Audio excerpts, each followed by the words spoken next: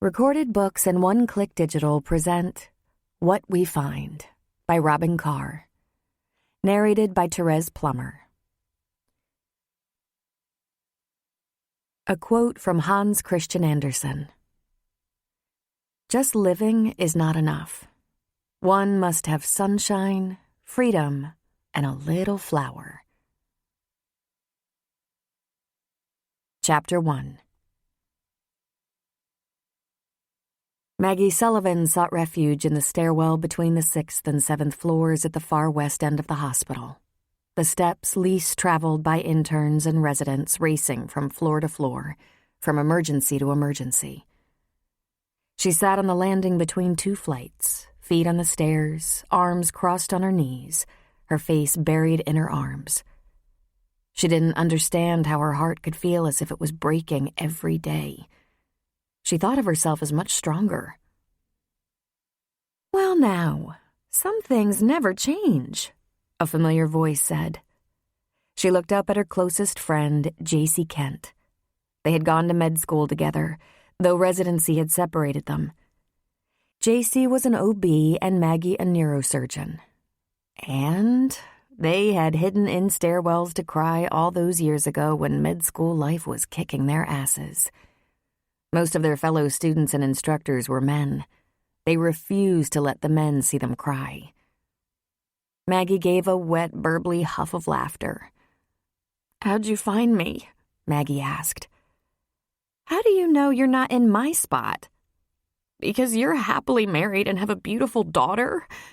And my hours suck. I'm sleep-deprived, have as many bad days as good, and..." JC sat down beside Maggie. "And at least my hormones are cooperating at the moment." "Maggie, you're just taking call for someone, right? Just to stay ahead of the bills?" "Since the practice shut down," Maggie said. "And since the lawsuit was filed." "You need a break.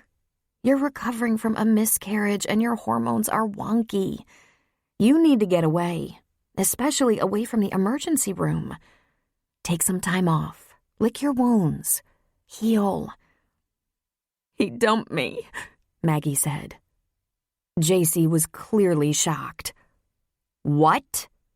"He broke up with me. He said he couldn't take it anymore. My emotional behavior, my many troubles. He suggested professional help." JC was quiet. "I'm speechless," she finally said. "What a huge ass." "Well, I was crying all the time," she said, sniffing some more. "If I wasn't with him, I cried when I talked to him on the phone. I thought I was okay with the idea of no children. I'm almost 37. I work long hours. I was with a good man who was just off a bad marriage and already had a child." "I'll give you everything but the good man," JC said. "He's a doctor, for God's sake. Doesn't he know that all you've been through can take a toll? Remove all the stress and you still had the miscarriage. People tend to treat a miscarriage like a heavy period, but it's a death. You lost your baby. You have to take time to grieve." "Gospel," Maggie said, rummaging for a tissue and giving her nose a hearty blow. "I really felt it on that level. When I found out I was pregnant, it took me about 15 minutes to start seeing the baby, loving her or him. Not to beat a dead horse, but you have some hormone issues playing havoc on your emotions. Listen, shoot out some emails tonight. Tell the ones on the need-to-know list you're taking a week or two off." "No one knows about the pregnancy but you and Andrew." "You don't have to explain. Everyone knows about your practice, your ex-partners, the lawsuit. Frankly, your colleagues are amazed you're still standing. Get out of town or something. Get some rest." "You might be right," Maggie said. "These cement stairwells are killing me." JC put an arm around her. "Just like old times, huh?" The last 7 or 8 miles to Sullivan's Crossing was nothing but mud. and Maggie's cream-colored Toyota SUV was coated up to the windows. This wasn't exactly a surprise. It had rained all week in Denver, now that she thought about it. March was typically the most unpredictable and sloppiest month of the year, especially in the mountains. If it wasn't rain, it could be snow. But Maggie had had such a lousy year, the weather barely crossed her mind. Last year had produced so many medical, legal, and personal complications that her practice had shut down a few months ago. She'd been picking up work from other practices, covering for doctors on call here and there and working ER Level 1 trauma while she tried to figure out how to untangle the mess her life had become. This, on her best friend and doctor's advice, was a much-needed break. After sending a few emails and making a few phone calls, she was driving to her dad's house. She knew she was probably suffering from depression, exhaustion, and general misery. It would stand to reason. Her schedule could be horrific, and the tension had been terrible lately. It was about a year ago that 2 doctors in her practice had been accused of fraud and malpractice and suspended from seeing patients pending an investigation that would very likely lead to a trial. Even though she had no knowledge of the incidents, there was a scandal and it stank on her. There'd been wild media attention, and she was left alone trying to hold a wilting practice together. Then the parents of a boy who died from injuries sustained in a terrible car accident while on her watch filed a wrongful death suit against her. It seemed impossible fate could find one more thing to stack on her already teetering pile of troubles. Never challenge fate. She found out she was pregnant. It was an accident, of course. She'd been seeing Andrew for a couple of years. She lived in Denver, and he in Aurora, since they both had demanding careers, and they saw each other when they could. A night here, a night there. When they could manage a long weekend, it was heaven. She wanted more, but Andrew was an ER doctor and also the divorced father of an 8-year-old daughter. But they had constant phone contact, multiple texts and emails every day. She counted on him. He was her main support. Maggie wasn't sure she'd ever marry and have a family, but she was happy with her surprise. It was the one good thing in a bad year. Andrew, however, wasn't happy. He was still in divorce recovery, though it had been 3 years. He and his ex still fought about support and custody and visits. Maggie didn't understand why. Andrew didn't seem to know what to do with his daughter when he had her. He immediately suggested terminating the pregnancy. He said they could revisit the issue in a couple of years if it turned out to be that important to her and if their relationship was thriving. She couldn't imagine terminating. Just because Andrew was hesitant? She was 36. How much time did she have to revisit the issue? Although she hadn't told Andrew, she decided she was going to keep the baby no matter what that meant for their relationship. Then she had a miscarriage. Grief-stricken and brokenhearted, she sank lower. Exactly 2 people knew about the pregnancy and miscarriage, Andrew and JC. Maggie cried gut-wrenching tears every night. Sometimes she couldn't even wait to get home from work and started crying the second she pulled the car door closed. And there were those stairwell visits. She cried on the phone to Andrew, cried in his arms as he tried to comfort her, all the while knowing he was relieved. And then he'd said, "You know what, Maggie? I just can't do it anymore. We need a timeout. I can't prop you up, can't bolster you. You have to get some help. Get your emotional life back on track or something. You're sucking the life out of me, and I'm not equipped to help you." "Are you kidding me?" she had demanded. "You're dropping me when I'm down? When I'm only 3 weeks beyond a miscarriage?" And in typical Andrew fashion, he'd said, "That's all I got, baby." It was really and truly the first moment she'd realized it was all about him. And that was pretty much the last straw. She packed a bunch of suitcases. Once she got packing, she couldn't seem to stop. She drove southwest from Denver to her father's house, south of Leadville and Fairplay, and she hadn't called ahead. She did call her mother, Phoebe, just to say she was going to Sully's and she wasn't sure how long she'd stay. At the moment, she had no plan except to escape from that life of persistent strain, anxiety, and heartache. It was early afternoon when she drove up to the country store that had been her great-grandfather's, then her grandfather's, now her father's. Her father, Harry Sullivan, known by one and all as Sully, was a fit and hearty 70 and showed no signs of slowing down and no interest in retiring. She just sat in her car for a while, trying to figure out what she was going to say to him. How could she phrase it so it didn't sound like she'd just lost a baby and had her heart broken? Bo, her father's 4-year-old yellow lab, came trotting around the store, saw her car, started running in circles, barking, then put his front paws up on her door, looking at her imploringly. Frank Masterson, a local who'd been a fixture at the store for as long as Maggie could remember, was sitting on the porch, nursing a cup of coffee with a newspaper on his lap.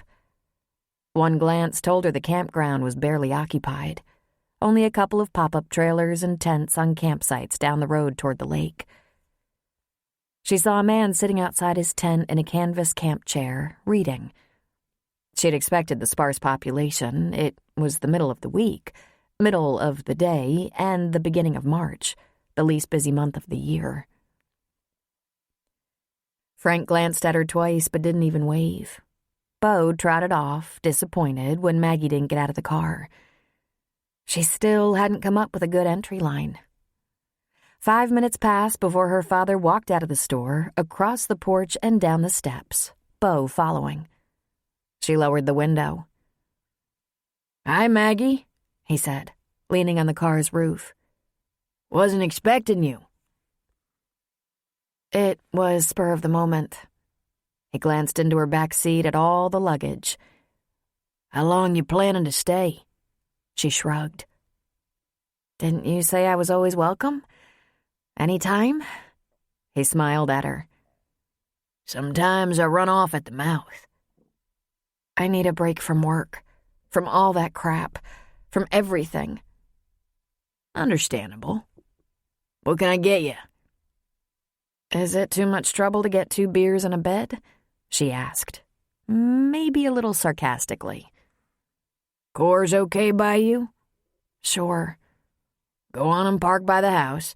There's beer in the fridge, and I haven't sold your bed yet." "That's gracious of you," she said. "You want some help to unload your entire wardrobe?" he asked. "Nope, I don't need much for now. I'll take care of it." "Then I'll get back to work, and we'll meet up later." "Sounds like a plan," she said. Maggie dragged only one bag into the house, the one with her toothbrush, pajamas, and clean jeans.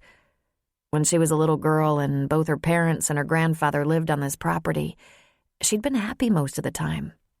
The general store, the locals and campers, the mountains, lake and valley, wildlife and sunshine kept her constantly cheerful. But the part of her that had a miserable mother, a father who tended to drink a little too much, and bickering parents, had been forlorn. Then, when she was 6, her mother had had enough of hardship, rural living, driving Maggie a long distance to a school that Phoebe found inadequate. Throw in an unsatisfactory husband, and that was all she could take. Phoebe took Maggie away to Chicago. Maggie didn't see Sully for several years, and her mother married Walter Lancaster, a prominent neurosurgeon with lots of money. Maggie had hated it all. Chicago, Walter, the big house, the private school, the blistering cold and concrete landscape. She hated the sound of traffic and emergency vehicles. One thing she could recall in retrospect, it brought her mother to life. Phoebe was almost entirely happy, the only smudge on her brightness being her ornery daughter. They had switched roles. By the time Maggie was 11, she was visiting her dad regularly. First a few weekends, then whole months and some holidays. She lived for it, and Phoebe constantly held it over her. Behave yourself and get good grades, and you'll get to spend the summer at that god-awful camp, eating worms, getting filthy, and risking your life among bears. Why didn't you fight for me? She'd continually asked her father. Oh, honey, Phoebe was right. I wasn't worth a damn as a father, and I just wanted what was best for you. It wasn't always easy, neither, he'd explained. Sometime in junior high, Maggie had made her peace with Walter, but she chose to go to college in Denver, near Sully. Phoebe's desire was that she go to a fancy Ivy League college. Med school and residency were a different story. It was tough getting accepted at all, and you went to the best career school and residency program that would have you. She ended up in Los Angeles. Then she did a fellowship with Walter, even though she hated going back to Chicago. But Walter was simply one of the best. After that, she joined a practice in Denver, close to her dad and the environment she loved. A year later, with Walter finally retired from his practice and enjoying more golf, Phoebe and Walter moved to Golden, Colorado, closer to Maggie. Walter was also 70, like Sully. Phoebe was a vibrant, social 59. Maggie thought she was possibly closer to Walter than to Phoebe, especially as they were both neurosurgeons. She was grateful. After all, he'd sent her to good private schools, even when she did every terrible thing she could to show him how unappreciated his efforts were. She'd been a completely ungrateful brat about it. But Walter turned out to be a kind, classy guy. He'd helped a great many people who proved to be eternally grateful, and Maggie had been impressed by his achievements. Plus, he mentored her in medicine. Loving medicine surprised her as much as anyone. Sully had said, "I think it's a great idea. If I was as smart as you and some old coot like Walter was willing to pick up the tab, I'd do it in a New York minute." Maggie found she loved science, but med school was the hardest thing she'd ever taken on, and most days she wasn't sure she could make it through another week. She could have just quit, done a course correction, or flunked out. But no, she got perfect grades along with anxiety attacks. But the second they put a scalpel in her hand, she'd found her calling. She sat on Sully's couch, drank 2 beers, then lay down and pulled the throw over her. Beau pushed in through his doggy door and lay down beside the couch. The window was open, letting in the crisp, clean March air, and she dropped off to sleep immediately to the rhythmic sound of Sully raking out a trench behind the house. She started fantasizing about summer at the lake, but before she woke, she was dreaming of trying to operate in a crowded emergency room where everyone was yelling. Bloody rags littered the floor. People hated each other, threw instruments at one another, and patients were dying one after another. She woke up panting, her heart hammering. The sun had set and a kitchen light had been turned on, which meant Sully had been to the house to check on her. There was a sandwich covered in plastic wrap on a plate. A note sat beside it. It was written by Enid, Frank's wife. Enid worked mornings in the store, baking and preparing packaged meals from salads to sandwiches for campers and tourists. "Welcome home," the note said. Maggie ate the sandwich, drank a 3rd beer, and went to bed in the room that was hers at her father's house. She woke to the sound of Sully moving around and saw that it was not quite 5 a.m., so she decided to go back to sleep until she didn't have anxiety dreams anymore. She got up at noon, grazed through the refrigerator's bleak contents, and went back to sleep. At about 2 in the afternoon, the door to her room opened noisily, and Sully said, "All right, enough is enough." Sully's store had been built in 1906 by Maggie's great-grandfather, Nathaniel Greeley Sullivan. Nathaniel had a son and a daughter, married off the daughter, and gave the son, Horace, the store. Horace had one son, Harry, who really had better things to do than run a country store. He wanted to see the world and have adventures, so he joined the army and went to Vietnam, among other places, but by the age of 33, he finally married and brought his pretty young wife, Phoebe, home to Sullivan's Crossing. They immediately had one child, Maggie, and settled in for the long haul. All of the store owners had been called Sully, but Maggie was always called Maggie. The store had once been the only place to get bread, milk, thread, or nails within 20 miles. But things had changed mightily by the time Maggie's father had taken it on. It had become a recreational facility. 4 one-room cabins, dry campsites, a few RV hookups, a dock on the lake, a boat launch, public bathrooms with showers, coin-operated laundry facilities, picnic tables and grills. Sully had installed a few extra electrical outlets on the porch so people in tents could charge their electronics, and now Sully himself had satellite TV and Wi-Fi. Sullivan's Crossing sat in a valley south of Leadville at the base of some stunning mountains and just off the Continental Divide Trail. The camping was cheap and well-managed. The grounds were clean. The store large and well-stocked. They had a post office. Sully was the postmaster. And now it was the closest place to get supplies, beer and ice for locals and tourists alike. The people who ventured there ranged from hikers to bikers to cross-country skiers, boating enthusiasts, rock climbers, fishermen, nature lovers, and weekend campers. Plenty of hikers went out on the trails for a day, a few days, a week, or even longer. Hikers who were taking on the CDT or the Colorado Trail often planned on Sully's as a stopping point to resupply, rest, and get cleaned up. Those hardies were called the through hikers, as the Continental Divide Trail was 3,100 miles long, while the Colorado Trail was almost 500. But the two trails converged for about 200 miles just west of Sully's. Thus, Sully's was often referred to as the Crossing.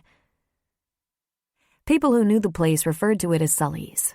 Some of their campers were one-timers, never seen again. Many were regulars within an easy drive looking for a weekend or holiday escape. They were all interesting to Maggie. Men, women, young, old, athletes, wannabe athletes, scout troops, nature clubs, weirdos, the occasional creep. But the ones who intrigued her the most were the long-distance hikers, the through hikers. She couldn't imagine the kind of commitment needed to take on the CDT, not to mention the courage and strength. She loved to hear their stories about everything from wildlife on the trail to how many toenails they'd lost on their journey. There were tables and chairs on the store's wide front porch, and people tended to hang out there whether the store was open or closed. When the weather was warm and fair, there were spontaneous gatherings and campfires at the edge of the lake. Long-distance hikers often mailed themselves packages that held dry socks, extra food supplies, a little cash, maybe even a book, first aid items, a new lighter for their campfires, a fresh shirt or two. Maggie loved to watch them retrieve and open boxes they'd packed themselves. It was like Christmas. Sully had a great big map of the CDT, Colorado Trail, and other trails on the bulletin board in the front of the store. It was surrounded by pictures either left or sent back to him. He'd put out a journal book where hikers could leave news or messages. The journals, when filled, were kept by Sully and had become very well known. People could spend hours reading through them. Sully's was an escape, a refuge, a gathering place or recreational outpost. Maggie and Andrew liked to come for the occasional weekend to ski. The cross-country trails were safe and well-marked. Occupancy was lower during the winter months, so they'd take a cabin, and Sully would never comment on the fact that they were sharing not just a room, but a bed. Before the pregnancy and miscarriage, their routine had been rejuvenating. They'd knock themselves out for a week or even a few weeks in their separate cities, then get together for a weekend or few days, eat wonderful food, screw their brains out, get a little exercise in the outdoors, have long and deep conversations, meet up with friends, then go back to their separate worlds. Andrew was shy of marriage, having failed at one and being left a single father. Maggie, too, had had a brief, unsuccessful marriage, but she wasn't afraid of trying again and had always thought Andrew would eventually get over it. She accepted the fact that she might not have children, coupled with a man who, right up front, declared he didn't want more. But then there's one on the way, and does he step up? She muttered to herself as she walked into the store through the back door. He complains that I'm too sad for him to deal with. The bastard. "Who's the bastard, darling?" Enid asked from the kitchen. She stuck her head out just as Maggie was climbing onto a stool at the counter and smiled. "It's so good to see you. It's been a while." "I know, I'm sorry about that. It's been harrowing in Denver. I'm sure Dad told you about all that mess with my practice." "He did. Those awful doctors, tricking people into thinking they needed surgery on their backs and everything. Is one of them the bastard?" "Without a doubt," she answered, though they hadn't been on her mind at all. "And that lawsuit against you," Enid reminded her, tisking. "That'll probably go away," Maggie said hopefully, though there was absolutely no indication it would. At least it was civil. The DA had found no cause to indict her. But really, how much is one girl supposed to take? The event leading to the lawsuit was one of the most horrific nights she'd ever been through in the ER. 5 teenage boys in a catastrophic car wreck, all critical. She'd spent a lot of time in the stairwell after that one. "I'm not worried," she lied. Then she had to concentrate to keep from shuddering. "Good for you. I have soup. I made some for your dad and Frank. Mushroom with cheese toast. There's plenty if you're interested." "Yes, please," she said. "I'll get it." Enid went around the corner to dish it up. The store didn't have a big kitchen, just a little turning around room. It was in the southwest corner of the store. There was a bar and 4 stools right beside the cash register. On the northwest corner, there was a small bar where they served adult beverages, and again, a bar and 4 stools.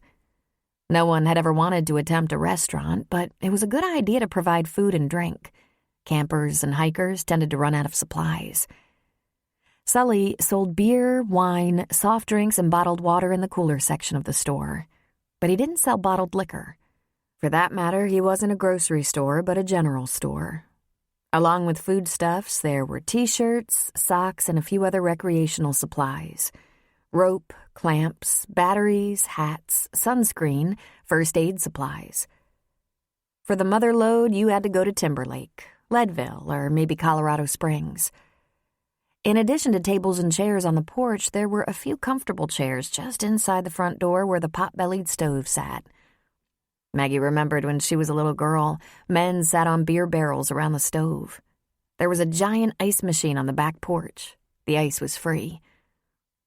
Enid stuck her head out of the little kitchen. She bleached her hair blonde, but it always, for as long as Maggie could remember, had black roots.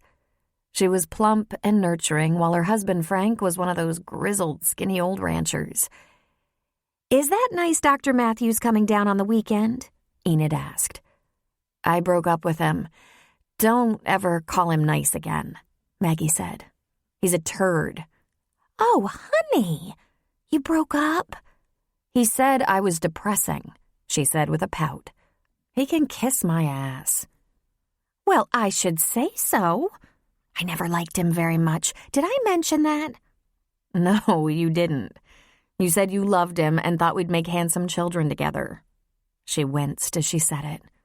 "Obviously, I wasn't thinking," Enid said, withdrawing back into the kitchen. In a moment, she brought out a bowl of soup and a thick slice of cheese toast. Her soup was cream of mushroom, and it was made with real cream. Maggie dipped her spoon into the soup, blew on it, tasted. It was heaven. "Why aren't you my mother?" she asked. "I just didn't have the chance, that's all. But we'll pretend." Maggie and Enid had that little exchange all the time, exactly like that. Maggie had always wanted one of those soft, nurturing, homespun types for a mother, instead of Phoebe, who was thin, chic, active in society, snobby and prissy. Phoebe was cool, while Enid was warm and cuddly. Phoebe could read the hell out of a menu, while Enid could cure anything with her chicken soup, her grandmother's recipe. Phoebe rarely cooked, and when she did, it didn't go well. But lest Maggie completely throw her mother under the bus, she reminded herself that Phoebe had a quick wit. And though she was sarcastic and ironic, she could make Maggie laugh. She was devoted to Maggie and craved her loyalty, especially that Maggie liked her more than she liked Sully. She gave Maggie everything she had to give. It wasn't Phoebe's fault they were not the things Maggie wanted. For example, Phoebe sent Maggie to an extremely good college prep boarding school that had worked out on many levels, except that Maggie would have traded it all to live with her father. Foolishly, perhaps, but still. And while Phoebe would not visit Sully's campground under pain of death, she had thrown Maggie a $50,000 wedding that Maggie hadn't wanted. And Walter had given her and Sergei a trip to Europe for their honeymoon. Maggie had appreciated the trip to Europe quite a lot, but she should never have married Sergei. She'd been very busy and distracted, and he was handsome, sexy, especially that accent. They'd look so good together. She took him at face value and failed to look deeper into the man. He was superficial and not trustworthy.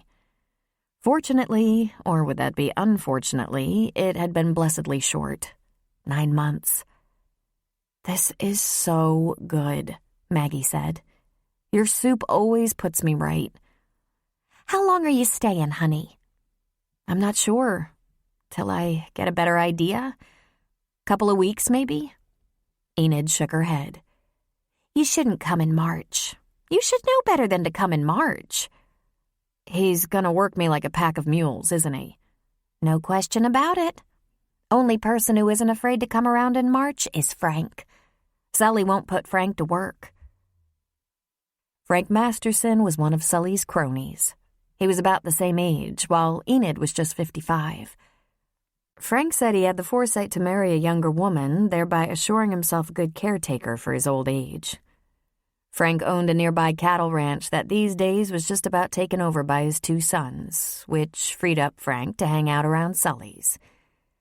Sometimes Sully would ask, "Why don't you just come to work with Enid in the morning and save the gas, since all you do is drink my coffee for free and butt into everyone's business?" When the weather was cold, he'd sit inside near the stove. When the weather was decent, he favored the porch. He wandered around, chatted it up with campers or folks who stopped by, occasionally lifted a heavy box for Enid, read the paper a lot. He was a fixture. Enid had a sweet, heart-shaped face to go with her plump body. It attested to her love of baking. Besides making and wrapping sandwiches to keep in the cooler, along with a few other lunchable items, she baked every morning. Sweet rolls, buns, cookies, brownies, that sort of thing. Frank ate a lot of that and apparently never gained an ounce. Maggie could hear Sully scraping out the gutters around the store. 70 and up on a ladder, still working like a farmhand, cleaning the winter detritus away. That was the problem with March. A lot to clean up for the spring and summer. She escaped out to the porch to visit with Frank before Sully saw her sitting around and put her to work. "What are you doing here?" Frank asked. "I'm on vacation," she said. Damn full time of year to take a vacation. Ain't nothing to do now. Dr. Matthews coming?" "No, we're not seeing each other anymore." That why you're here during mud season? Licking your wounds?" "Not at all. I'm happy about it." "Yep, you look happy all right." I might be better off cleaning gutters, she thought. So she turned the conversation to politics because she knew Frank had some very strong opinions and she could listen rather than answer questions. She spotted that guy again, the camper, sitting in his canvas camp chair outside his pop-up tent/trailer under a pull-out awning. His legs were stretched out and he was reading again. She noticed he had long legs. She was just about to ask Frank how long that guy had been camping there when she noticed someone heading up the trail toward the camp. He had a big backpack and walking stick and something strange on his head. Maggie squinted. A bombardier's leather helmet with ear flaps. "Frank, look at that," she said, leaning forward to stare. The man was old, but old wasn't exactly rare.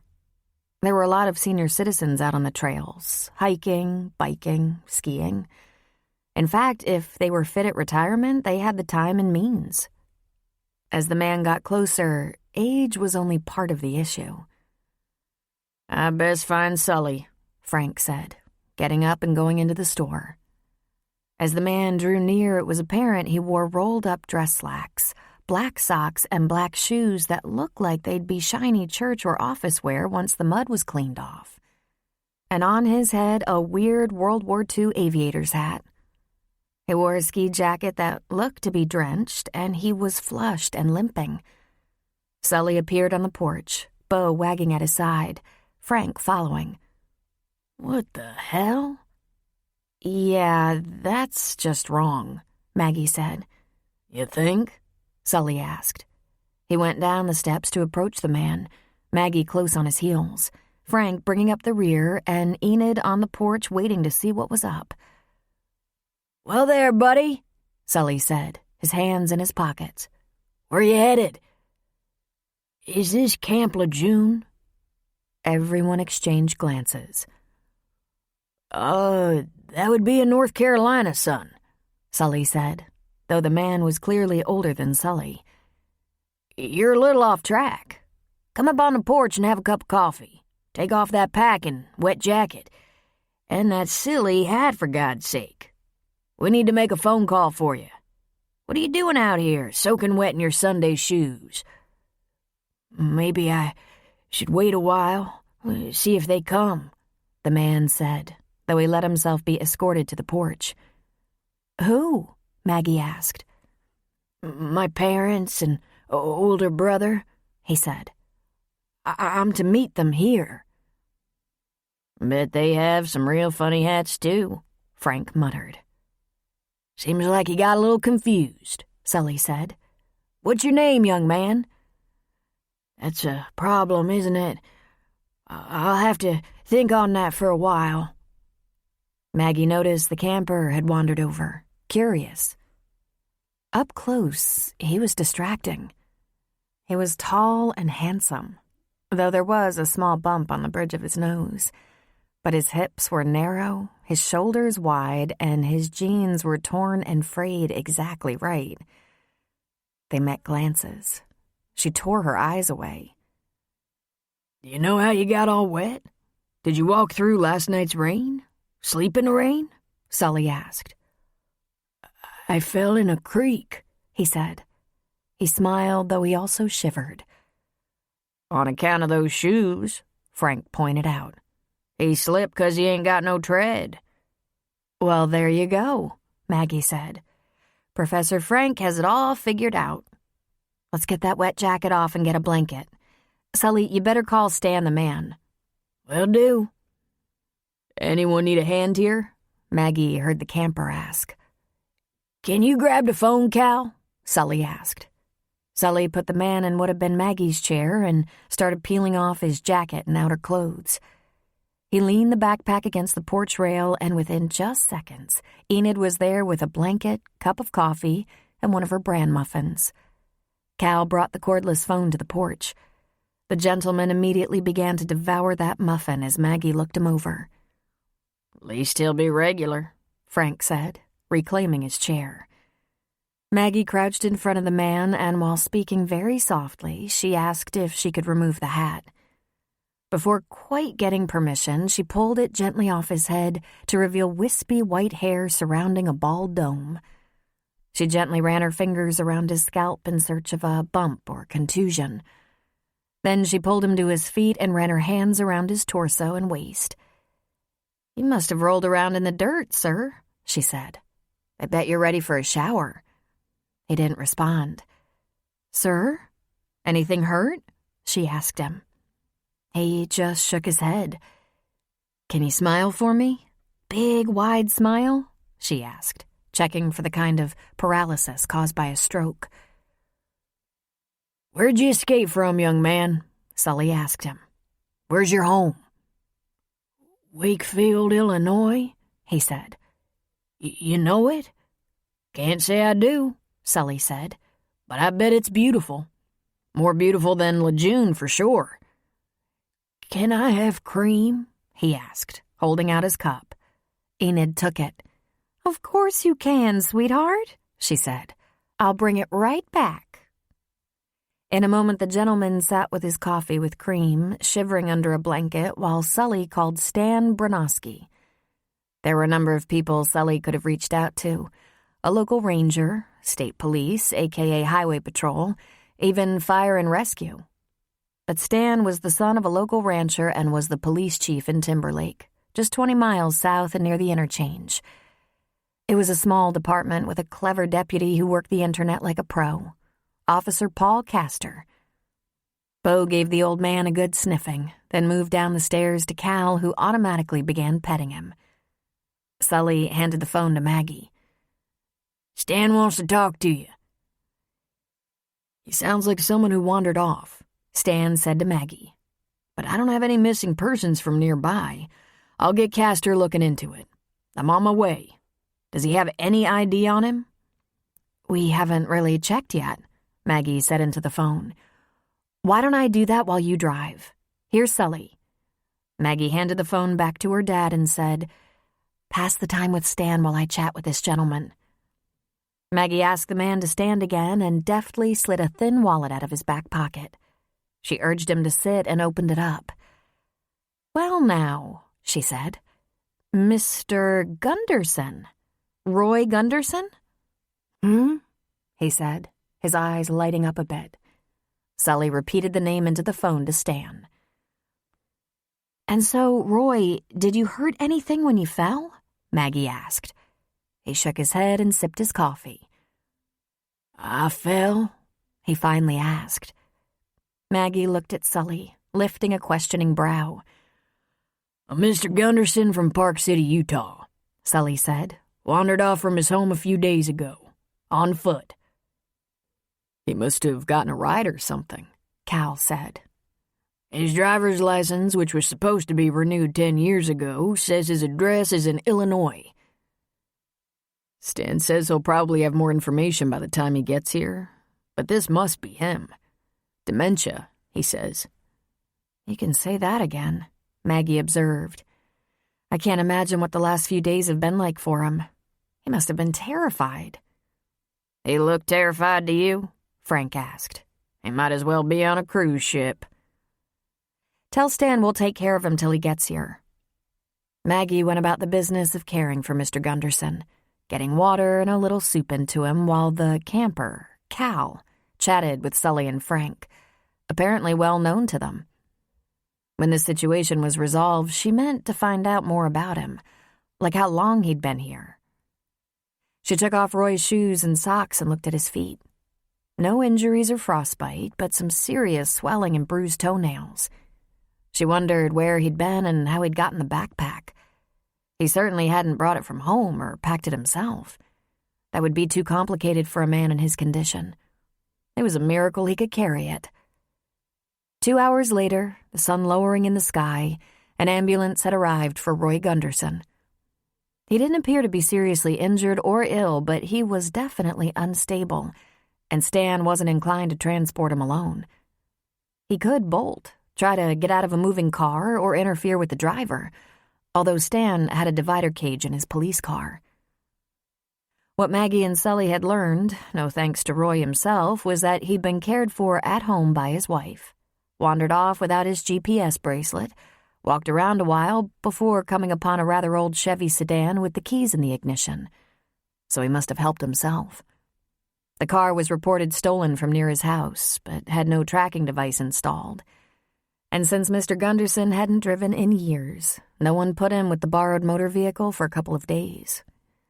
The car was found abandoned near Salt Lake City, with Roy's jacket in it. From there, the old man had probably hitched a ride. His condition was too good to have walked for days. Roy was likely left near a rest stop or campgrounds where he helped himself to a backpack. Where he'd been, what he'd done, how he'd survived, was unknown. The EMTs were just about to load Mr. Gunderson into the back of the ambulance when Sully sat down on the porch steps with a loud huff.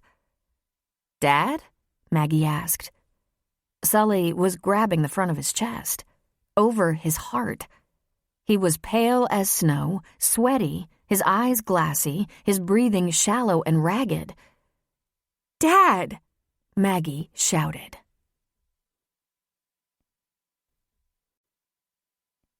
A quote from Mark Twain. "If you tell the truth, you don't have to remember anything."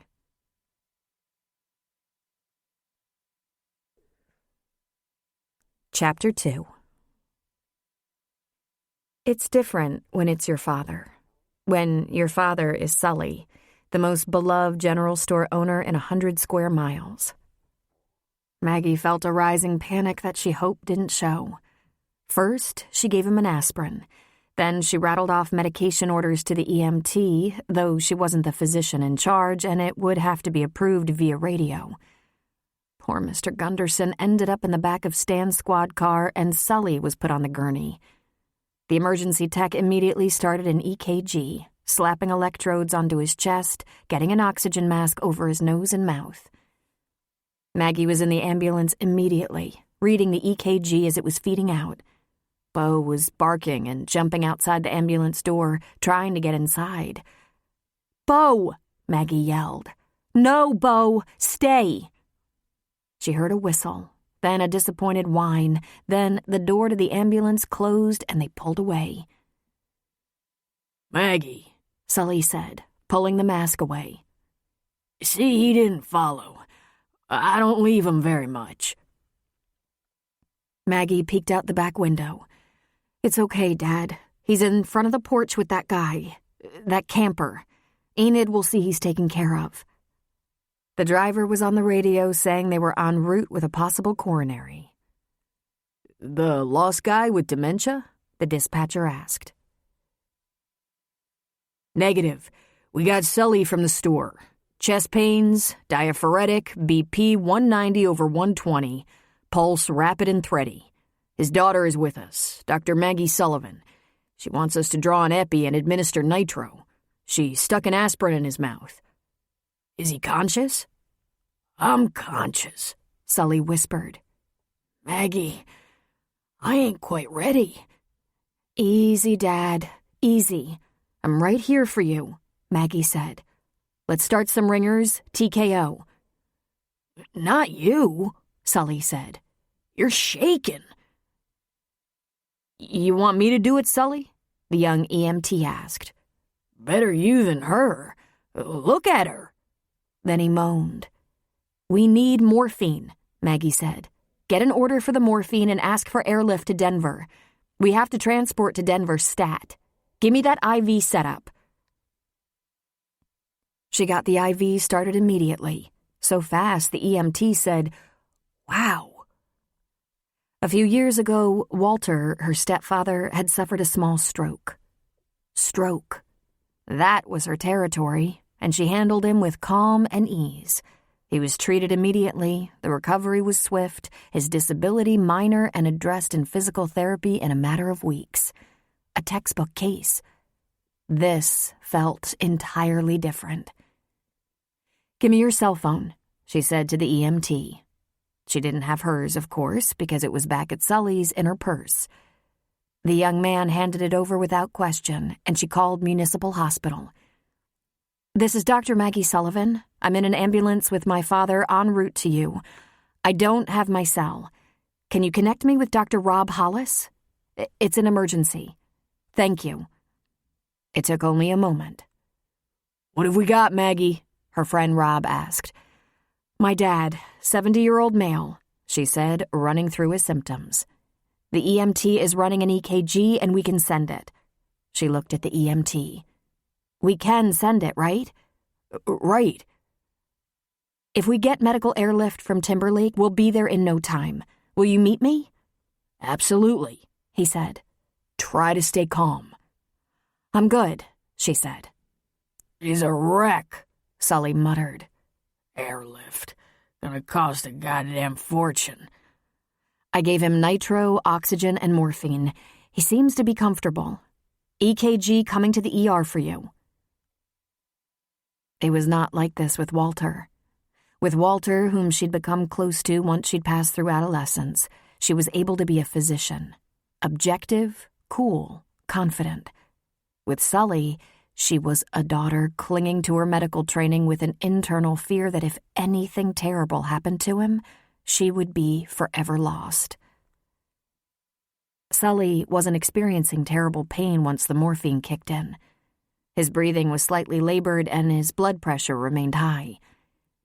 Maggie watched over him through the transfer into a medical transport helicopter and stayed with him while he was taken into the emergency room where Dr. Hollis waited. "Jesus, Maggie," Rob said, his stethoscope going immediately to Sully's chest. "Nothing like making an entrance." "Who are you?" Sully asked. "Rob Hollis, cardiac surgeon. And you must be Sully." He picked up a section of the EKG tape, glancing at it almost casually. "We're going to run a few tests, draw some blood, bring down that blood pressure if possible, and then, very probably, depending on the test results, go to the OR and perform a bypass surgery. Do you know what that is?" "Sure I do," Sully said, his voice tired and soft. "I'm the last one on my block to get one." "Maggie, this is going to take a while, even though we'll push it through with stat orders. Maybe you should go to the doctor's lounge and rest." "She should go grab a beer and find a poker game, but she don't need no rest," Sully said. "She's plenty rested." "I'll stay with my dad," she said. "I'll keep out of your way." "You're going to be bored," Rob said. "Not as long as he's breathing," she thought. "I'll manage." Maggie knew almost everyone in the hospital, in the ER and the OR. Because of her stature as a surgeon, she was given many updates on the tests, the results, the surgery. She even thought to ask one of her friends, an operating room charge nurse, for the loan of her car once Sully was out of recovery, out of danger, and resting comfortably in the coronary care unit. Here she was in Denver with no vehicle, no purse, credit cards, phone, nothing.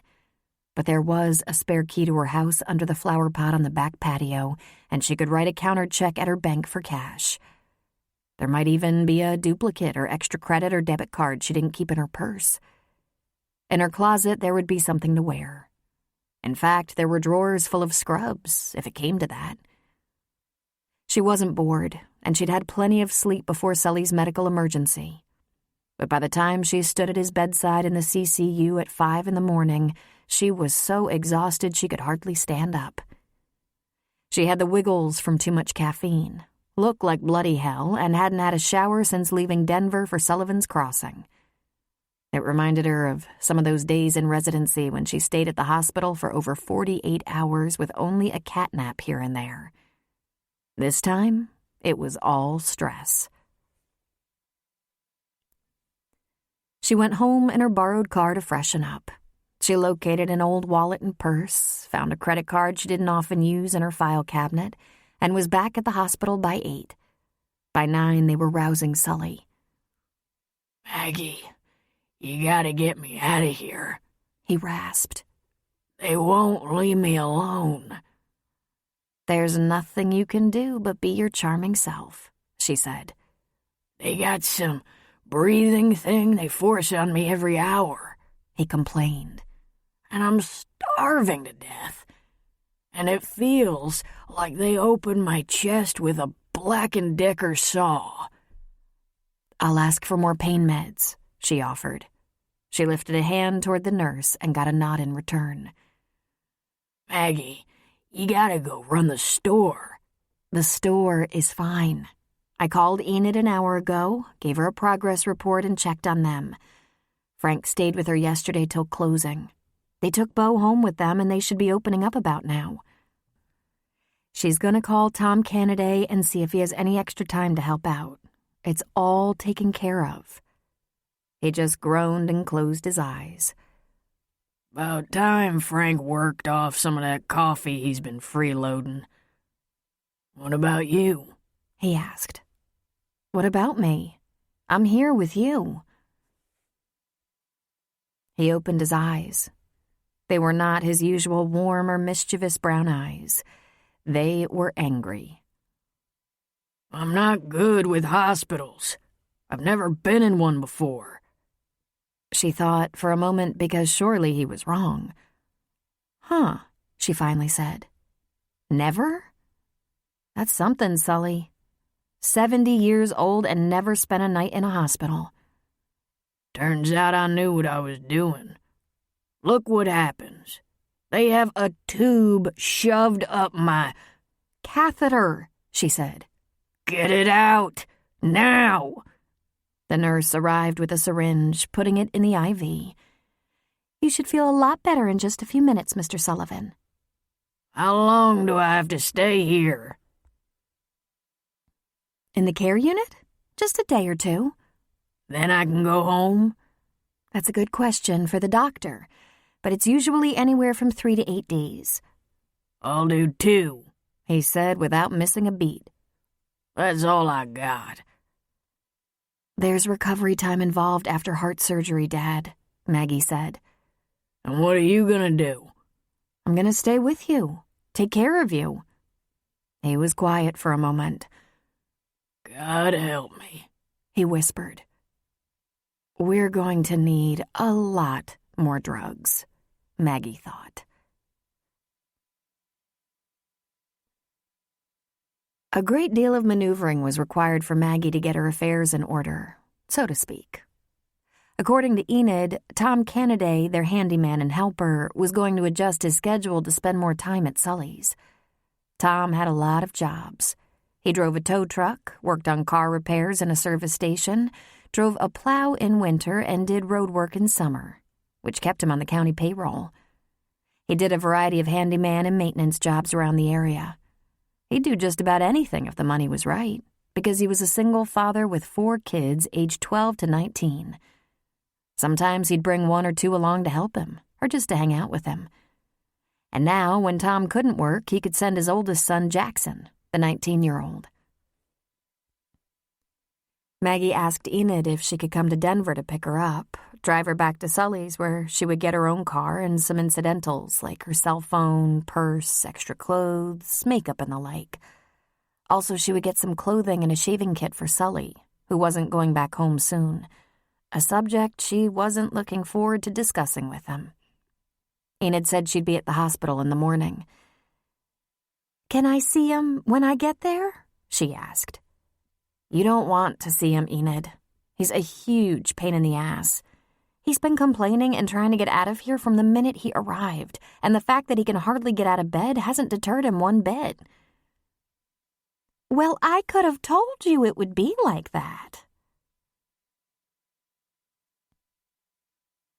Maggie was waiting outside the hospital's front entrance for Enid when who should pull up in a banged-up old red pickup truck but Frank. Maggie sighed. Just what I need. 2 hours held captive by Frank.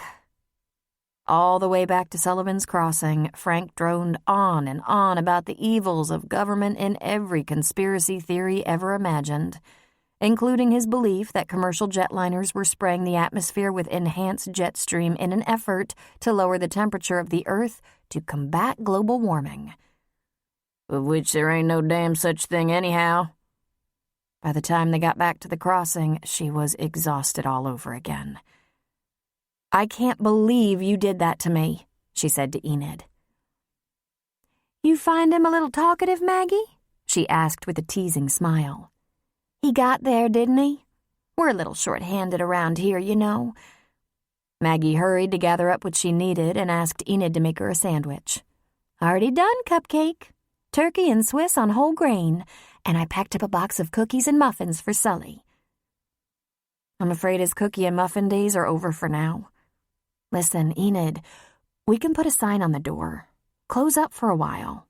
You and Frank just can't handle the whole place on your own. We're getting by all right, honey. People understand about stuff like this. Tom's been here with his boy. That camper with the pop-up trailer has even been pitching in. Nice fella, Cal.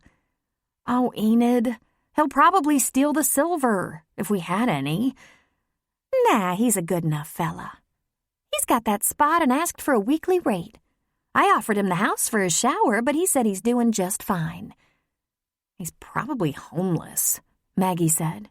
"You know we don't really know these people." "Tom offered to try to spend some nights around here, but we don't hardly have anybody in the park anyhow. And besides, we got Cal here if there's trouble, which there ain't likely to be. Cal's got a cell phone. He'll probably break into the store and clean us out the first night and—" "Maggie, the first night's come and gone and he's still here helping out. You've been in the city too long. That isn't gonna happen, honey, and for sure not in March. No one's passing through in this mucking mess." But there had been times when the police or sheriff or ranger had to be called, when a few campers had a little too much fun, too much to drink, got aggressive. Sully had a baseball bat he took with him if he went out to see what was going on late at night. There was a domestic once when Maggie was young. Some man knocking around his woman, and Sully just couldn't resist. He decked him, knocked him out. Maggie had been stunned. Not just that her dad would do that, but that he was that strong. Plus, even though she'd always been told, "We never hit, no matter what," she had adored him for it. It was true the crossing was mostly peaceful, but they were isolated, especially from November to March, and from time to time had a little trouble. They didn't have any paid security like some of the bigger or state-operated campgrounds. Just Sully. Maggie could count on one hand the number of nights Sully had spent away from the campground. Her graduations, her wedding. "Was it awful?" Enid asked of Sully's heart attack. "I was terrified," Maggie whispered back. Maggie went back to Denver, to a hospital she knew well, and commenced what would become 3 of the longest weeks of her life. Sully was healing nicely and making great progress, and he was incorrigible. He sulked, he didn't follow explicit instructions, he got very constipated, and it riled him beyond measure. He began speaking abusively to the nursing staff. He went from stonily silent to loud and abrasive. He wouldn't eat his food, and he was moved to a private room because Maggie couldn't bear the effect he had on his roommate. "What is the matter with you?" she ground out. "Besides the fact that my chest was ripped open and I haven't had a good shit in 10 days, not a goddamn thing." "You haven't been here 10 days, but I'm gonna get you fixed right away, and you're gonna be sorry you complained to me." She put 2 residents on the job. She told them to use any means available and legal. Just make it happen. She said she didn't want to know how they did it, but they were to see to it he had a bowel movement by morning. When she came in to see Sully the next day, he was smiling, and he was passably pleasant most of the day. After 7 days in the hospital, she took him home to her house where she was cloistered with him, fed him low-sodium and low-fat foods, took him to rehab every other day, and listened to him bitch for another 13 days. Finally, she took him back to Sullivan's Crossing. And Sully was reborn. His temperament immediately smoothed over. His facial features relaxed. He greeted Enid, Frank, and Tom, and spent about 15 straight minutes greeting Bo. Then Sully ate a salad with turkey slices and complimented Maggie's thoughtfulness for the lunch. "I think you dropped 20 pounds, Enid said. 12, and I could spare it. Now, Enid, it looks like I'm going to be keeping Frank company for a while. Maggie says I have to go slow. We should get Tom's boy to help out with things like stocking shelves. Get Tom to finish cleaning the gutters and clearing that trench around the house to the stream so we don't get flooded, if we aren't already." "You aren't," a voice said. "I finished clearing that trench, and I checked the basement at your house." Everyone turned to see the man standing in the doorway of the store. Cal. Maggie looked at him closely for the first time. He was somewhere just under 40, with dark brown hair and light brown eyes that twinkled. "Cal," Sully said, "you're still here. Good to see you. You been helping out?" Cal stuck out a hand. "Sorry about the heart trouble, Sully. Glad to see you're doing so well. To tell you the truth, you look better than ever." "What the devil you doing here so long?" Sully asked, shaking his hand. "Well, I could say I was here to help out, but that wouldn't be true. I'm waiting for better weather to check out the CDT. Since I was here, I tried to lend Enid a hand." "He did a great job, Sully," Enid said. "He's been bringing in the heavy boxes from the storeroom, helped stock shelves, swept up, hauled trash, the kind of stuff that's on your schedule." "That's awful neighborly," Sully said. "We'll cut you a check." The man chuckled and ducked his head with a hint of shyness that Maggie was immediately taken with. "No need, Sully. I didn't mind helping out. It gave me something to do." "If you're camping, you must have had other things on your mind to take up time." To tell the truth, I messed up my planning. I thought I'd pick up the CDT out of Leadville, but where it's not icy, it's flooding. A few chores weren't anything. Enid took care of me. I appreciate the hospitality. "Are you planning to leave your vehicle in Leadville?" Sully asked. That was the plan. "Well, you can leave it here if it suits you, and pick up the trail just over that hill," Sully said, pointing. "Whenever you're ready, and no charge. No charge on the campsite either." You don't have to do that, but it's appreciated. In fact, this being your first day home, I'll stick around a few days in case you need a hand. I don't have urgent plans." "Are you homeless?" Maggie asked. Everyone stared at her. "I mean, you don't need money, and you're in no hurry, and you're happy to help, and it's unusual. Not that people aren't friendly, but..." He flashed her a beautiful smile. His front teeth were just slightly imperfect, and it gave him a sexy, impish look. "No problem. In fact, I am homeless. I'm on the road, probably till fall. But I have the truck, the camper. I'm always on the lookout for places to charge up the laptop and phone, and I think Enid gave me special treatment. Some of the meals I got here were way better than what's for sale in the cooler. I have what I need for now. And yes, I can pay my way." "Independently wealthy?" Maggie asked. And for someone who didn't mean to be rude, she realized she certainly sounded it. "Trust fund baby?" "Maggie!" Sully reprimanded. "She might be a little cranky, Cal, on account of I turned out not to be the best patient on record." "No problem at all. I'm the suspicious type myself. No, not a trust fund baby, Dr. Sullivan. Just a little savings and a lot of patience." He shifted his gaze to Sully. "Right now, I have time for a game of checkers. Any takers?" "Don't do it, Sully," Frank said. "He's brutal." "That makes it irresistible, now don't it?" That's when Maggie wandered off to the house. Sully's house was over 100 years old.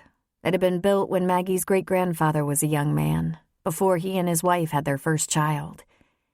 The improvements and changes since it was originally built were haphazard at best. When old refrigerators died, new ones appeared, and they never matched the original kitchen color or design. The washer and dryer started in the basement, but eventually made it up to the back porch. The porch was finally closed in, so a person wouldn't freeze doing laundry in winter. Furniture was replaced as it wore out, but never was a whole room remodeled. It was long overdue. But the design was surprisingly modern for a house built in 1906, and Sully himself had re-roofed it. There was a living room, dining room, and a kitchen with nook on the main floor. There had been 3 bedrooms and a bath, but Sully had installed a master bath attached to the largest bedroom. He'd burrowed into the 3rd bedroom for the space, which left a smaller than usual room, so it became his office. Over time, he'd finished off the attic into a cozy loft bedroom, but Maggie had no idea why. He didn't marry again. It wasn't like there were offspring wrestling for space. He'd recently remodeled the basement into what he called a rumpus room. "For the grandchildren, I guess I'll never get," he said. "No pressure." It's not really too late, Maggie said. If I ever find the time and the right man. "There wasn't that much to do in winter, so I worked on the house a little bit," was all he said. She loved the house, though it was in serious need of a facelift. She spent the afternoon settling their belongings into their rooms. Sully didn't make an appearance. It crossed her mind to check on him, to make sure he wasn't doing too much, but she trusted Enid to keep an eye on him. She came back across the yard to the store a little after 4 and found Sully sitting by the stove with only Beau for company. "Tired?" she asked him. "I never been the nap kind of man, but I'm starting to see the merits," he said.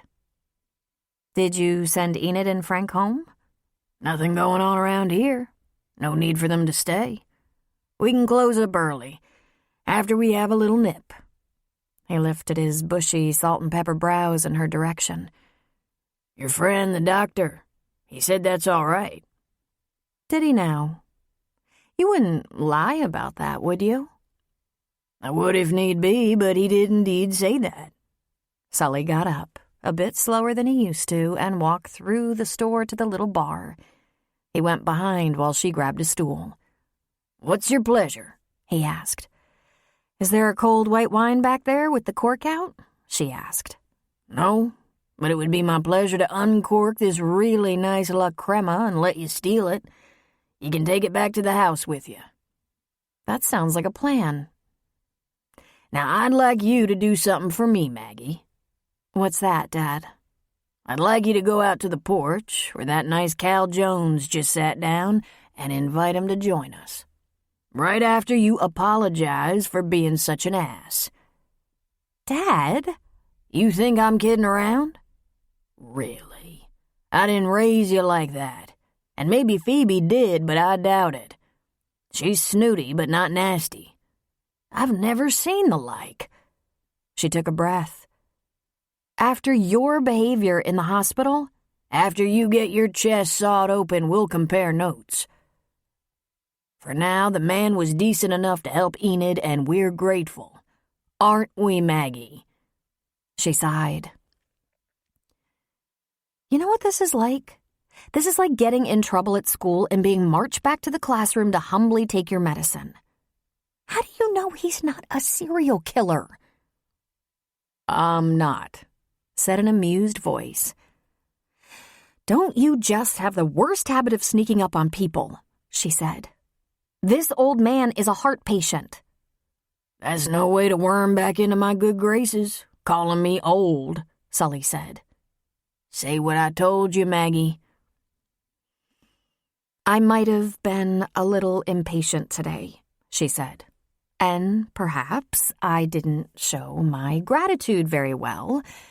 "She was an ass," Sully said. "Not like her, neither. You want a little pop, son?" "You're on," he said, sitting on one of the stools. "How about a Chivas neat water back?" While Sully pulled the cork out of the wine, he talked.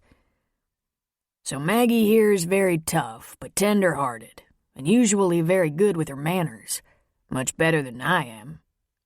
But I think putting up with me for 3 weeks since this operation just plain ruined her." He pushed a glass of wine toward Maggie. "She isn't going to do that again, unless you give her trouble. Don't give her trouble, son. She's very strong."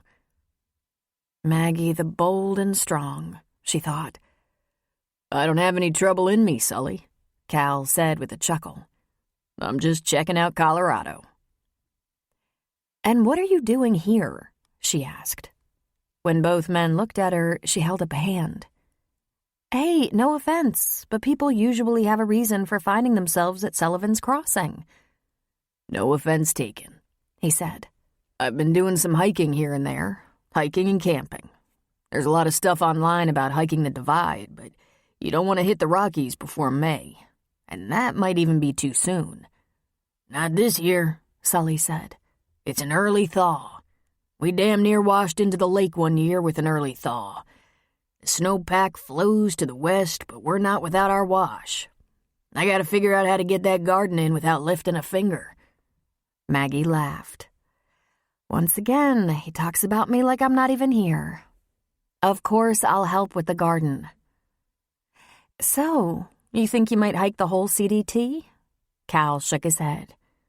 "I don't think so. Just a little piece of it. But I'd like to get up there and see what I see. I'll hike and camp for a few weeks, then I'll decide what's next. Montana, maybe. Or Idaho. Canada. But not in winter." Over the years, Maggie had learned that you don't ask a hiker why they take on something like the Appalachian Trail or the CDT. They're driven. They want to be stronger than the trail, to break it, or maybe just survive it. "The CDT is the longest one," Maggie pointed out. "It can get lonely out there." "I know. I like the solitude. I also like the people I run into. People who want to do that are... I don't know how to explain it. It's like they have things to understand about themselves, and every single one of them has different things to figure out." "And what do you have to figure out, Mr. Jones?" she asked. "I don't know. Nothing too deep. How about what to do next? Where to settle?"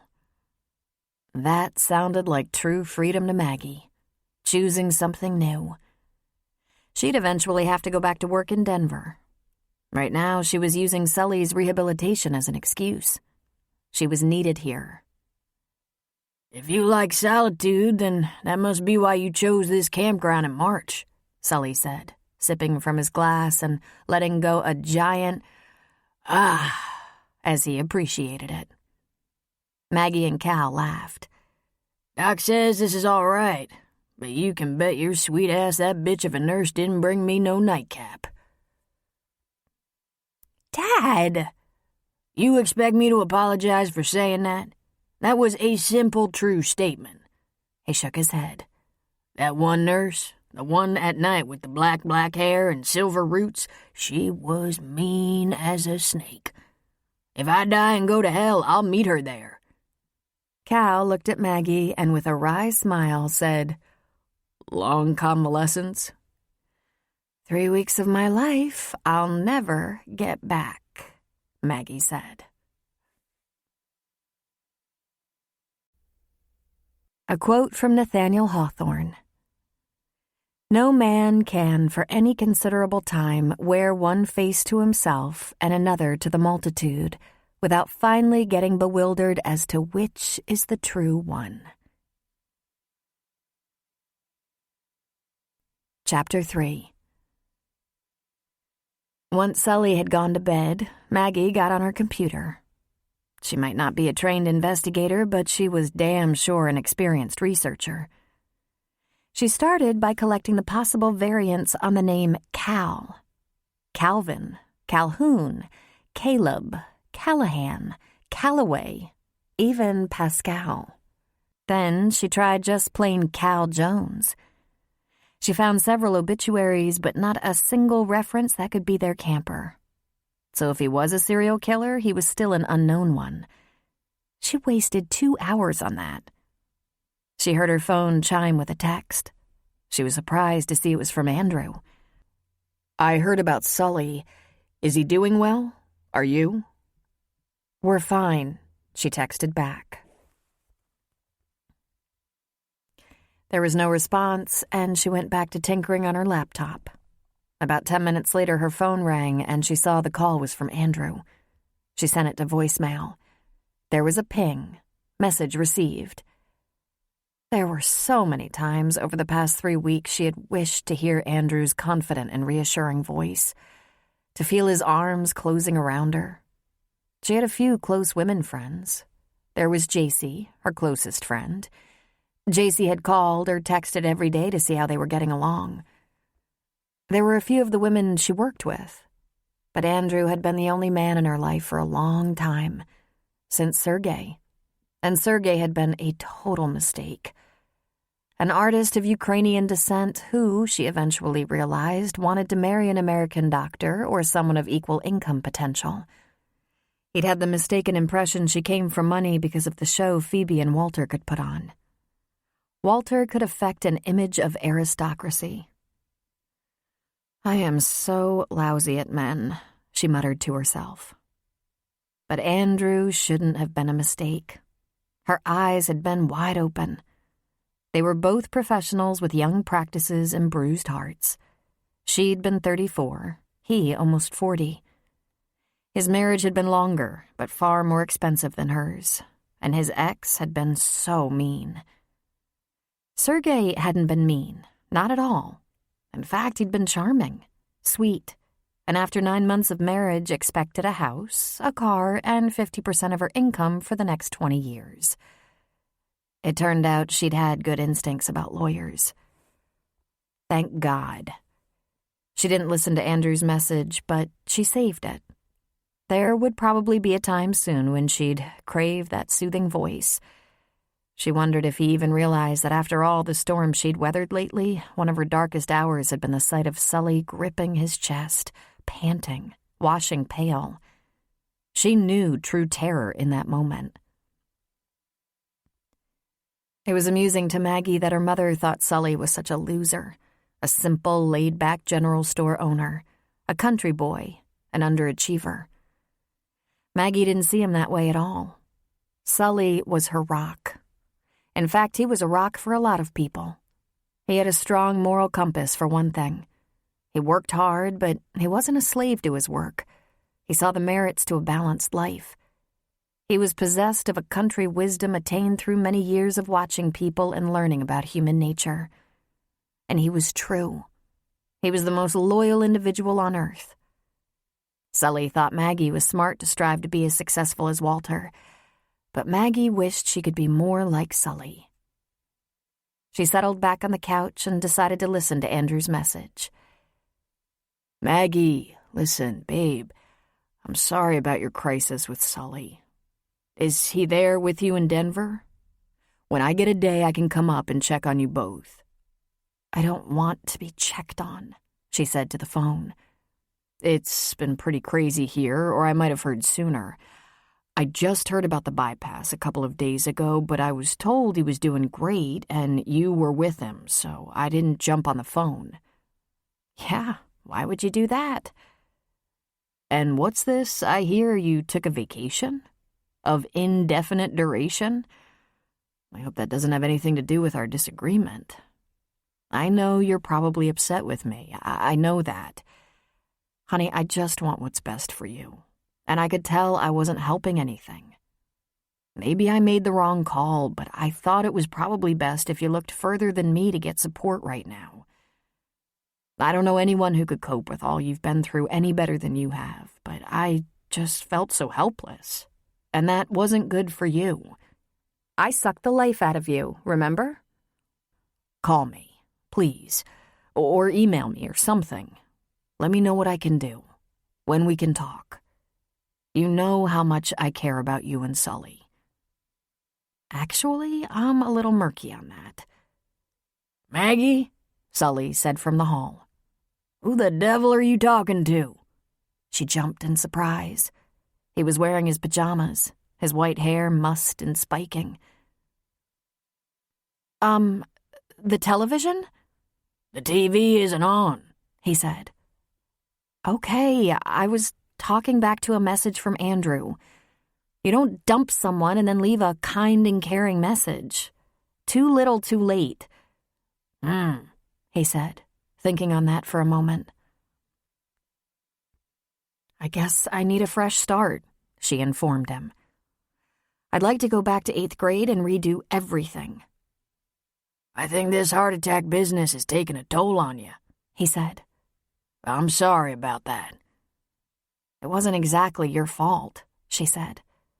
"Aside from your genetics, you've been in good health. Your father and grandfather probably had health issues they didn't even know about. At least yours is resolved." "I understand all that, but there's one thing you're going to have to make peace with one way or another. I'm 70. I'm gonna die before you do." "That takes a toll," she informed him. "Remember you said you weren't quite ready? You remember saying that? In the ambulance." "If God takes me home in March, it's only because he means to punish everyone I hold dear. From the folks who help run this little place to all the folks who pass through. I wasn't done with the cleanup. That's all I meant by that. Now will you take one of them anxiety pills that are so popular and get some sleep? Unless you want to bitch at Andrew's message some more, of course." "I thought coming back here would help me get perspective," she said. "We've been in Denver, Maggie. We haven't been back 2 full days. Even God needed 7 to get it together. Jesus." He ran a hand over his head and wandered back to his bedroom. "I've always had kind of high expectations of myself," she yelled at his back.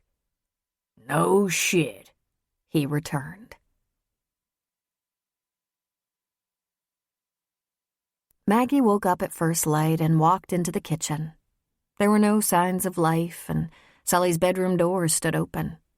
He'd made his bed and was gone. This was typical of life here. He rarely put on a pot of coffee at the house, only in the worst of winter when venturing to the store was a useless chore. In spring, summer, and fall, he dressed and trudged over to the store where he'd start the big pot for Enid. Before she even got up the steps to the back porch, she spied Sully. He was down at Cal Jones's campsite, sitting on a small camp stool, holding a mug of coffee on his knee, petting Bo with the other hand.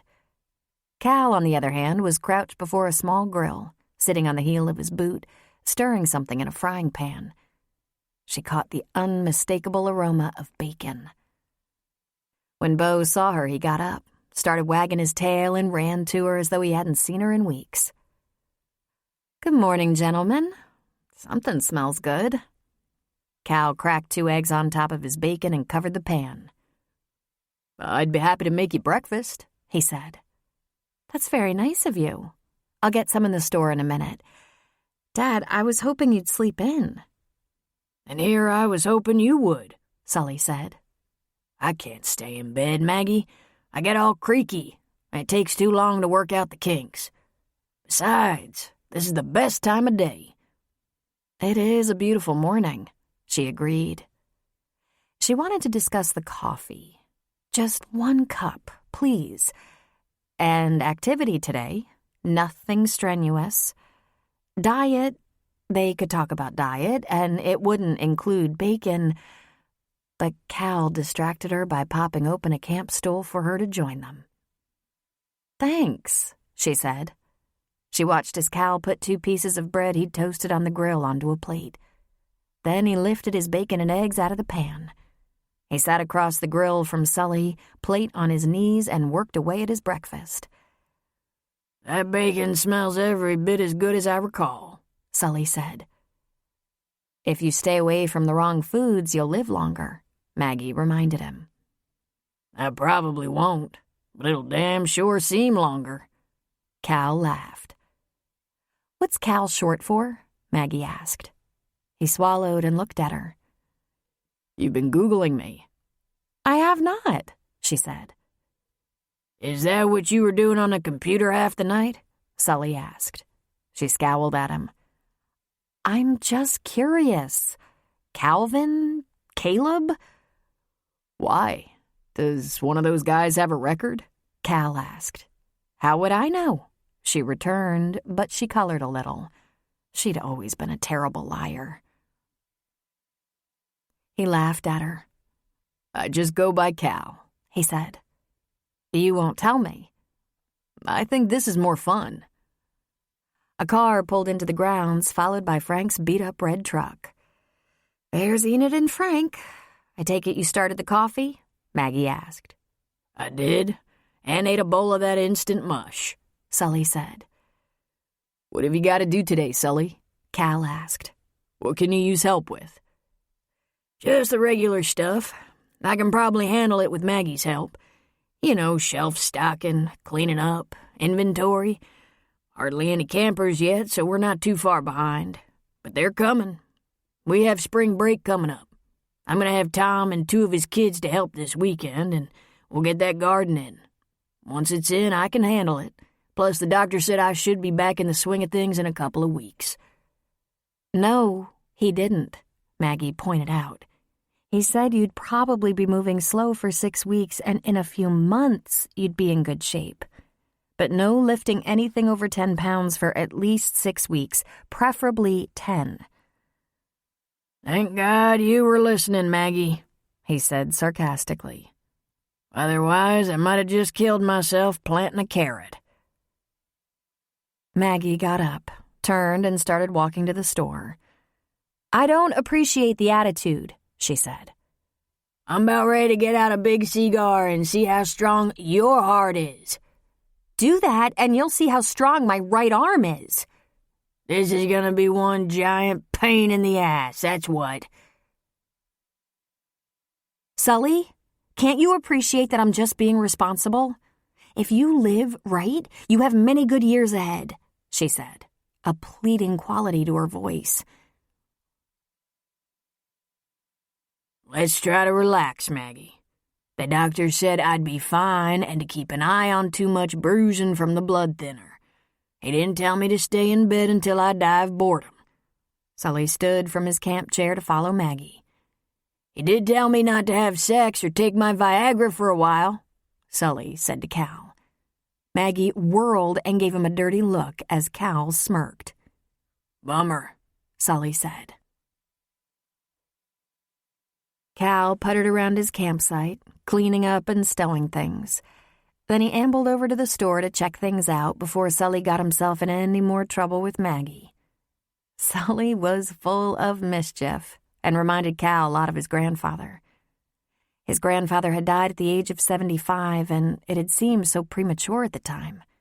He, like Sully, had been so physically strong, mentally sharp. Maggie was a very interesting character. He didn't know all the details, but he'd peg her for either a firstborn or only child. She was strong like her father, that was undeniable. Or maybe she was strong-willed like a doctor? Cal had had plenty of experience with doctors, and he knew they could be arrogant, stubborn, and nurse a great need to be right about everything. They were also often brilliant, compassionate, sensitive, and yet not too sentimental. Maggie seemed to embody those qualities. And she wasn't hard to look at either. She had good teeth, he thought, then laughed at himself. Like he was judging a horse? He was just one of those people who noticed eyes and mouths first.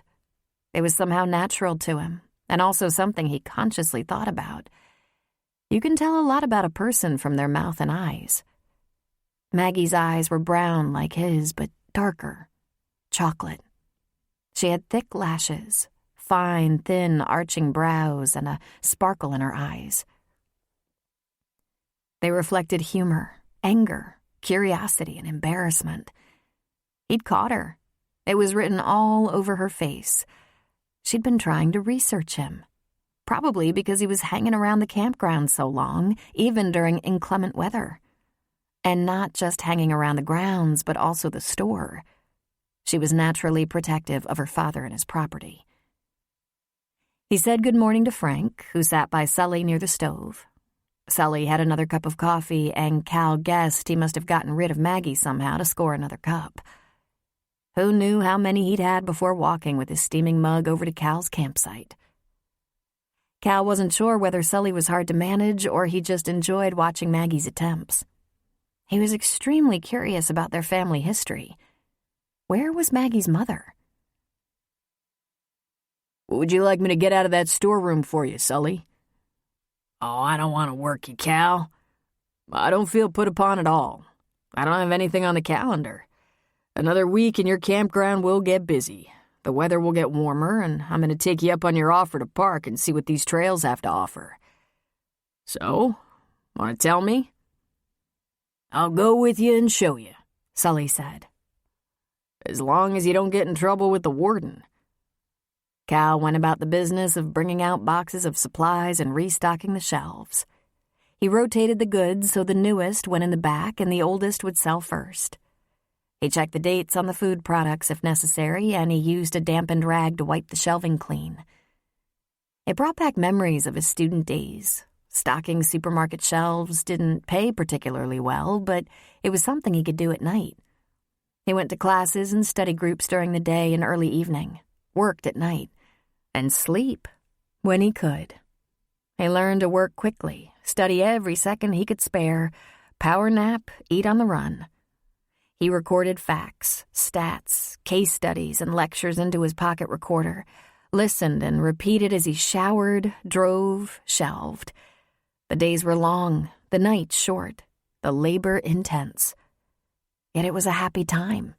He was achieving all his goals, was deeply bonded with his friends and fellow students. His life felt challenging, but very stable. And he met Lynn. Lynn Amy Baxter was the smartest, kindest, strongest, funniest person he'd ever known. They weren't headed in the same direction. Not really. They both wanted to work in the legal system. He wanted to make a good living, put down roots, build a house that could hold him till he died, and with space to accommodate a growing family. Lynn wanted to help people. He might end up in criminal law, maybe tax law. Same thing, they would joke. She might end up a public defender, or better still, a storefront operation for the underprivileged in need of legal counsel. What was so comical? He came from nothing while she was a trust fund baby. Maybe that explained it. He longed for security. She wanted to shed the excesses of her life. "You're better at this than I am," Sully said behind him. He turned around with a grin. "I've done this before." "I'll say it again. I just don't pay you enough. And listen, Maggie's gone over to town to pick up my seeds and starters and maybe to get away from me. Want to join me for a hot dog?" Cal smiled. "You eat a hot dog, you're going to pay. That's for sure." "You thinking I'll get caught?" Sully asked. "Someone's bound to talk," Cal said. "But I was thinking more along the lines of indigestion. You've been on a pretty bland diet, haven't you? I'd work up to a hot dog if I were you. And then there's the high sodium, fat, etc. That mean you don't want one?" "Oh, I want one," Cal said. "You should have something a little more easy on the stomach, if you ever want to have sex again in your life." "Hell, I gave up on that a long time ago. Don't tell Maggie. I'd like to think of her having nightmares about it." When he was done with the shelf stocking and his hot dog, Cal went to the area Sully had mentioned was his garden. It was easily identifiable. It was behind the house, kind of hidden from the campgrounds. Cal wondered if that was sometimes an issue, a thriving garden being tempting to campers. Did they occasionally help themselves to the tomatoes? It wasn't too big, maybe 16 by 16 feet. He could see the rows from last year. He went to the shed that stood back from the property, tucked in the trees.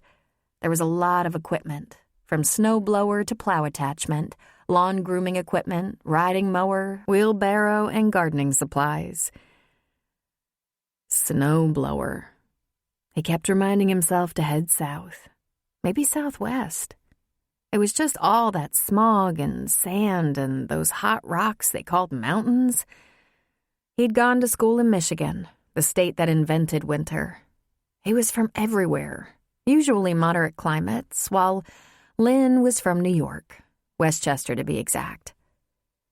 He chose the wheelbarrow, spade, shovel, and rake and started clearing away the winter debris.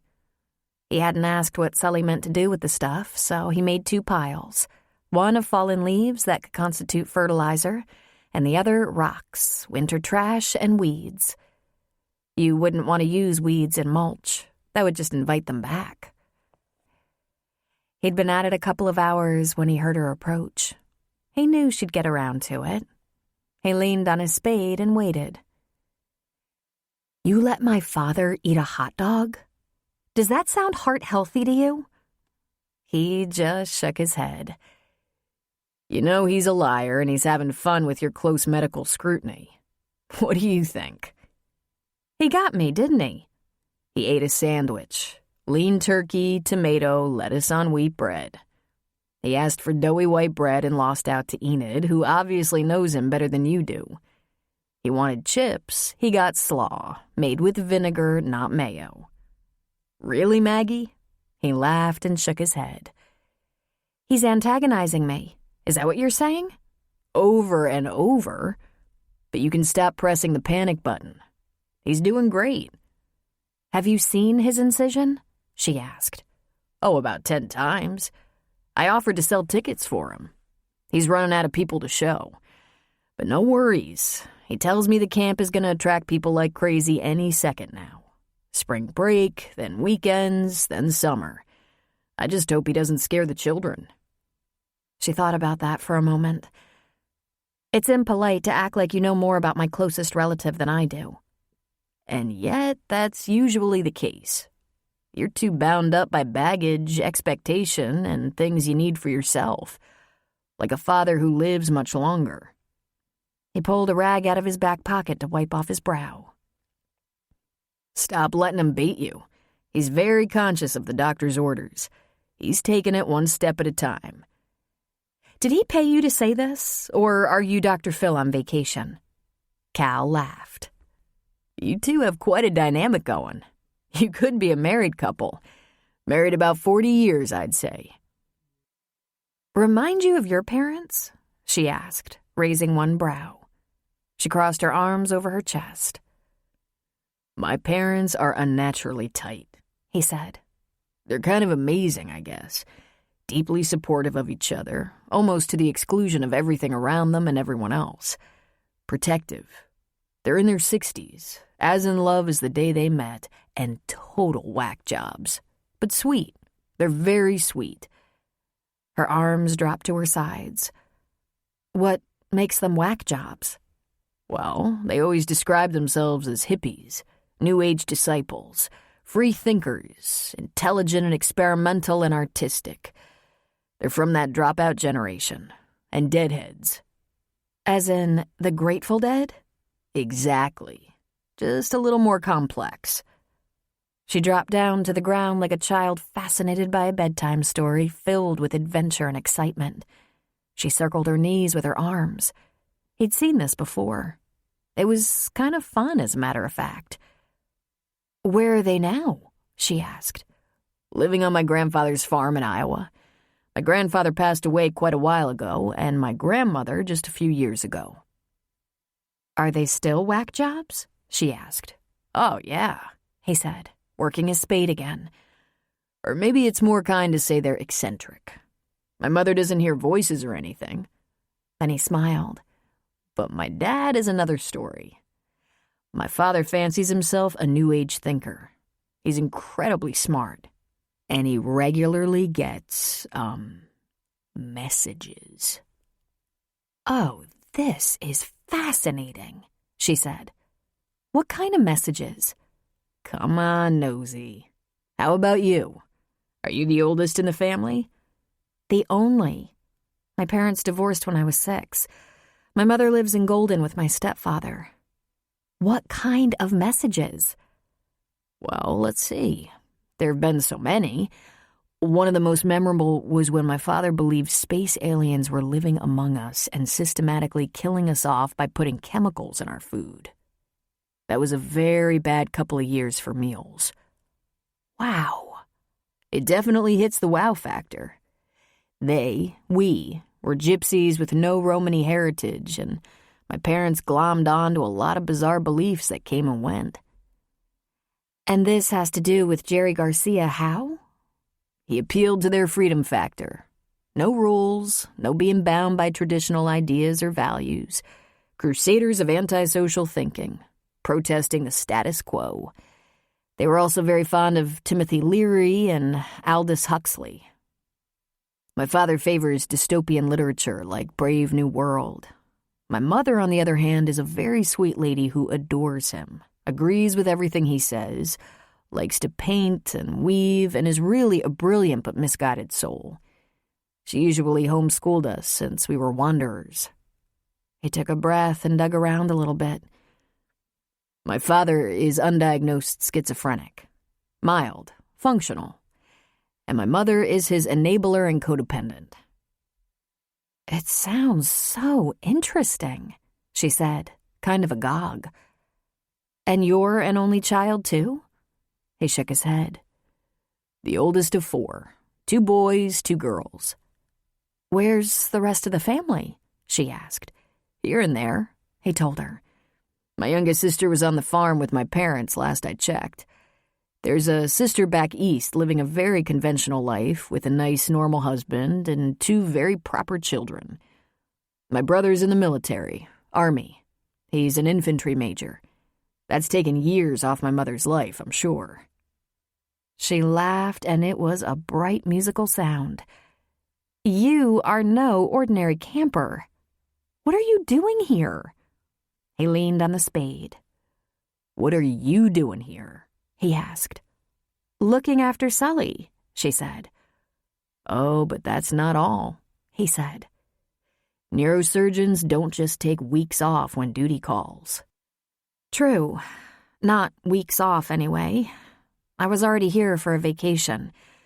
My practice in Denver shut down because 2 of my former partners are not only being sued, but being investigated by the Attorney General for fraud and malpractice. I'm not being indicted. I had no knowledge of their situation. But I can't float a practice alone. And that's not all either. My father had a heart attack, she said indignantly. I know. But there's something else. Something that made you run home. Run to your father, who is a remarkable man, by the way. There's at least one more thing. What are you talking about? She demanded. That little shadow behind your eyes. Something personal hurt you. I don't know what you mean. A man, he said. I bet there was a man. You had a falling out or fight or something. Or he cheated. Or you did. There was no cheating. We just parted company. Now we're getting somewhere, he said, grinning at her. That's just plain rude. Prying like that? I didn't do that to you. I was only curious and I asked, but if you'd said it was none of my business, I wouldn't have pushed. And I wouldn't have given you some bullshit about something behind your eyes. I think I'm getting a name, he said, rolling his eyes upward as if seeking the answer in the heavens. Arthur? Adam? Andrew. That's it. She got to her feet, a disgusted smirk marring her pretty face. Oh, that was good, Calhoun, she said. Frank told me, he said. You weren't thinking of keeping a secret around here, were you? He laughed, very amused with himself. And it's not Calhoun. She brushed off the butt of her jeans. You're going to pay for that? I don't know how yet, but trust me. Someone has to teach you how to have a little fun, Maggie, he said. Well, it's not going to be you, Carlisle. He just shook his head and laughed. Then he worked on tilling the garden plot.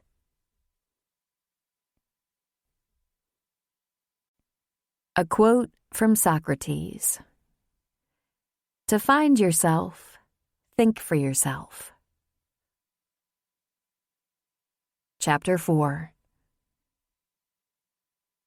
The days were getting just a little longer, a little warmer. Flowers were starting to sprout along roadsides and trails. It was turning beautiful in and around Sullivan's Crossing. Sully wasn't able to plant his bulbs around the house, but Maggie did it for him, with his relentless supervision. Maggie and Sully had been back for 5 days, and she'd driven to Timber Lake as many times. First for some fresh vegetables and salmon, then for seedlings for Sully's garden along with fertilizer, then for some fish and chicken breasts. She went ahead and stocked up on frozen shrimp and ground turkey, and she spent a lot of time on her laptop looking up heart-healthy meals. This wasn't how Maggie envisioned her escape from reality. She'd been hoping to relax and empty her brain of all those disappointments and worries. But this? She was working her tail off. She wasn't used to cooking, for one thing. When she was working, she typically ate hospital food, which, paradoxically, was not the healthiest. It was so starchy, cafeteria quality. It wasn't the food they serve patients either. If not eating at the hospital, she'd grab something on the way home. Something light. There was a conveniently located grocer and deli that sold prepared meals for one. And then there were the times she went out with friends or some of the staff for a meal, and they were partial to either sushi or Italian. But now she was working hard at feeding Sully delicious things to at least intrigue him rather than bore him to death. Before, when Maggie was at the campground, they'd decide what they were having for dinner and meet at about 7. Throw a steak, burgers, or maybe some chicken breasts on the grill, and they'd eat their meat with fries or potato chips. She was already tired of this new routine. She also watched while Cal got the garden ready. This was not his first garden. He created neat, straight rows of slightly raised dirt ready for planting.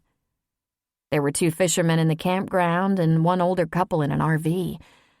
The couple was interested in getting pictures of the wildflowers that were springing up all over, some even popping through the snow at the higher elevations. Because there was still so little traffic, there was a sign on the front door of the store. Winter hours, 8 to 5. After dinner one evening, she walked over to the store to pilfer a beer, and she saw there was a campfire on the beach. One lone man enjoying the mild evening. She grabbed 2 beers and walked down to the lake. He was sitting on top of a picnic table, feet on the bench, his elbows on his knees. His short brown hair was wet, as was the collar of his sweatshirt. He'd had a shower and shave. "Evening, Caldwell," she said. He turned toward her in surprise, and she handed him a beer. "Caldwell?" he asked. "You're getting desperate." "That's true, but not about your name. I'm getting a little restless." "Maybe it's time to go back to work," he said. He toasted her, clinking the neck of her beer with his. "I do a lot of chores around this place. Sully has always been a tough taskmaster.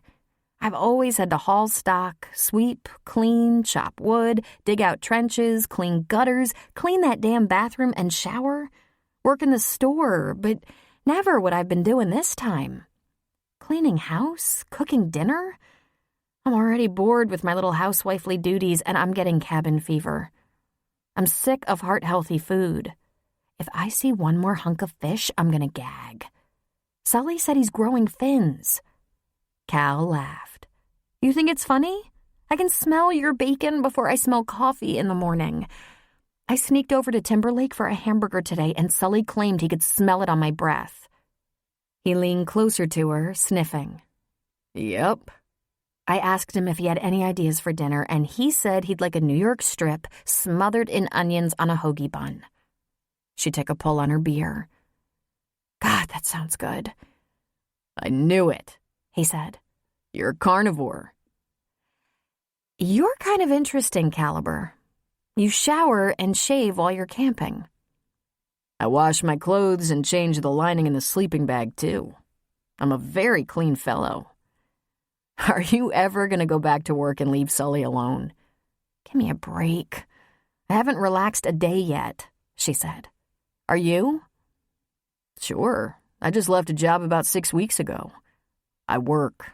I'm just not working now. Except for you." "Well, not me, exactly," she said. "You work for Sully.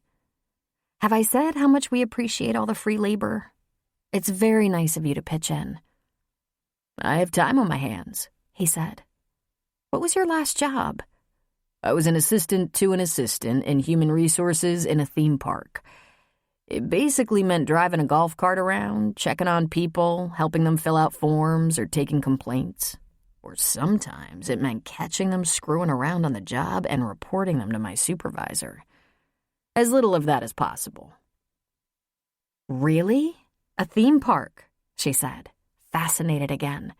"Which one?" "The big one." "Really? Was it fun?" "It really was. I applied to the ground crew, but there wasn't anything, and they offered me the job in HR. I met all the actors. It was cool." "And you quit?" she asked. No, I got fired. I was checking someone's human resources very closely. Not in public, of course. Not on the job. It was consensual and private, but word got out. Apparently, even adults have to refrain from that. There are rules if you want to work there. Strict rules. More for some than others. They can't do that, she said. That's discrimination. Not for everyone. Princesses are not allowed to do some things, even on their own time. You were doing a princess? Which one? Get out of here. I'm not telling you. You're too old for those princesses. Oh, she was a lot older than she looked. Plus, she was an animal. So not only was it a bad decision, you didn't like it? I never said that, he said. He grinned lasciviously. You're lying, she said. I don't believe one word of that. Okay, he said. He took a drink of his beer. It's true, though. A very embarrassing situation. We both got fired. I lost a pretty fun job, and I think she lost her lifetime dream. I was planning to take a few months off to camp, but I wasn't planning to start until April or May. I hate being cold. However, Callahan, I think you're a liar, con man, and maybe a predator. He just laughed at her.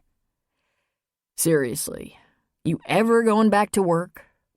I told you, the practice shut down, she said. We both know there are things you could do. I was picking up work here and there from colleagues. I just came to Sully's for a badly needed break.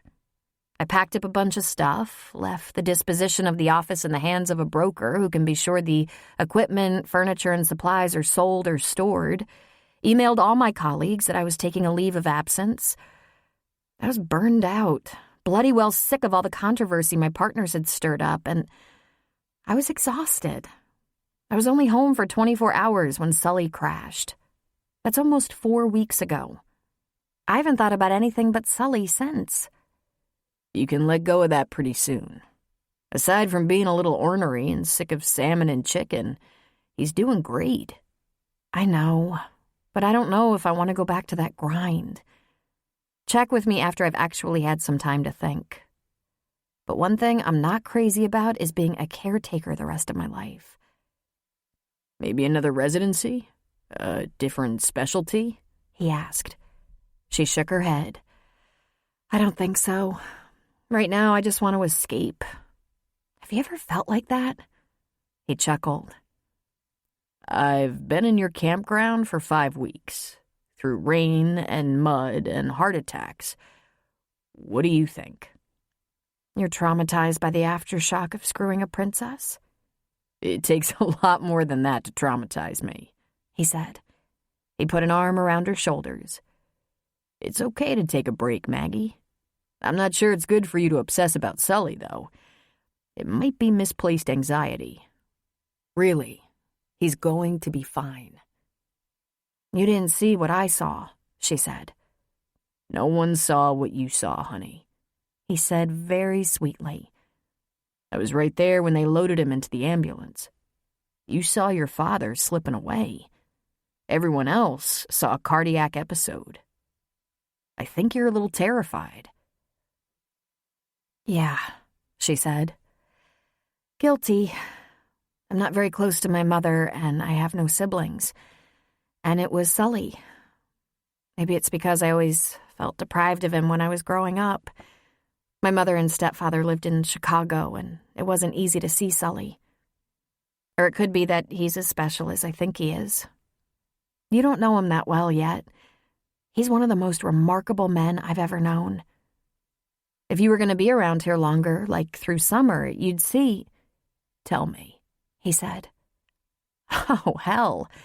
Where to start? I've seen him break up fights, rescue drowning kids and dogs. You didn't think a dog could drown, did you? He was tangled in fishing line. He's given refuge to the lost, tracked and killed a bad cat, a mountain lion who attacked a hiker. That almost never happens, and Sully got in so much trouble. Took him forever to work through that. But maybe the most important thing he does? He creates relationships with people. Unforgettable relationships. They write him, send him pictures, mention him in their writing, their blogs, long after they've gone. They hang out at the store and he listens to their tales from the trails. He gives them tips, does little favors, lets them charge up their phones and stuff so they can make contact with friends and family. He tells jokes, encourages people, praises them, and most of that without anyone knowing that's what he's doing. He lets kids' organizations come out and camp for free. He's partial to the autistic kids. Sully relates to a lot of them, and I have no idea why. He doesn't know why either.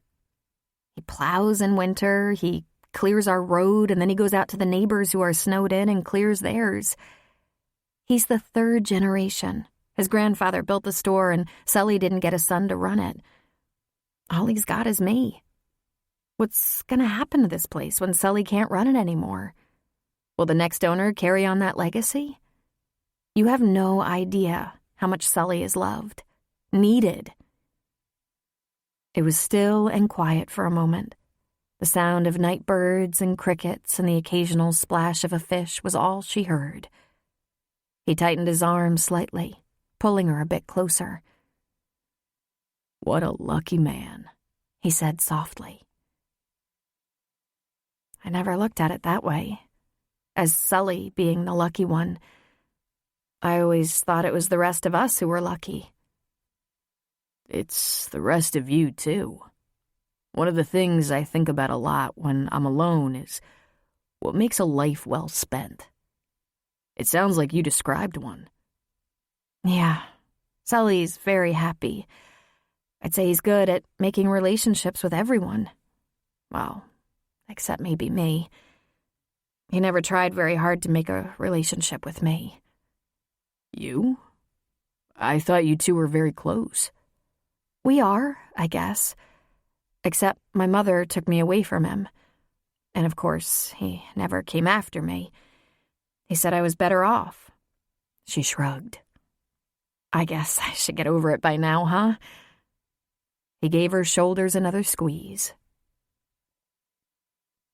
Some things stay with us a long time, he said.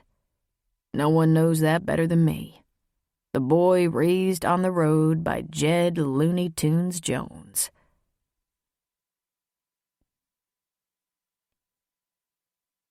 Maggie had a new friend.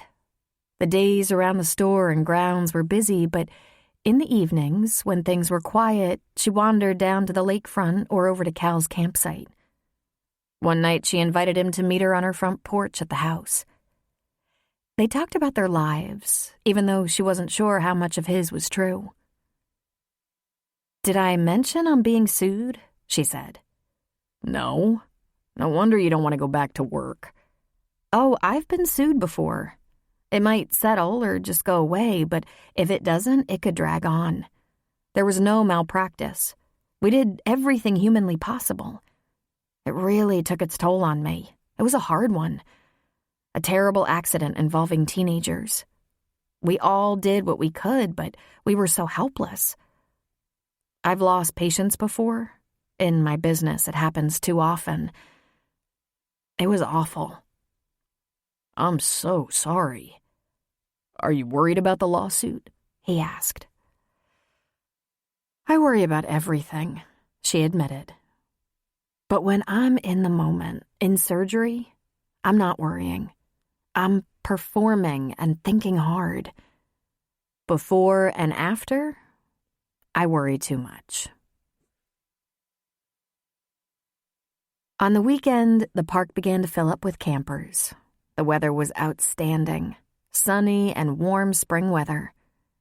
Tom and his oldest son, Jackson, came to the property to help Maggie finish putting in the garden. She had several flats of flowers and vegetable starters. Cal dug in and helped while Bo did his job chasing the rabbits into the woods, and Sully watched over everyone, giving plenty of advice. "Like I've never put in a garden before," Tom said. "What haven't you done, Tom?" Maggie asked. "Never did surgery," he said. Yet. Tom Canada was a big, happy guy whose wife divorced him years ago. At first, she wanted to take the girls, Nikki and Brenda, to her new home in Aurora, but that didn't last long. The girls were miserable away from the home and school they knew, and Tom convinced his ex-wife to give them back to him, that he was in a better position to take care of them and see they were doing well in school. Nikki was now 17 and Brenda 14. His ex visited from time to time, and as far as Maggie knew from the gossip, they were amicable and got along better divorced than they had as a married couple. Tom had indeed had a million jobs, and on top of that was a volunteer on the search and rescue team.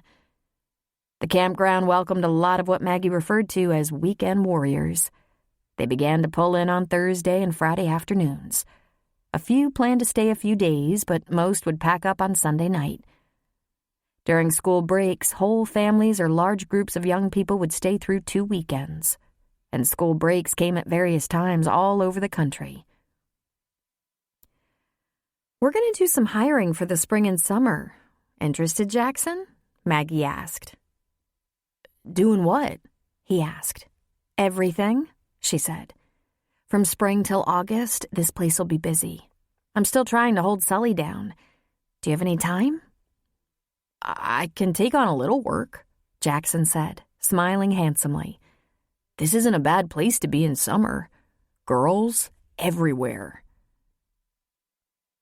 Thanks, Maggie. As if college isn't hard enough on my nerves, Tom said, staking the tomato plants. "I have an idea. Why don't you ask Nikki if she wants a summer job too? Maybe they can spy on each other and tattle." "Oh, much better, Maggie," Tom said, one knee in the dirt. He looked up at her and shook his head. "You're just looking for ways to make my life easier, aren't you? Now I have to worry about 2 of them. Yeah, schoolwork is a priority." "Well," Maggie rubbed her hands together. "Until school is out for summer, if you can come after school, I'll give you dinner, and when things are slow, you can study. You can try to study anyway." "I've been working for my dad the last 2 years, and I have good grades. He just doesn't want to part with his cheap labor," Jackson said. "He doesn't want you looking at too many bikinis," Sully said. "Oh, is there such a thing?" Jackson asked, grinning. The camp came alive in the sunshine. The lake was still too cold to enjoy swimming, but women rolled up their shorts and sat in lawn chairs in the sun by the water. Maggie strung up a couple of macrame hammocks, and they were filled before she could walk away. There was a steady stream of people through the store all weekend, getting ice for their coolers, grabbing items they missed like butter, Tabasco, salt and pepper. Enid left early. She wasn't usually in on weekends, but was coming around to make sure they were covered since Sully's surgery. Her cookies and breakfast muffins sold like crazy.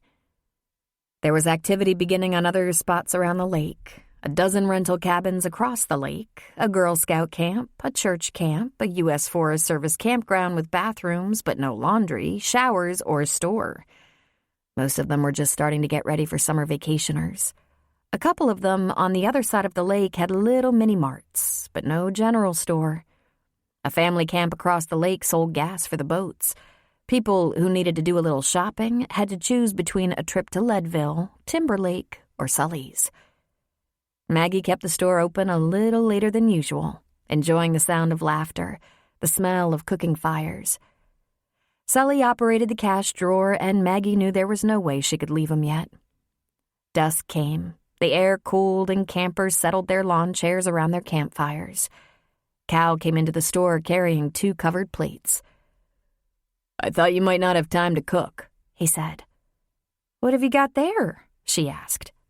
"Look and see. Where's Sully?" "He's checking inventory," she said. She pulled the foil off one plate. "Oh my," she said. It was a skinless chicken breast cut in strips, smothered in a light sauce surrounded by broccoli, peppers, mushrooms, cherry tomatoes, onions, and a couple of baby corns tossed in for color. "Sauce?" "Yogurt flavored with spices. Try it." She took the offered fork and dipped into it. "Wow, You did this on that little grill of yours?" "The Coleman stove. I'm a pretty experienced camper." "Gee," she said, chewing and swallowing. "Imagine what you could do with a real stove. Did you go to town today? Shop for dinner?"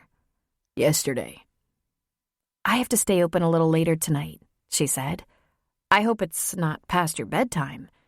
"I'll manage," he said. "Go get Sully." After eating at the checkout counter, Sully went back to the house. Maggie washed up the plates and gave them back to Cal. Then she dimmed the lights in the store and they sat on the front porch for a while. They sat side by side, their feet up on the porch rail. The store was officially closed, but if someone came down the path and needed something, she'd unlock the door. Since no one did, they talked, softly. He put his arm around her again and told her that he admired her ability to shift gears, be flexible during this important time. "That you put his needs above your own for now? That's generous. A lot of people couldn't." "You thought I was overdoing it a bit," she reminded him. "You are," he said, giving her shoulders a squeeze. "But I think it'll give you both peace of mind. You're important to each other. I think you watch over each other. That's all that matters." Maggie was working up a crush. She thought about Cal while she was falling asleep. She was probably a sucker for a soft, calm, confident voice and a steadying arm, she thought. In medical school, one learns to worship calm confidence, especially in surgery, and particularly in specialties like hers, where no doubt, no tremor, no hesitation could be tolerated. There were occasions she'd had to make a life-altering decision in under a minute. Maggie remembered times her knees had knocked, but no one knew. She was decisive. This was probably not what JC had in mind when she suggested a break, and becoming a caretaker and full-time grocer was certainly not what Maggie had in mind. But Cal was a welcome distraction. Vacations, camping trips, and campgrounds like this were ripe for romance, and it was no different if you were the proprietor. There was something about the temporary quality, the way one was removed from real life for a time. Having spent many a weekend and vacation here with Sully during high school and college, Maggie had been vulnerable to that vacation dalliance a time or two. And it had been fun. When she was younger, the reality that the young man didn't follow through, didn't write or phone or email, stung. But that didn't last. Now she knew it for what it was. The sexy Cal Jones, probably not even his real name, would be no different. Her common sense told her it shouldn't be. He was lovely and wonderful the way he helped her dad, but he was just marking time and would be on to his next adventure soon. But her attraction to him was real. One of these evenings, their twilight beer by the lake or on the porch would go a little further. She hoped. She couldn't help that. She hadn't been in the arms of a loving man in a while, after all. Sunday at the camp was active. People were trying to squeeze in the last of their weekend fun, then pack up their tents and campers. The store was busy. Campers ran out of things to get through their last days. Beer, soft drinks, snacks, sandwich fixings. Maggie was ringing up, bagging things, laughing with the customers, telling them she hoped they had a good time, looking forward to dusk when the activity would slow down. A lovely 14-year-old girl and her 10-year-old brother came in for eggs. They were staying one more night and then backpacking farther up the trail with their parents. They were beautiful, blonde-haired, blue-eyed angels and the sweetest kids. Apparently their spring break had started, and the family, mom and dad both teachers, loved hiking and camping, and it was their dream to one day hike the whole CDT as a family. "We're getting up early tomorrow, eating breakfast, and heading out," Chelsea Smith told Maggie. "We'll probably get in 100 miles during break." "I hope you're planning to get into really good shape for the CDT," Maggie said. "It's a 6-month commitment." "I think I could do it now," Chelsea told her. "So could I," her brother Remy insisted.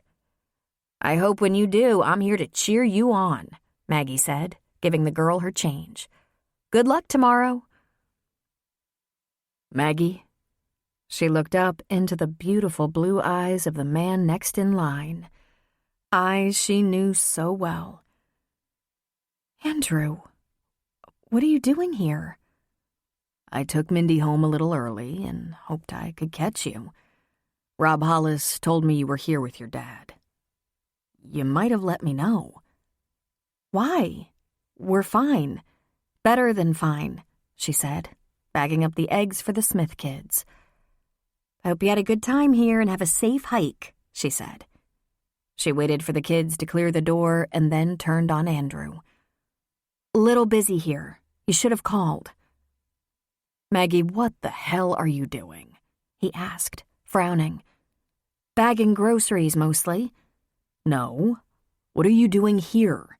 The rumor is you quit." "That's not quite accurate. I decided to take some time off since the practice is closed, and I've just been picking up hospital shifts here and there. Then Sully needed me, so it's a good thing I have the time. I don't have any patients counting on me." "When are you going back?" he asked.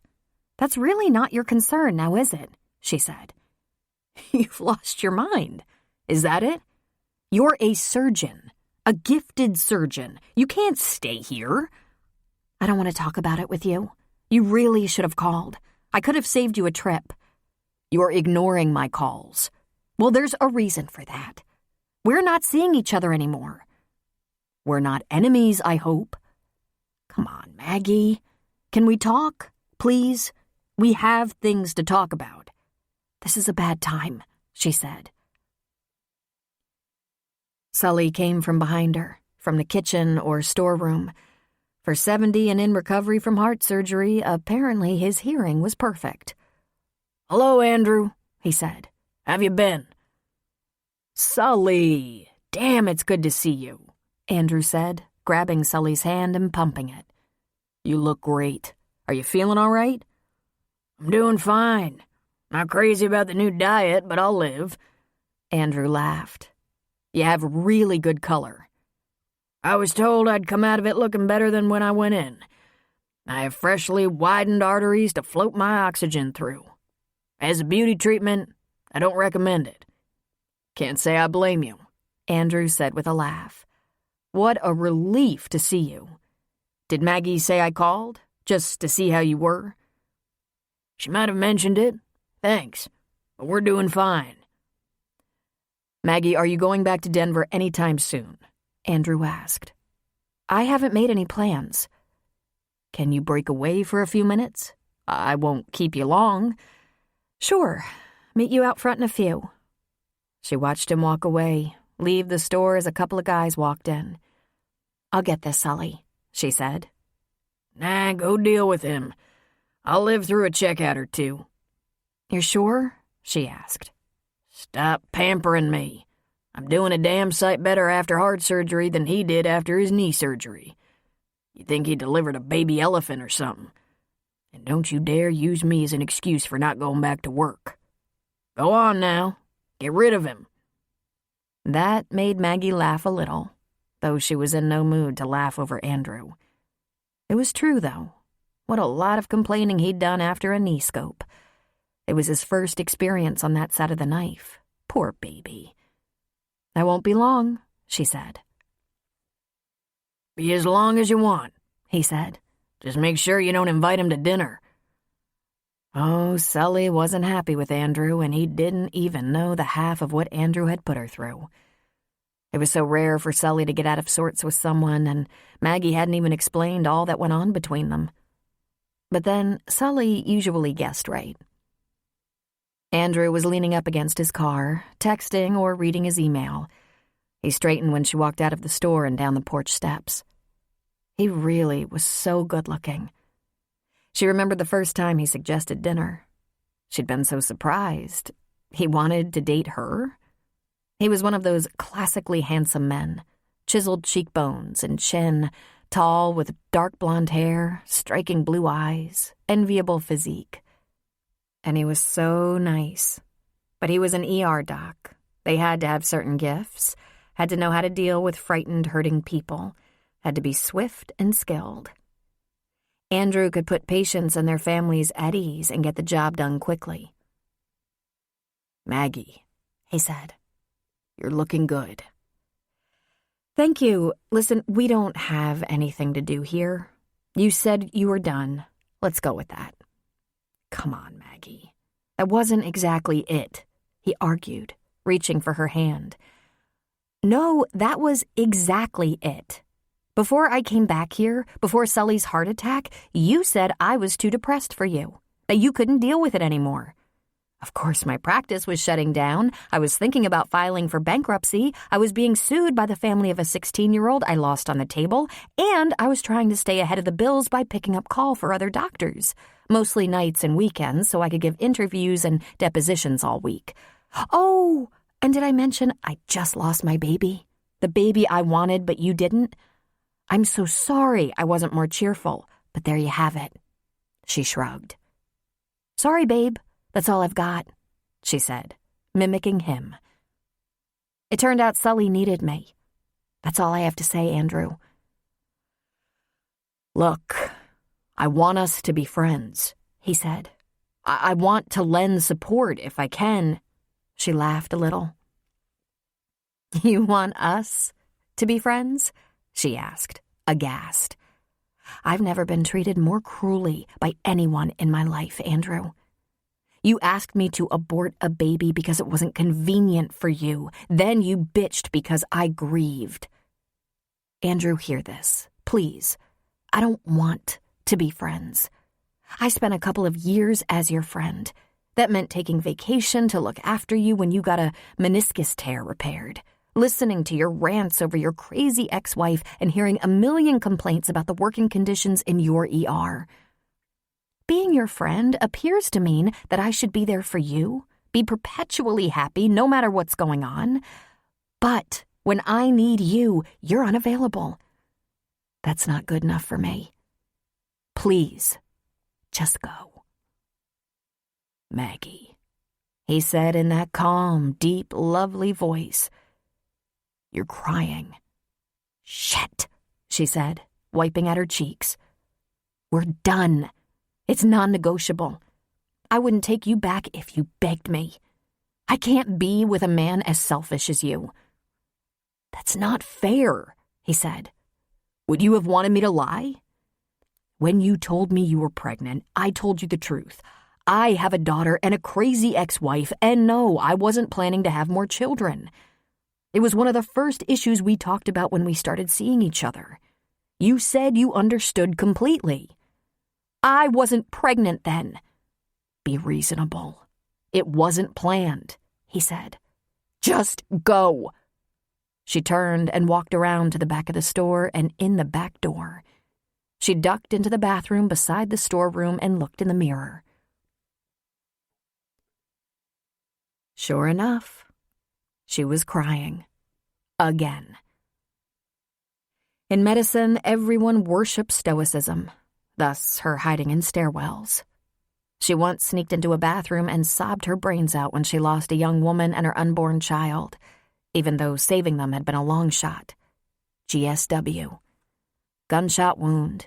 So tragic. Then there was a mass shooting at a high school. Several victims, and they pulled them through, all of them, and it had almost the same effect on her.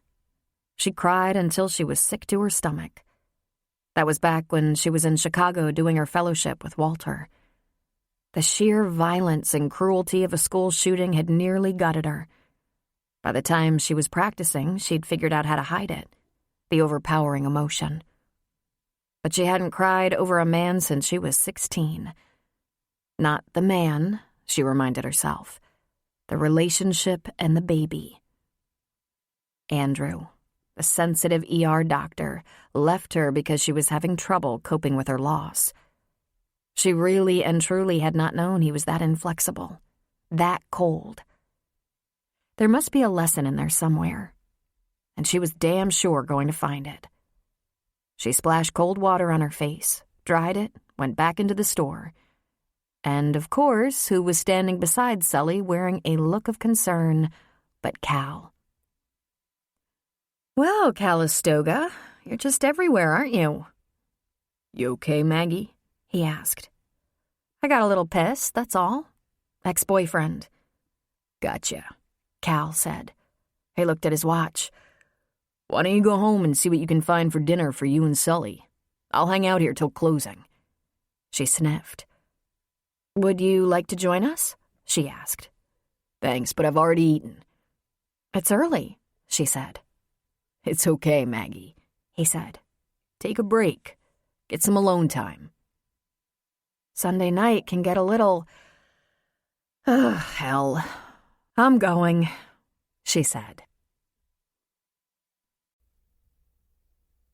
A quote from William Shakespeare.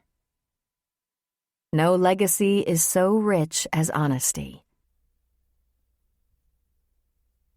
Chapter 5. When Maggie had gone, Cal looked at Sully. "I bet she doesn't get like that very often," he said. "Like what?" Sully said, but he was frowning. "Teary, splotchy, shook up. What did he do to her?" "I have no idea, but I bet I wouldn't like it." "How long was he the boyfriend?" "Couple of years. I didn't think he was that much of a boyfriend." "Did you ever mention that to Maggie?" Sully laughed, but not with humor. "Maggie look like the kind of person anyone tells what to do? She's contrary sometimes. I try to stay out of her business. She doesn't return the favor either." There was a lot of cleaning up, putting away, sweeping and organizing to do after the last of the weekend campers pulled out. Those who were leaving had settled up and were on the road by 6 at the latest. There were 5 campsites and 1 cabin still engaged, and according to Sully, all of them were planning to stay longer. "Should we restock?" Cal asked. "Let's not do it tonight," Sully said. "I bet you don't ordinarily leave the store until it's ready for morning," Cal said. "I don't ordinarily get tired. In summer and warm weather, me and Tom give the place a nice facelift on Wednesdays, slowest day. When Enid's in the store, I spend more time on the garden and grounds, but weekends find me right here, ready for anyone. Nights I patrol a little before I go to bed, but hardly get any trouble. A year ago, I got laid up with the pneumonia. Things got pretty sloppy round here, but we were running real low on weirdos or drunks, so it was at least quiet. Don't know why I'd get the pneumonia when the weather finally gets warm, but I never ran high on good luck, except for Maggie. Maggie's about the luckiest thing a man could get, and I wasn't even trying. Imagine what I could do if I was trying." Cal smiled. The pneumonia made him grin. If you didn't pay close attention to someone like Sully, you would think he wasn't terribly smart. But Cal did pay attention. Sully was sharp as a tack and had that enviable insight into people so few possessed. "Where's your wife, Sully?" he asked boldly. "Phoebe? She's in Golden, married to someone who deserves her." "Are you still, do you miss her sometimes?" "Miss Phoebe? Oh, Jesus, boy. Hell no, I don't miss Phoebe. She's the biggest pain in the ass I ever met. She's everyone's pain in the ass. Poor Maggie, that's all I have to say. She tries to take care of her mother. Phoebe." He laughed and shook his head. "I don't know what I was thinking. I must have been drunk." Cal laughed with him. "Well, what do you suppose it was?" Cal asked. "No man gets that drunk. She must have been beautiful, or sweet, something. Oh, I could put a dent in the keg back then. But that Phoebe, she was mighty pretty. And funny and sweet, but God is my witness, it sure didn't last long. I shouldn't have brought her here. It was a bad match. She found fault with every breath I took. She was difficult, miserable, unhappy." "What do you think was wrong?" he asked. Sully thought for a moment. "Well, son, it's mostly my fault. I'm sure of that. I'd been to Vietnam, and it didn't leave me right, if you know what I mean. I had settling to do, in my head and other places, and I just hadn't taken the time. I hadn't stopped making noise enough to listen to that inside voice. I was listening to the voice in the bottle sometimes. Phoebe would bitch that I was drinking and I'd just drink more.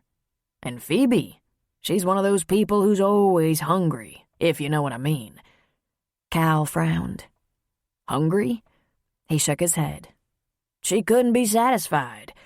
I believe she tried, but she couldn't. I didn't understand until she left and took Maggie with her. Then I understood what that felt like. It's a miserable feeling, wanting something you can't have." He put a hand on Cal's shoulder. "You go on, Cal. It's a nice evening. Cool but clear. There could be rain ahead, so enjoy it now while you can.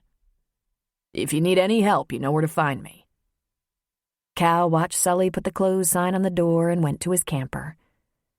He had the impression that Sully had just confided more in him than he had in his daughter, whose absence a long time ago had filled him with an aching hunger. He believed Sully might never have told Maggie she was the greatest thing he'd ever done. It wasn't a facial expression or inflection in his voice.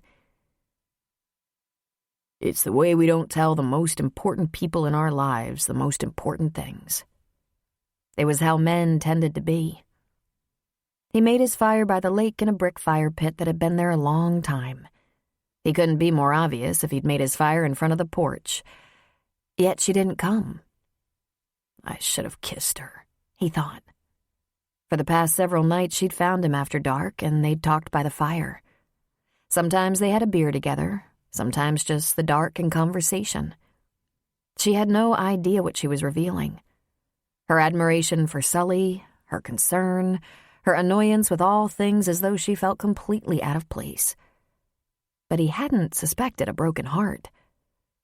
I should have kissed her before he came back and made her realize she'd felt so lonely. He loved the anger that made her skin mottle. He was guessing, but he bet anger made her cry as often as sadness. He wished Lynn had had more fight in her. Maybe she had at first, but it was soon reduced to helplessness. He loved Maggie's sturdiness. He laughed as he thought that. What woman wanted to be admired for something like that? It crossed his mind that a smart man would move on before things got complicated, but it was already too late for that. The minute she'd confided she was being sued, he'd submitted an application to the Colorado Bar for license to practice here. Colorado had reciprocity with Michigan. He wouldn't have to take the bar in this state to be licensed, but he did have to apply, which she'd done without saying anything to anyone. He gave one reference in Colorado, Sully. They might not even ask him. A part of him thought it might bring Maggie peace of mind to learn he wasn't just a homeless bum, but a professional legal mind. Yet he hadn't shared. Not yet. He wasn't quite ready to tell everything. Some of it was still too private. He sat by his fire, thinking. It gave her some time to find him. He didn't feed the fire. He let it burn out. Then he went prowling, looking for her. If he had to, he'd knock on the door and call her out. Their routine had made him happy. He didn't know if he was finally working through his issues or if it was something about the crossing, the spot where the continental divide separated the East from the West, where everything felt balanced. It was probably just that he'd been looking for a deeper understanding, for self-discovery for a couple of years now, and he was finally stumbling upon it. Pure accident. She was sitting on her back porch steps in the dark. No fire. Her view? The garden, which was all dirt so far. "There you are," he said. "Hiding." "It's not a good night, Calvin," she said. "All right, I get that. I was waiting down by the lake. You shouldn't do that, you know. Bring me a beer at night, cozy up, and talk in the dark, and then shut down. I won't know how to act tomorrow." "Don't act," she advised. "Just try to be normal. Just be a guy. You didn't see anything, you didn't hear anything. Just be a regular, blissfully ignorant man." "I'm not that guy." "Famous last words," she said. "He hurt you," Cal said. "I thought you might want to talk about it." "Are you some kind of counselor? What's with all this understanding and sensitivity? Because the men I know are not like you. They don't care about how a woman feels. They're scared of women's feelings. And they won't admit to having feelings of their own, but boy, do they work at protecting them, defending them. Well, damn, I'm honored. You think I'm not like the men you know? He sat on the step beside her. Were you in love with him? She shrugged. Probably not. You're pouting a lot for nothing then. He just hurt my feelings, that's all. Maybe he was right. I doubt it. If he was right, Sully would like him. He doesn't like him. He never told me that, Maggie said. Because he's just a guy, Cal said with a laugh. He put an arm around her shoulders. I should have kissed you last night or the night before. I should have done that before some useless old ex showed up and made you feel like you were missing something. She laughed in spite of herself. You arrogant fool. What makes you think you kissed that good? He turned her toward him. He grabbed her so suddenly her arms were flapping like a bird's wings. He covered her gasp with his lips, tightened his arms around her waist, held her close, and moved over her lips with urgency, giving it his very best effort. The fit was perfect, and he thought this might be one of his most outstanding kisses. He kept his eyes closed, but he knew if he peeked, hers would be wide open. He tilted his mouth over hers to kiss her more deeply, edging his lips apart just enough to run his tongue along the seam of her lips, urging her to open up to him a little bit. Her arms finally wrapped around him. That was what he was hoping for. Then her lips opened a little bit. She took a small, experimental taste, and then with a sigh, he felt her sink into his kiss. He concentrated on just that, making it a wonderful kiss for as long as he could. She was molded to him, and it felt just right. When he thought he'd given her a minute of brain-numbing kissing, he slowly pulled his lips away, but he didn't let go. Her eyes were closed now, that's for sure. Her head tilted back, her chin lifted slightly, and she let out her breath. Without opening her eyes, she said, "Meh, it wasn't that great." "It was fantastic, and you know it," he said. Then he nibbled at her bottom lip a little bit. "If it wasn't perfect, I'm willing to keep trying." "Okay," she said in a breath, leaning toward him. Cal was happy to comply, especially if it helped her mood, as it was definitely helping his. It wasn't typical of him to do much thinking while he was kissing or making love, but in this case he did a little of that. He was reminding himself that this was perfectly normal, reasonable. He'd been around the crossing for weeks now. He'd gotten a little attached to it. He liked helping with the store, liked the locals who stopped by. The lake was lovely. Then Sully and Maggie came home and the place took on a new dimension. He was busy and starting to feel needed. He'd always liked feeling useful. The surrounding towns were friendly and quirky. There was no more beautiful landscape in the country, and Cal had seen a lot of the country. And then there was Maggie. Yes, he'd gotten to know quite a few doctors, but he'd never kissed one before. Never one in khaki shorts and lace-up hiking boots. He gently pulled away from her lips. "Am I getting any better?" he asked. "Pretty average so far," she said. "Let's rest a minute, then I'll go at it again. Let's have something to drink. I have some brandy in my camper." "Brandy?" she said. "Ugh, that's for eggnog." "We can break into the store," he suggested. She patted her pocket to feel for a key and smiled. "Let's." He wouldn't let her get too far away from him. He put his arm around her waist and strolled with her from her back porch to the store's back porch. She unlocked the back door.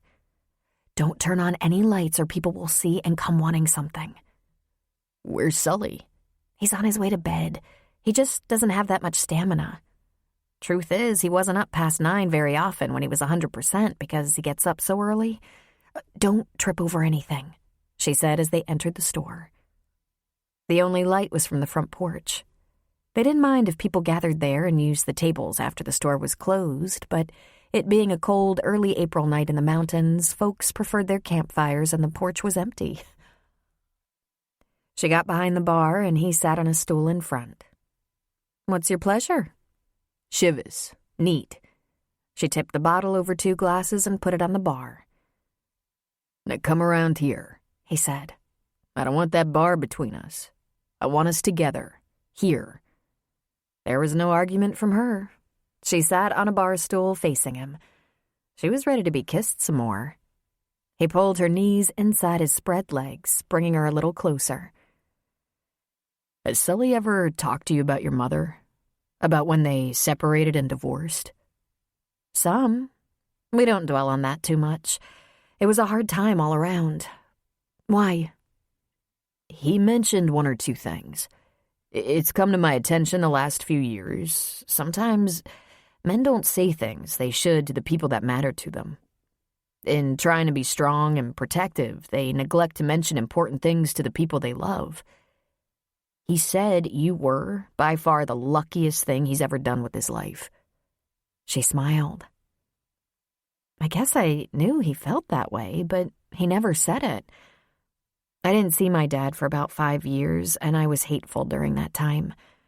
Once we were seeing each other again, I constantly asked him why he let that happen. Why didn't he fight?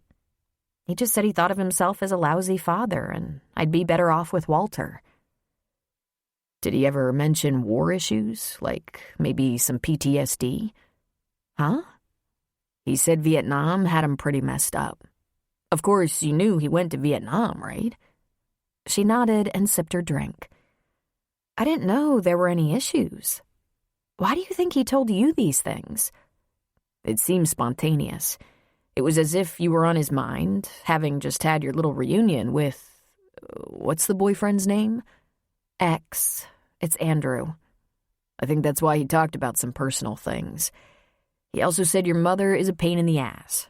She laughed at that. "You won't be surprised to learn I've heard that from him before. At least 10,000 times.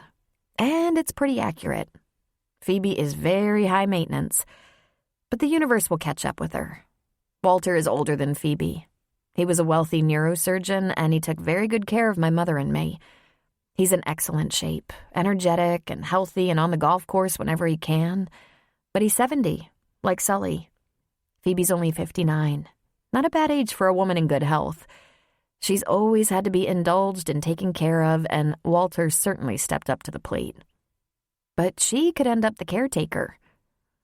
"Or she could put him in a nursing home and walk away from it all," Cal said. Walter turned out to be a good guy.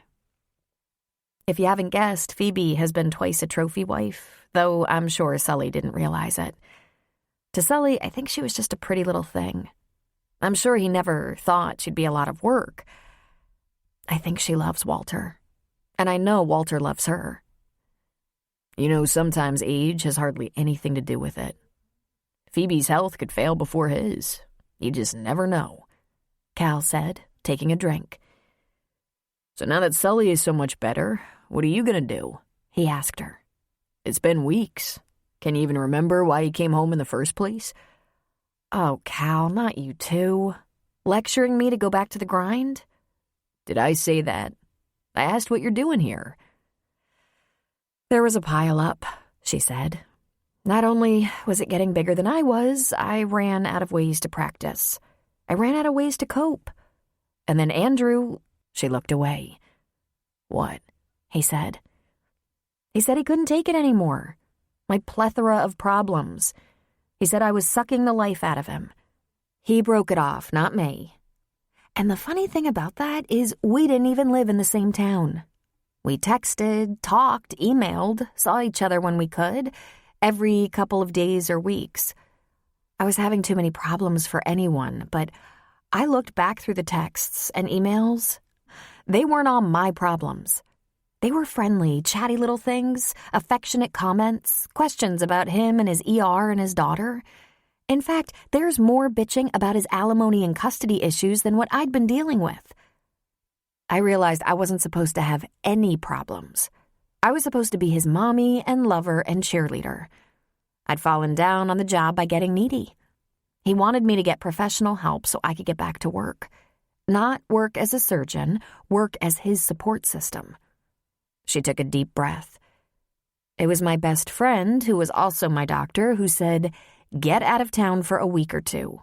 Get some rest." There was no reason not to. I was grateful for the push.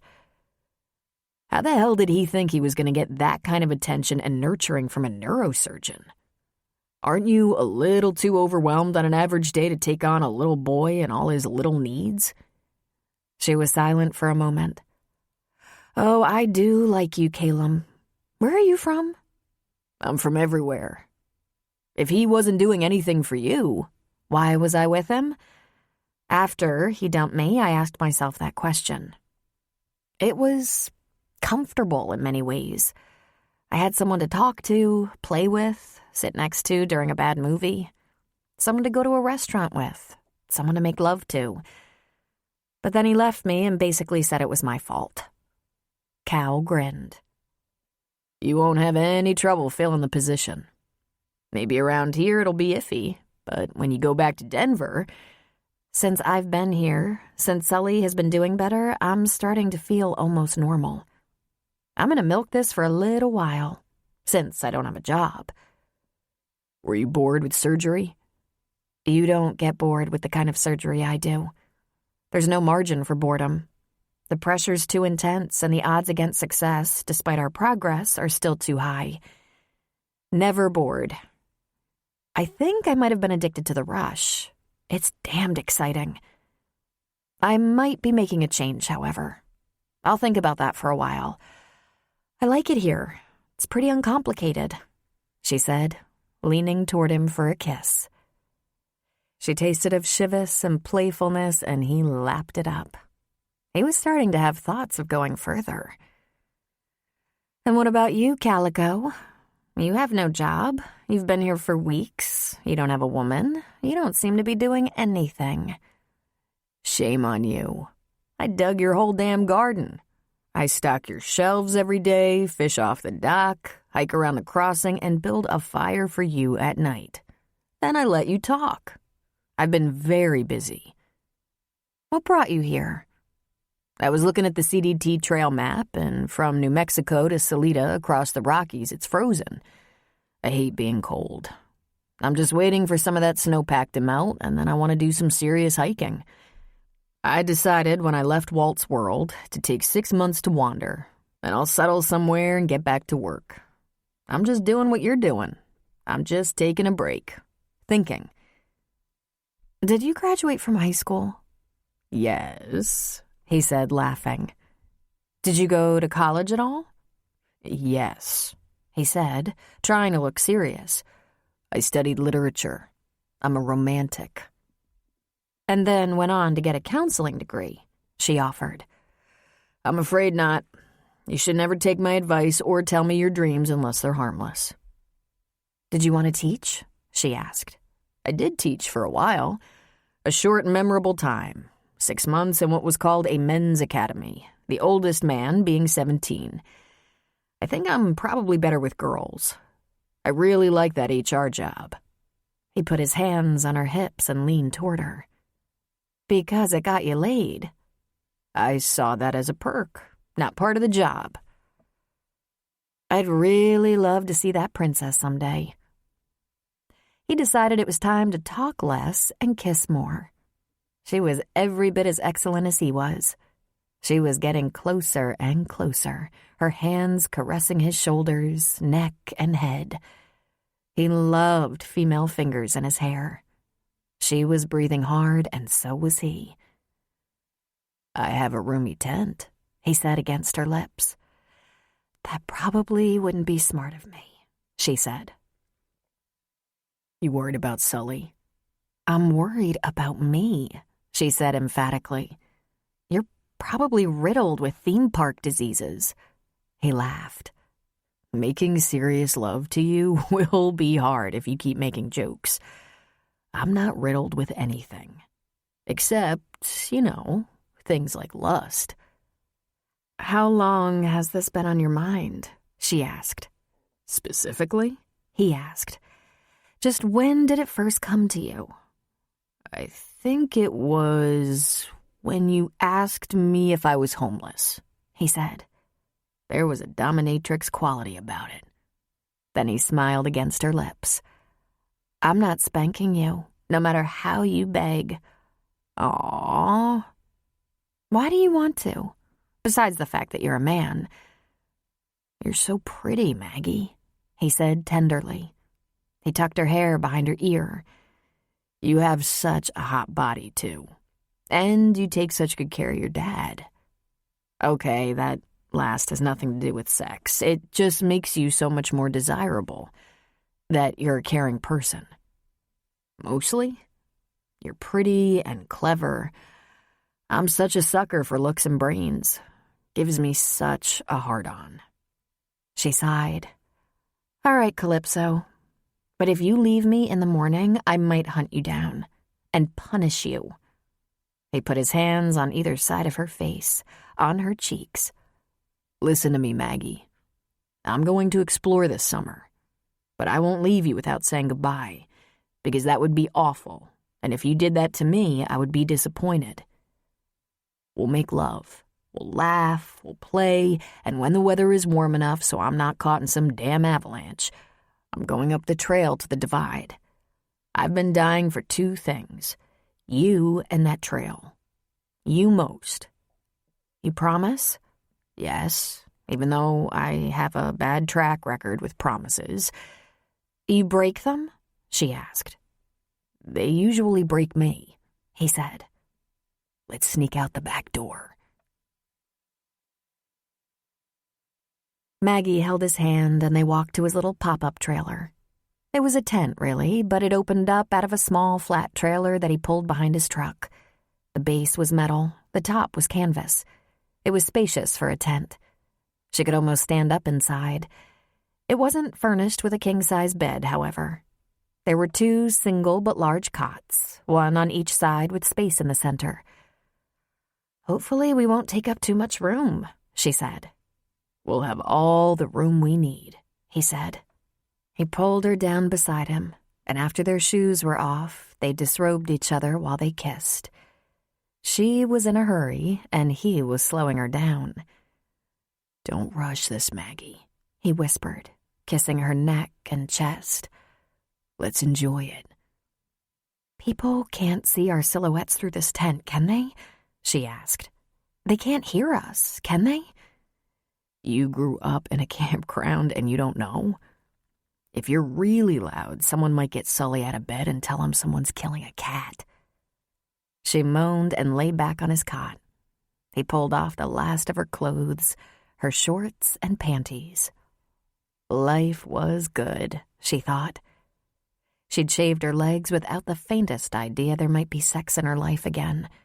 It was a miracle. She'd been attracted to him since first meeting him, but that didn't translate into making love for her. She just thought he was very good-looking for a bum. But it was really talking to him that did it to her. He was the clever one. She should have known he was learned in literature. He was so well-spoken. Her Achilles heel was being told she was pretty. Not just pretty, so pretty. Maggie wasn't used to that. People didn't say that to her. They said things like, "Of course you're pretty, Maggie," and "You're a very attractive woman." She was ordinary, not homely, certainly not ugly, but there was nothing special about her looks. Brown hair, brown eyes, 5'9", straight teeth. She was always picked first in sports for teams, but if there was a school play, she got the part of the aunt or sister, while those achingly beautiful girls played Blanche or Cinderella. Those girls who would grow up to work as princesses. His hands on her were so delicious. His mouth was heaven. He was determined to take his time, stroking and caressing slowly. She moaned and squirmed beneath him, the craving building. But he just hummed as he kissed, sucked, licked, nibbled, caressed. Somehow he knew exactly how to touch her, how to titillate with his lips and tongue. He brought her nipples to life with those excellent lips. Then he kissed his way down over her belly and between her legs, his miraculous tongue torturing her for a little while as she gritted her teeth to stay quiet, gripping his shoulders. Then he kissed his way back up to her mouth. "I think I could do this for a living," he said. "You really turn me on." "I'm ready for you to get going here," she said. He laughed. "Are you now? You sure you want it bad enough?" "I'm sure," she said, running her hands down his smooth back, over his muscled butt. "I think you have a better butt than I do," she said. "Not possible. Your butt knocks me out." He reached down and fumbled around under the cot. She heard him rummaging, and he came up with a condom. "That was convenient," she whispered. "My shaving kit," he said. He knelt between her legs and looked down at her. "Maggie," he said in a breath, "look at you. So lovely. Ready for love." He ran one finger from the hollow at the base of her throat, down her body, over her breastbone, over her navel, over her pubis. He gave her clitoris a brief tease, then lowered himself into her. "Whoa," he said in appreciation. "God, that's good." "Good," she agreed softly. With his mouth on hers, his hands on her hips, he slowly rocked with her, gradually setting a pace that grew deeper and deeper, harder and faster. She pushed back against him, embracing him and kissing him wildly, little whimpers of hunger escaping her until before long she froze, lifting off the cot, lifting him in her sudden strength, and she clenched as she came with heat and power. While her insides gripped and quivered, he emitted a deep groan and she felt him throbbing inside her. As she was coming down from the experience, he began to move, ramping her up again, making her come again. He was limited to the one, however. So sad for the man, she abstractly thought as she indulged a second orgasm, almost as good as the first. Then she collapsed beneath him, weak and satisfied. "Oh, Calder," she finally said. "That was amazing." He chuckled and ran a knuckle over her cheek, giving her bruised lips little pecks. "Did we rock the tent?" she asked. "Who cares? I don't care. I'd be happy to rock this camper all night, entertain the neighbors." "Unfortunately, I can't stay all night. The bed is too small for one thing." "You can stay a little while, till I get a second wind. I'm not like some people, on a hair trigger and able to throw out an orgasm a minute. That's a very neat trick, by the way. I bet I enjoyed that as much as you did." "Highly doubtful," she said. She rubbed her hands over his shoulders. "You're very good at that, like a man with tons of practice. Lucky for you, I have to stay right here until my bones grow back." "We came together like old pros," he pointed out. "Like lovers with a routine. I love that. It's kind of kismet, don't you think?" "I don't know what to think," she muttered. She ran her hands over his chest. "You're so smooth." I never saw this coming. "You didn't?" he asked. "The second I saw you, I knew we'd end up like this. Waiting for you was hard." He moved a little inside her. "It's hard again." "You don't have to wait now, Caleb," she said.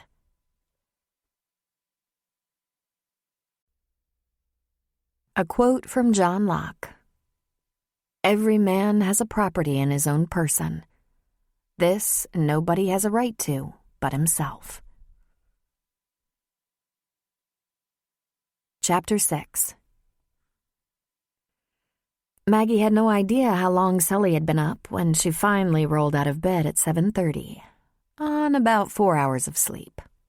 She stumbled to the bathroom and purposely didn't look in the mirror, a little afraid she'd see Cal's brand on her. She started the shower and got in while it was still cold. Holy mother of pearl, what a night that was. He was an amazing lover. But also, he was such a sweet, smart, funny man. Of course, he had to be some strange duck who was taking 6 months off to do odd jobs in camp. He couldn't be some ordinary, stable, reliable person like a truck driver or forest ranger. But then what type of man did she think she could have a comfortable fit with? Sergei, the Ukrainian artist, had been a disaster. Andrew, the doctor, should have worked. They had so many things in common. And it had been a worse disaster. Even running her own hands over her body as she sudsed up in the shower brought delicious tinglings from the night before, little shudders of aftershocks. When she was out of the shower, she braved it, looked in the mirror. Her cheeks were either flushed or chafed from Cal's beard. Her lips were rosy from hours of kissing, sometimes so wildly she could hardly catch her breath. She lost control more times than she could count, and she was pretty sure she bit him once. His fault, really. He could drive her so far into ecstasy she lost her bearings and became nothing more than a writhing body responding to a powerful force and lost all sense. She wondered if she just rocked and wailed in that little pop-up all the damn night. For all she knew, the other campers brought their folding chairs over to Cal's site and created an audience. At least it had been Sunday night, the weekend warriors gone, the population down. She put lotion on her face and some lip gloss, blew out her hair, and got dressed. She was going to have to think of what to say to Sully. She'd never faced that before. Worry over explaining to her father. She'd had a fling or 6 at the crossing, and there was Andrew. She'd never explained him. She'd just said they were seeing each other and they'd be staying in one of the cabins. Something about this was different. It was probably because he'd had a heart attack, she thought. Or it could be because she hardly knew Calvert, the handsome, good-natured bum and princess molester. Better go easy on Sully. Funny, this had never been an issue.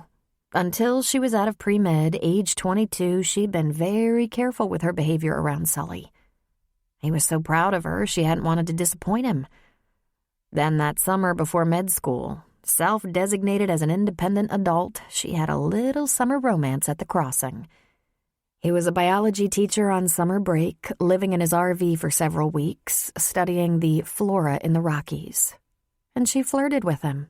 He flirted with her. They were drawn by common interests and lust, and she stayed out all night a few times, cozy in his RV. Sully had said nothing. Nothing at all. It was as if they'd come to the mutual understanding that it was time for her to lead her own adult life, take responsibility for her actions without his guidance or interference. Silent acceptance. She found him on the porch with Frank, having coffee and a not very heart-healthy pastry. But she'd been out most of the night and had therefore relinquished the right to comment on his diet choice. She got a cup of coffee and sat down. "How'd you sleep, Sully?" Slept like a rock. Didn't even hear you come in at 3:30. That was subtle, she said. Like she really needed Frank in on this. Mail run yesterday brought in 4 packages, Sully said. They're for through hikers, so it's starting. Cal's in the storeroom moving things around and getting ready for some restocking, making room for the packages that are going to start coming in now.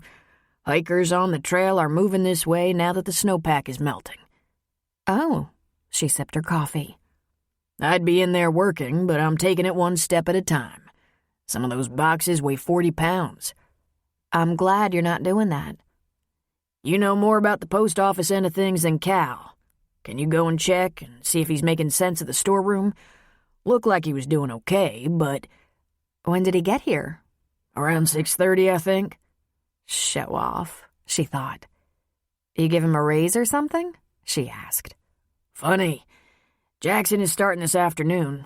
I'm going to use him Saturday, Monday, Tuesday, and then his sister Nikki Friday, Sunday, and Thursday. No extra help on Wednesdays. Sounds decent, doesn't it? Doesn't Tom usually show up on Wednesdays? For cleanup around the grounds, Sully said. That's going to get more important as spring ripens. Few more weeks and I'll be doing it mostly on my own. She wasn't so sure he'd ever be as active as he once was. It wasn't just the surgery. It was the surgery plus being 70. I'll go check on Cal, she said, taking her coffee with her to the storeroom. When hikers plan to take on one of the long trails like the Colorado or Continental Divide Trail, meticulous planning was required. They couldn't carry a lot of water with them. Water's heavy. They had to know precisely where they could get fresh water along the trail, and they had to try to plan strategic stopping points. They could camp along the trail for 4 to as many as 10 nights if there was plentiful water along the way, but they couldn't carry enough nourishment or changes of clothing for longer than that. They would plot their trek by towns and campgrounds like the Crossing. At the Crossing, they could get showers, wash clothes, pick up parcels they'd mailed ahead, as well as packages sent to them by friends or family. They'd meet with other hikers, share news, drink a few beers, grill some burgers, and load up on protein. They'd charge their phones, check their email. They exchanged more than news. Sometimes they'd trade off equipment or supplies to both lighten their load and pick up items they needed. They often exchanged books. Sully had a shelf set aside for that. Long-distance hikers didn't carry more than 1 book at a time. They'd also do some shopping for anything they'd used up, lost, or forgotten. Batteries, first aid items, lighters for campfires, protein snacks, water purification kits. She walked into the storeroom where Cal was stacking boxes containing food and supply items on one side of the room and leaving some shelves empty to give their postal items more space. "Sully said you were here at 6:30 this morning," she said. He turned toward her with a very large smile. His eyes were a little sleepy, sexy and satisfied. He took her cup of coffee out of her hand, placed it on the shelf, and pulled her closer. "And I think your complexion is cleared up," she added. He kissed her, long and lovingly. Yes, this guy was a little gift. She would try not to fantasize spending every night of her life getting trimmed up like she had last night. I have to rent a cabin, he said when he released her. "Oh? And why is that? I thought you liked the tent." I think we weakened the struts that hold up the sides last night, and I want to stretch out a little bit. "How soon will you be checking in, sir?" By this afternoon, he said. They have a bathroom, shower, etc., right? They do. But we're coming into our busy season, so I don't think a free cabin is in your future, even though I have a feeling I'd somehow benefit. His lips quirked in a superior smile. I'm capable of paying my way. Didn't I explain that? I wasn't sure whether to believe you, she explained. He cocked his head. I don't think you got enough sleep. You could thank me for melting your bones last night, but never mind. Let me play the gentleman. I'll thank you. I see your talent extends far beyond the operating room. You are a riot in bed. Thank you. I've never felt better. He laughed. God, you're blushing. I think it's whisker burn, she said. Even better, he said, laughing. Now, can you get me a cabin, or do I have to go through the boss? Oh, please don't, she begged. Bad enough that he heard me stumble to my room at 3:30. I need some time off after I finish in the storeroom and stocking shelves. I have a few errands. But since I'm going to town, want me to cook for you and Sully tonight? I'd like to. That would be very neighborly. Would you like to borrow a kitchen? Nah, I'll make do. But tell me about these hikers. On their way, it seems. When the parcels start coming, we know they're marching up the divide. They don't like to hit the Colorado border before the 1st of May, but they start sending stuff before they begin. Are there big groups of them? She shook her head. Very rarely. There might be a couple or few together, but mostly individuals. Sometimes they meet along the way and begin to watch for each other. How many? He asked. How many hikers? Hundreds, but they're not all long-distance hikers. The number that will spend 6 months on the CDT are relatively few, but they all plot their own course. They might hike for a few days or a few weeks or maybe just through Colorado. Some get on the CDT on the Mexican border and head north. Some hit the trail as far away as Banff to head south, and there's every possibility in between. All through summer you'll see them. They get off the trail at different points. We have about 5 foot and cattle paths and a north-south road all converging here. They usually get off the trail just 5 miles north or south and march up the road. Every once in a while, some crazy fool comes down that footpath behind the house from the Hallelujah Trail straight down from the Rockies. Hallelujah? He asked. It's a demanding trip around and down the peaks. It used to be called Dead Man's Trail, but that was bad for business. Then she smiled. Rock climbers love that area. I bet people get in trouble out there, he said. For the most part, it's inexperienced people. People who haven't prepared, who run into trouble. But there's always the random accident or illness. It's very isolated. Sometimes they sit for a long time until another hiker can get word to first responders, rangers, or fire and rescue. Occasionally, someone gets lost and search and rescue goes out. There's a lot of federal land out here. Fire stations, Forest Service, public land that's remote. Then there's wildfires, avalanches, floods, and the odd wildlife issues. I'm gonna have to get out there pretty soon, he said. As soon as I'm sure I'll be warm. You've said that all along, she said. I'm going to hate that day, for obvious reasons. He grinned his wicked grin. That's very flattering, Maggie. That day isn't coming too soon, also for obvious reasons, he added. It would be kind of you to at least let me get tired of you. But Maggie, what if you never do? She just sighed. The one thing you always secretly hope for can become your biggest fear. Any special requests for dinner? He asked. She shook her head. Something very lean, please. Sully's eating a pastry. Maggie's cell phone, left at the house, was beeping with a message. Her primary attorney, Steve Rubin, asked that she call him. Her heart beat a little faster as she prayed, "Please let it be news that the lawsuit is dropped." How you doing, Maggie? How's your dad? He's good, Steve. What's up? Well, it looks like we're going to trial. It should be in about a month, maybe 2. Crap, she said. Crap, crap, crap. I don't see this as terrible news. In fact, it'll look better for you if you win this one rather than settling. I know it's a little traumatic, but our case is looking strong. Are you still at your dad's? I am. I think he could manage without me now if you think it would appear better if I went back to work. Maggie, it makes no difference. The closing of your practice has no bearing on this case. And if your father is recovering from a heart attack and you're the only relative, you have a perfectly good reason to be on leave. Unless you're bored out of your wits or he's driving you nuts. If you're comfortable there, relax and try to enjoy the time off. However, you have to feel good about yourself. And if working helps that, by all means, go back to work. I don't consider it risky, and neither do the many colleagues who have asked you to fill in for them. They haven't been emailing or calling, begging me to come back. I know the kind of blow this is to your confidence, but I'm sure your colleagues are leaving you alone to rest and tend to family matters. With any luck, we'll have this behind us at about the same time you feel comfortable leaving your dad. Just do what keeps you sane for right now. I'm not entirely sure I know what that is, she said. But she was thinking she could stand a couple more weeks near Cal. One day at a time, Maggie, he said. I'm going to need some of your time as we get ready for a trial. I'll need pre-trial conferences. I'm sure the plaintiffs will want to depose you, and I'll want to prep you before the trial begins. Call me in a few days and let me know if there are any changes in your work status.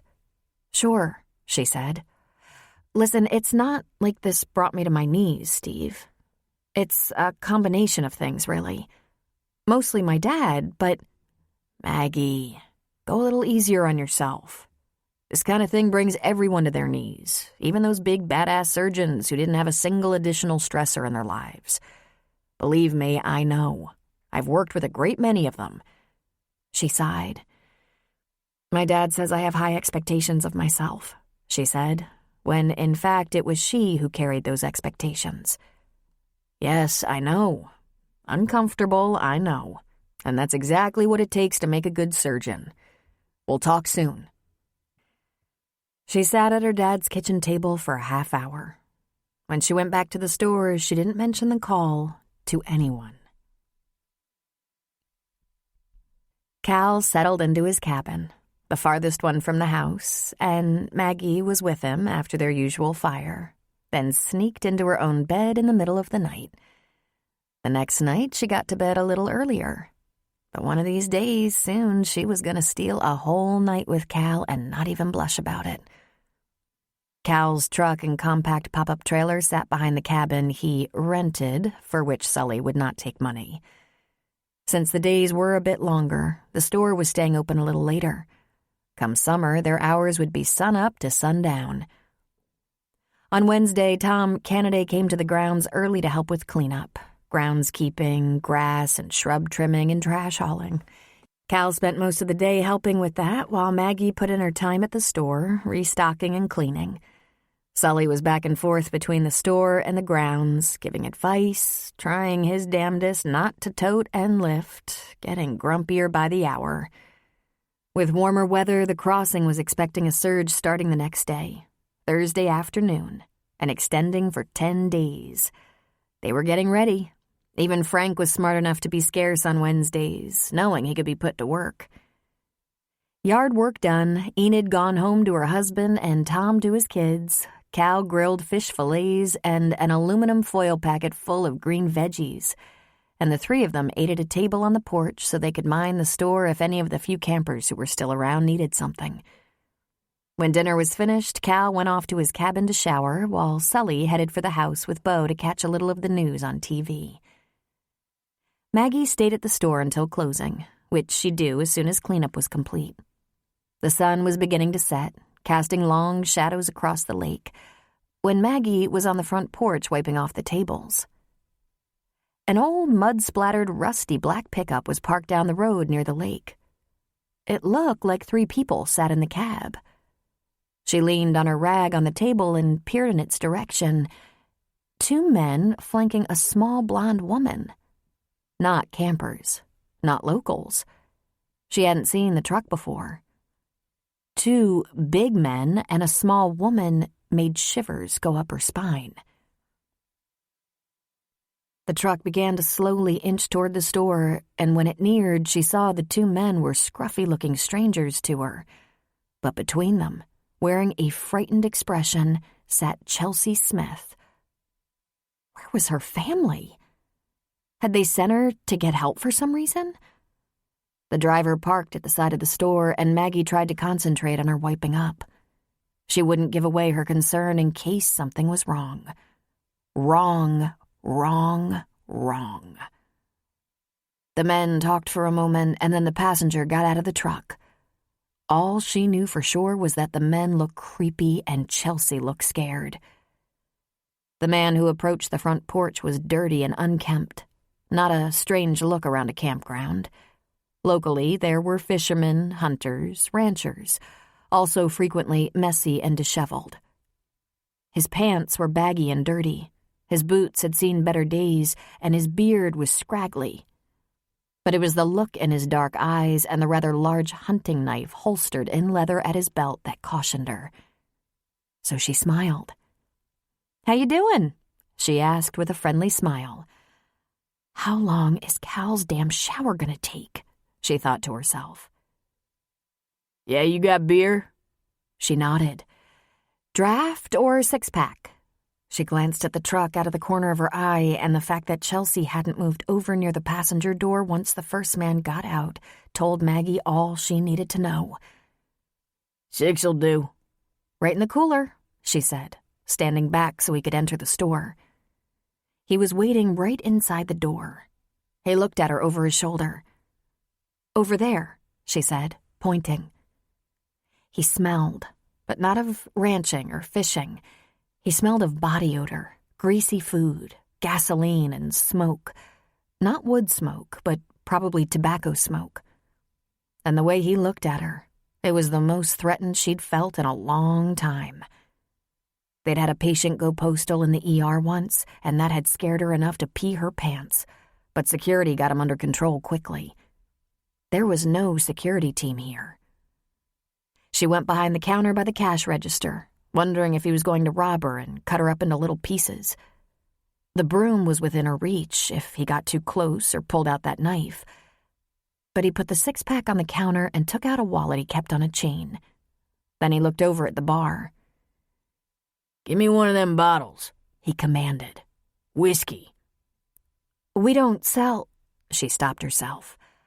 What was she thinking? "We don't usually sell by the bottle, but you're probably my last customer for the day. I'm closing up in 10. She went across the aisle to grab a bottle of Jack Daniels from under the bar and took it back to the cash register. She had a thought. It might be a stupid thought, but Maggie usually assessed and made decisions quickly, and it was the only thought she had. She knew he was wrong, and she didn't want him wandering back into the vast wilderness and doing harm to Chelsea. She began ringing up the purchase. "You passing through?" "More or less," he said. "I got 2 empty cabins if you want it to be less," she said. "Fact is, middle of the week, hardly anyone's around, so we lower the price if it's one night. $12. I can't do that for more than one night. Can't do that on weekends. You know, we stay full on weekends, in good weather." "Stop chattering," she told herself. Her knees felt liquid. If Cal would just walk through the back door, maybe she'd come up with a better idea. "You can park around the back of the cabin if you want it." He looked at her suspiciously. It looked like he was on to her. He turned from the counter as if to leave, but instead he brought back an armload of snack food. Chips, pretzels, jerky, nuts. He piled it all on the counter. "Add it up. Give me the key on that cabin." She rang everything up, gave him the total, and he handed her a credit card. The credit card belonged to Gilbert Anthony Smith. Wrong, wrong, wrong. She ran it, and it showed approved on the machine. She turned and grabbed the key, slapped it on the counter, and said, "You don't need a receipt, do you?" "Why?" "Most people don't," she said with a shrug. "You can't deduct supplies unless you're on business." He sneered at her. Like he was on business? She bagged up his things, and he left the store. Maggie sank behind the counter, her knees useless. She heard the truck start and motor slowly around the store along the drive that led to the cabins. No one had reported Mr. Smith's card stolen, or the machine wouldn't have approved it. That was a good sign, wasn't it? Or maybe the card was taken off his body. Or were they tracking it? Oh, God, how long had that child been with those two? Shaking, she reached for the phone to call 911. She identified herself to the dispatcher and tried to calmly explain. 2 creeps in their 30s just checked into one of my cabins with a 14-year-old girl I know was here with her family last week. They were camping here. Her name is Chelsea Smith, and I believe she may have been abducted. "Was the girl in distress, ma'am?" the dispatcher asked. "She looked terrified." "Never mind, I'll call Stan." She disconnected and dialed Stan's cell phone. "Hello," he said thickly, like his mouth was full of dinner. Stan, there's a kidnapped juvenile and 2 creeps have her, and I gave them a cabin. Need help fast." He coughed and spit. "Jesus, Maggie, the Smith girl?" Yes, I just called 911, and the dispatcher asked me if the girl was in distress. You know about this? Where is her family?" "The family reported her missing. The bulletin went out a few hours ago, earlier today. They're searching for her. She walked away from the group to answer nature and didn't come back." "She's here. I recognized her. She's with 2 creepy guys in a dirty old muddy truck. Where'd she go missing? Northwest of Leadville, in the mountains. They aren't looking this far south. They thought she was lost but started exploring abduction just lately, he said. One of the men used her father's credit card, Gilbert Smith. Please, hurry before they hurt that girl, if they haven't already. She heard the sound of Stan's movement, running, car door opening, huffing and puffing like he was either at home for dinner or at a diner in town. "Where are you?" he shouted to Maggie. I'm in the store. I'm alone. Dad's in the house. Hardly any campers. I've got this shotgun. "Maggie, no," he shouted. "Don't you do anything. You lock yourself in the store and wait for me." Then she heard the car door slam, engine start, and Stan flipped on his siren to be en route fast. She listened while he radioed a variety of case numbers and emergency calls to everyone and their brother. She heard him call out, "In progress," and "Sullivan's Crossing." "Maggie," he said a little breathlessly. "They armed?" "Gun in the rack and big hunting knife strapped on a belt. And Stan, they're big. She's just a little girl." "Stay in the store. We're on the way." Then he tossed his phone, probably onto the seat next to him. She could hear him on the radio in the background, so he hadn't disconnected. She overheard key words like SWAT, abduction, negotiation team, air support, dogs, armed and dangerous. She went to the storeroom for the shotgun. She loaded it. It held 4 rounds of small pellets, and she knew how to use it. It was loud, scary, and depending on where it was aimed, potentially deadly. But more to the point, it was probably not deadly. Probably being the operative word. Where was Cal? Should she go find him? Maggie, her mind asked. When was the last time you had to have a man to help you make a decision? Well, hell, Cal didn't seem to be in possession of a gun, and who knew if he'd ever fired one? He was a theme park employee. She grabbed a roll of duct tape out of the store. Maggie loved duct tape. It cured almost everything shy of an aneurysm. She'd even seen a maintenance guy slapping it along the leading edge of the wing of a 757 once. But if she had the chance, she was going to tape up the hands and feet of 2 bad guys. She stuffed it in her pocket and went out the back door.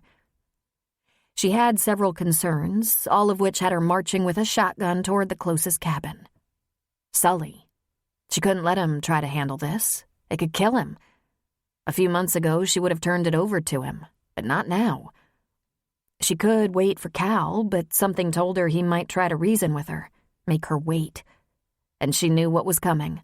Law enforcement complete with a negotiator. They would surround the cabin and... She was reminded of an emergency case years ago, her last year of residency. The victim. Oh, God. What they could do to that girl in the time it took. What if they already have, she said to herself. Then they won't again, her mind whispered back. Oh, this was crazy. She stopped walking 10 feet from the cabin to ask herself essential questions. Could a frontal attack make this worse instead of better? They could shield themselves with the girl, but not both of them. She could shoot the other one if that happened. It could piss them off. Oh, hell, they were already dangerous. My God, he bought snacks and liquor to enjoy while they did who knew what to that innocent girl. Maybe if the police, better equipped and experts in this sort of thing, had their chance, maybe no one would... But they weren't expecting her. If the police and SWAT team surrounded that cabin, they'd have all the time in the world to plan how to defend themselves or hurt the girl. Then she heard Chelsea's scream fade into a sobbing cry, and Maggie couldn't help herself. She marched to the front of the cabin and gave the door a mighty kick right at the latch. When it didn't open, she gave it another right away, and the door flew open. She fired a shot into the ceiling, and it made an earth-shaking blast, a thundering explosion. She barely had time to make out what was going on inside. One of the men was standing on the left side of the bed, crouched in a fighting position with that big hunting knife in his hand, while the other was moving off the bed toward something. The gun was leaning against the wall in the corner. His pants were open, and even though she didn't see Chelsea, she shot the man with the open pants, shot him below the chest, dropping him screaming to the ground. Then she swung her shotgun wide to aim at the second man, racking up the next round. A scary sound. That's when she saw Chelsea, crouched in the corner, her hands over her face. "Run to the store," she said to the girl. Then to the man, "Put the knife on the floor or I'll shoot you. Now!" He backed away, palms toward her. She glanced at the first man, crying out in pain, crawling toward the rifle. So she fired at the wall behind him and he scrambled away, back against the wall. "You shot me in the dick!" he screamed. "You shot me!" Well, that was fortuitous, she thought. She'd been aiming for his head. Chelsea whisked past her through the door and she heard lots of feet running. She imagined everyone within earshot was running toward her now. "Lie on your stomach flat, hands stretched out," she ordered the men. The one who'd been holding the knife did so immediately, but the other one, crying, curled up into a ball against the wall. She racked up her last round, and then Cal was behind her. She could smell him. "Maggie?" he said. "Jesus." "Protect the girl," she said. "Take care of my father." "Maggie, what did you do?" Sully asked from behind her. "I'll explain after these two are tied up. Cal, there's a roll of tape in my pocket. Stan and all the police in Colorado are on the way. Can someone please secure these men up so I don't have to shoot anyone? Again?"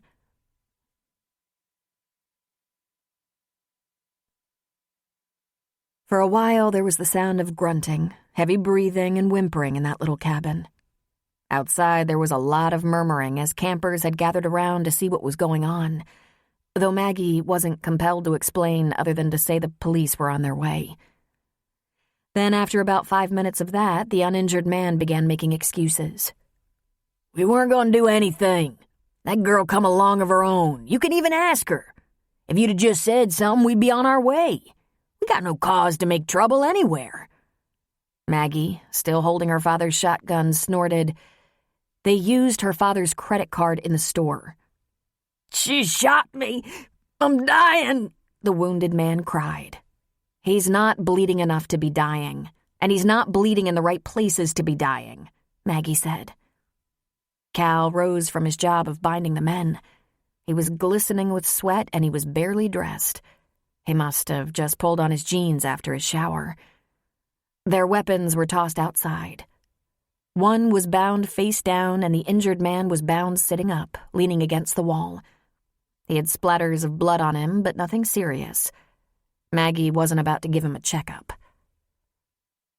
"I'll be fine if you want to grab a shirt," she told Cal. "I'm not leaving you here. In fact, I'd rather you give me that gun now." "I know what I'm doing," she said. "I know how to use it." "I got that message, honey," he said, pulling it gently from her hands. "I don't want you to use it too much, that's all. Why don't you go check on the girl? Sully and I'll take over now." "Thanks," she said, relinquishing the weapon. "I'm worried about her. Will you two be all right?" "I got it," Sully said, picking up the man's rifle and checking to see that it was loaded. "Go ahead." When she walked in the back door, Chelsea jumped off her stool at the counter and ran to her, throwing her arms around her. Honey, it's gonna be okay. The police are on their way." "My mom and dad?" she asked through her sobs. "I'm sure they'll be notified and either come here or meet you at the hospital or police station. Are you hurt in any way, honey?" She shook her head against Maggie's shoulder, crying. "Do you want me to take you over to the house? Do you want something to eat or drink?" She leaned back and shook her head. "I just want my mom and dad," she said. Maggie pulled her toward the kitchen. "How'd you end up with those two, honey?" "They tricked me. One of them was crying for help right by the stream where I was filling my water bottle, and when I looked, one of them dragged me down the hill with a hand over my mouth. I couldn't even scream. I lost my whole pack." She started to tremble and sob again, clinging to Maggie. "One of them used your dad's credit card," Maggie said. "It was in my pocket," she said. I've had it in my pocket since we were here. I used it to pay for stuff here. It was an extra. My mom had hers. My dad said hold on to it. Keep it safe. When I saw that card, I knew you'd been kidnapped, Maggie said. So, it did the trick. Did you really shoot that man in the... Nah, Maggie said. I just shot him where I thought I could stop him and do the least damage. He's fine. They're just pellets. They hurt and sting, but he'll live. He'll need a few stitches and that's all. He's going to jail. Finally, the sound of distant sirens. A helicopter neared. A few minutes later, there were cops everywhere, though Sully had called Stan to tell him Maggie had rescued the girl and that Chelsea was safe. Along with law enforcement, they got fire and rescue, and as could be predicted, they made a mess of things with their big trucks and heavy equipment. It was completely dark, but with a nice big moon lighting up the property. And boy, were the police pissed at Maggie. She had specifically defied Stan's orders. "What the hell were you thinking?" Stan raged. "You could have killed somebody. You could have hurt that little girl." "I took that into consideration," she said. "If she'd gotten hurt, I could still do damage to them and get her out. But no one was going to die from Sully's old shotgun. Noisiest piece of gun in the West, I think," she said. "Scared 'em. That's what I wanted." "You could have been killed. Those big old bad boys could have walked right through that shot and killed you dead." "Well, I was doing my best at least," she said. "Leave her be now. She did what she had to do," Sully said. "You gonna sit outside and listen to a little girl scream?" "It's okay, Dad," she said. "Let 'em get it off their chest. You can go to the house and rest. This has been a strain on you." "You think I'm likely to miss any of this?" he said. "You could have been killed, Maggie," Stan persisted. "Yeah, but I thought there was a better chance they'd never anticipate me coming at them with a shotgun.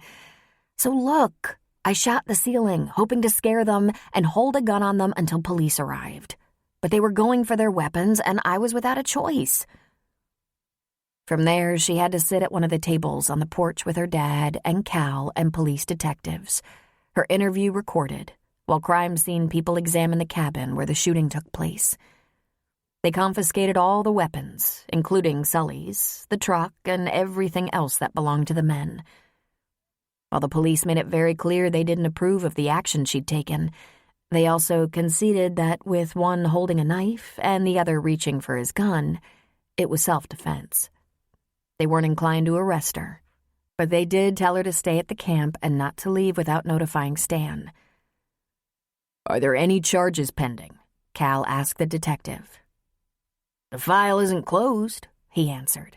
"But so far I haven't seen any evidence that would warrant arrest. Still, the investigation isn't quite over." A while later, a paramedic she'd known for about 10 years, Conrad Boyle, Connie for short, came up on the porch. He grinned at her.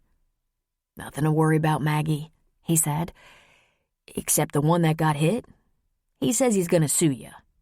"Tell him to get in line," she answered somewhat bitterly. No good deed ever goes unpunished. "He's gonna be fine. They're twins, you know that? Bert and Bud, from the Wet Mountain Valley area, back in the hills. I'm just guessing, but I bet they're pretty well known back in those trees." "Thanks, Connie. You need anything before we haul out of here?" "Got a Valium?" she asked. "I'll have to check you. Call ER. Write it up. You don't have one?" "Forget it, Connie," she said. "After everyone gets out of here, maybe I'll have a drink or something." He grinned at her. "I don't care what anyone says. Good on you, Maggie. You probably saved that girl's life." "Thanks, Connie." An hour and a half later, the grounds finally quiet, law enforcement and rescue gone. Maggie had a nice hearty whiskey blend over a couple of ice cubes out on the porch with Cal. Sully had gone to bed, but she was still way too wired and spooked. She could tell that while the grounds were quiet, people were still awake. She could see the glow of fires in the dark night. She heard the gentle murmurs of talking. She wasn't the only one afraid to close her eyes on the night. "Just one question," Cal said. "What made you storm that cabin? Without help, without backup of any kind?"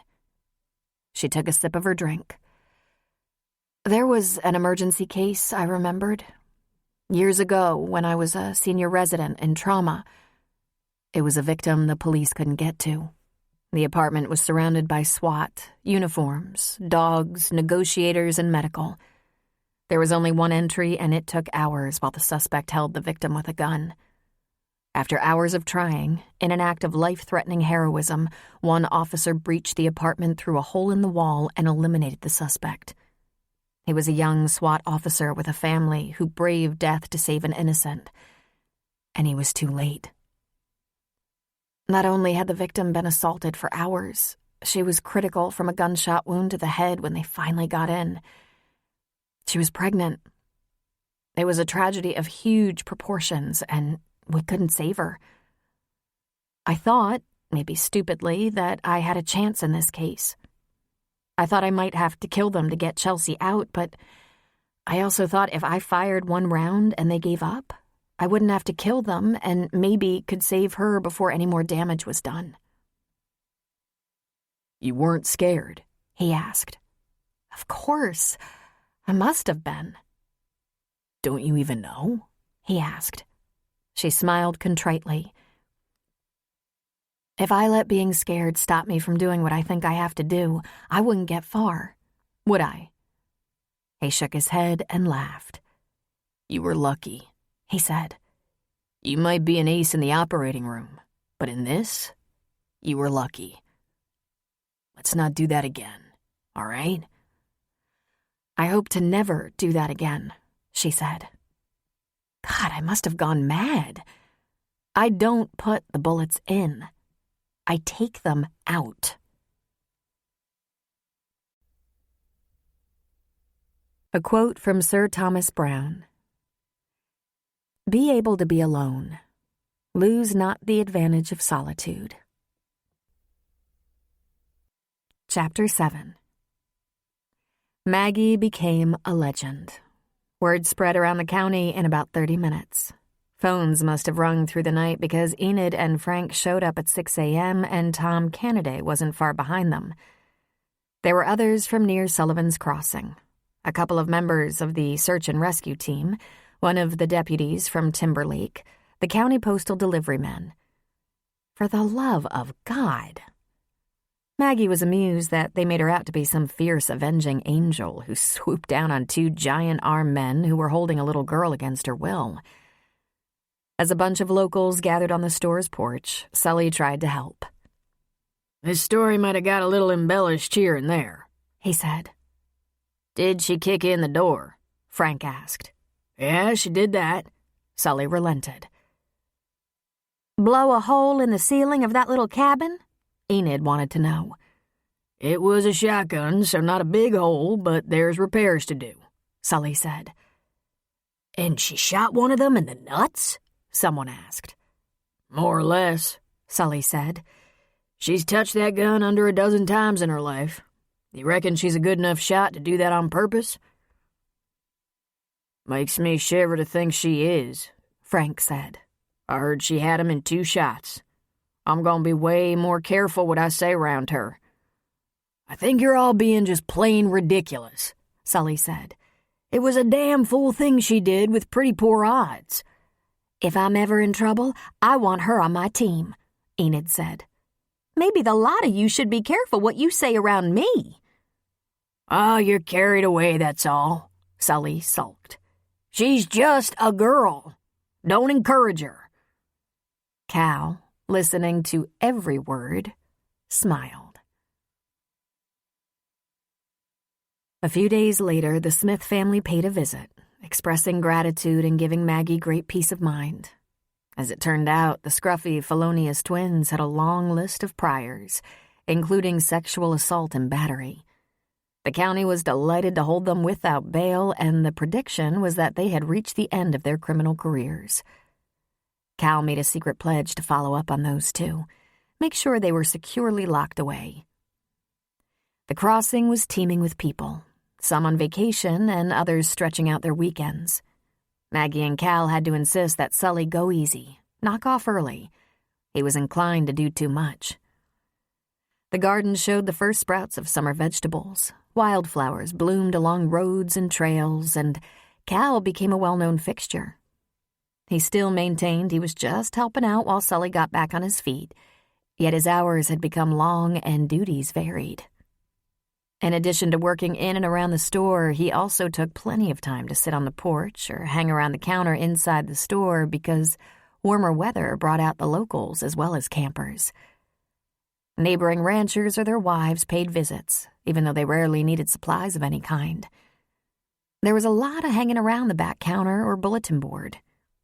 Gavin, the local ranger with the U.S. Forest Service, dropped by a couple of times for a beer after work. The volunteer search and rescue unit had exercises nearby, and most of the crew stopped at Sully's on the way home. Tom was part of that team, and Tom managed to drop by most days, either in the morning for a cup of coffee to start his day, or in the afternoon to check on Jackson or Nikki at the end of their day. Tom and Cal seemed to spend more and more time together, talking and laughing like old friends. Cal was friendly with the campers, and when they asked him if he owned the store, he said, "No, it belongs to Sully. I'm just cheap help. But if there's anything you need, just let me know." Maggie took Sully to Denver to see the doctor for his checkups. Sully wanted to drive himself there and home, but Maggie wasn't having it. She wanted to hear everything the doctor said. Rob Hollis gave Sully an A+. "You're cleared to lift 25 to 35 pounds, and stretching and bending is approved, as tolerated. Walking is good, as much as desired. Meds stay the same. See you in a month." Sully peered at Maggie. "Bet that just drives you crazy, hearing that I'm fine." "I'm delighted," she said. "You don't have to stay to take care of me anymore," he said. "Can I stay if I want to?" she asked, a bit sarcastically. "Long as you want, Maggie. But don't you miss the hustle and bustle of the operating room?" In fact, she did. The cases, especially the most challenging, she missed them. The related complications, not so much. She was keeping up with the emails and snippets of news she got during regular calls with JC, not to mention being in touch with her lawyer. He said she'd be deposed in a couple of weeks, and she'd have to go back to Denver for that.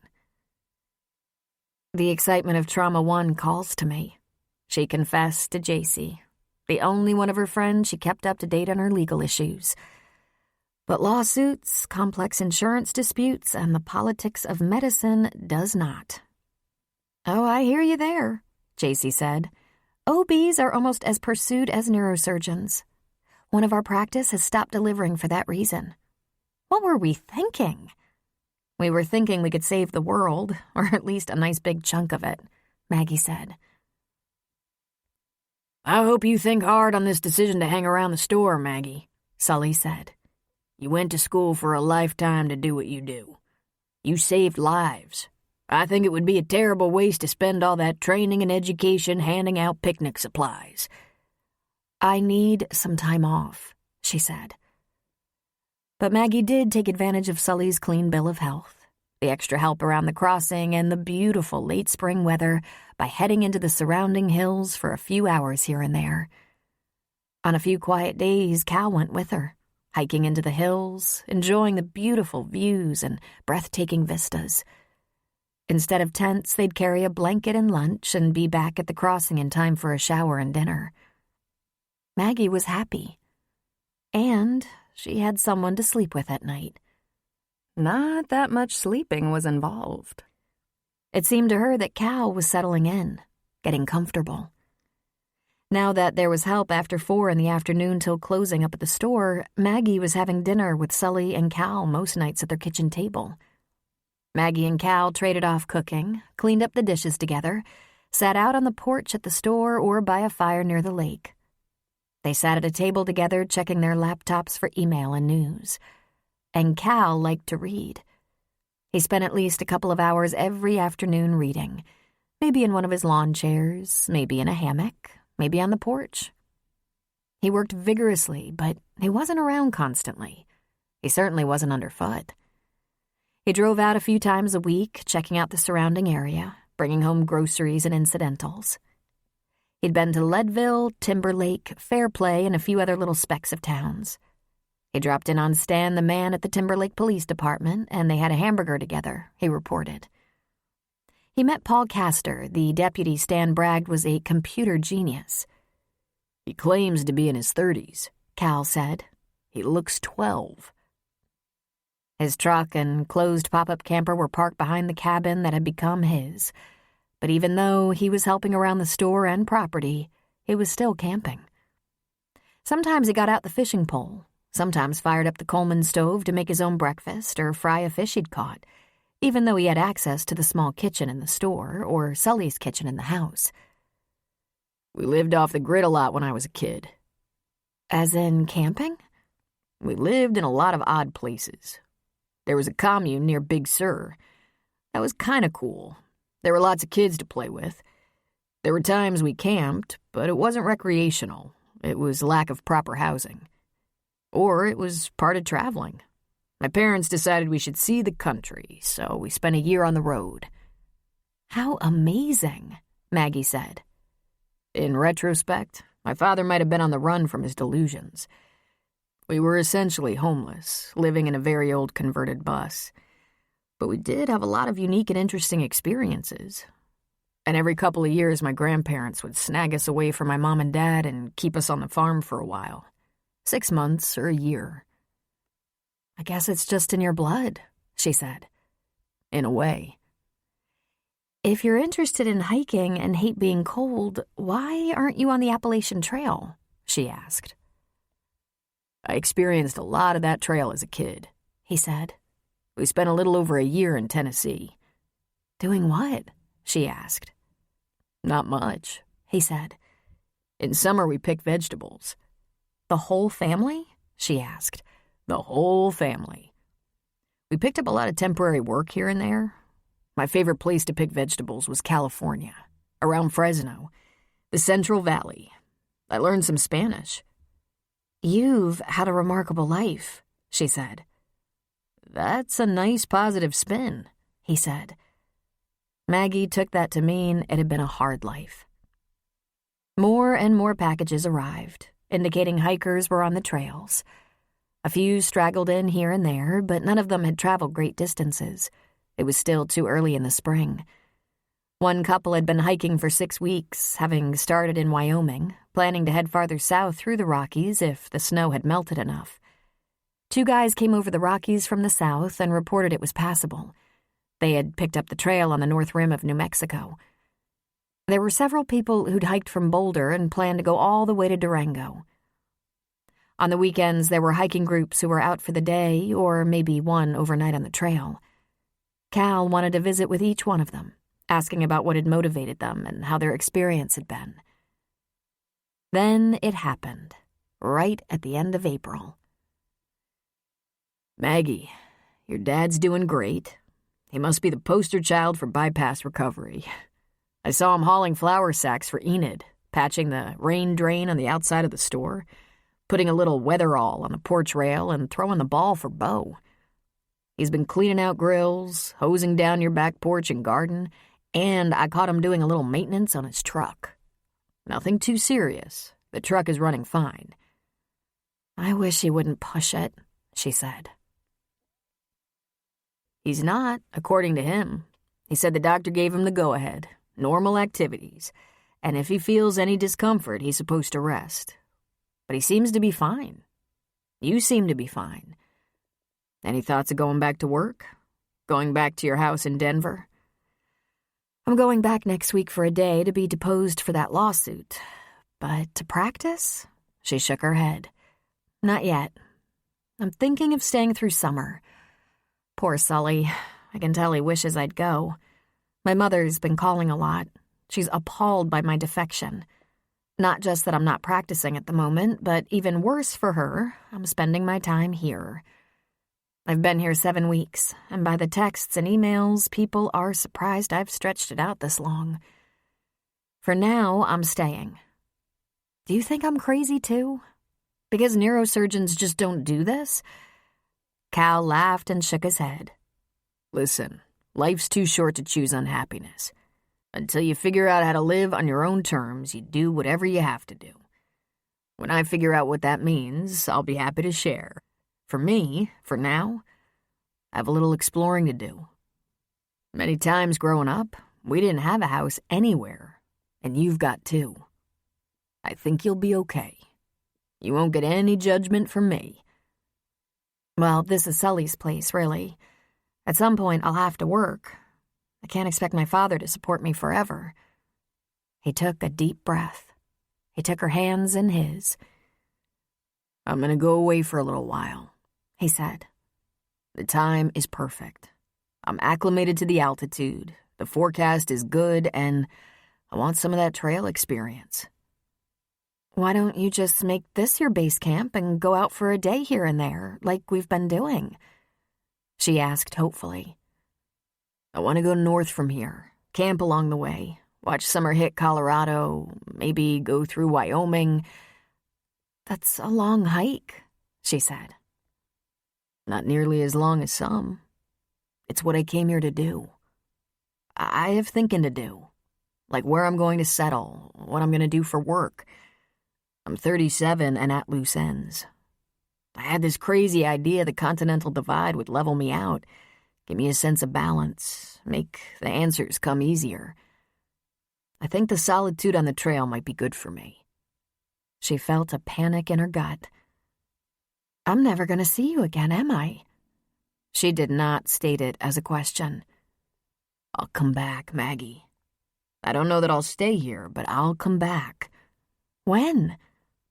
I have no idea. I don't know if I'll get enough of that trail in 3 days or 3 months. It'll do me good.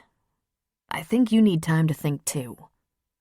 You're leaving your truck and camper? He shook his head. There's a place to park it in Leadville, and I'll get on the trail from there. Leadville's not too far away, and I don't want it to be in your way here. It wouldn't be in the way. Sully offered. I'm leaving it in Leadville. In the morning. Crap, she said, getting misty-eyed. Her nose immediately plugged up. Can't you leave in a few days? Give a girl a little time to get used to the idea? This is better, honey. I told you from the day we met, I want to do this. I need to get out on the trail alone, just me and the inside of my head. You're leaving your truck in Leadville, so you won't have to come back here to get it in case you decide you're done with this place. With me. Not true. I will come back. I will see you again. But I don't want you hanging on to a piece of me with expectations. I don't want you looking at the truck and being reminded every day. I want you to be free to get on with your life. If you go back to Denver, I can find you there. What in the world do you have to think about? She demanded. You're almost the most normal man I've ever known. You are not even slightly fucked up. There's nothing you can't think about right here. In fact, I'll promise not to talk to you for 3 months so you can work through whatever it is, and then we can work out anything else. She stopped herself.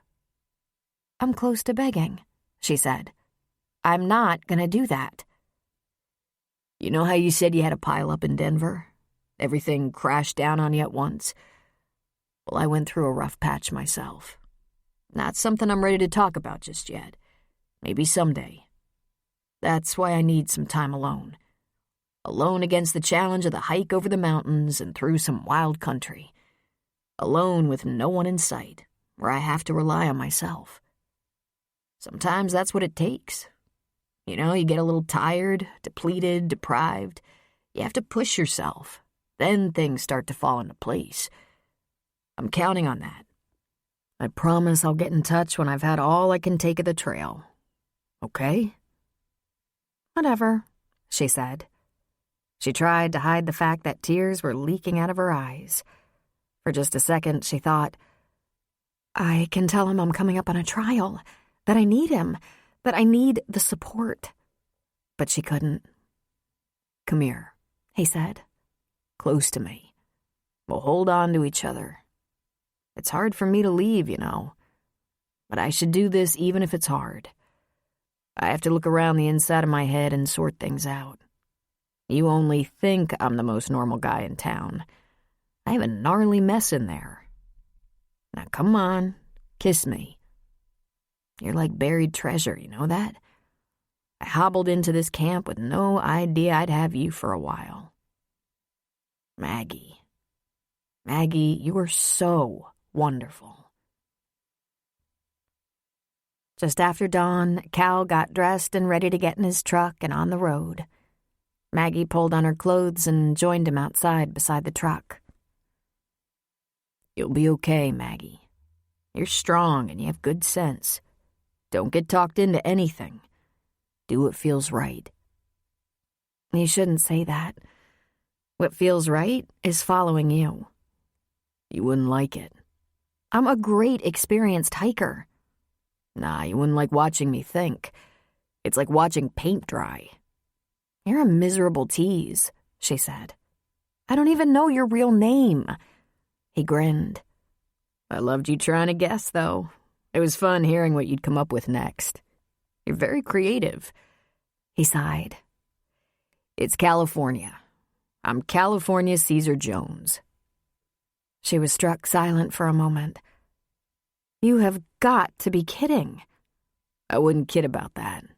It's on my driver's license and everything. But don't make me go through all that now.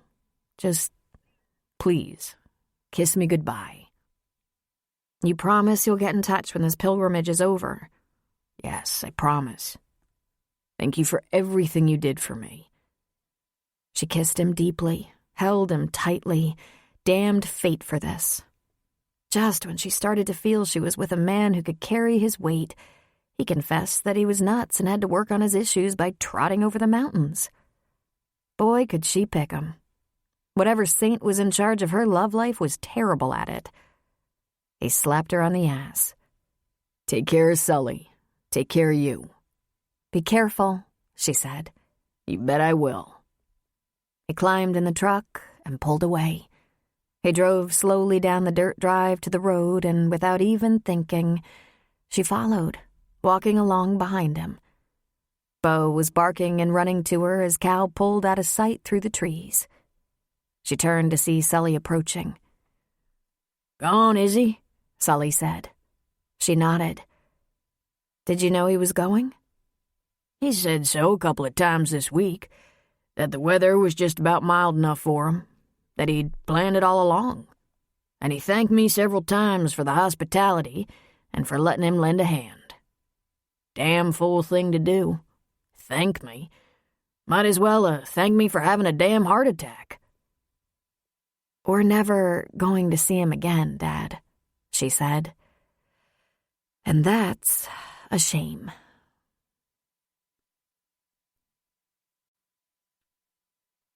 A quote from Henry David Thoreau. Heaven is under our feet as well as over our heads. Chapter 8. On the fourth day out on the trail, west of Boulder and north of Vail in the mountains, just north of Rocky Mountain National Park, where the air was pristine and the sky a beautiful blue, where he could see for miles and great magnificent mountains rose and fell all along the horizon, Cal set up his little tent and dug a trench around a small fire. It was the end of the day. The sun was descending behind the Rockies. This looks like as good a place as any. What do you think? He said aloud. Of course, there was no answer. It was 2 years and 2 months since Lynn Amy Baxter Jones had taken her last breath. It was approximately the same time of day, but on the 1st of March it had been so cold and dark. They talked about the end for a long time, for months.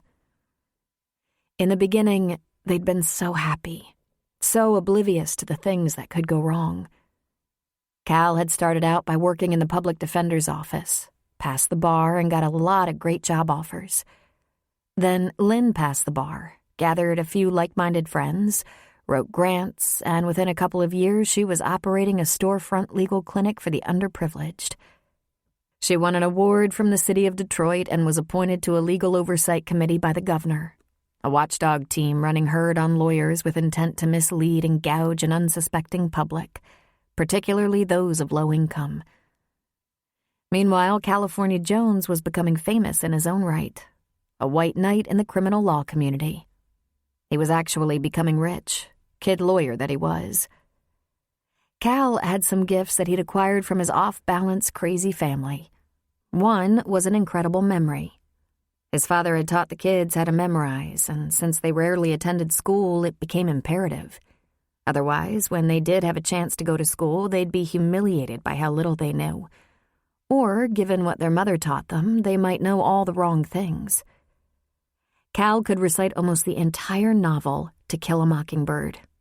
He grew up wanting to be Atticus Finch. While Lynn took great pride in accepting very little compensation, Cal was enjoying a terrific income for the first time in his life. They married and bought a sprawling house in Grosse Pointe. Lynn thought it was so funny. Cal and his solid house, big enough for an army. "You just don't know how much trouble a big house can be," she lectured. "That's right," he said, "and I want to know." They talked about the children they would have because they both wanted at least 2. Cal still wasn't sure if things would be better or worse if they'd gotten right on that and had a child or 2. Like Atticus Finch, he'd be a solemn widower lawyer, bringing up his children alone, filling them with pride and accountability. But they hadn't done it, and now he was completely alone. As soon as they started trying for a baby, the nightmare of scleroderma invaded their lives. The painful disease of the connective tissue presents as a hardness and inflexibility of the skin, and in Lynn's case, internal organs. At first they were optimistic and researched the disease, hoping that she'd be one of the lucky ones and get 20 years or even a cure. It was not to be. The disease worsened rapidly, and she was admitted into a research program. Again, she was not one of the lucky ones. The disease progressed quickly, and Lynn spent 2 years battling the pain and immobility, not to mention disfigurement of her face and arms. That's when she asked him, "I know we're on the same page here, Cal. If my kidneys shut down or my heart gives out, so be it. No resuscitation. But if it takes too long, please don't let me suffer in pain. I wouldn't let you, I swear to God. It's not like there's any hope." He promised. She fought hard for as long as she could, and they both prepared for what they knew would happen. Ultimately, she said, "It's time. Please. I love you so much, but I can't do this anymore." And Cal slid the needle into her IV, injected the morphine slowly, then crawled onto the bed, took his beautiful wife in his arms, held her, and told her how she meant everything to him, kissing the tears from her face as she passed into the next world.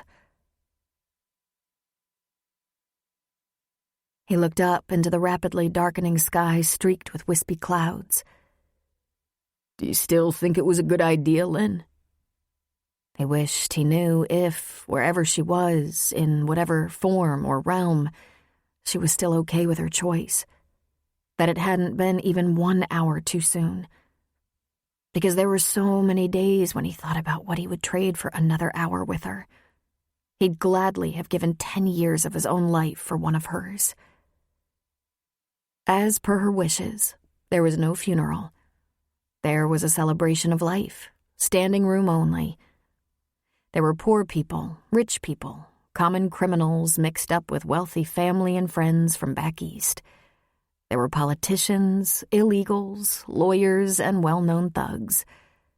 Between Lynn and Cal, their clients had been of every stripe.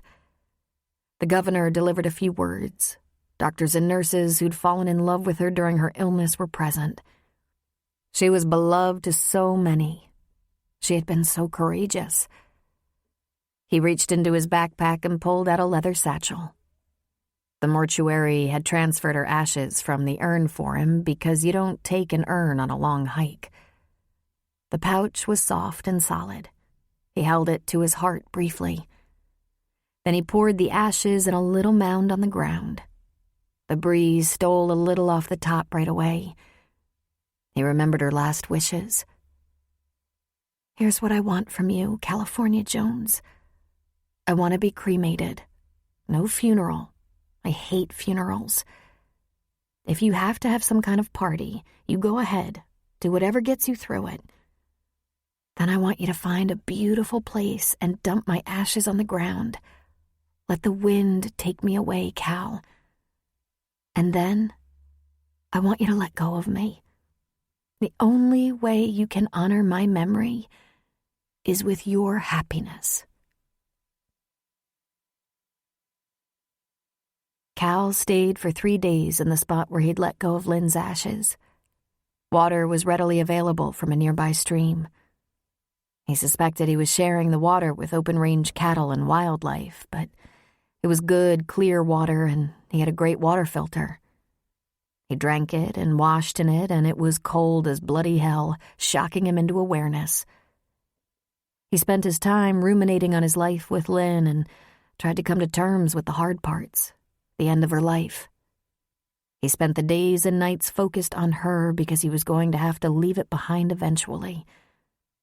It wasn't as though he'd forget her, but he hoped the time had finally come for moving on.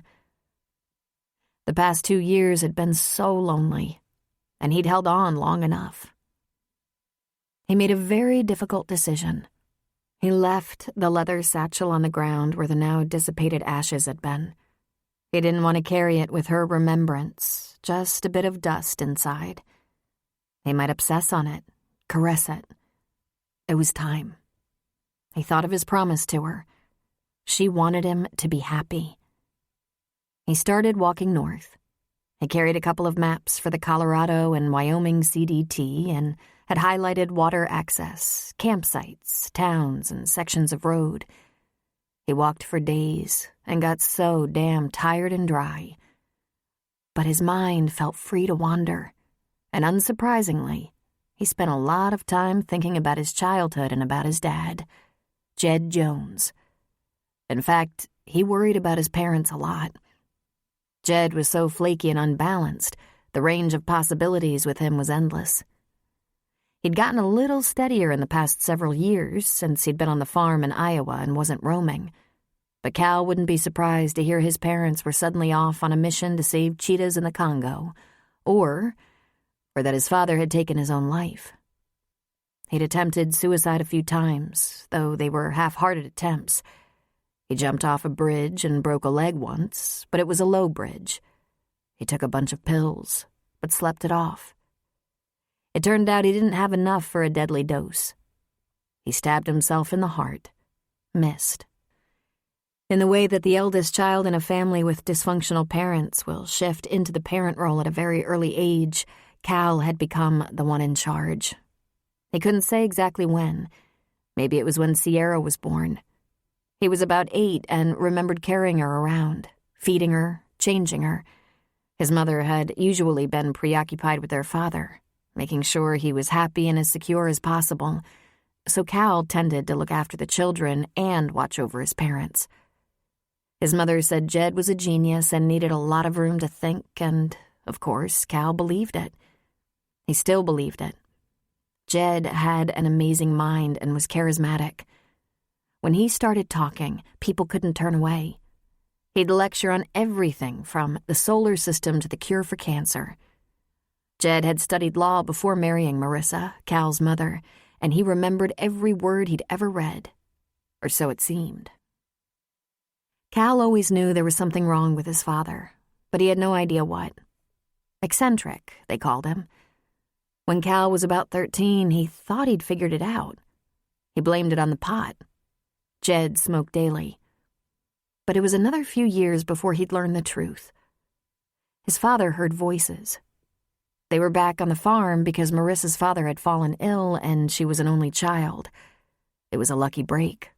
They were stable for a while. Jed, who knew a lot about everything and had experience in farming from their days as migrant workers, had something to do, and they were all warm and fed. And one night, Marissa asked, "Where's your father?" Cal said, "I saw him by the barn, talking to himself again. I guess he's running ideas." And out of the blue, Marissa said, "He's not talking to himself." Cal was 17, and suddenly it was all so clear. Jed had secret friends.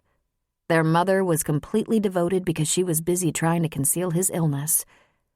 His delusions conversed with him and gave him advice, not always good advice. He smoked a lot of dope to keep them quiet, and Marissa watched over him like the keeper she was and made sure the drug use didn't get out of hand. She supported him in not seeking medical intervention because the drugs doctors used would slow down his beautiful mind, and he couldn't bear it. He tried a couple of times, she said, and it was brutal. He became a zombie. But worse, he became depressed because he couldn't think. Things had been quiet in those quarters the past 10 years or so. Cal's grandfather had died a long time ago, and then his grandmother, as old as the ages, had needed Jed and Marissa on the farm. So they stayed. Then Grandma passed. Cal and his siblings were raised and gone. Jed and Marissa had no other means of support. Sometimes Cal held his breath, ready for some harebrained idea that would have them off on an adventure. But so far, so good. Cal, being the father to his father, could usually talk Jed out of things. "I think if we burn the fields instead of plow them, the ash will give essential nutrients to the soil and make next year's crop richer." "No," Cal said. "That only works on rice fields. It has the opposite effect on corn and wheat. Besides, you lease those fields to farmers." But God, they were exhausting. So, unable to really help and refusing to be as codependent as Marissa was, Cal limited his contact with them. He visited about once a year and talked to them every 2 to 4 weeks. He'd like to just talk to his mother, but she was attached to his father, and there was no way to isolate her and pull her out of that mess, not even for a conversation. They were like conjoined twins. Interestingly, Cal, his younger sister Sedona, and younger brother Dakota all broke out of that craziness. With a vengeance. Sedona was a psychologist, married to a businessman, mother of 2 children, living a very stable, happy life. Dakota was an Army major, decorated for valor. He was so rigid and conservative it almost made Cal's teeth ache to be around him. But Sierra, the baby, was lost. She might be schizophrenic like her father, but it was impossible to tell because of her drug use. She'd seemed all right into her 20s and was an excellent student. Then it fell apart. Cal and Lynn had staged an intervention, explaining the situation with her father and mother, for that matter, and tried to get her help. But rather than finding the source of her pain in Jed Jones, Sierra found an ally. Apparently, she understood about the wild notions and mysterious voices.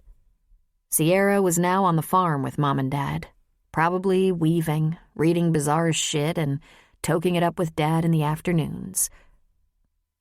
"Whatever works," Marissa was known to say. Living with, perhaps understanding how to function in such a family, had made careers for Cal and Sedona. They were the opposite of freewheeling, new-age, wackadoodle hippies. Maybe Dakota, too. It was almost counterintuitive. If the parents are hippies and revolutionaries, the kids end up moderate and conventional. Cal kept hiking. Every 3rd or 4th night he found a campground or a little bit of a town where he could wash, eat a protein-heavy meal, drink a couple of beers, talk to people, resupply. It was when his trail also became counterintuitive, when he had to hike south to hike north, that he realized how much he missed Maggie. They were a little bit alike. They were both struggling to move on from their dynamic but abandoned careers, both getting over difficult childhoods, both floundering a little as they reached for a lifestyle that brought peace and comfort, and they could both go back to where they'd been tomorrow, pick up the threads of their previous lives, and succeed in many ways. She could go back to Denver and step into the operating room and resume her role as a talented young neurosurgeon. He could go back to Grosse Pointe, and his old firm would welcome him with open arms. But he didn't think either of them would do that. He'd been on the trail for 14 days. He'd done what he came to do. He'd left Lynn in the wind on a beautiful mountain pass. He turned right then, in the middle of the trail, and began walking south. Maggie's muscles ached, and for good reason. She'd thrown herself into physical labor. She'd far rather enjoy the calisthenics of sex, but her lover had taken to the trail.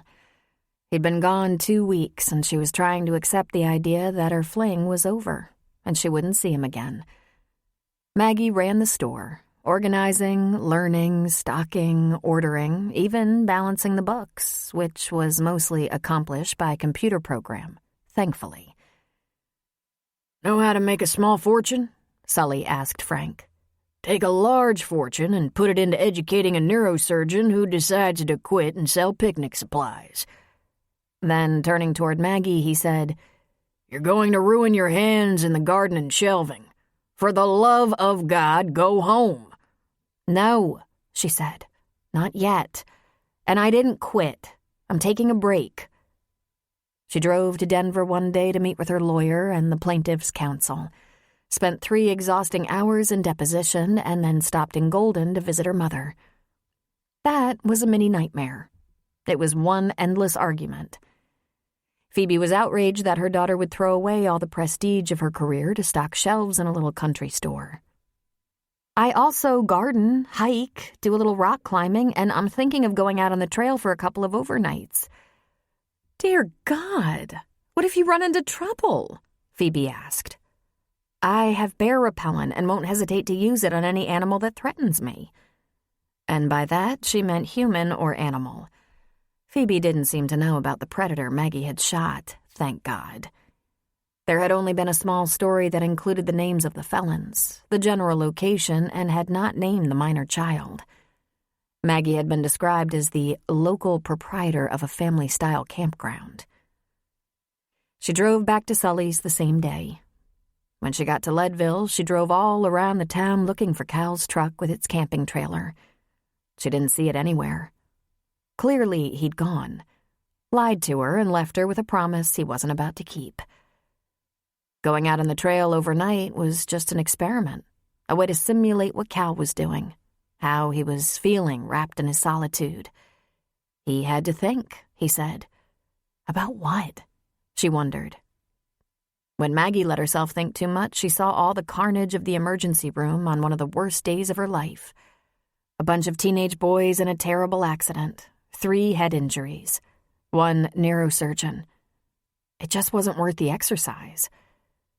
Instead of camping in the wild, she hauled stock, weeded, cleaned the public bathrooms and showers, raked, scrubbed Sully's house from top to bottom, and rearranged furniture. "Damn near broke a leg in the night just trying to go to the John. You about got it out of your system yet?" Sully asked while they had their morning coffee on the porch at the store. "What?" "Cal, that's what. I guess you think I'm just stupid." "Look, I admit I wish he hadn't gone, but it's probably for the best. He's just some jobless loser living in a tent who couldn't tell the truth about anything even if it bit him in the ass." Sully leveled a stare at her. "You catch him in a lie, Maggie?" "That doesn't mean he wasn't lying." Sully scowled at her. "I think they need you in Denver," he finally said. "I think I need you in Denver." "I have too much invested in you to leave now," she said. "God help me." One day a letter came for Cal from the Colorado State Supreme Court. "Dad?" she said. She held it out to him. "What the hell could this mean?" Sully took the envelope and held it for a second. Reckon it means he's coming back. Unless he sends me a request to forward it." "I don't see how it could mean that," she said. "Clearly he's on the run." "Don't be ridiculous," Sully said. "From what?" "Well, this isn't a jury summons. He's not a resident. Maybe he is. You don't know everything. I don't know anything. He's probably wanted. Indeed, Sully said sarcastically. What is it then? It's a man's private mail, and as postmaster I swore an oath, and part of that oath is to keep my nosy daughter from picking through the mail. You better keep this to yourself, Maggie.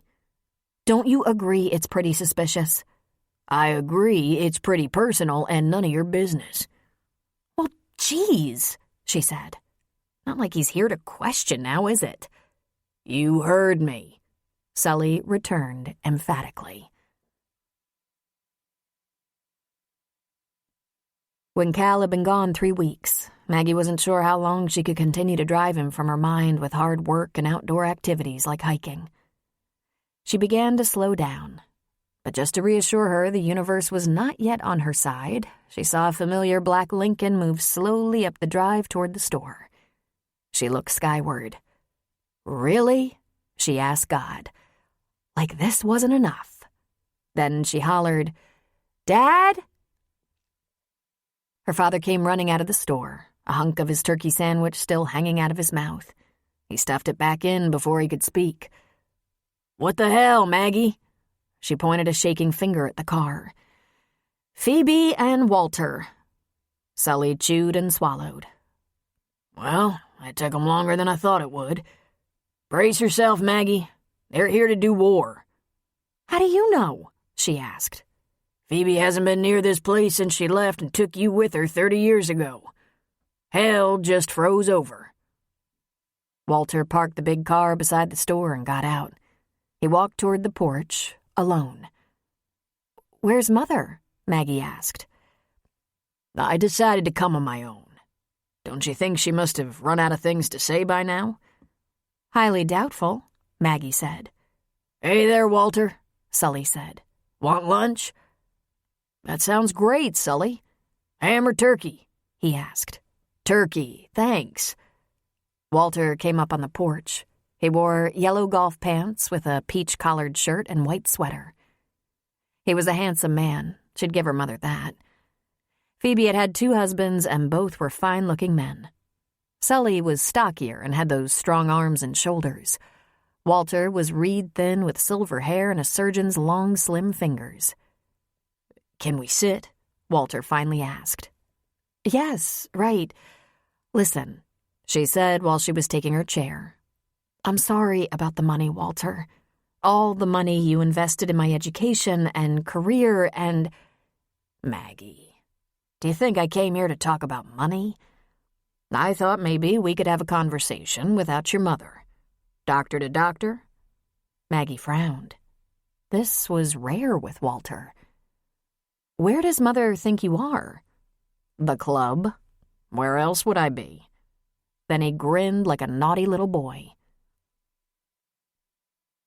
Maggie could count on one hand the number of times she'd had a serious and private conversation with her stepfather, yet each one had been meaningful. It wasn't just that Phoebe rarely gave him time to speak, though that was often the case. On top of that, Walter was hardly verbose, and he was relatively soft-spoken. They loved working with him in the operating room. While other surgeons were swearing and throwing things, Walter was saying please and thank you. Sometimes it seemed as if Walter saved himself for those important messages, while Sully spit out weighty and sarcastic wisdom all day long. There you go, Sully said, putting a tray on the porch table.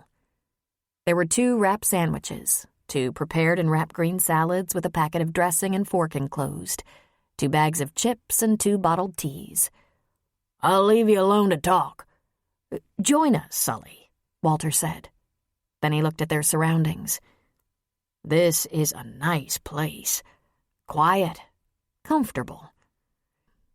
It's usually quiet during the day, except on weekends when there are more than the usual boats on the lake, Sully said. Most folks are exploring or hiking or rock climbing. They'll all be back, stirring up their grills and washing off the grit of the trail. Let me get my lunch. Don't wait for me. Walter immediately unwrapped his sandwich and opened his bottled tea, taking a drink. Well, I'll give you this. You picked a good place to unwind. What a beautiful day. Walter, forgive me, but I'm overcome by the strangest feeling. He just lifted one gray brow as he bit into his sandwich. Then Sully was with them again, sitting at the table, his half-finished lunch on a tray in front of him. You were saying? Walter asked. I said this is strange. I can't decide whether to be touched, grateful, or scared to death. Whatever prompted this little meeting, are you going to lecture me about leaving my job? I was under the impression it was a timeout, Walter said. Are you actually quitting? No, I don't know, she said. She couldn't eat her sandwich. The truth is, I don't know what to do. What if I didn't go back to it?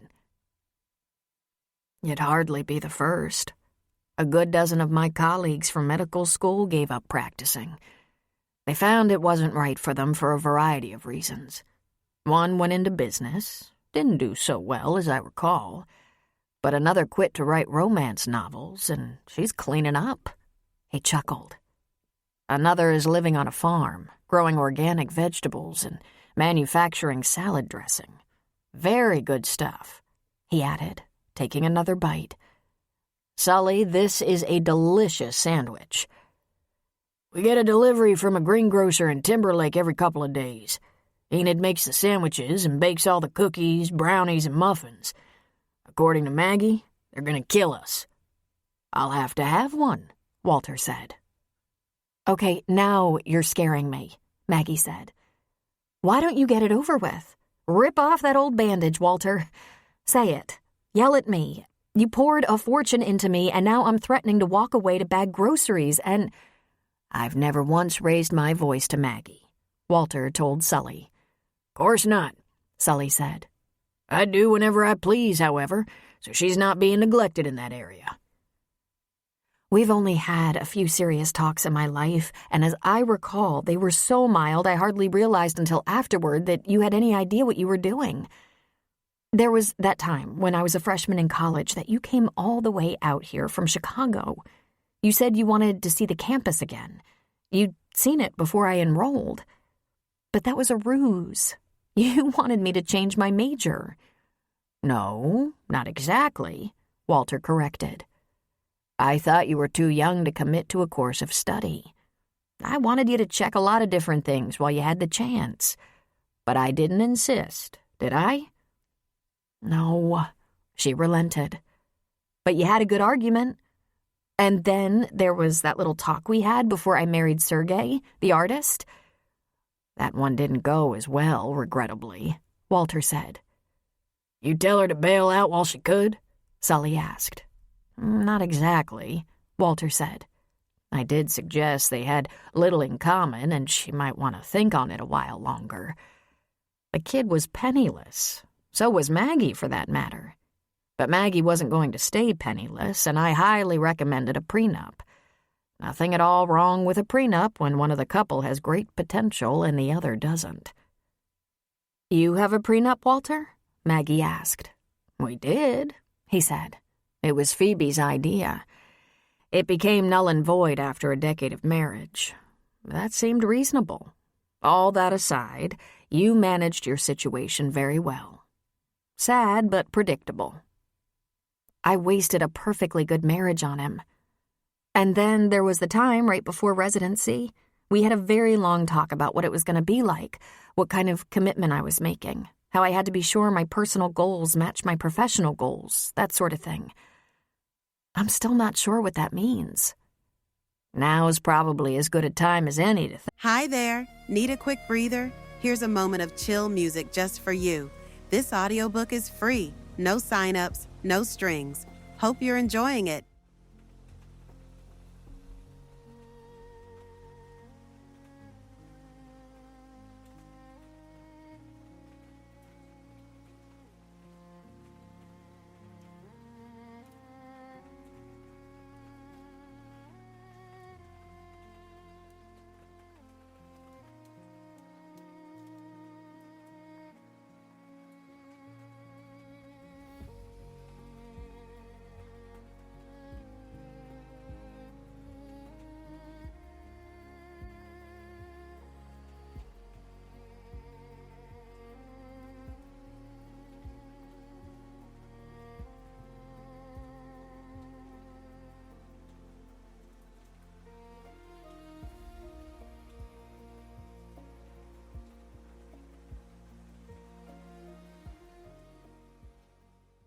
think about what it means.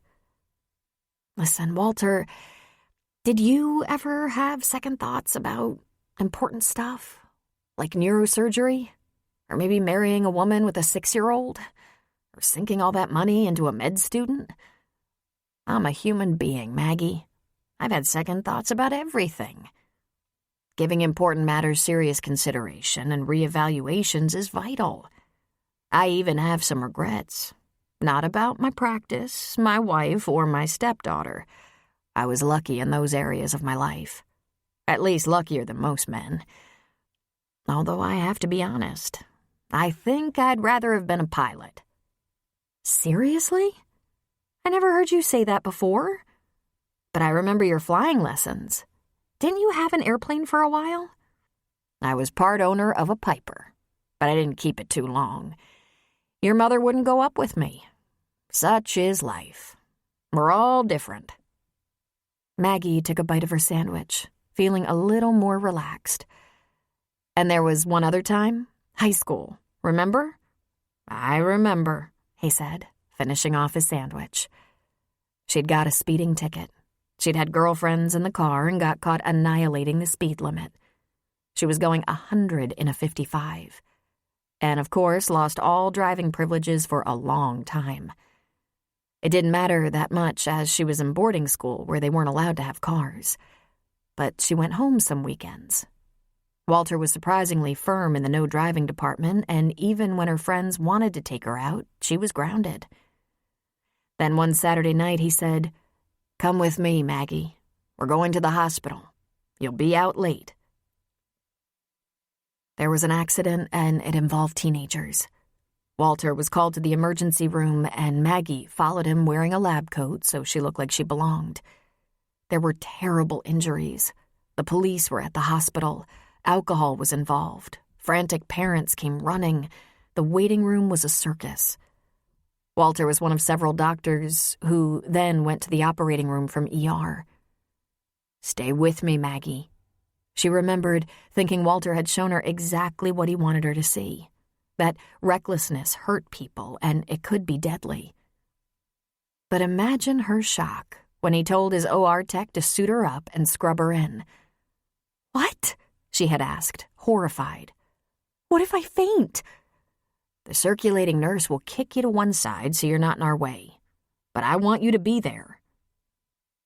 She stood through not one, but 2 surgeries on teenagers and watched in fascination as Walter calmly and confidently called for instruments, asked for extra hands, ordered suction while blood dripped on his shoes, drilled holes in a skull, implanted shunts, carved and stitched, even had to resuscitate one patient on the table. He never panicked. He never raised his voice. The circulating nurse mopped his sweating brow. Both patients went to recovery, Walter and Maggie following. Maggie heard a nurse say, "By the grace of God and a hair." She heard Walter say to one of the parents, "We were very lucky." Maggie had been in a silent cloud of sheer wonder. It was nearly dawn when they were driving home. "Well, Maggie," Walter said. In a voice that sometimes rang in her ears to this day, she heard herself say to her stepfather, "I have to do that." He pulled the car into their garage, stopped the engine, and looked across the front seat at her. "You can do anything you choose to do, Maggie. But if you want to live to do it, you will not drink and drive, and you will never exceed the speed limit again. Is that clear?" "Absolutely. So how long does it take to become a neurosurgeon?" He was quiet a second, and then said, "Forever." Maggie smiled and shook her head. "Walter, high school, my speeding ticket, a watershed moment." "Seems so," he agreed. "I couldn't have planned that, of course. I admit I wanted to scare you, but it had a much bigger impact than that." "You didn't think I'd be impressed with emergency surgery?" "At that time in your life, I was betting on a career in cheerleading." She gave a hollow little laugh. She thought for a moment. "Would you two mind if I just I'd like to take a short walk down by the lake before we continue this conversation. If you have the time, Walter. If you can spare me, Sully. We'll just have our drinks and catch up. Go ahead, Walter said. I'm in no hurry to get back on the road. As she walked along the edge of the lake, hands in the pockets of her shorts, her sneakers getting wet and dirty, she remembered with such clarity the night in the emergency room, that night of vivid lucidity, watching Walter save lives. She followed him at 3 feet, listening raptly, but he only spoke to her twice. Both times he said, "All right, Maggie?" And she had replied, "All right." All he'd had in mind was showing her blood and fear and trauma from a car accident. But something had happened. Though a kind and gentle man, until that night she hadn't appreciated how strong and wise Walter was, how thoroughly competent. That night she learned a new respect for her stepfather. Later, while in medical school, she'd scrubbed in with Walter a few times, much closer to the sterile field, watching his perfect nimble fingers work magic. That was when she learned that Walter Lancaster was a highly respected neurosurgeon. He was the one to ask for when you wanted the best. She did her fellowship in neurosurgery with him. He'd since retired from his practice after a couple of small strokes, unwilling to take any chances on his health or that of his patients. He still worked now and then, taking a few days to go back to Chicago where he was licensed, where he consulted, scrubbed in with another surgeon occasionally, that sort of thing. And he continued to go to neurosurgery conferences where he was often a presenter. It suddenly occurred to her. Maybe their move to Golden wasn't Phoebe's idea. Maybe Walter liked the idea. She dawdled for a half hour or so, just thinking. Then she went back to find someone had wrapped up her uneaten sandwich, and Sully was showing Walter the garden. She walked over to take some credit for it. Stuff was sprouting up all over. "Pretty soon we'll come out here to cut a few inches off the top of the lettuce for salad, and it grows back in a couple of days. Tomatoes will be coming all summer. Melon vines are starting to crawl over the yard." "I've always wished we had a garden," Walter said, bending to pet Bo. "But between me and Phoebe, there was no one to take care of one, and hiring it done just wouldn't be the same, would it?" "Mother isn't sinking her hands in the dirt, Walter. You know better than that," Maggie said. "Well, she's good at other things," he said. "Like what?" Maggie asked, sounding insolent. But Walter laughed. "She's a genius at hiring a cleaning service and picking restaurants. And she has other gifts. She's a great decorator, an excellent travel companion. She can entertain with great fanfare. And I think you don't give her enough credit for being a wonderful mother." Maggie reserved comment on that. It might just be there were too many complications given 2 marriages, the separation from Sully. She was willing to give Phoebe the benefit of the doubt. Maybe under it all she was a good mother, just not that good for Maggie. "I'm getting back to work," Sully said. "Nice to see you, Walter." The men shook hands and Sully wandered off toward the store, Bo at his heels. "And I should get back to Golden," Walter said. "It was nice having lunch with you, Maggie. I think you picked a nice place to hole up a while." "I think you came here to give me things to think about. So let me admit it. I miss my job. The patients, the surgery, some of the staff. It's just the other forces. Insurance, administrators, lawsuits, politics, and, Jesus, even the media. They make it so hard to help people." "I know. It's very hard to find a way to do what you do on your own terms." "Did you do it on your terms?" "Yes," he said. "There were occasional trade-offs, but I managed most of the time. But it's obvious in 1 hour here that I wanted an entirely different kind of life than you do. I didn't grow up in the country, in the mountains. I grew up in a nice house in Chicago. I didn't play sports. I got a chemistry set when I was 7. I was in the chess club, the debate club, the science club, the old-fashioned version of a nerd. And all I wanted in a wife was everything that would drive Sully and maybe you crazy. He smiled at her. No one can live your life but you, Maggie. But if you find a way to use your talents to help people, I think you'll be happier. She couldn't deny it. She was deeply touched that Walter would do this. Ditch her mother and drive to the crossing to speak to her alone. No pressure, just a conversation. You're a good man, Walter. You've been a good father to me. He kissed her forehead. I'm very proud of you. In all your incarnations. The store was pretty quiet, so they left Jackson in charge and went to the house for dinner. Maggie grilled a couple of fish fillets and sautéed some vegetables. Sully sat at the table. That was good of Walter to drive down just to talk to you, he said. You're a very lucky girl. Yes, Walter went out of his way, didn't he?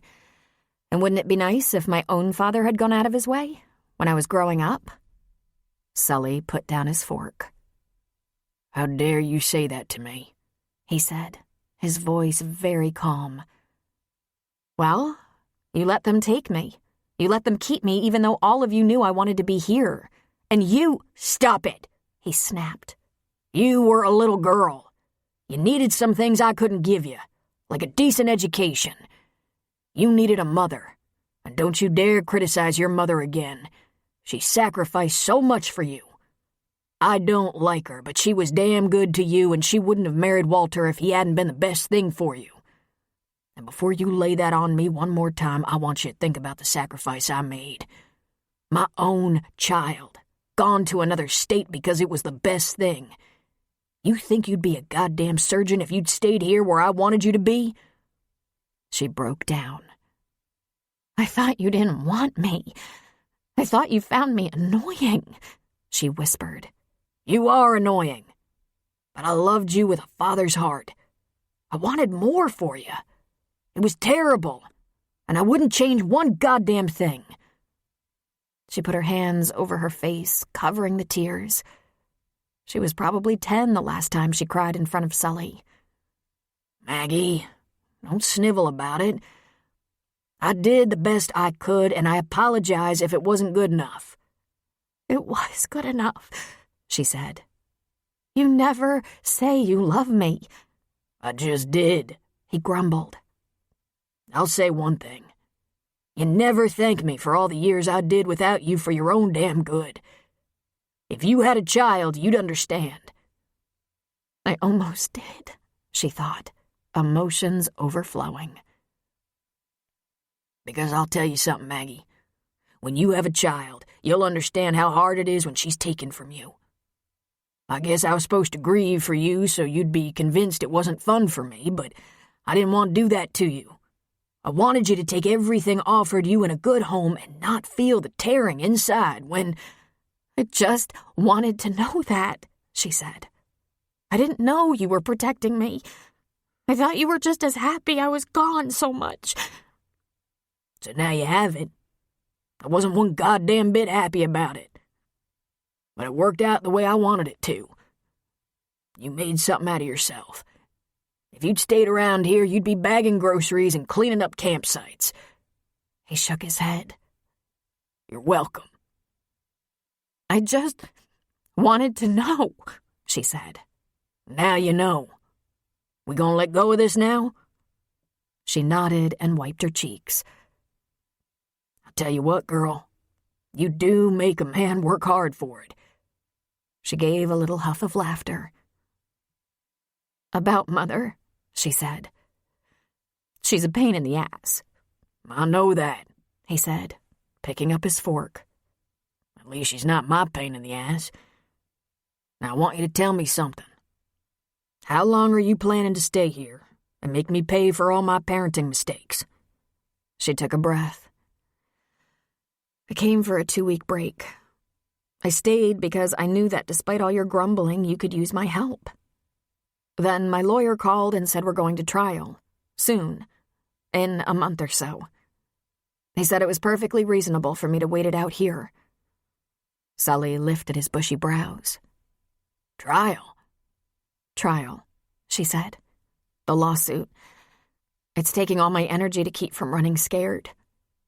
You have nothing to be scared about, he said. Walter says you're one of the best and it'll all come to light. Meanwhile, I can stand it a little longer if you're determined to stay on a bit. She laughed. You certainly know how to suck up, Sully. Don't I? He said.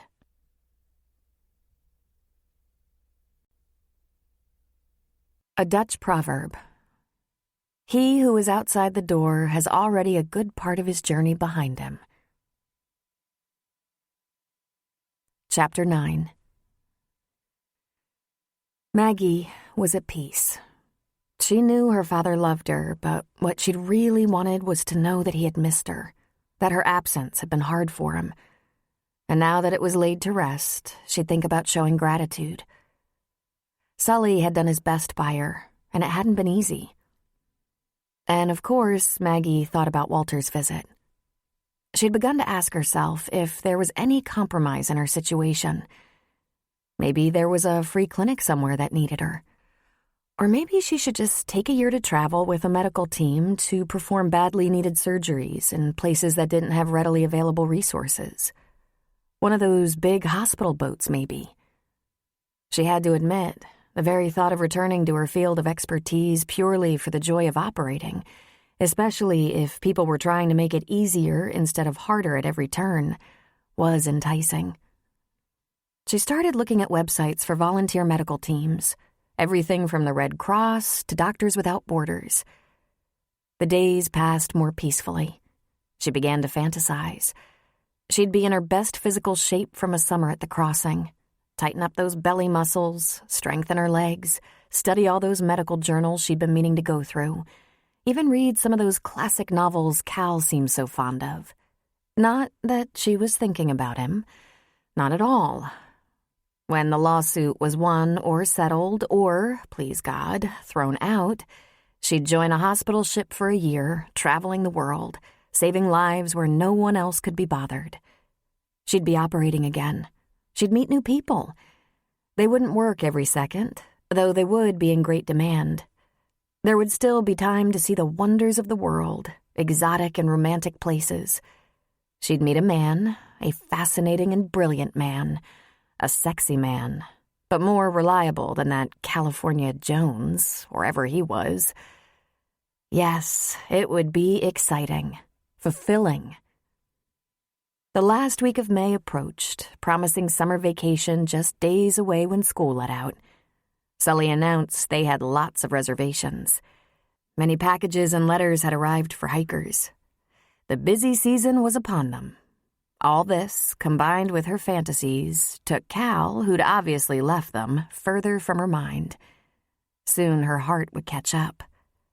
She hadn't heard from him at all and hadn't located his truck in Leadville, no matter how many times she'd tried. It was only late in the night, in the dark, that she remembered with longing how special their time together had been. She'd loved talking to him, loved making love even more. But alas, he hadn't promised anything but that he'd say goodbye. And he said promises broke him. Well, he had said goodbye. There was another crack in her heart. After a very long day of work, just as people around the campgrounds were starting to fire up their grills, Maggie sat on the porch with Sully, Tom, and Frank. Tom and Sully had spent the day refreshing the grounds and rounding up trash. Maggie was having a beer, feet up on the porch rail. A hiker came into view from the north. He'd obviously been on the trail a while. He was dirty and sporting a beard. His cheeks above the beard were apple red. He had a walking stick that looked like something fashioned out of a knotty branch. "Look at that," Sully said. "Looks like he could use a cold one," Tom said. "Wonder how many miles he logged," Frank said. "He's been gone almost a month, ain't he?" Maggie sat up in her chair, feet off the rail. She leaned forward and squinted. Could it be? She stood, and the hiker waved. "Reckon I'm gonna be cooking my own dinner tonight," Sully said. Maggie put her beer on the table and went down the porch steps. She walked toward him, at first thinking it might not be him. He was barely recognizable. She walked a little faster. He dropped his stick and shrugged off his backpack, letting it fall to the ground, and she broke into a run. So now all those guys on the porch knew everything, knew that he meant so much to her, knew she'd been missing him madly. When she reached him, she threw her arms around his neck and almost knocked him over. He kissed her as he lifted her off the ground. "Damn, you feel good," he said. "Miss me?" "I was so busy I hardly noticed you were gone." He laughed. "I'm gonna need a ride to Leadville to pick up my truck." She pulled away from him just a little bit. "It's not there," she said. "I looked and He grinned. "It's there." "Why didn't you just get it on your way?" she asked. "I didn't want to get off the trail when this was closer. Besides, I knew you'd give me a ride. And it has to be soon. There's nothing clean in my pack." "You're pretty ripe," she noted, wrinkling her nose. "Good hike?" "I'll tell you all about it," he said. "But can I have a beer first?" "Sure." He grabbed her hand and his backpack, letting her have the walking stick. "Come on, then.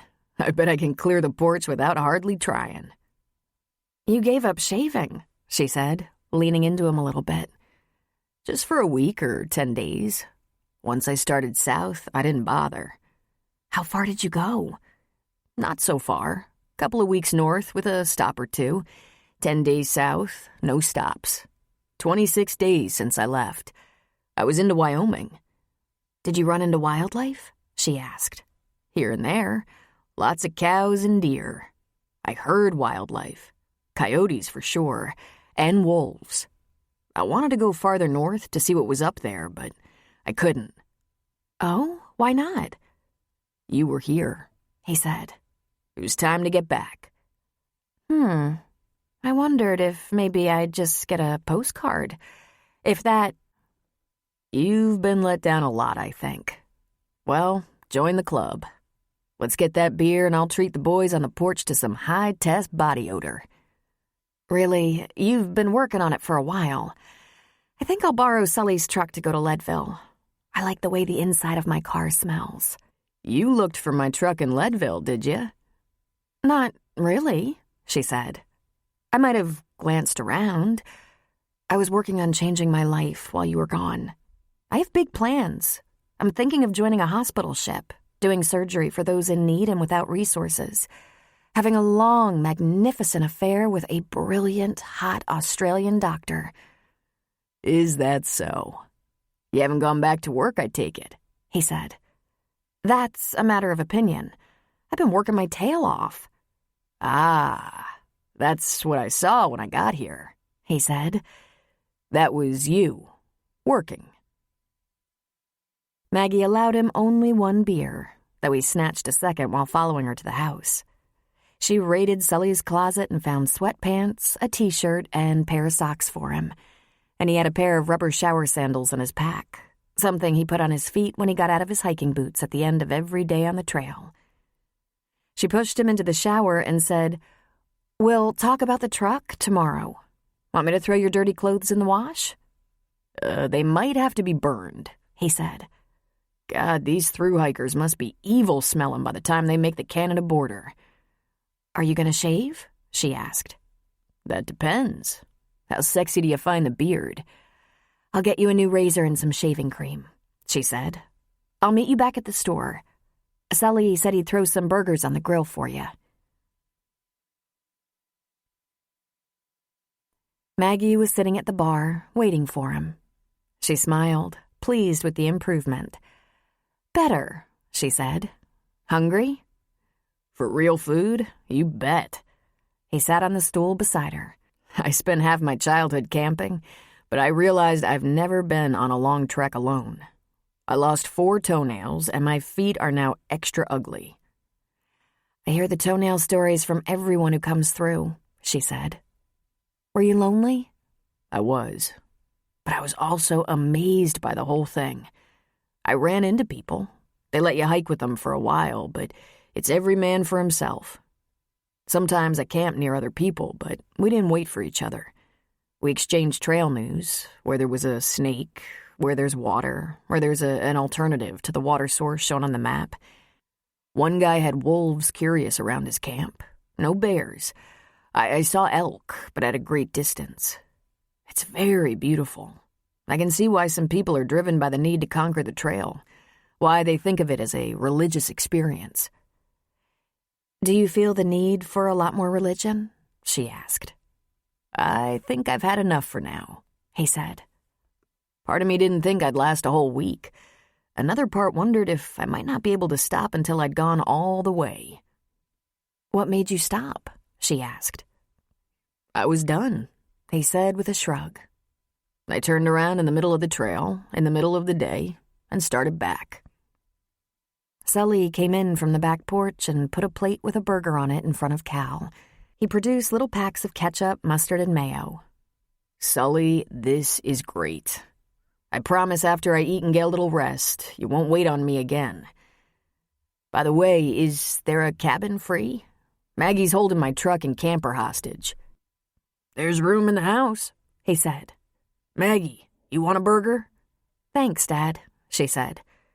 I'd be happy to share my fish and broccoli with you, Sully said. Normally I'd jump right on that, but since Cal just got back, I'll have a burger with him. Then she smiled sweetly. Maggie, I shouldn't impose. I can pitch my tent. It's all right. I'll take the couch tonight, she said. She smiled at him. You need your rest. He said, biting into the burger, unable to wait. He craved solid, meaty food. He was thinking he might need her even more. Hungry and depleted as he was, he'd trade the burger and the beer just to crawl into bed next to her. Sully gave Maggie her burger, then stomped out with a huff of displeasure. He'd always been a red meat man, so he told Cal. Lots of red meat, daily. Not to mention potatoes slathered in butter. And he loved vegetables, with plenty of salt. This new heart-healthy diet was taking its toll on his mood. Cal, forgetting he hadn't spoken aloud while he was thinking of all he'd trade for a naked romp with Maggie, spoke. I'm commando, you know. I assume so, since I didn't provide any of Sully's tighty-whities. God, he said, putting down the burger for a second. I think I'm delirious. I was thinking about how I'd trade the burger and beer for a night up against you. Relax, Cal. Enjoy your burger. After we close up here, we'll watch a little TV. Remember TV? She asked, lifting a slimly arched brow. Vaguely, he said. You're beautiful, Maggie. It's a mirage, she said, laughing. No, I'm seeing you. I told you about my hike. Tell me what you did while I was gone. Besides the usual? My stepfather showed up here one day, out of the blue, alone. I wish he'd been here. He was so sweet. He sneaked down here without telling my mother because she never lets us have a conversation. When you're rested, I'll tell you stories about Walter. He's an interesting guy. The opposite of Sully, yet he had a major influence on my life, my education. Cal stuffed himself. Sully came in with his own plate, which he ate at the bar. A couple of campers stopped in for milk and eggs, and Maggie jumped up to take their money. The ice maker on the back porch rattled and clunked. The front door was propped open, and laughter could be heard as the sun slowly became lost behind the mountains. This must be such a happy place in summer, when families come here to play, to be together, to get away from their stress and worry, Cal thought. He was in a daze, and he knew it. He was vaguely aware that Maggie and Sully were talking to customers, putting things away. Maggie was sweeping behind the counter. He got up and took his plate to the kitchen. Maggie leaned her broom up against the counter and took his plate. Just go over to the house, she said. Turn on the TV and put your feet up. You're a basket case. I'll be over in a while. I'm sorry, Maggie. I pushed it kind of hard the past couple of days. You should just give me a blanket and I'll sleep in the... I think Sully would be disappointed if he didn't accept. He's missed you. She pushed him out the back door. Try not to get lost. Bo was lying on the back porch. I'm gonna lie down, Cal said to the dog. Bo jumped to his feet and began wagging his tail. Okay then, he said. You and me on the couch. Maggie and Sully essentially closed down the store, but they sat out on the porch in front. They watched over the grounds while the moon cast a glow over the lake. This was the perfect end to a perfect day in Maggie's mind. Even though Cal was in the house, even though she told him she'd be along soon, she felt no urgency, but a sense of comfort, of all being right in her world. When she visited Sully's while she was in med school or residency, she might study all day, but come evening, they'd eat a burger or barbecued chicken and sit on the porch after sunset.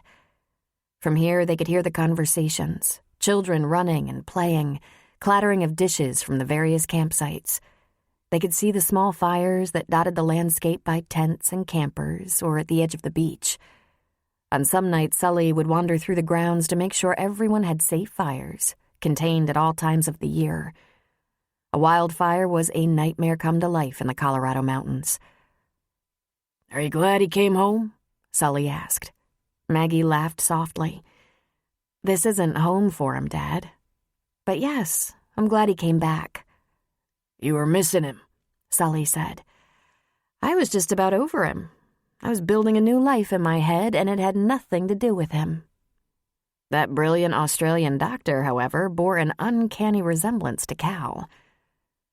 I was a little worried sometimes, she went on. People can get lost, sick, hurt, have conflicts with unfriendly wildlife, have problems with unfriendly people. He was gone a long time. I assumed he'd moved on. He admitted he's been a wanderer.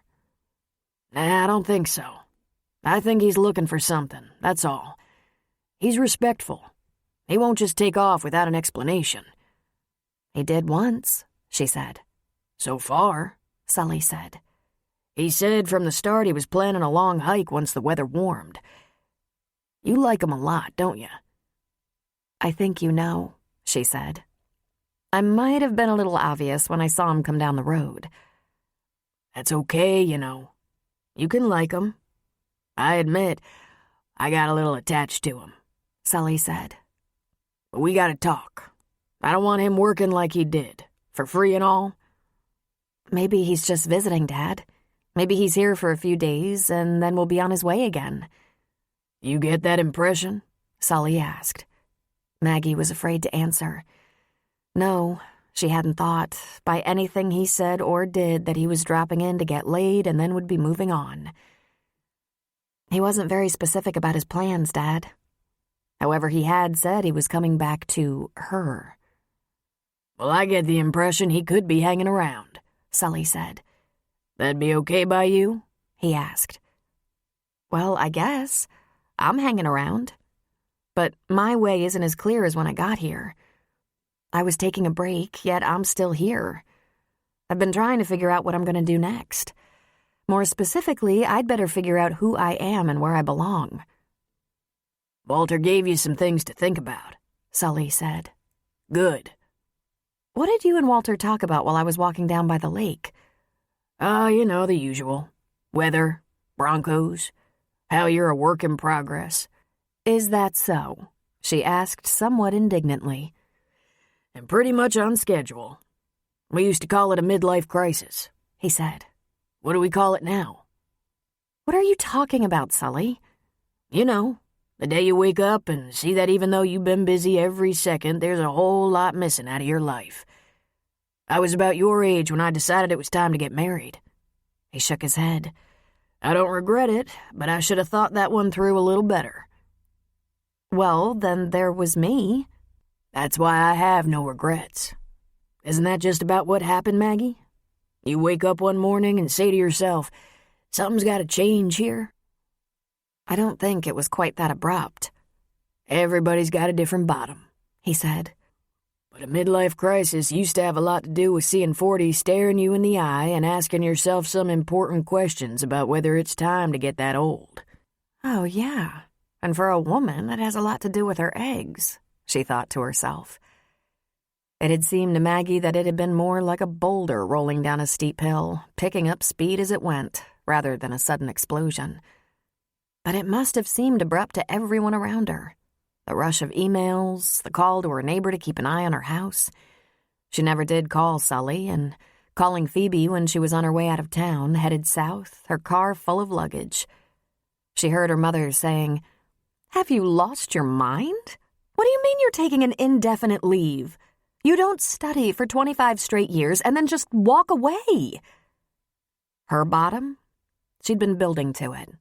She loved her work, but she wanted more. She wanted a family. She wanted a permanent partner, not some convenient boyfriend. She remembered that night with Walter in the hospital, suddenly thinking she wanted to be that doctor, that single person everyone depended on. And she'd been right. It was as if she was made for it. And then, when the pressure and frustration became overwhelming and she needed relief, she was alone. Even the short-lived joy and excitement of having a baby grow inside her was suddenly gone. It was both, she told her father. It was a slow, steady build, and then it was all of a sudden. I was having irrational thoughts, feeling so lonely, wondering if I'd be alone my entire life. You ever feel like that, Sully? He laughed softly. Well, I got married all of a sudden to a woman I'd known for 3 weeks and couldn't hardly get along with. I don't know much about all those deep feelings. I never bothered to check what I was feeling. But I know I did some things that I can't explain, and they were way out of character for me. I married Phoebe and brought her to a country store to live in an old house with my elderly father. What do you think? God, I hope panic attacks don't run in the family, she said. If it's any comfort, I haven't felt that lonely since I got here. Well, we each have one short, crappy marriage to our credit. I'd like to think I'd have somehow got you anyway, even if I'd accidentally married the right woman. But Maggie, everything has a higher purpose. Walter's right. You just slow down a spell and try to remember why you decided to spend 100 years getting ready to do brain surgery. I'll think about that, she said. Let's walk over to the house. When they got to the house, Cal was stretched out on the couch, dead to the world, the TV still on. Bo, lying on the floor beside him, perked up in greeting. Maggie sighed and went to wake him. She jostled him, then pulled on his arm. "Come on," she said. "I'm putting you to bed." She led him to her room, and he flopped on the bed, face down. She went back to the living room. "It's okay," she told her father. "I can take the couch, and he owes me." "There's that bed in the loft," Sully said. "That is the worst bed ever built. I think you pulled it off a trash heap. There's a spring sticking out of the mattress." "Just go to bed. I'll turn the volume down on the TV," she said. "Sweet dreams." Cal was having a lovely dream, and in a half-conscious state, he decided it was brought on by sleeping in Maggie's fragrant sheets. He felt her naked flesh under his hand, sliding down her flat belly, headed for the promised land. Then he felt her lips on his neck and came awake to the delicious sensation of her soft skin against his. He moved just enough so that her lips found his, and he pulled her against him. He'd awakened sometime in the night and shed his t-shirt, and he was glad. Her breasts were pressed against his bare chest, her nipples branding him. He moaned in appreciation. "When did you decide you had to have me?" he whispered. "I don't know. An hour ago, maybe?" "You are completely naked. Thank you." "It didn't seem to disturb your sleep much," she said. "I'm not sure what woke me up, your flagrant groping or this raging hard-on," He ran a hand through her hair. "I don't have a single condom. Not much need for them on a hike." "I have a couple," she said. "I stole them from the store while you were showering." That had the effect of making him harder, if possible. He covered her mouth in a searing kiss and brought her over him, grabbing her butt with his hands and pressing her against him. "I must have balls of cast iron," he whispered. "I'm gonna do a girl in her daddy's house."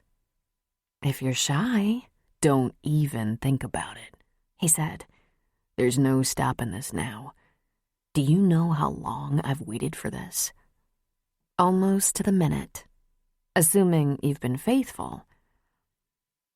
"You spoiled me, Maggie. I couldn't think about anything but you all the way back. I can't wait for you to wrap those long legs around me."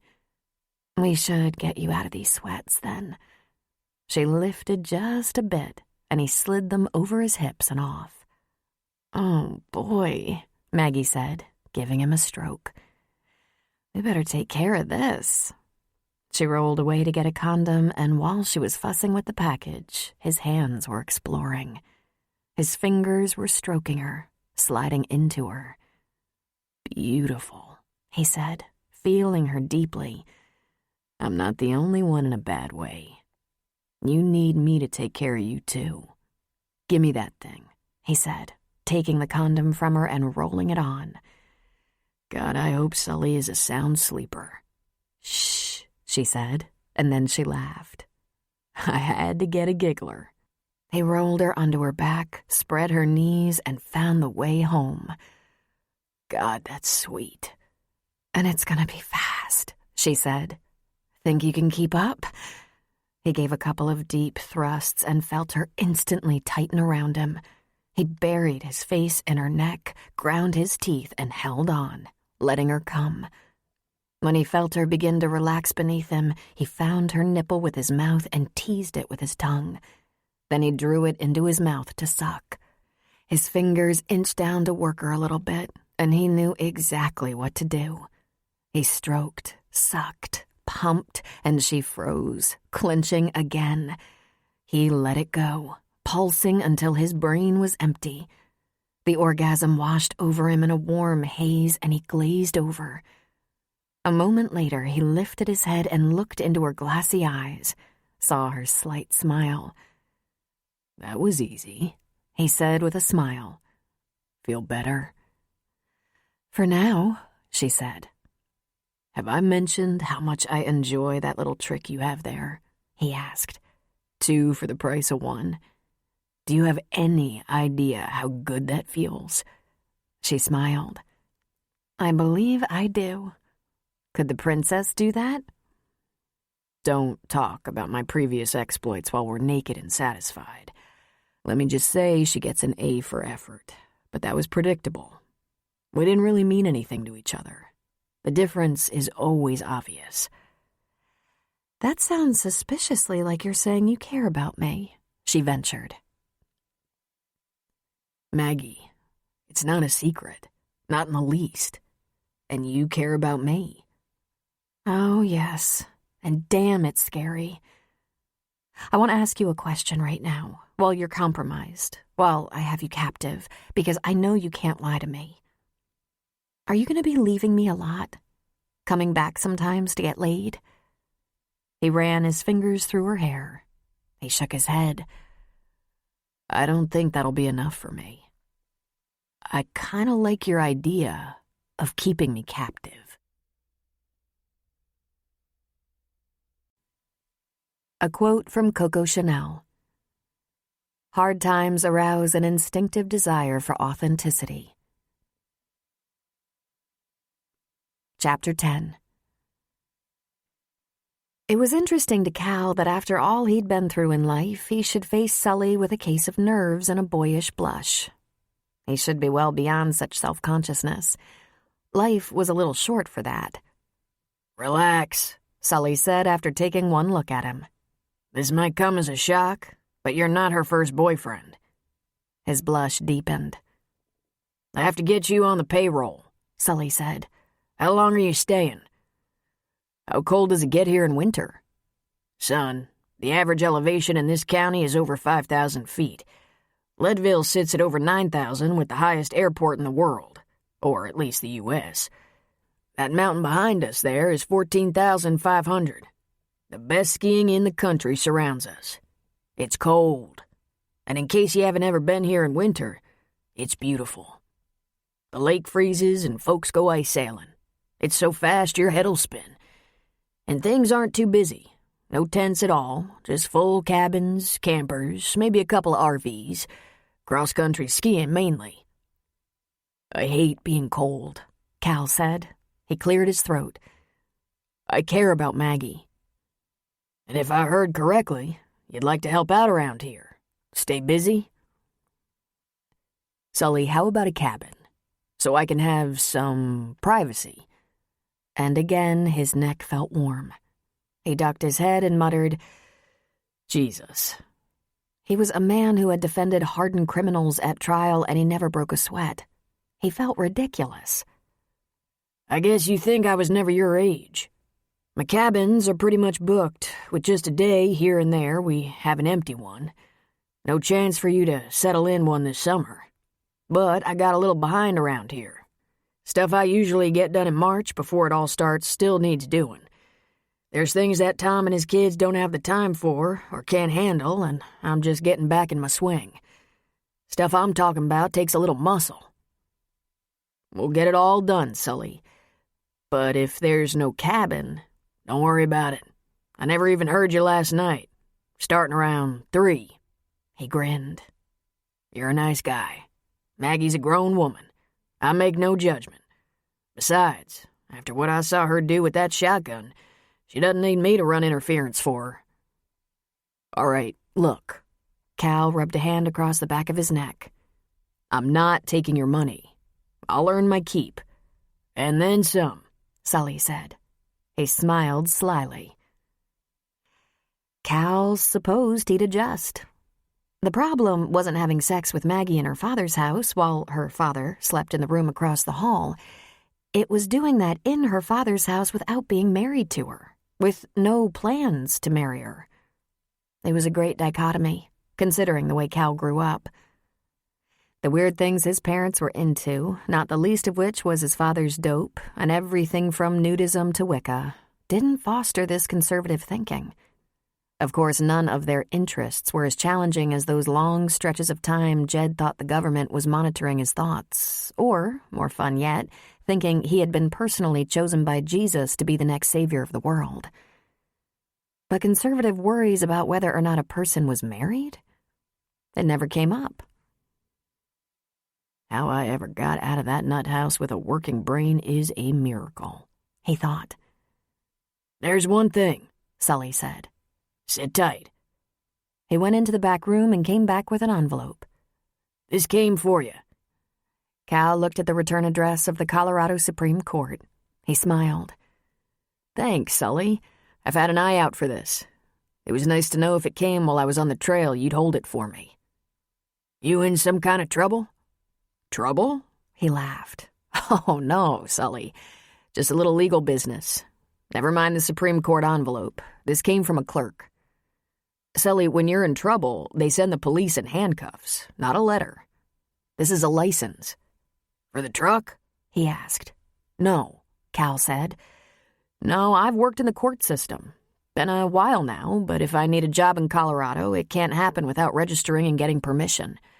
The courts don't readily trust out-of-towners. You mean like a court reporter or paralegal or something like that? Something like that. I told you I've had a lot of jobs, from stocking shelves and picking vegetables to putting on a tie and shuffling paperwork. But you're hanging around here. That okay by you? Cal asked. I like the pace, and I like Maggie. You gonna give a better explanation about that license to her? Absolutely. But it's not urgent. I'm planning to work for you now. Listen, she doesn't need anyone to protect her, but I'm her father. I'd hate to have to ask Tom to beat you up. He rubbed his chest with his knuckles. If I have to do it, I'll just shoot you. Cal laughed, folded the unopened letter, and stuffed it in his back pocket. Sully, I don't want her feelings hurt any more than you do. You know she's gonna go back to work, right? She talking about that? Not yet, he said, but it's early. She just needs a little time to get her perspective. Her business was kicking her ass. She needs a breather. This seems like a great place for that. Maybe you should worry about my feelings getting hurt. Who's gonna hurt your feelings? Maggie said as she came through the back door. Hopefully no one. Want to take me to get my truck? Sully's got a long honey-do list for me. Sure. You ready to go? How about a couple of coffees for the road? Cal asked Sully. Oh, and thanks for the pants and shirt. Cal thought about explaining more of his history to Maggie on the ride to Leadville. It was complicated. Being a lawyer was certainly nothing to be ashamed of, at least in most circles. The fact was, he hadn't had any intention of petitioning for a Colorado license, at least not until Maggie said she had legal troubles. A lawyer in his position, licensed in Michigan, couldn't even give advice or answer questions in Colorado without being liable for practicing law without a license. Sully could tell his daughter she ought to get a better lawyer, and it was perfectly all right. Cal could tell her the same thing and be fined, or worse.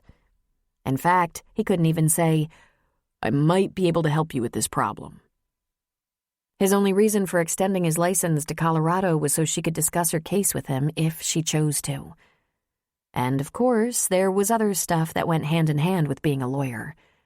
His marriage, his wife's illness and death, his role in her death. He was an officer of the court. He would not be caught in a lie. No one had ever asked him for the details of Lynn's death, and he didn't volunteer any information. Before he confided to anyone, there would have to be a vital reason and a lot more trust. He wouldn't, for example, marry again without full disclosure. And although he was crazy about Maggie, he wasn't seeing a second marriage. He'd get around to telling her more about his recent past, but not just yet.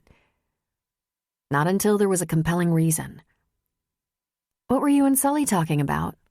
It sounded like two men talking about feelings, Maggie asked. He warned me, very nicely, not to hurt you. I said I was as serious about your feelings as he was. He threatened to shoot me. But I assume Sully is mostly talk?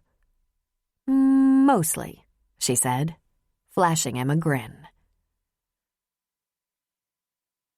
Cal retrieved his truck and pop-up camper, put the camper behind the storage shed, and parked the truck next to Maggie's car. He started working through Sully's list. He hadn't been kidding about getting a little behind. Cal scraped out old grout in the public showers, bathroom, and laundry room, regrouted, painted the building inside and out, scoured the whole thing until it was like new. He painted and covered the porches and stairs on both the store and house with rain repellent. He graded the driveway and parking areas, cleaned out grills, collected trash, raked campsites, cleaned cabins, changed and washed the linens, tended the garden, and helped in the store. It crossed his mind Sully was trying to wear him out so he'd be too damn tired to have sex with Maggie. Ha! No such luck, Sully, he thought to himself. Maggie was irresistible, and he felt like a teenager again. Always ready. Maggie was also always ready. You're killing me, he whispered to her deep in the night. You'll be fine, she whispered back. Sully gives me shit about my nights in his house, Cal said. Subtle innuendo. He thinks he's very clever. But the miracle is that I can still get it up after a day of doing chores for him and letting him needle me. And you do so very adequately. I know about these things. I'm a doctor. When Cal had been back at Sullivan's Crossing for about a week, Maggie took off for the day to meet with her lawyers in Denver. It was a long day, so she planned to stay overnight. She met JC for sushi, something they used to do regularly. Then she had a nostalgic visit with her house. It was a great single woman's house, large enough to give her plenty of room, small enough to hug her when she was there. Even though her schedule hadn't allowed her a great deal of time at home, she'd gone to great trouble and considerable expense in decorating. Her furniture was contemporary and comfortable. dark walnut tables and accents, her sectional cozy in deep velour. She had a wonderful mattress that she'd missed, but she missed Cal more. Sometime in the middle of the night, she went to the guest room bed and found it slept just as well. When Maggie returned to Sullivan's Crossing, she was driving a rental truck that she could return in Leadville, and she was towing her car. In the truck was a thick area rug and the furniture from her guest bedroom. She brought a bookcase and reading lamp. Sully already had an old leather chair and ottoman that had been his father's. It was a beautiful, comfortable relic. "What's this?" Cal asked. "We're moving downstairs, into Sully's rumpus room." "Will he know everything we're doing if we're down there?" Cal asked. "Only if he has a nanny cam." Cal's eyes lit up with pleasure. "Oh, boy. We're gonna rumpus our brains out." Cal was quickly absorbed into summer at the crossing. Guests and campers greeted him by name. He asked kids if they were having fun, checked to see if there was anything he could do for their parents. He worked with Tom on the care of the grounds and did any heavy lifting that had to be done if he caught it before Sully did. He also got better acquainted with the neighbors and friends who stopped by. People who worked at other campgrounds on the lake liked to grab a beer or drink at Sully's store. First responders dropped by now and then to see how things were going, get the latest gossip, grab a beer if they were off duty. "Tom's got a lot on his plate. I can take on his Wednesday jobs," he suggested to Sully. "I can keep up with the grounds." "I couldn't do that to Tom," Sully said. "He supports 4 kids on his own. He does every job he can manage, and he's a search and rescue volunteer besides. He depends on his paychecks. And now he's helping Jackson with college."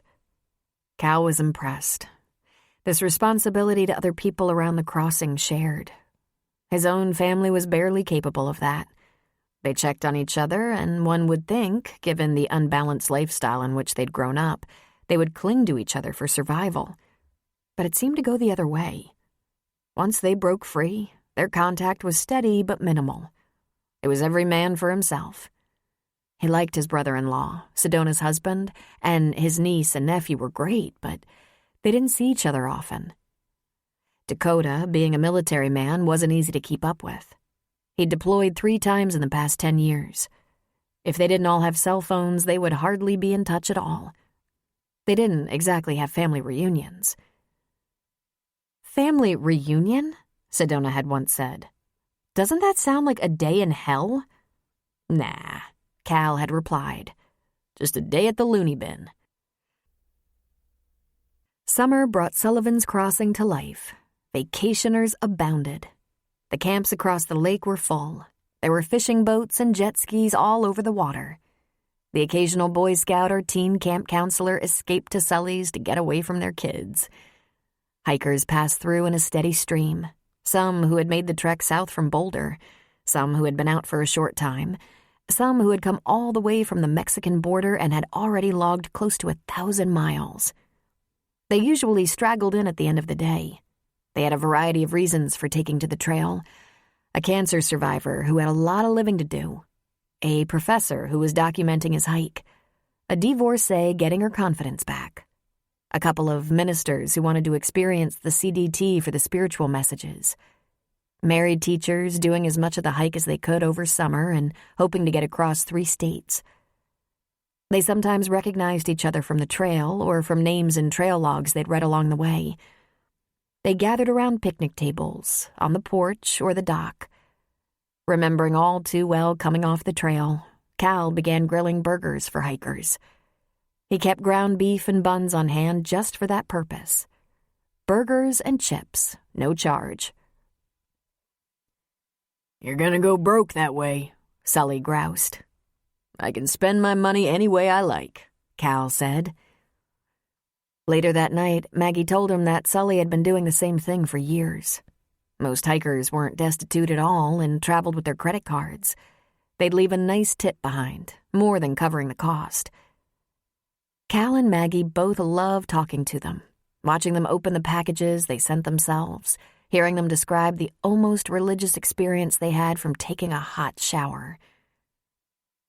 Cal particularly enjoyed watching families together, Couples with 2 or 3 kids who camped in big family-sized tents and stayed for anywhere from a few days to more than a week. Sometimes they were on the move, seeing as many of Colorado's national parks as possible. They usually staked out a picnic table and grill for their meals and played cards or games at night, and went hiking, rock climbing, boating, or fishing by day. Cal had always expected to have a family like one of these, a boy and girl, a family having fun together in the healthy outdoors. Cal was at peace with the place. Since he had grown up with no security or schedule, always some new agenda or scheme, he fell in love with the routine. Mornings he used Sully's kitchen for breakfast, though Sully rose at dawn and headed for the store. Then he'd have coffee on the porch with Frank, Sully, and often Tom, who would come by on his way to some job, usually a handyman project for a local homeowner. Sully would let Cal know what he wanted done that day. Frank would head to his ranch to give his sons advice. Everyone got to work. The end of the day found him back on the same porch, talking with hikers, having a cold drink. He hated to go inside at the end of the day unless it was raining, which was seldom this time of year. He would sit outside with Sully and Maggie until the sun was well set. When he retired with Maggie to the rumpus room, he took at least an hour in that old leather chair, feet up, nose in a book. There was a bookstore in Leadville he'd visited a couple of times, and he had a nice library forming on that bookcase of Maggie's. "What are you reading?" she asked. "I'm doing a lot more rereading than reading these days. Isn't that what you do on vacation?" "As hard as you work all day? This is hardly a vacation." "What are you rereading?" "Great Expectations." "You're the only theme park employee I've ever known who reads classics." "Literature major," he reminded her. "Why reread now?" He closed his book. "Sometimes it takes me back in time, remembering who I was the first time I experienced a great book. It reminds me where I thought I was headed and how life changed and changed me. When I first read this, I was a kid. It was one of my mother's favorites. I thought I might be a famous playwright, or at least a rich novelist. I changed my mind and direction a few times, at least." Cal didn't explain how much he liked the language of exceptional storytelling because, in a way, he was a storyteller. But he'd done it in court. He'd never made things up or lied, but he offered possibilities. Enough to cloud a jury's decision, enough to confuse human nature. Sometimes he'd complicate an already complex process. That was plotting. That was what the greats of literature did. They got their characters up a tree and threw rocks at them. He thought again about explaining things to her, who he was, what baggage he was bringing to the relationship. After all, they were playing house in Sully's basement. Every time he thought about it, it felt a little bit heavier. Eventually, he'd unload it. But tonight was not the best night. Maggie was getting ready for bed, and other things came to his mind. He didn't explain himself, but he did ask her if she wanted to talk about the lawsuit, the case against her. "Eventually," she said. "Not yet. Frankly, I get tired of thinking about it, and talking about it is even worse. Thanks for offering." Wednesday brought Tom for groundskeeping. Cal stocked shelves before getting out the rake and edger to help. Maggie, he noticed, was in the garden, which was beginning to flourish. They were already getting their salads from the backyard, and the first tomatoes were coming in. At lunchtime, he was headed with Tom back to the store. Maggie was on the porch with a bottled water and a lot of mud on her shoes and knees. She wore a bald cap with a short ponytail pulled through the back, and just to look at her, all a mess from gardening, created carnal thoughts he looked forward to acting out later. "You've been farming," he said. "How could you tell?" "Hey, Tom," she added. "We're gonna get some lunch," Cal said. "You want anything?" "Yes, exactly. Anything. And a green tea?" "Coming up." Tom and Cal returned immediately, cradling wrap sandwiches, a bag of chips, pickles, hard-boiled eggs, drinks. They put everything on the table, and Cal pulled napkins and a packet of salt from his pocket. A couple of campers with a small ice chest passed by the porch and yelled out, "Hi, Cal. Hey, Tom. Hi, Maggie." Maggie unwrapped her sandwich and froze. She was staring at the drive. "Oh, God," she said. Pulling up to the store was a shiny BMW convertible, the top down. Inside the car was a woman with dark glasses and an elaborate scarf covering her head. What? Cal asked, his mouth full. "Phoebe," she said dismally. "My mother." Really? Cal said slowly, smiling. Oops, I just remembered something, Tom said, gathering up all his food in his big arms and fleeing the porch into the store. Would you like me to leave you two alone? Cal asked. "It really doesn't matter, but if you stay, I'll introduce you as my boyfriend." This could surpass interesting. After all you've told me about... Maggie stood. "Mother, what are you doing here?" Cal also stood, and although he'd just given his hands a good washing in the kitchen, he wiped them on his khaki shorts. Phoebe proceeded up the steps to the porch. "Is it enough that I've hardly seen you in 3 months? I saw you a couple of weeks ago and called you almost every day. I'm not in Denver. It's quite a drive. I managed quite nicely, except that last bit. Messy, rotten road, slow." Then she looked pointedly at Cal, waiting. She was probably 5'2" and slight.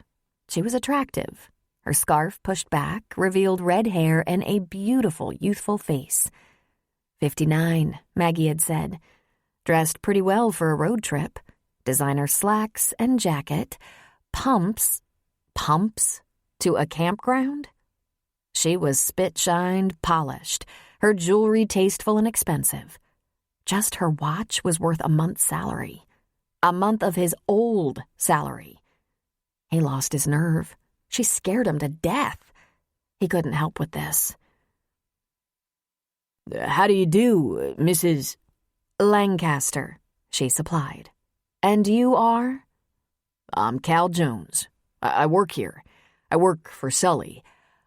I'll leave you and Maggie. Can I get you anything? How about lunch?" "Thank you, that would be fine. Is there something like a salad? Undressed, of course.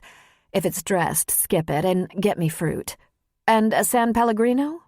Glass, if you please." "I'll check," he said, gathering up his food.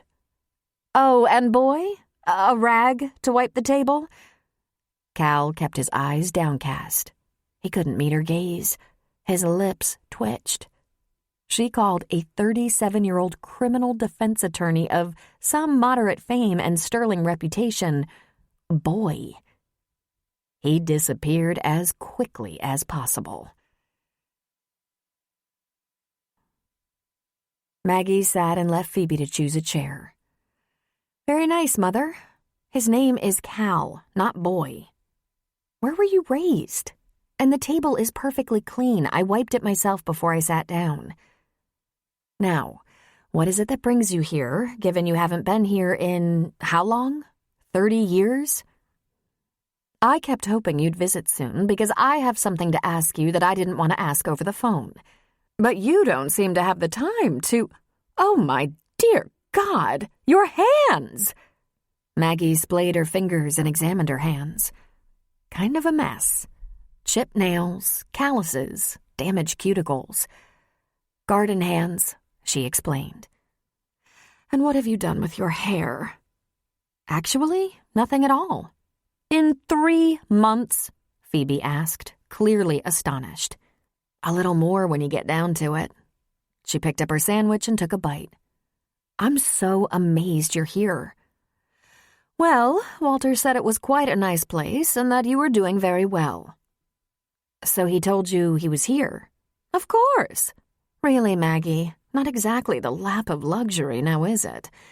How can you relax in a place like this?" Maggie laughed and wiped her mouth with her napkin. "This may be difficult for you to understand, Mother, but This is slightly more relaxing than standing in surgery for 7 hours, up to my elbows in brains. Now, ask what you came to ask." Phoebe sighed. "It's that time again, Maggie. Missy Stanhope is having her summer luncheon gala. This year she's raising money for cancer research. I had hoped you'd be back in Denver by now, but never mind that. You'll go with me, of course, after you've had a decent color and cut and a manicure." "I don't know, Mother. I might have to bow out this year. Too many complications." "There are always complications, Maggie. Many more complications when you were working and on call all the time. I don't ask much." "Yes, but what you do ask is always hefty." She took another bite and swallowed. "Have you ever asked yourself why a 70-year-old woman goes by the name Missy? Come on. She's a lovely person, and I didn't pick her silly name." Missy was a wonderful person, but Maggie knew that wasn't why Phoebe had chosen her for a friend. Her friends all had tons of money, all belonged to the same club, all played bridge and golf and had luncheons and participated in fundraisers. An exact replica of Phoebe's life back in Chicago. Only now Walter had more time to participate. And most of the women in Phoebe's circle skied, which Phoebe did not. Phoebe also did not do volunteer work. She found it depressed her. "You're looking good, Mother. Is that a new color?" Maggie asked, touching her own head to indicate Phoebe's hair. "A little darker on the red. What do you think?" "I think it's very attractive. Listen, I'm going to have to think about this luncheon. I like some of your friends, but right now it's awkward. I don't want to talk about my ex-partners, the lawsuit, my leave from work." "I think it's better to be seen," Phoebe advised. "Be seen looking perfectly fine and then say you're not allowed to discuss any of that on advice of counsel. But you're confident it's going to work out just fine." "I'm not confident of that, as a matter of fact," Maggie said. "Say so anyway, and if you're worried, you should talk to Walter." "Mother, I have talked to Walter. He's given me all the advice he can and helped me choose an excellent lawyer. But it's very messy. I'd rather not." "Please, Maggie. My friends are starting to miss you too. I look forward to these events you attend with me. You're my best friend." Phoebe should raise her standards for best friends, Maggie thought. She'd attended about a half-dozen of these mucky-muck affairs with her mother because it was so important to Phoebe, but she didn't enjoy them much. There were some nice women involved in these events and fundraisers, but none Maggie would choose as friends. Phoebe was only involved because she thought these women were elite and important, and she wanted to be a part of a group like that. She had a hard time being around the base-born, though she came from nothing. Maggie sighed. Sully came onto the porch with a small tray bearing a salad in a plastic container, a packet of ranch dressing, a bottled water, glass, and a beer. He put the tray down in front of his ex-wife. "This'll have to do," he said, completely ignoring any greeting. Then he took a seat across from her. "How've you been, Phoebe?" he asked, taking the beer from the tray for himself. "I'm well," she said. "Thank you for asking." "Did you want to ask Sully how he's doing since heart surgery, Mother?" Maggie needled. "I believe I'm up to date on everything, Maggie, since you and I talk regularly." She looked at Sully as she struggled to open her plastic salad. "I hope you're well, Harry." She was the only person on earth who called him by his given name. Phoebe managed to get the container open after a brief struggle and a few chunks of lettuce, and the fork popped out onto the table. Out of habit, Maggie just scooped it away and arranged the meal for Phoebe, putting the fork beside the container and shaking out the densely folded napkin and snaking it onto her lap. "Well," Phoebe said, moving the clumps of lettuce around a bit, "Walter said he enjoyed his visit to your camp." "He told you?" Sully asked, surprised. "Of course he told me. Why would you think otherwise? Do you think we have secrets from each other?" "I meant no offense," Sully said, taking a long pull on his beer. "He said you thought he was playing golf." he added. I thought that meant... He's always playing golf, Phoebe said. New hair color? Sully asked her. My hair has always been red, she said. Was it red? He asked. I can't remember. Well, at your age, that's to be expected, isn't it? Phoebe said. Maybe if you weren't always headlong into the bottle. Oh, Jesus, Maggie muttered, rubbing her temples. I haven't had a beer before 5 p.m. in at least 20 years, he said. Hadn't felt the need until now. At least I don't have to point out where your sore spots are, Maggie said. Be nice to each other or you'll be sent to your rooms. When will you be done with this hiatus? Phoebe asked. When will you be back in Denver? I don't know. Not much longer. Leave her be, Phoebe. She hasn't had a proper vacation in years and she's burnt out. She can stay here as long as she likes. Don't bully her. I've been more relaxed since I've been here than I've been in years, and that should make you happy, Mother. Of course your health and happiness are paramount, and I don't bully. Course not, Maggie said. She took a big bite of her pickle. There was a loud burst of laughter somewhere in the campground, and Maggie looked around. A man wearing a backpack but no clothes was coming down the trail. He had excellent hiking boots on his feet, a straw hat on his head, and that was all. His thing was swaying in the breeze. Maggie hadn't seen something like this in a long time. She covered her mouth to keep from bursting into laughter. Oh, my hell, Sully swore, slamming down the beer and jumping to his feet. I should shoot his pecker off. Doesn't that idiot know this is a family place? And he charged down the steps toward the naked man. Maggie started to laugh and slid down in her chair. Dear God, Phoebe said. Maggie, you can't stay here. This is why I took you away. This is the bowels of hell.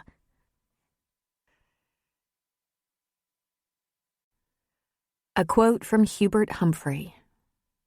Just be what you are and speak from your guts and heart. It's all a man has. Chapter 11. You're a coward. That's what you are, Maggie told Cal. Don't be so hard on me. Tom ran for his life, and he said he'd never even met the woman, just heard about her. I'm sure she's very nice, but she just intimidated the hell out of me. So what happened with the naked man? Oh, he gave Sully some song and dance about being overheated, taking off his shirt first, then his sweaty shorts, being dehydrated and confused, and forgot to get dressed again before hitting camp. All bullshit, I'm sure. They sat on low beach chairs by a little fire near the lake. Lots of small fires dotted the grounds, being enjoyed by campers. This was the first chance they'd had to talk since Phoebe's visit. Sully was occupied with him, dragging him out of sight of the other campers, not so many around at lunchtime, and out of sight of the porch. Just another Looney Tune. They pop up regularly, though that's the first nudist I've seen. But I've heard naked hikers are seen out on the trails from time to time. If one of the forestry guys, a park ranger, sees one, they throw the book at them. That was pretty brazen, walking into camp that way. Why anyone wants to hike naked is beyond me. Imagine the interesting places you could get a mosquito bite. And here's a little-known fact. They're never women. Exhibitionists, Cal said. I bet it made your mother's day. She'll be talking about it for years, trust me. So then we had a little chat, not too long. She wants me to go to a charity luncheon with her. She has these social obligations from time to time, and in the past I've gone to some with her. They're not horrible, and she likes to show me off, I think. My daughter, the doctor, you know? When I'm in Denver, I try to spend a little time with her. Sometimes I take her to lunch and endure a little shopping. It makes her happy and quiet. What intimidated you about her? The very look on her face, he said. Looked like she was here for a takedown. And you abandoned me? Some knight in shining armor you are. You didn't ask me to stay. You said it made no difference.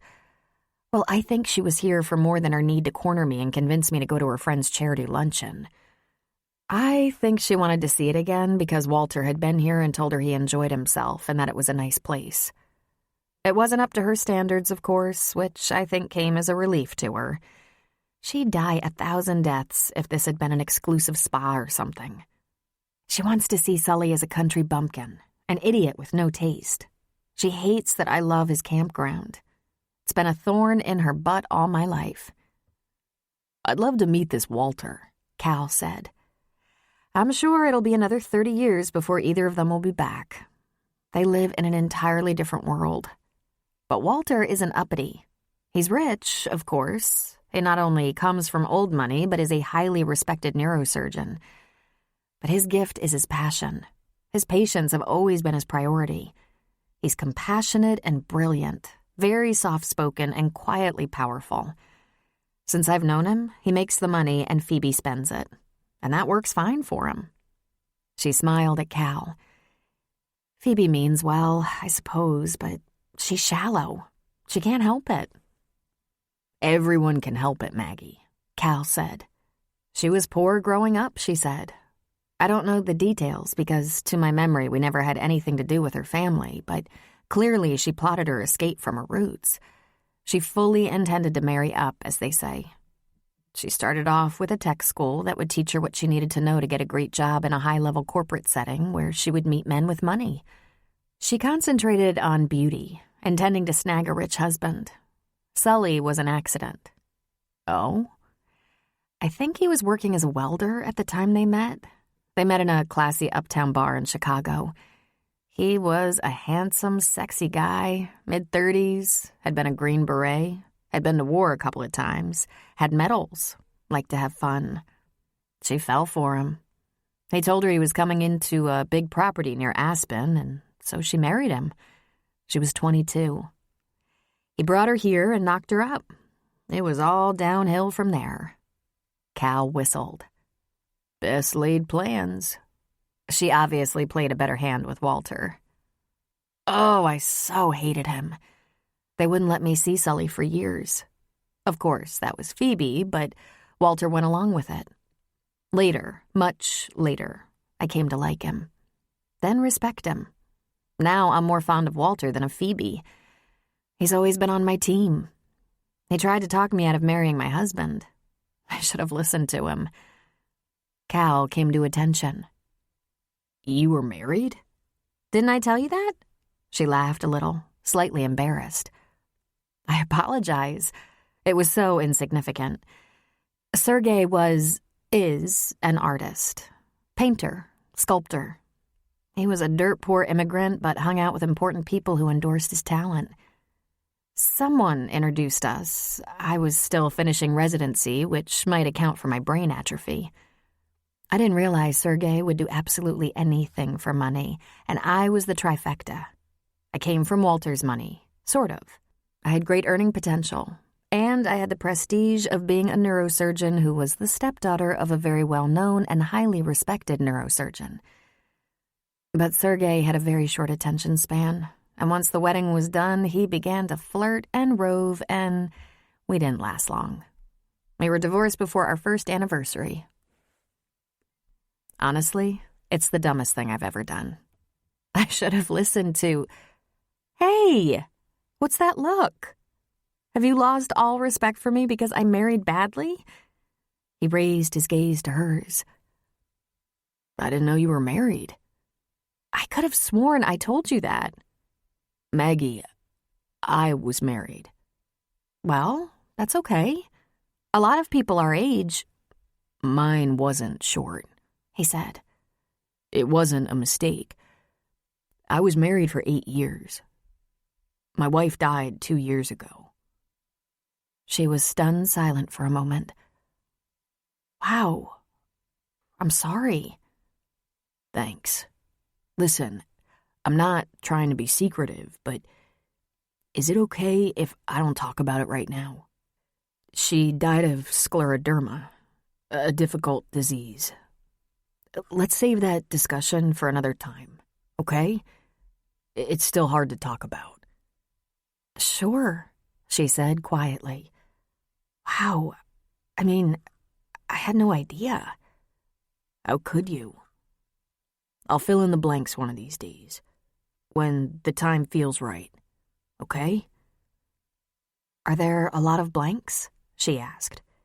Details, that's all. He reached for her hand and squeezed it. I'm moving on the best I can, but I still find it very personal and emotional.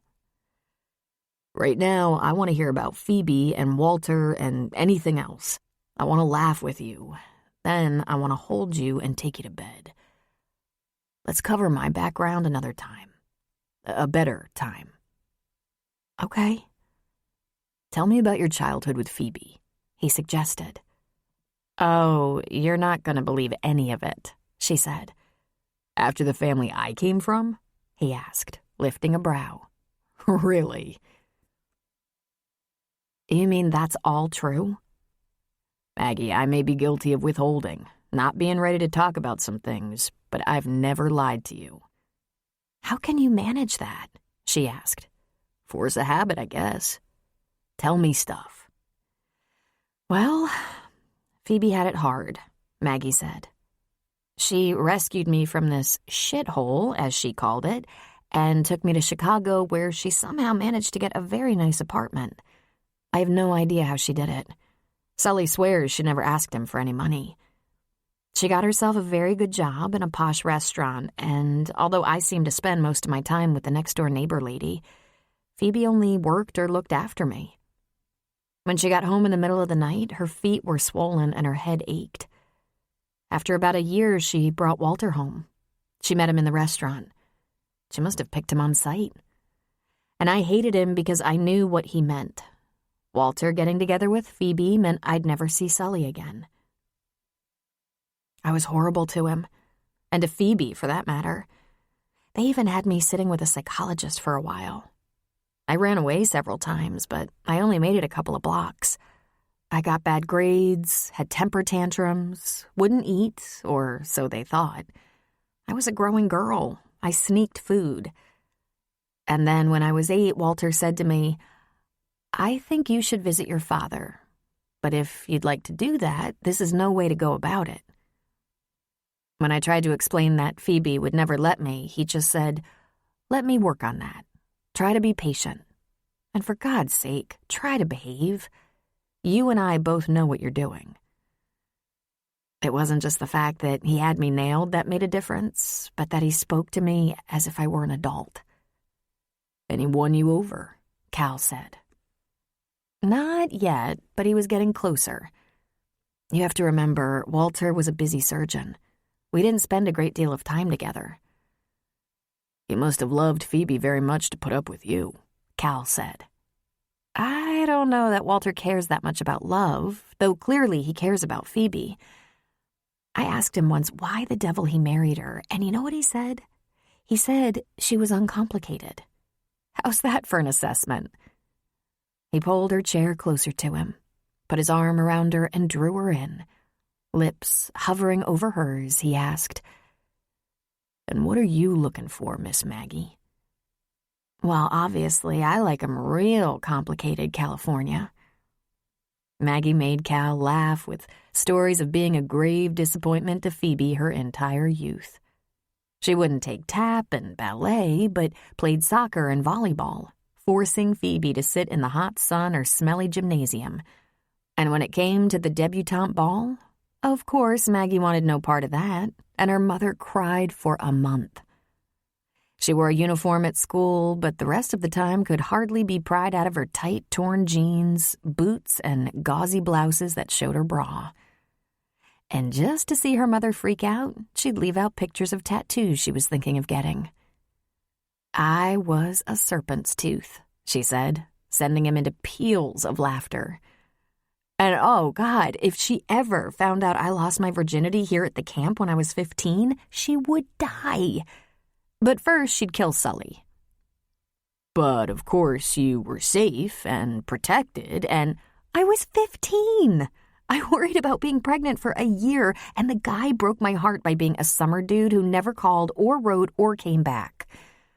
But all things considered, I'd rather go through that than put on a white formal gown and dance a waltz. Cal sprinkled sand on the embers, and they left their chairs sitting out. He had his arm around her shoulders as they walked toward the house. As they grew closer, his hands slid down and he began to caress her butt. Are you worried that I'm just a summer dude? He asked. If there's one thing I've learned, no one stays here. This is a bump in the road. Sully stayed, he reminded her.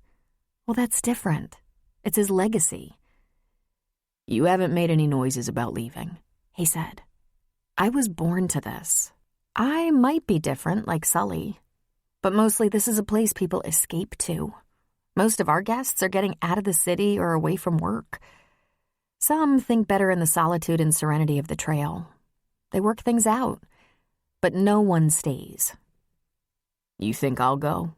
That I'll love you all summer, right in your father's house, and leave you? Probably, she said. He stopped walking. He turned her toward him and took her into his arms, kissing her deeply, passionately. He backed her up a couple of steps so that she was against the thick trunk of a big tree, and he pressed the length of his body against hers. He was already aroused, and if he knew Maggie, so was she. You don't think this time it might be different? He whispered against her lips. I can want it to, but there's been nothing to convince me. I don't really know you. I'm trying to know you, but there's new information every day. Maggie, you know the best parts of me. When I make love to you, I give you everything I have. Will you deny there have been quite a few women along the way who have benefited from your rather amazing erotic skills? Not really quite a few. Not as many as you might think. But at least one princess. At least, she said, already a little breathless. Come with me, Maggie. You're way overdressed. So after all that, you're just going to play with my feelings again? She teased. I won't be playing. He kissed her again and grabbed her ass, giving her a hard squeeze. Come on, Angel. Let's get comfortable.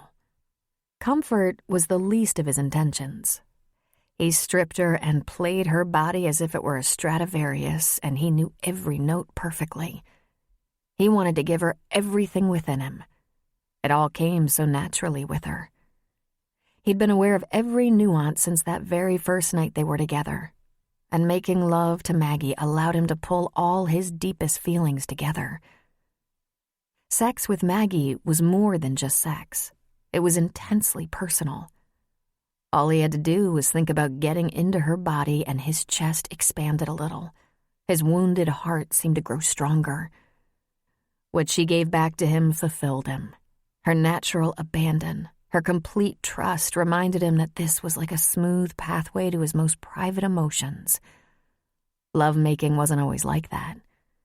Sometimes it was all physical, just a need satisfied, not complicated at all. Sometimes sex was emotional, a blending of spirits to strengthen each other. And then there were times like this, when the give and take of bodies in the act of loving made one's very soul feel sturdier, more sure, more stable. Sometimes making love relieved a deep tension. It could be exciting, stimulating, and electrifying. And then there were times it felt like the one person you were destined to find came into your life, and all the jagged edges you struggled with had smoothed out, calmed down, quieted. He knew what it was. It was at once a great comfort and dangerous. When a man gives all of himself to a woman who gives everything she has, the bond is so powerful it can be the ultimate fulfillment. And if lost, the ultimate destruction. Their love play left them panting, wrapped around each other, holding on for dear life. They whispered to each other, praise mostly, compliments and simple adoration. Then he loved her again. He was falling in love with her.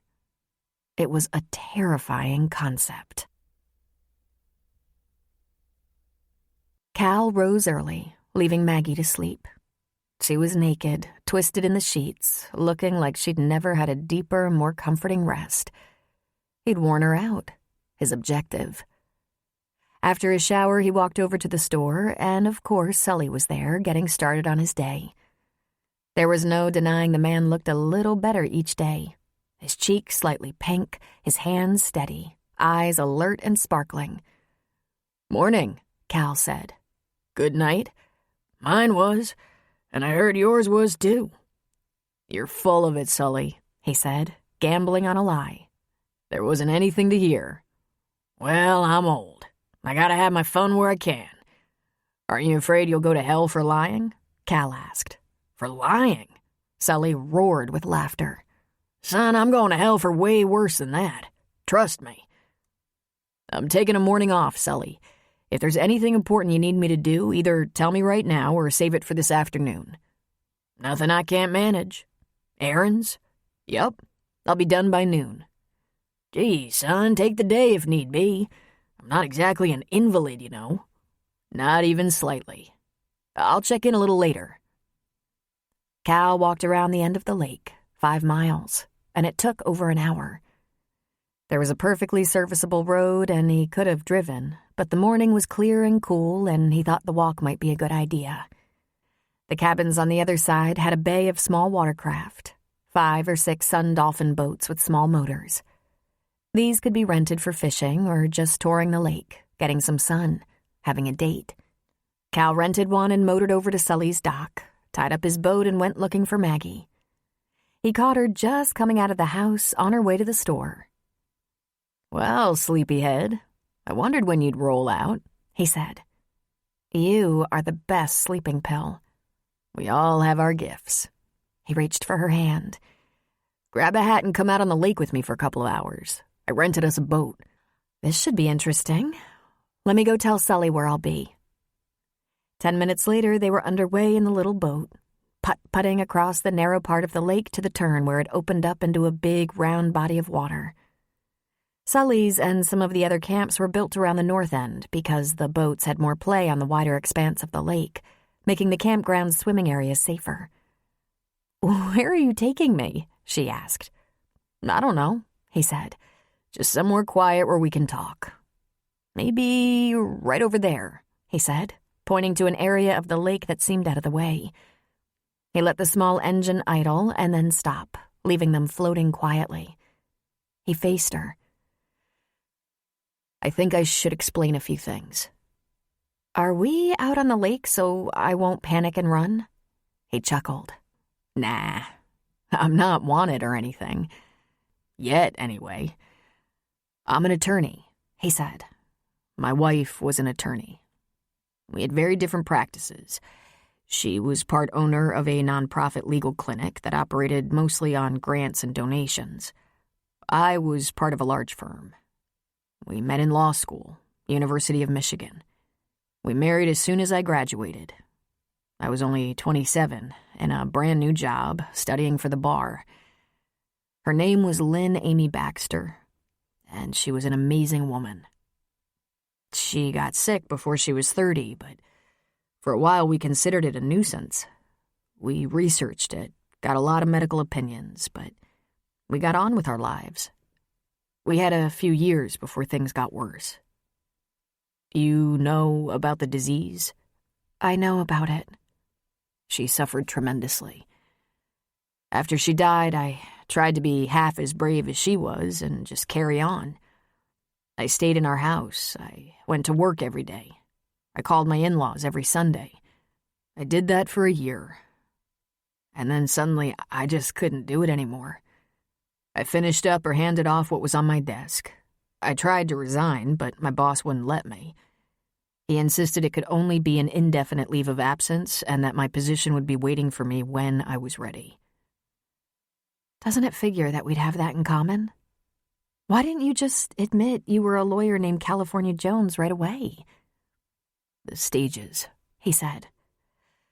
First, it's because to tell one part invites questions that insist on answers. Why aren't you a lawyer now?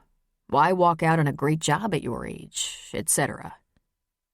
I don't talk to everyone about my wife, about her illness and the way she suffered.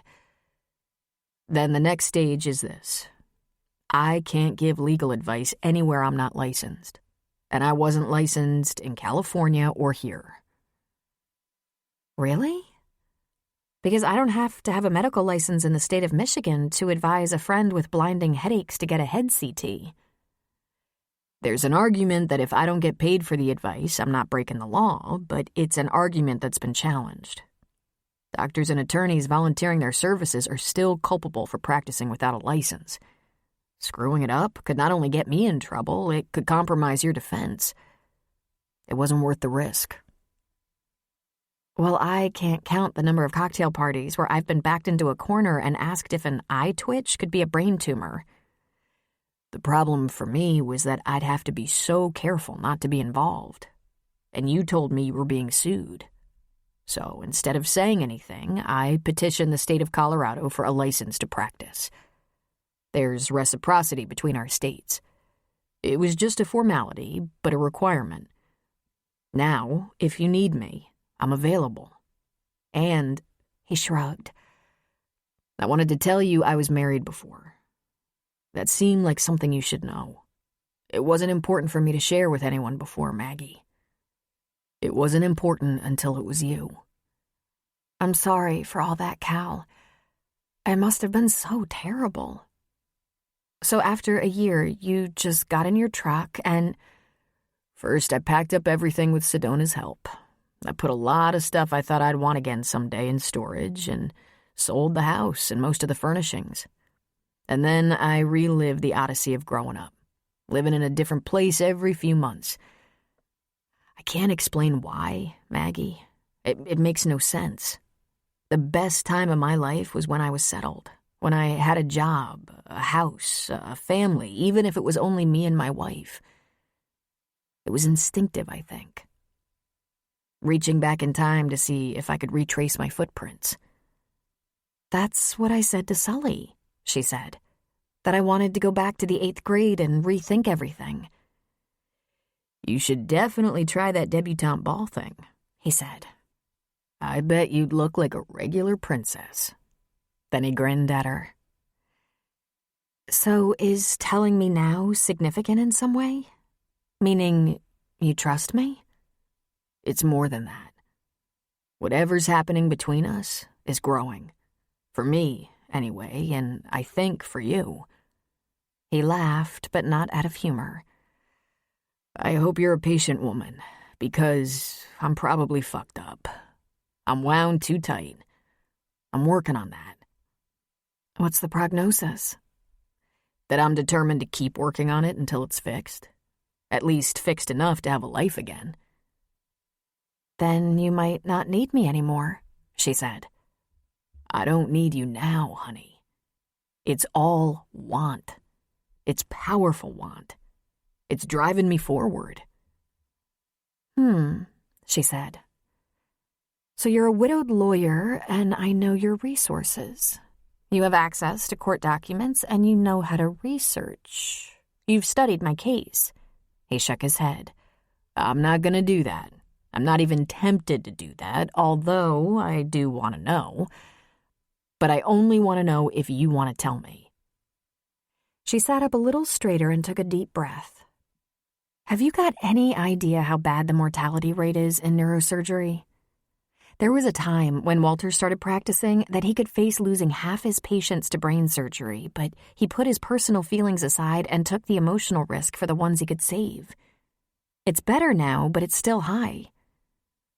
The suit against me alleges that I made a bad choice in a triage situation, that I left a patient to die by not taking him to the OR immediately. So the lawsuit is for malpractice? He asked. She shook her head. Malpractice charges haven't been filed, though there was an investigation and it's still possible. Not likely. The investigation returned no malpractice. It's a wrongful death suit filed by the parents of a teenager who died in the emergency room. We were in triage hell after an accident that brought 5 teenagers to the trauma unit. The call I made was practiced, logical, and routine protocol.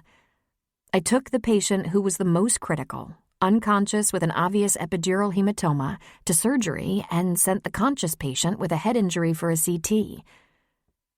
He frowned as he listened. How do you make the call? Besides experience and sound medical judgment? The ABCs. Open airway, breathing, circulatory function, conscious. My patient was unconscious and he had a blown pupil. Classic epidural hematoma. Bleeding between the skull and brain. We had to drill holes in the skull immediately to get pressure off the brain. Another patient we pronounced. His heart was still beating, but there was gray matter all over the gurney. We put him on life support for possible organ donation. The patient we sent for a CT was crying, bleeding, conscious, coherent. She stopped talking and looked away. He had a fatal hemorrhage before we could get him to the OR. If he'd gotten to the operating room first, would he have lived? She shrugged. Who knows? I can't control everything that happens during surgery. Sometimes we get a brain bleed, a reaction to anesthesia. Any number of things can go wrong. It's always a risk. Always. So a stroke was the cause of death?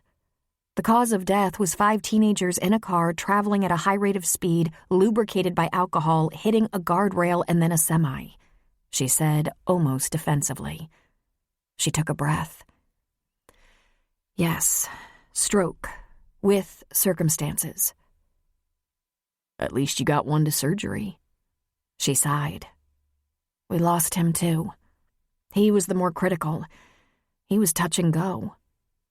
3 teenage boys died that night. 2 more were critical. It was devastating. Aw, baby, he said. You know, I don't mind that they think I made the wrong call. I don't mind that they're angry and hate me. I don't even mind if they sue me.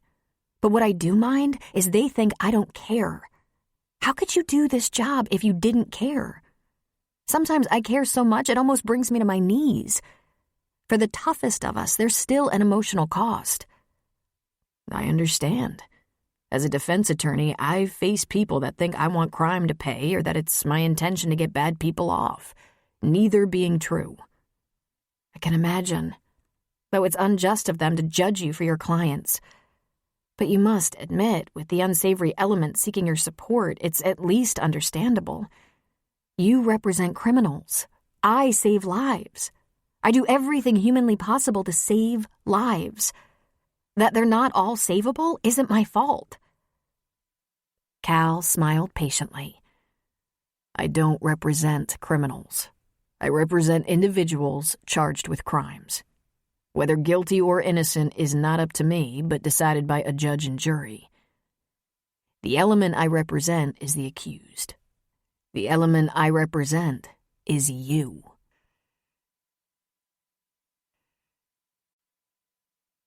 A quote from Henry David Thoreau. Rather than love, than money, than fame, give me truth. Chapter 12. Cal listened while Maggie explained. This wasn't the first time she'd been sued.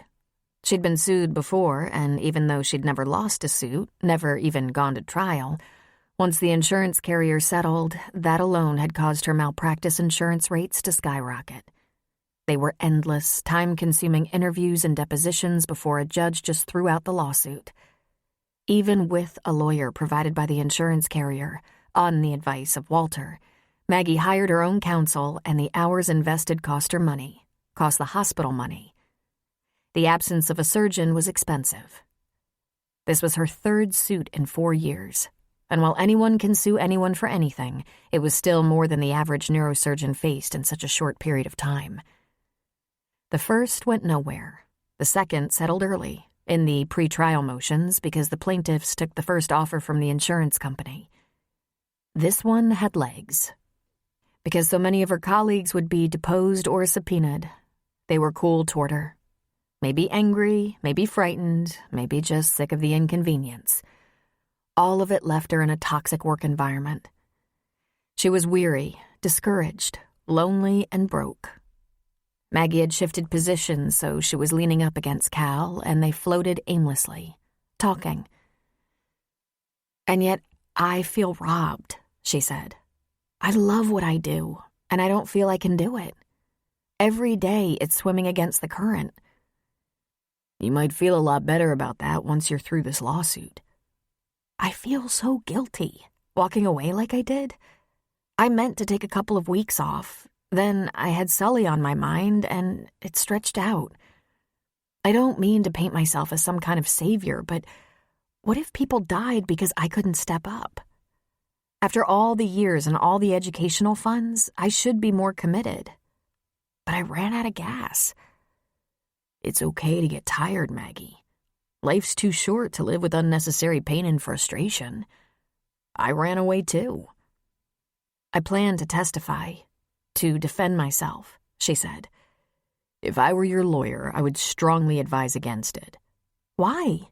I tell the absolute truth. I have nothing to hide." The plaintiff's attorney will hand you your ass. In trial, we never ask a question we don't know the answer to, and we never make a statement that can be convoluted into an exaggeration or change the direction of the case. If I were suing you and you told your side of things, I'd draw attention to your many lawsuits. "Not that many, and they were frivolous. Even though the insurance company settled one, I never admitted to any guilt. No guilt was ever proven." I would never let you get to that explanation. I'd have the jury believing you're sued every other week, that you're incompetent and lack good judgment. "But why?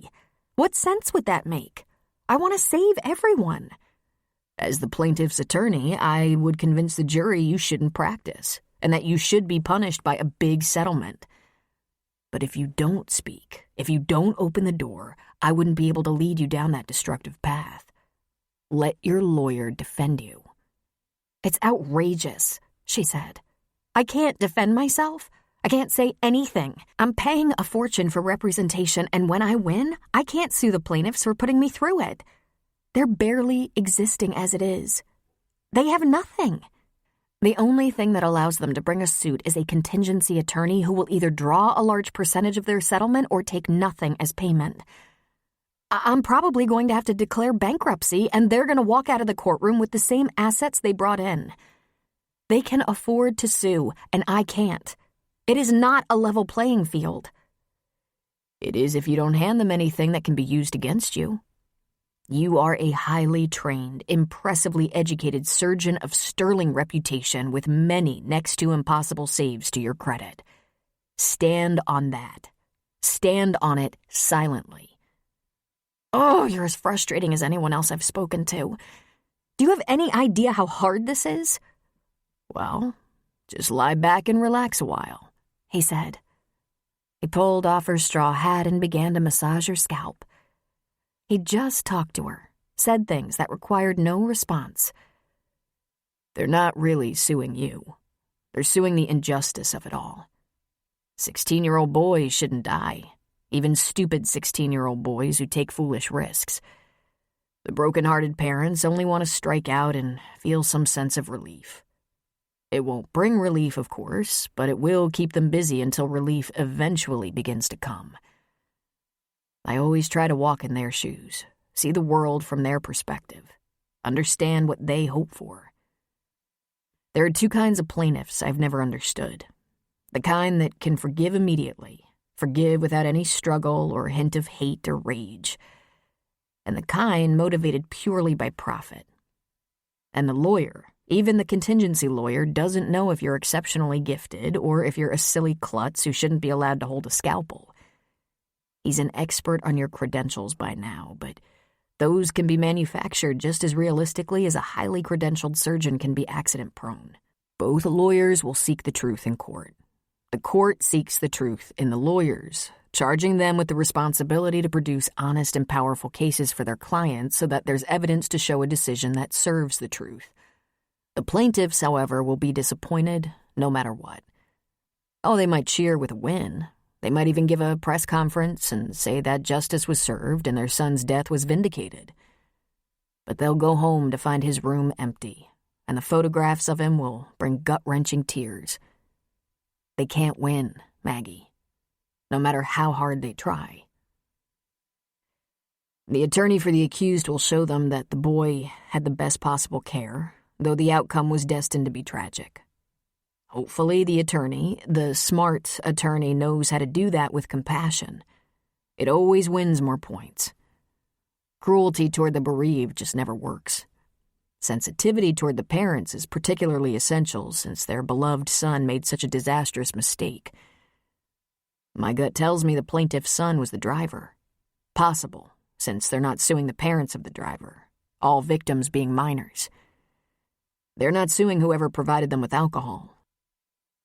But of course, as you know, you might be the most logical defendant, the one with the deep pockets. The most important thing to remember is this. No matter the outcome, the plaintiffs will always have the greater suffering. You can't help them. It's impossible. So you must save yourself. A good defense attorney can help with that, or at the very least, lessen the damage. They floated for a while, not talking, but Cal continued to play with her hair. He noticed an early strand or two of silver that he was smart enough not to mention. But it made him happy. Every woman should have the luxury of growing older, growing into her skin, settling her emotional debts. "Did you learn that in law school?" she finally asked him. "Sort of, yeah. I mean, that's what we do, right? We're seeking justice. But that stuff about understanding the other guy, that came from Atticus Finch. I grew up wanting to be him, partly because he was the most fair-minded man on the planet, and partly because he was so sane, so stable. I had to contend with a crazy father, remember? If I couldn't have a father like Atticus, then I'd like to be a father like Atticus." "Atticus?" "To Kill a Mockingbird." "Oh, right. Sure. So, you wanted to be a father?" "I did. I wondered if I was being ridiculous, given the dysfunctional family I came from. But my sister forged ahead, fearless, and had a family. A perfectly normal family. They have all the usual issues. She fights with her husband sometimes, the kids drive her batshit crazy, she's overworked, underpaid, running around trying to be a professional woman and a full-time mother. And she's happy. I think for us, for kids raised in so much uncertainty and occasional deprivation, being grounded in relationships and having relatively stable homes is reassuring." "Do you still want a family?" she asked bravely. "I don't know," he said. "I think so, if it's not too late." "Men can have families forever," she said. "They can have them so old it's like having their own grandchildren. I worked with a guy who's on his third wife and just had a baby at the age of 60. He's happy as a pig in mud." Cal laughed. "God bless him. Men are all a little obsessed about when it goes away. The erection. Is it at 60? 65? Didn't Groucho Marx or someone reproduce at 90? Really? Men never let on, do they?" "Never. But hardly anything trumps erections. I guess brain tumors and heart attacks, but..." "So do you think about whether you'd actually be alive to raise them? These children you'll have if it's not too late?" "If I'm pushing that envelope, I won't have them. On purpose, anyway. But Maggie, I think there's still time to consider this. I fully intend to be at least 90. And I'm not just being ridiculous. That's completely reasonable for a healthy male my age." "Huh," she said. "I never think about that. How long I want to live. I wonder why I never think about that.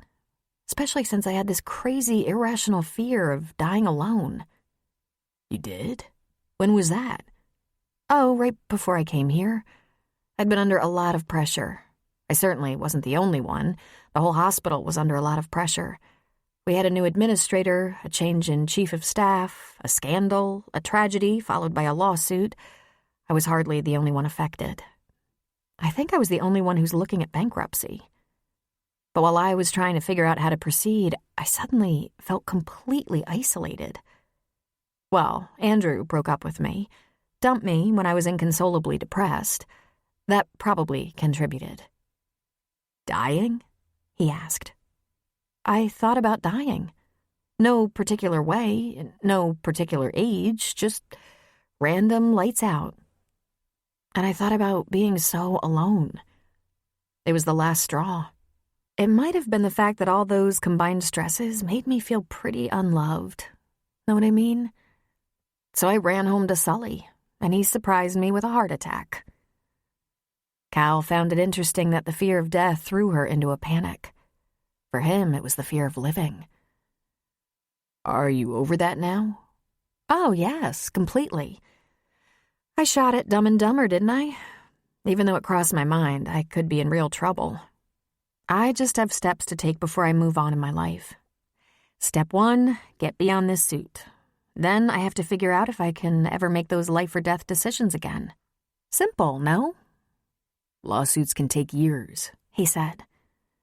We're having a preliminary hearing in a week. The judge is going to hear the lawyers, has all the pretrial motions, we'll get a list of evidence and witnesses from both. They'll decide on judge or jury resolution. Mediation might be suggested, but doubtful. It's my dream that the judge looks at the lawsuit and says, "Get out of here."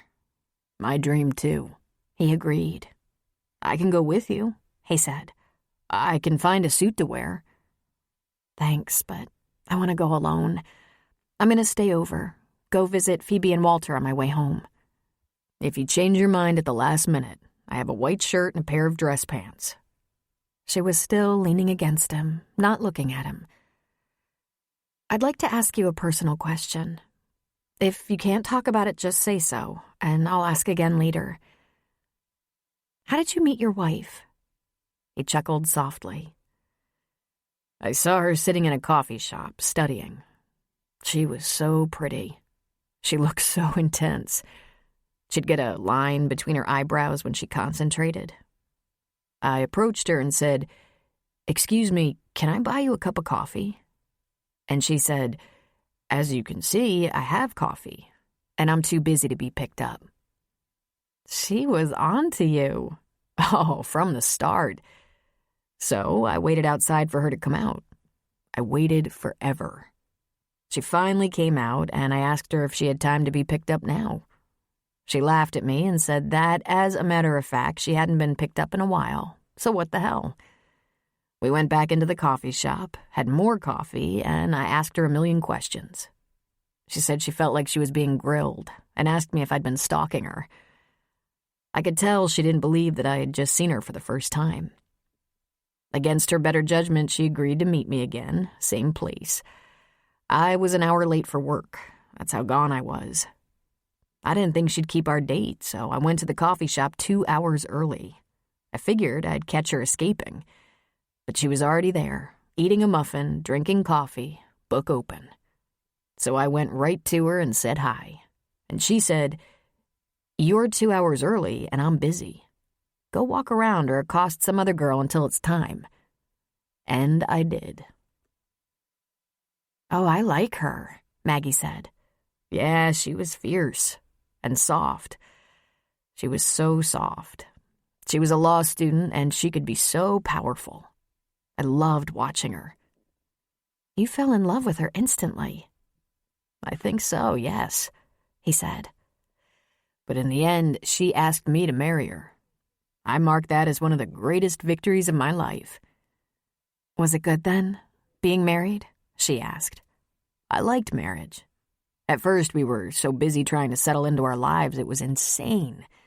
We both had to pass the bar, get on our career track, find the work-life balance so we could actually be a couple.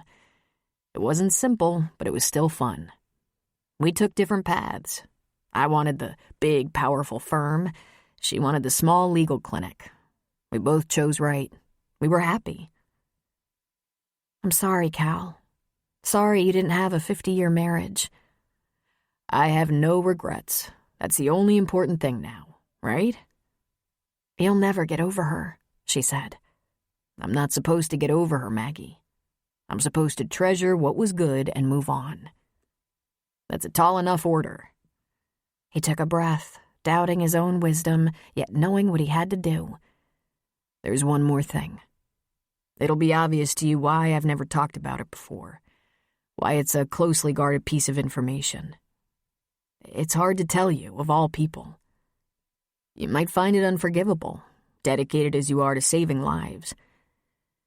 See, I made the ultimate commitment to my wife. She was dying of a painful disease. She asked me to give my word I wouldn't let her suffer, to promise that I would help her let go. She asked me to help her die. And I did." Time stood still. Not even the water moved. It was actual minutes before Maggie moved, turning around in the little boat and kneeling to face him. She had tears on her cheeks. She put the palms of her hands against his cheeks. "Of course you did," she whispered. "Of course."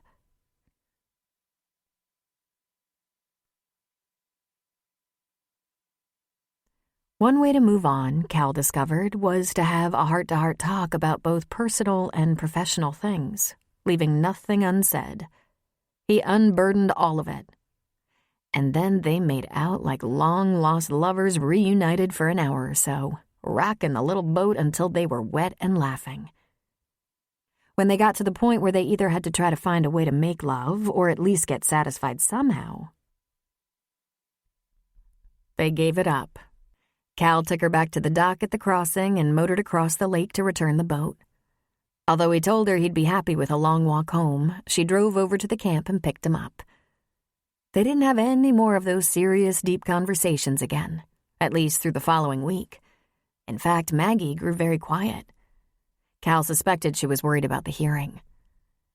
There were questions he could taste on her tongue that she didn't ask, and it could only be because she was afraid of the answers. Questions like, "Can you ever love like that again?" And, "How long will you stay here?" And, "How do I fit into your life, your plans?" He hoped that was what was causing her silence and not anything else. He did have some answers stowed away in the privacy of his heart. "Yes, I can love again, but like that? Maybe it will be a different kind of love, but equal." And he wanted to stay there as long as staying there worked for everyone, including Maggie. And how did Maggie fit? He wasn't sure, except that he couldn't imagine letting her go. The caveat was, could she truly accept him as he was? Because he already knew he wouldn't be going back to that other life, a partner in a big firm in a big city. He had no regrets about leaving all that either. It was almost the middle of July when Maggie's court date came around. Cal was sitting out on the porch of the store in the morning having coffee with Tom Cannaday and listening to his tales of the weekend with his family. He had a complicated list of activities, from work to chores to commitments the kids had that required juggling schedules and transportation. "At least with Jackson and Nikki driving now, I get a little help with chauffeuring," he said. "Problem is, not enough cars. How you manage all your jobs and still get those kids to everything they signed on for must take some interesting logistics. I start with one workable solution. If I'm available to them from 4 to 7, we can manage almost anything else. They're old enough to get themselves up in the morning and get their own breakfast. I start my jobs early most days. The bus comes for the younger 3. Jackson can drive himself to school and jobs. But from after school through dinner, if I'm not around, homework doesn't get done, and games, plays, dances, all that goes missed. And that stuff is just about as important if they're going to be balanced, right?" "I guess," Cal said. Campers were just beginning to come awake. The aroma of coffee and bacon around the campsites filled the air, as did the sounds of people getting ready for a day of fun. A couple of dogs barked. "Whoa," Tom said, looking over at the house. Maggie stepped out onto the porch. She wore a slim-fitting sleeveless black dress, black hose, black pumps. She carried a jacket over one arm and had a briefcase in hand. She'd fussed with her hair, that was obvious. It was smoothly turned under at her collar, but still had that lift in it, moving with her. She was decked out somberly but classy. Wow, Tom said again. Cal got up and walked over to the house. He'd already kissed her good morning, once in bed and once when she was in the shower. He'd already told her she'd be great today. He wasn't about to let her leave for court without another boost to her confidence. He took the steps up to the porch and stood before her. "You look beautiful," he said. "This is my funeral suit," she said. Then she winced. "How do you feel?" "Terrified, but as ready as I'll ever be." "If you've changed your mind, I can still go with you. I can be ready in 5 minutes." She shook her head. "I'm just going to do it." "My phone is charged. I'll keep it on for you." "You've been wonderful," she said. "In case I didn't say it, or in case I forget to say it, you've been so wonderful. Helpful, encouraging, supportive." "How about a dynamic lover who's taken you to heights never before experienced, taking your mind off your more cerebral legal affairs?" he asked. Satisfactory," she said. Then she smiled her teasing smile. "Okay, above average." "The way you make me beg, it turns me on," he said, returning the smile. "I'll call with updates if there are any. I don't know the process, so if you don't hear from me as soon as you—" "It's okay, honey. I know the process. And the rule is unpredictable and leveraged on the mood of the judge and the paperwork involved." "Well, we're ready. At least that's what the lawyers say." "It's gonna be okay. Just remember, you did the right thing." "I did my best," she said. "It's been good enough so many times." "Maggie, you did the right thing. You'll do the right thing today. All you have to do is listen and confer with your attorneys. You're gonna be fine. This'll soon be behind you." "Only to happen again and again?" He grabbed her around the waist and pulled her to him, kissing her passionately. She couldn't embrace him, coat in one hand and briefcase in the other, but she certainly gave full attention to his kiss. "Did you smear my lipstick?" she asked. "No. Now listen to me. Everything is going to happen again and again, Maggie. There will be accidents, there will be lawyers, there will be grieving family members. There will also be magnificent victories and lives saved, and there will be joyous occasions." "I'm remembering that book, When Bad Things Happen to Good People." "Good things also happen to good people. This isn't the only outcome you're going to have to live through, you know. Now, are you ready to go? Do you want to tell Sully you're leaving?" I saw him for a moment before I got in the shower, and he wished me luck. "Will you tell him I'm on my way, please?"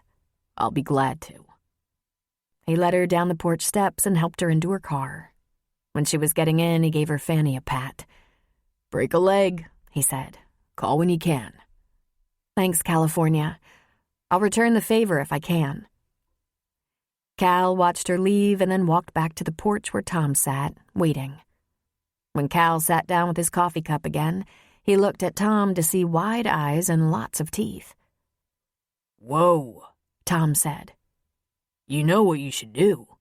You should lock that down right away," he said, giving a nod toward the house, toward Maggie. "Seriously, right away." Cal laughed. "And what makes you think Maggie's ready to get locked down? Are you kidding me? You need my advice? You a novice?" "Pretty much. What's your best advice?" "Well, at least you're an adult. I fell for my girl when I was a kid." Tom launched into the story of his marriage, family, and divorce. It was both complicated and predictable.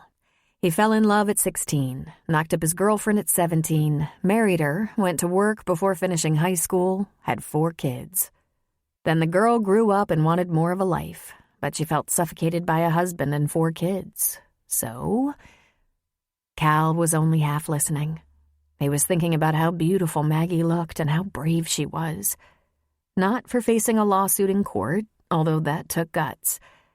Every time she clocked into her role as a neurosurgeon, she was facing the unknown and laying her reputation and, indeed, her future on the line. Making those life-and-death decisions in seconds took great skill and incredible confidence. She amazed him. Amazing women, it seemed, were his lot in life. For this, he pushed aside his trepidation and said a little prayer of thanks. Complaining of finding not only one, but two of these remarkable females should not be condoned. Time to give thanks. As Maggie drove, something Cal had said came slinking into her mind. Good things happen to good people, too. Had she been properly mindful of the good things? Every time she held that cranial bone flap in her hand, she was performing a small miracle. There were surgeries she'd come to think of as routine, and yet she was conscious of the fact that whenever she was near the brain or spinal cord, it was a matter of life and death. There were some procedures and surgeries that were more memorable than others. There'd been that inoperable brain tumor in a 7-year-old that Maggie dared to remove. No one would touch that little girl. It was just too complicated and dangerous. And no surgeon liked performing an operation that was 99% likely to fail. Yet the child was headed to certain death with a very minimal chance of prolonging her life and suffering through radiation and chemotherapy. But Maggie was willing to risk it for the child's sake. She'd once scrubbed in with a neurosurgeon who had excised a similar lesion. She had a very impressive team backing her up. They had several pre-surgical conferences to discuss it before taking it on. There was doubt all around her, but it had worked. That little girl not only survived, she was now perfectly healthy. It was a total success. The surgeon who'd scrubbed in to assist was an older man, and he said, "You have the most beautiful hands I've ever encountered." There was a cyclist thrown over the hood of a fast-moving truck, paralyzed from the neck down. Maggie took him into surgery and performed a partial cervical laminectomy and repair. And when he woke up, he could wiggle his toes. A month later, he walked out of the hospital. She was not by any means a religious person. She could count on one hand the number of times she'd been inside a church in the past 4 years. She did have a deep spiritual core, and every time she went into the operating room, she had a mantra. God, still my hand and clear my head. And when she came out, she said, "Thank you, God." She'd always scheduled her surgical cases for Tuesday and Thursday. She saw patients on Monday and Wednesday. She tried to take a couple of 3 or 4 day weekends a month just to fill the well, catch up on her reading, organize her office and her head, but she was on call a couple nights a week. Blessedly, she wasn't always called into the hospital, and the occasions of being called to a major catastrophe like the MVA that had taken the lives of 3 youths were rare. They'd tried to prepare her in residency for the toll her specialty would take, yet it was more devastating than she had imagined. She had to fight the disappointment when things went poorly. Sometimes the emotion had driven her to the stairwell. And yet she met each new case with renewed vigor and enthusiasm. How? She hoped the lawyer was going to talk about her good results, for she had them. Fantastic results, really. She was one of the best spinal surgeons in the area. Many of her patients who were experiencing chronic pain realized complete relief and full mobility after surgery. It was not in her nature to be negative. Why had she failed to remember all the victories?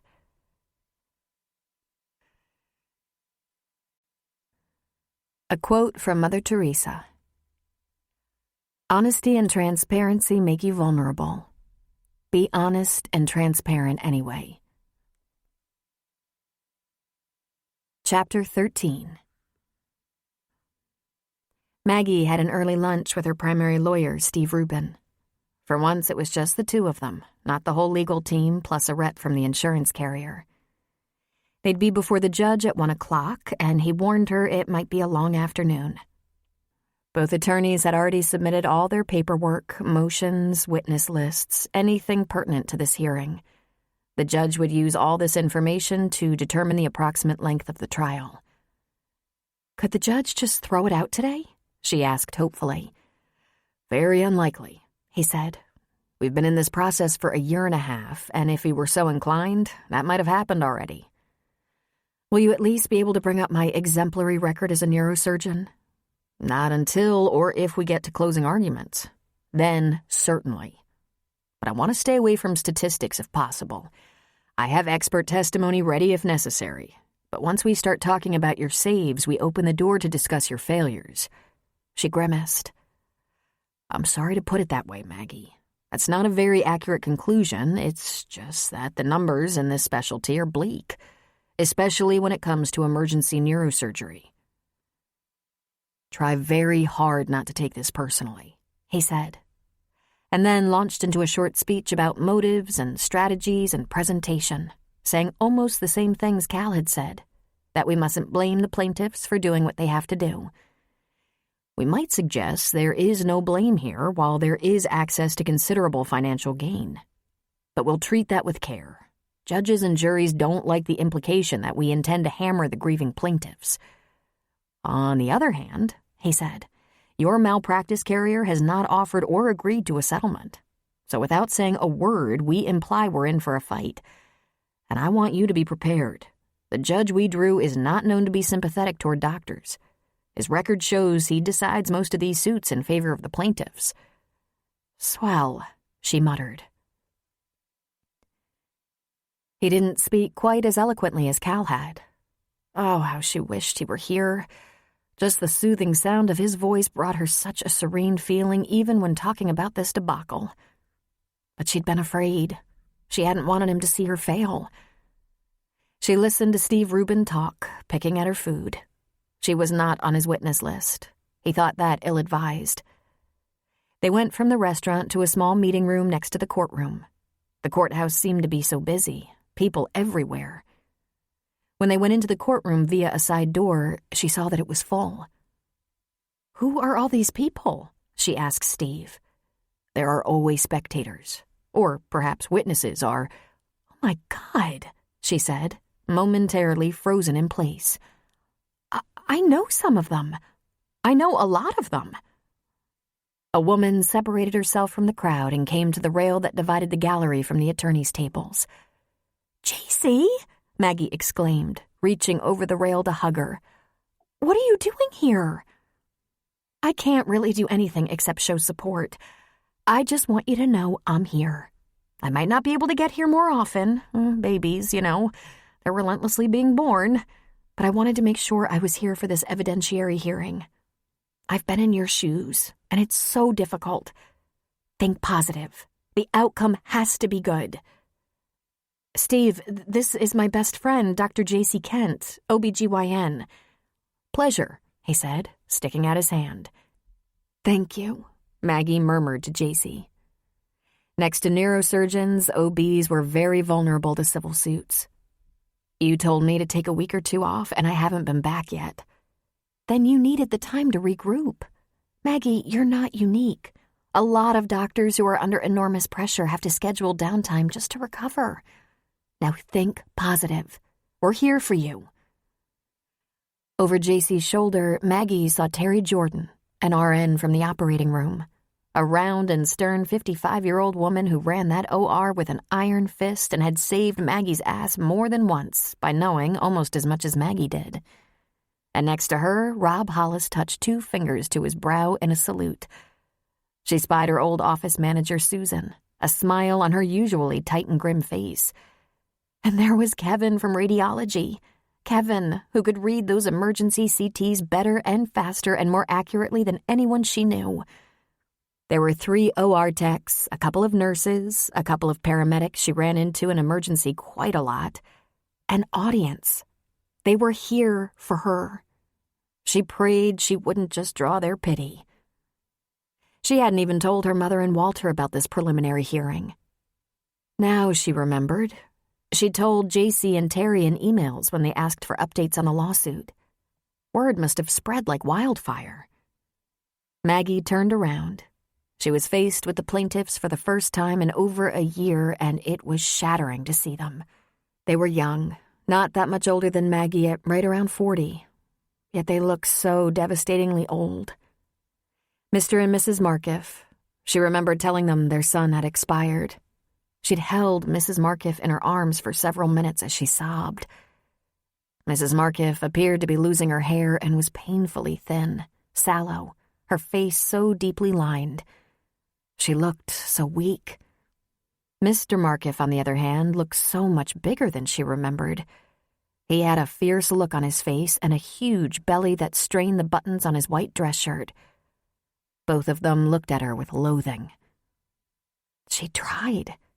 She tried so hard. Losing those kids was horrible. And yet it was her work, and she didn't have time to second-guess split-second decisions or pause to reconsider. All rise. The Honorable John Bestover White presiding. The judge entered. The entire courtroom rose, and Maggie studied him. He looked very big in his robes, but she thought, given the perspective of him passing the bailiff, he was actually a small, chunky man with a large, intimidating mustache and a ring of white hair around his otherwise bald head. And he was scowling. He was efficient. They began going through the paperwork. First the complaint of wrongful death, then the motions. Each one was read, and had Maggie's attorney not explained them all, she would be lost. There was the complaint, which was the plaintiff's case. There was the counterclaim, which was essentially her side of the story, and as close as she'd ever get to testifying, which she probably would never get to do. With the help of her lawyer and depositions, they had reconstructed the emergency in a timeline with supporting facts. There was the reply to the counterclaim in which the plaintiff alleged it should be obvious to any certified and experienced neurosurgeon that the patient to take to surgery was their son, and not the unconscious boy. They alleged she had mismanaged triage. Then there was the statute of limitations, forcing the trial in a timely manner. She found that laughable a year and a half after the event. There were several more motions, as well as evidence and discovery. All of these motions, each one read and explained and denied, took almost 2 hours. Denied to the defense team was the district attorney's report in which he declined to prosecute any malpractice, a blow to the defense. Then, finally, the plaintiff's attorney offered a motion of summary judgment. Steve whispered to her that meant they'd go with the judge's decision rather than a jury. They had no doubt heard Judge White wasn't crazy about doctors. Your Honor, we make a motion to dismiss, Steve said. Sit down, Mr. Rubin. The courtroom sank into dark quiet. The judge took a deep breath before he spoke. My heart is very heavy today, he said. I've read the claim, the counterclaim, all the motions and pleas. Inclusive in those materials was the accident report. In the plaintiff's claim, the focus is on 2 16-year-old boys, but in fact, there were 5. It was a catastrophic event, all arriving in the emergency room critical, one of them beyond help upon arrival. I preside over many civil malpractice and wrongful death suits.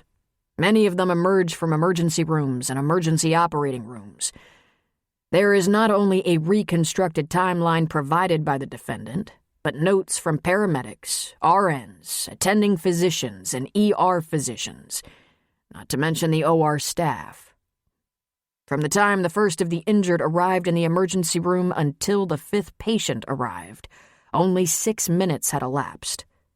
From the time triage was complete until the first patient was anesthetized and the surgeon at the ready, 4 more minutes.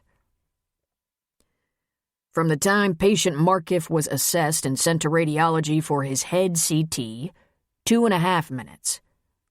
There were also other decisions and designations made within this time frame. One boy sent to surgery for splenectomy, while yet another was put into the care of an orthopedic surgeon and on to surgery to deal with 2 life-threatening broken femurs, and yet another put on life support for possible organ harvest. If anyone had trouble following that, the time from the very first of 5 injured arriving in the emergency room until Dr. Sullivan entered the OR suite, 10 minutes.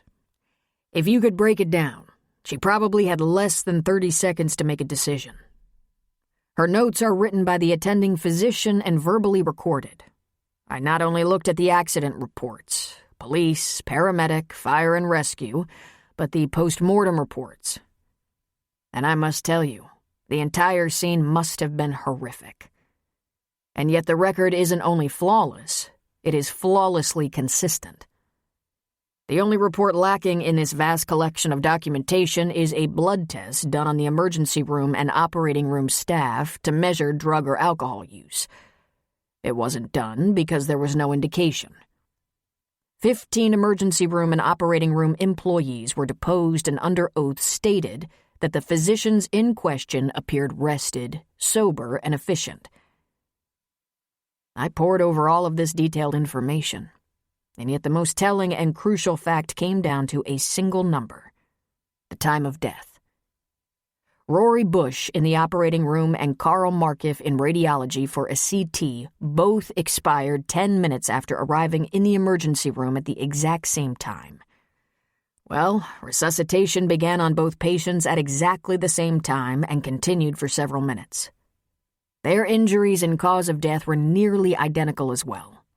Both died of head injuries that led to massive brain hemorrhage.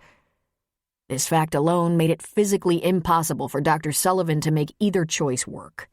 Although the testimony of the staff establishes that her decision to take the unconscious lad to surgery first is indeed protocol.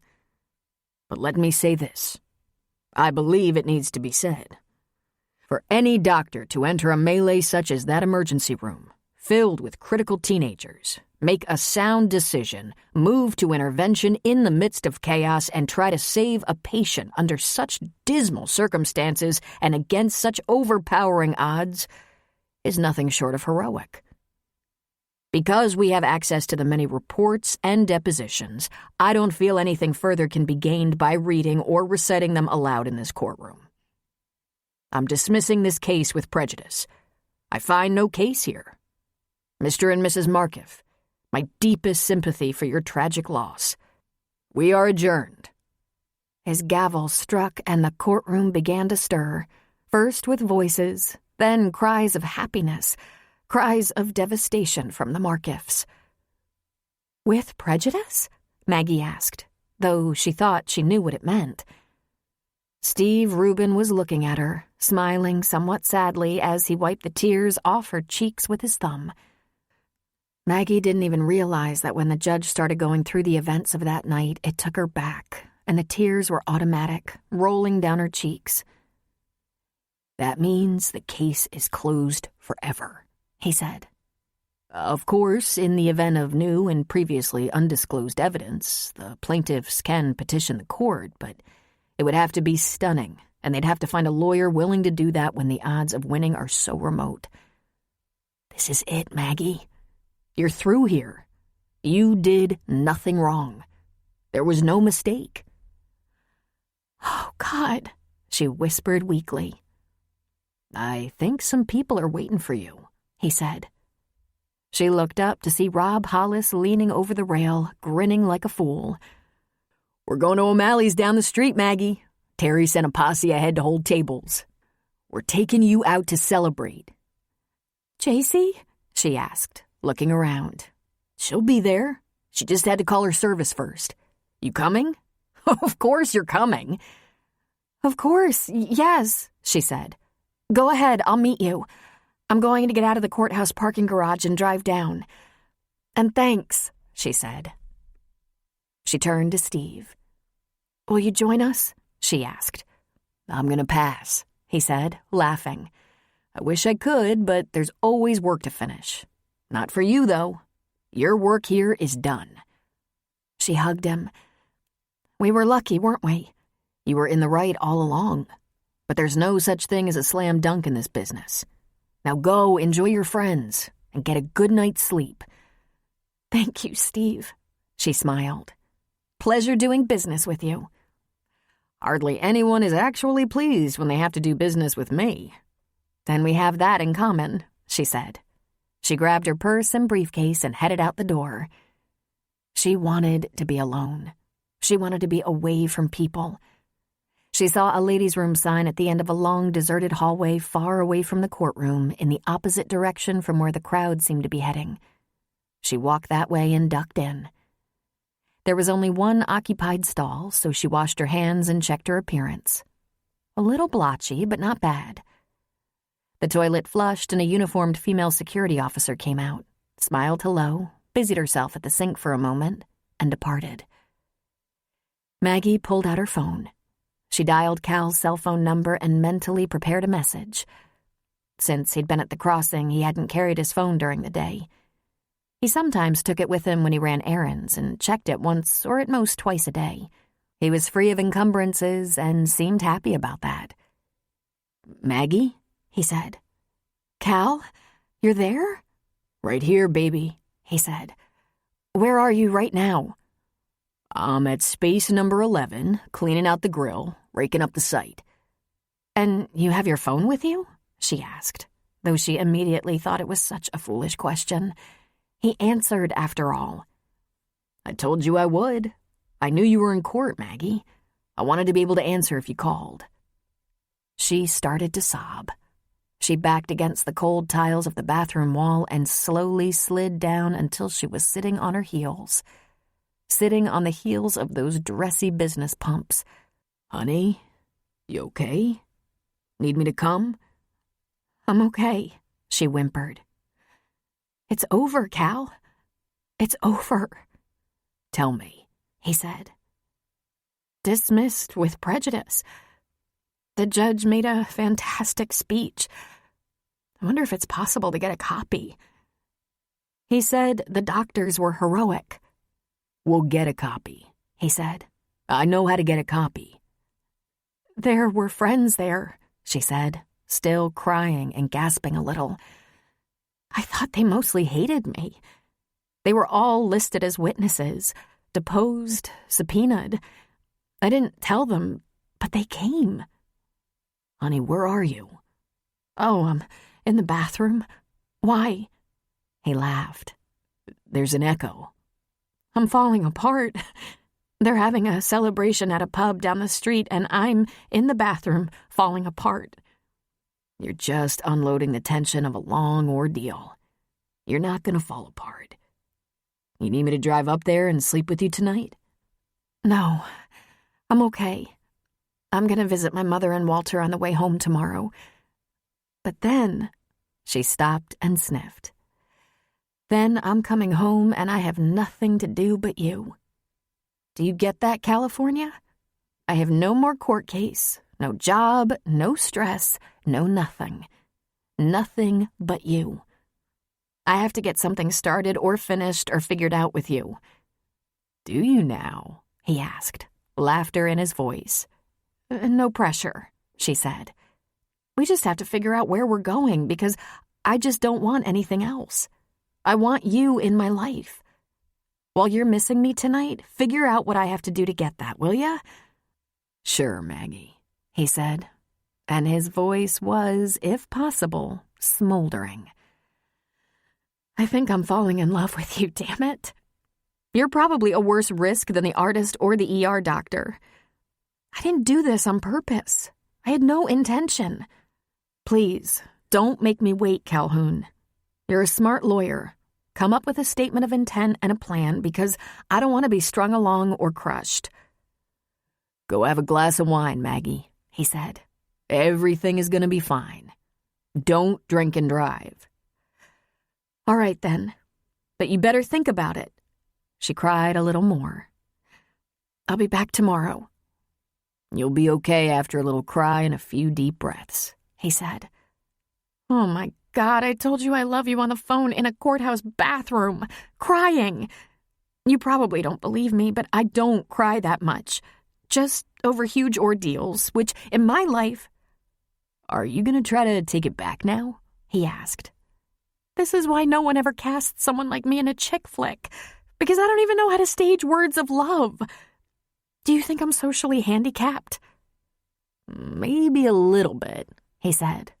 "Oh, stop it. Well, it's probably true. You miss a lot of social training when you want pre-med. And when you refuse debutante balls. I hear there's tons of social training for debutantes."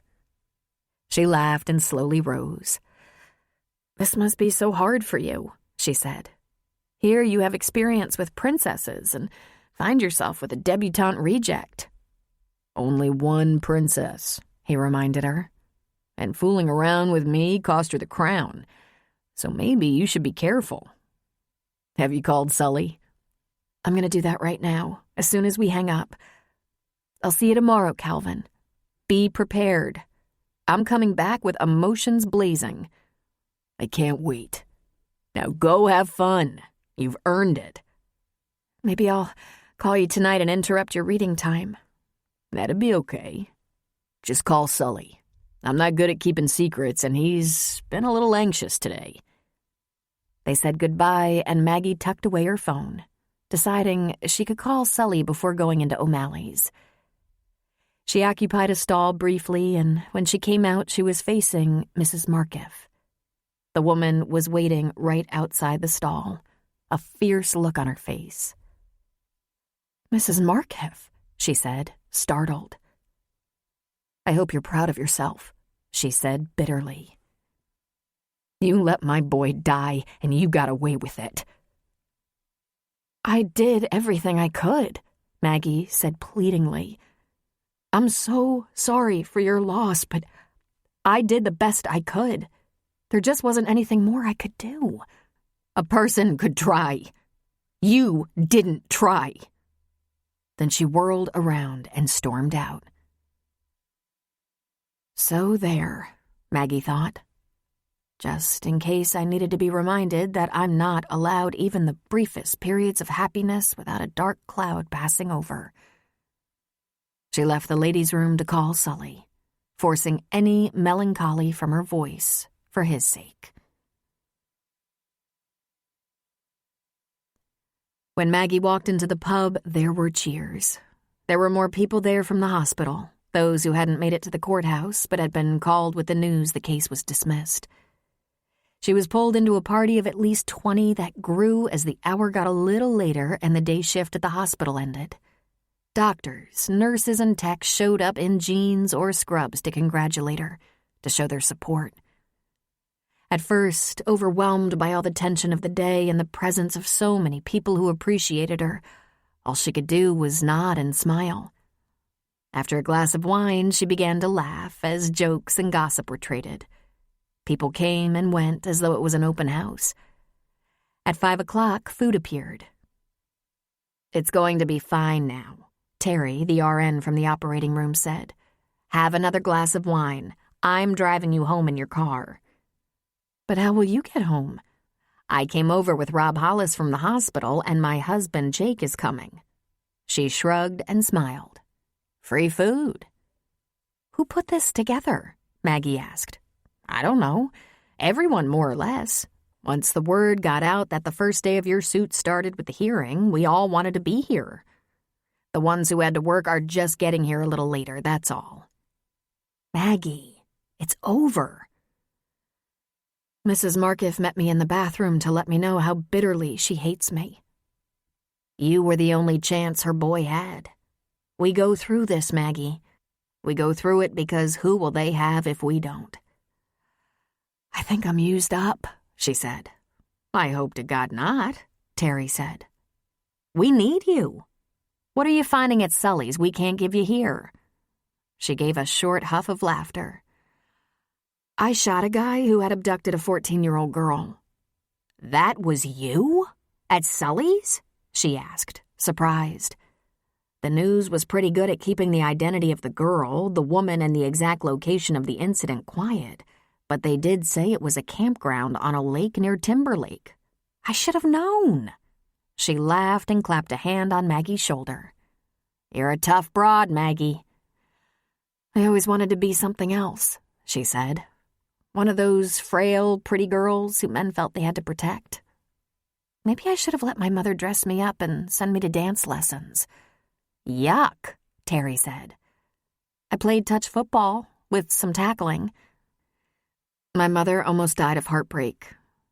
"Thank God you've never had an ounce of compromise in you," Terry said. "Listen, it's understandable if you need a break, but will you come up one of these days and have dinner at my house with Jake and maybe my daughter and her family? I miss you. I boss around those residents, and I swear they pee their pants. When you're not around, there's hardly any muscle in the operating room. It's sad. It's pathetic." Maggie was so touched, she sighed. "I miss you. I miss the OR."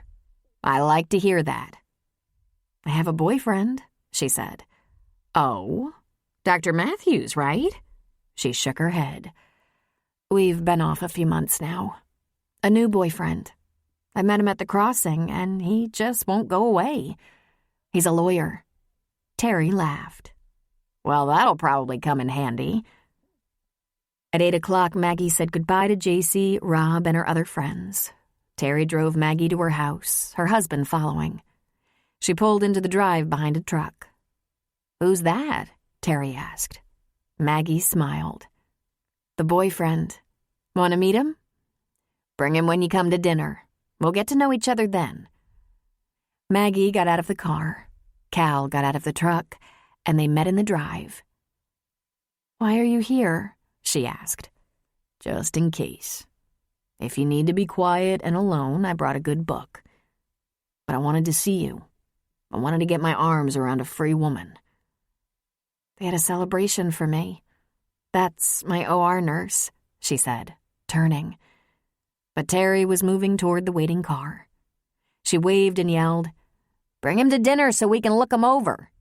Then she jumped in her husband's car and off they went. Very outgoing, isn't she? Cal said. Did you bring an overnight bag? She asked. Always the optimist, he said with a nod. Have you eaten? Ate, drank, laughed, she said. I wish I hadn't told you I wanted to do it alone, Cal. I wish you'd been with me tonight. I have some very good friends, it turns out.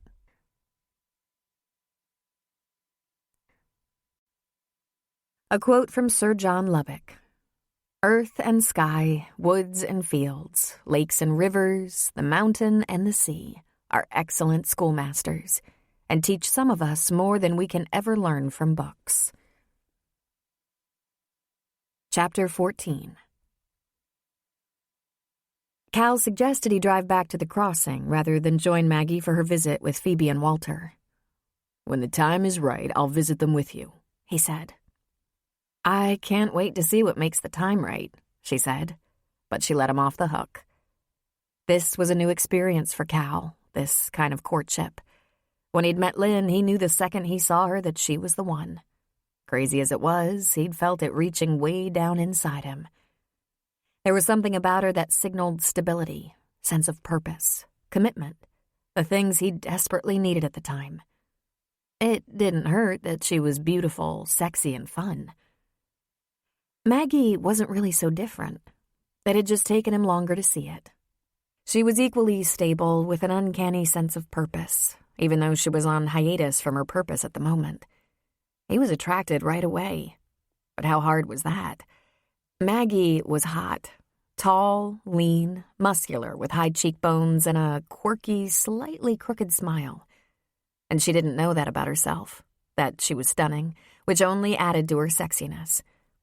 He loved the way she stood, one knee bent, her foot balanced on a toe like some kind of dancer.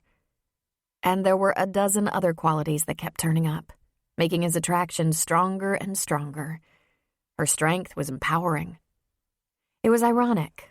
She thought her strength was running out and that she had to step back, but it was only growing stronger. She was a little afraid, given all the complications in her life. That's all. She wasn't weakening. She was so demanding of herself. She was demanding of others, too, but fair. He thought watching her with Sully was a premonition of what was to come when her future husband became old and infirm.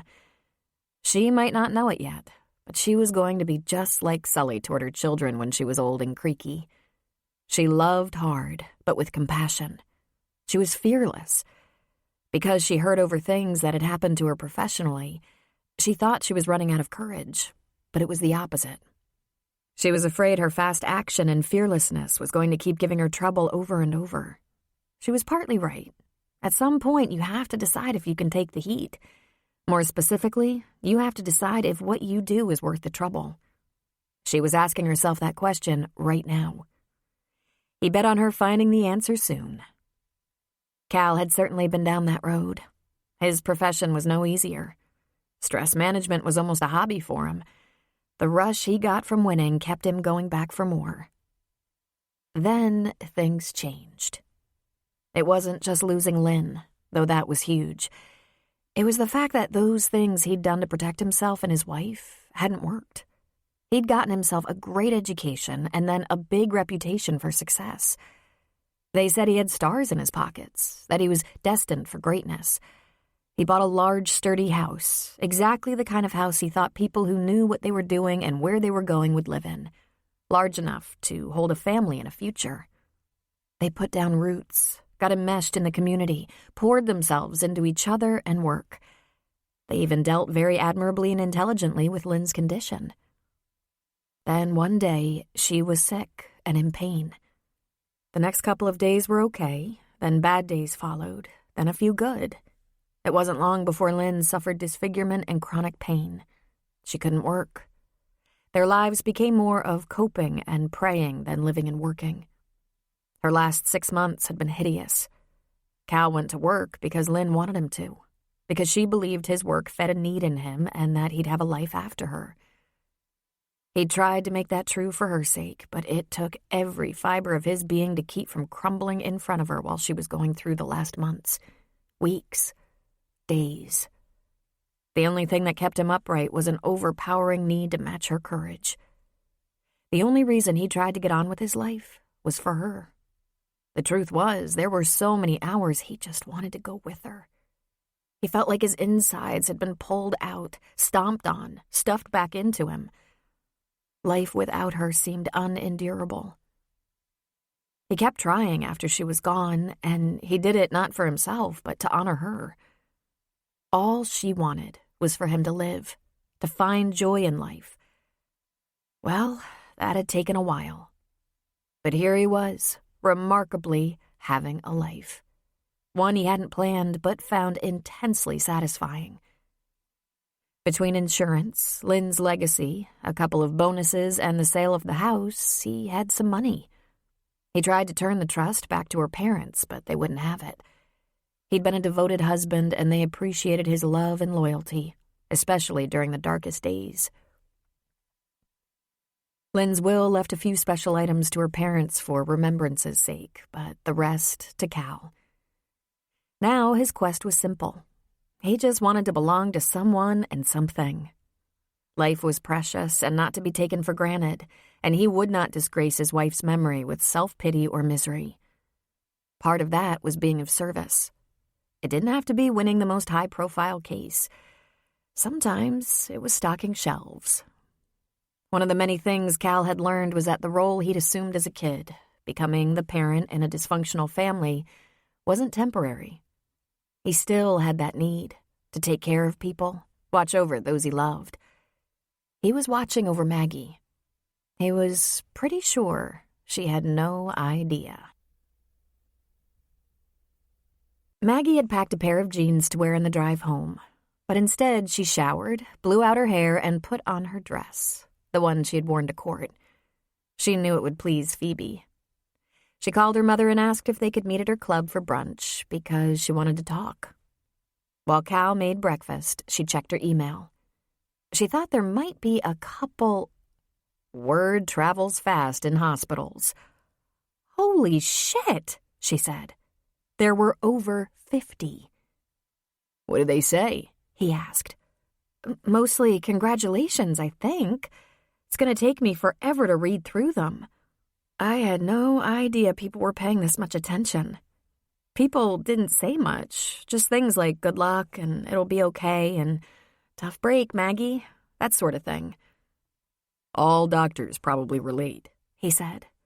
If you didn't express a need to talk about it, they probably didn't want to pry too much. Would I have heard from them if I'd been beaten to a pulp instead? How will you ever know? He countered. Maggie couldn't help her doubts. Do they really like me, respect me, or only like and respect me if I win? She thought to herself. They ate a quick breakfast. Cal washed up the dishes while she read through email after email. Then he quickly got out of her hair so she could read and answer as many as possible before it was time to drive to Golden. There was one from Andrew. Maggie, love, you've been on my mind since the day I last saw you. Before that, to tell you the truth, I don't blame you if you're still angry with me. That was a stupid-ass thing for me to do. Telling you I couldn't take it anymore. Rejecting the idea of our baby. So now I hear the suit is over, and your life can get back to some resemblance to normal, as much as lives like ours can. I just want you to know, I'm not over you. I'm sorry. I'm filled with regrets. I miss you, and I'd do just about anything to have another chance. We can even revisit the idea of a child, the little matter that had us at each other's throats. If it's that important to you, let's talk about it. At least think about it, will you? We were happy. We had a good time together despite the complications of our lives. I love you, Maggie, and I think you loved me. Tell me what to do, and I'll do it. Andrew. She stopped herself before emailing back, "Kiss my ass, Andrew." She'd think of something profound to say to him on her drive home. There were emails from colleagues who wanted her to talk about possibly leasing office space, joining their practices, offers of part-time work on call, even suggestions of teaching assignments. Teaching? She thought she was a basket case, yet some surgeons thought she was stable enough to teach. It was the first time in too long that she felt there were many wonderful possibilities ahead. She felt strong, and above all, with Cal's encouragement embracing her, she thought her future was bright. Their future had great potential. She vowed to consider all the offers and see if she could do that thing Walter had long ago advised. Find out how to make her personal and professional goals match. She drove to Golden with that on her mind. Phoebe's eyes lit up when she saw Maggie all dressed up. She told her she looked beautiful and got a little misty-eyed. There was a hearing yesterday, Maggie told Phoebe and Walter. The judge threw out the lawsuit with prejudice, which means they can't retry it or appeal it. He said he didn't see a case. In fact, the judge said some very encouraging things, complimentary things. I'm going to try to get a copy of the hearing. If I do, I'll share it with you. "Oh, thank God," Phoebe said. "Then you're coming back to Denver." "Mother, I have no practice," she said. "That's a mere formality. You can work. I know you can. You can take a position with the hospital or the university medical school. Walter can ask around. You can figure out what to do about a practice and start seeing patients again. I know you wouldn't waste that marvelous education and spectacular gift." Phoebe proceeded to stop people in the dining room of the club and announce, with great excitement, that Maggie's lawsuit was over and she won. The maitre d' brought champagne to the table. "Now stop, Mother," Maggie said firmly. "I didn't actually win. I failed to lose." "So now you'll go back to work, correct?" Phoebe said. "I don't have everything all sorted out just yet," she said. "What on earth is there to sort out?" she asked. Maggie lifted her glass and took a sip of champagne. She put down the glass and looked at her mother. "Remember way back when you were a young woman with a child living at the crossing? Remember you hated it and one day you decided that wasn't enough of a life for you?" "One day? Maggie, I started planning to leave the second I got there. I put aside money for at least a year, and I'd really rather not talk about that right now, if you please. It's a very unpleasant memory." "A year," she said. "Huh. Well, that explains a few things, like how you had enough money to get us to Chicago and rent a very nice downtown apartment. You were skimming money, weren't you?" "Be civil," Phoebe hissed. "I took a brief leave of absence from my practice when I was 40, Walter said. I think it was 3 months, maybe 4. I traveled some. I went to Tibet. I was in search of something. Those monks," He smiled. "Not a lot of serenity in neurosurgery, Walter?" Maggie said. Problem was I was already too serene. Even neurosurgery couldn't beat it out of me. I wasn't bothered by the risk or the critics or my envious colleagues. My problem wasn't burnout. Not so much. I had no balance in my life. My family, God bless everyone, would bore the paint off an old Chevy. Phoebe gasped. Your mother was a lovely, genteel lady. My mother was a hopeless snob, but the two of you got on admirably. My colleagues were about as interesting plus twice as pompous. My house, which was large and impressive, echoed. I loved surgery, even the most challenging cases. But my life was empty. You'd think saving lives would be more fulfilling, wouldn't you? Walter, Maggie said, why didn't you ever tell me this? Well, that was all before I met your mother. And there didn't seem to be any need to. Didn't you have what you wanted? She wasn't quite ready to face that. Back to you. So you went to Tibet to find balance? Tibet was another extreme. I was looking for the median, the radical center. He grabbed Phoebe's hand. I found your mother in the restaurant. She was the hostess. I started to eat there every night. Oh, Walter, Phoebe said, touched. But wait, Phoebe had a daughter. What was I then, 7, 8? Yes, a daughter. He chuckled a little. You did nothing to enhance my serenity, by the way. Now, Walter, Maggie said with a smile. Maggie, you were abominable, he said. Most days I couldn't tell if I was anxious to see what bad thing you'd done or excited to hear you'd been a good child for a change. It was a bundle, see? It was nothing like the family I grew up in. It was interesting. It took me a little while, but I suspected you had a very high IQ. Not that you needed one to be a surgeon. But there was such intelligence in you, especially when you were bad. I had you tested. I thought that was Mother, Maggie exclaimed. He was shaking his head. I gave strict instructions that you never be told the results. That Phoebe especially never be told. Walter? Phoebe asked, as if deeply hurt. You have so many wonderful qualities, darling, but humility isn't one of them. You would have had the number put on T-shirts. Besides, the most brilliant scientists in the world don't have the recipe for happiness. Maggie took a sip of champagne. Well, I'm 36 and have been around the block. What's the number? How brilliant am I? You must think I just fell off the turnip truck, Walter said with a laugh. All evidence is gone. It's right here, he said, tapping his temple. And right here is getting less reliable by the day. I can't believe you think I'm a snob, Phoebe said in a little pout.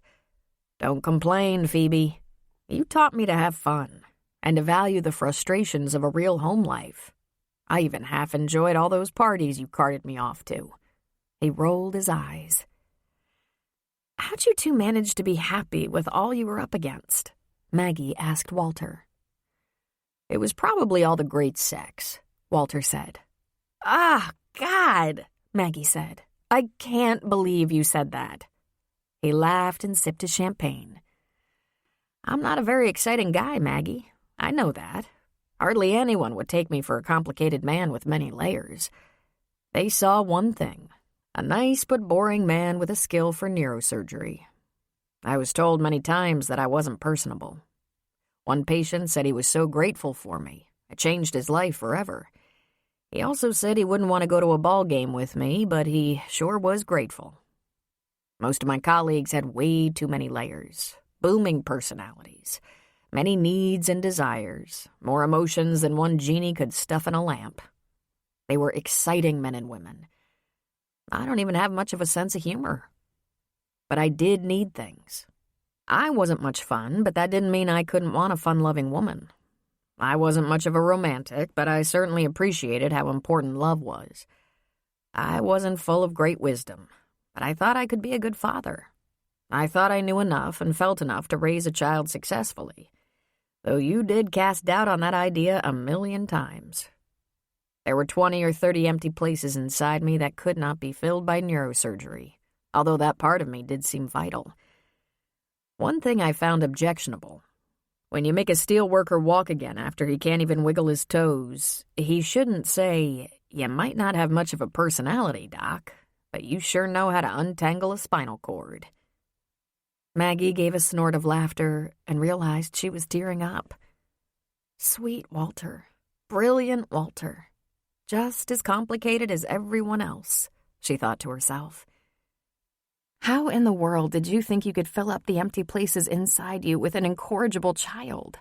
She asked. I didn't, Walter said. But up until you and your mother came into my world, I was living only for myself. I needed more. I needed someone to live for. He chuckled softly. You certainly filled the bill, Maggie. Weren't you afraid of being taken completely for granted? Walter shook his head. I didn't say I was looking to be used. I said I needed a purpose greater than myself. Enough, Phoebe said. Enough melancholy. We should be celebrating. Maggie won her case and is coming back to this part of the world. I'll get my decorator to go over to your house and make sure everything is like new.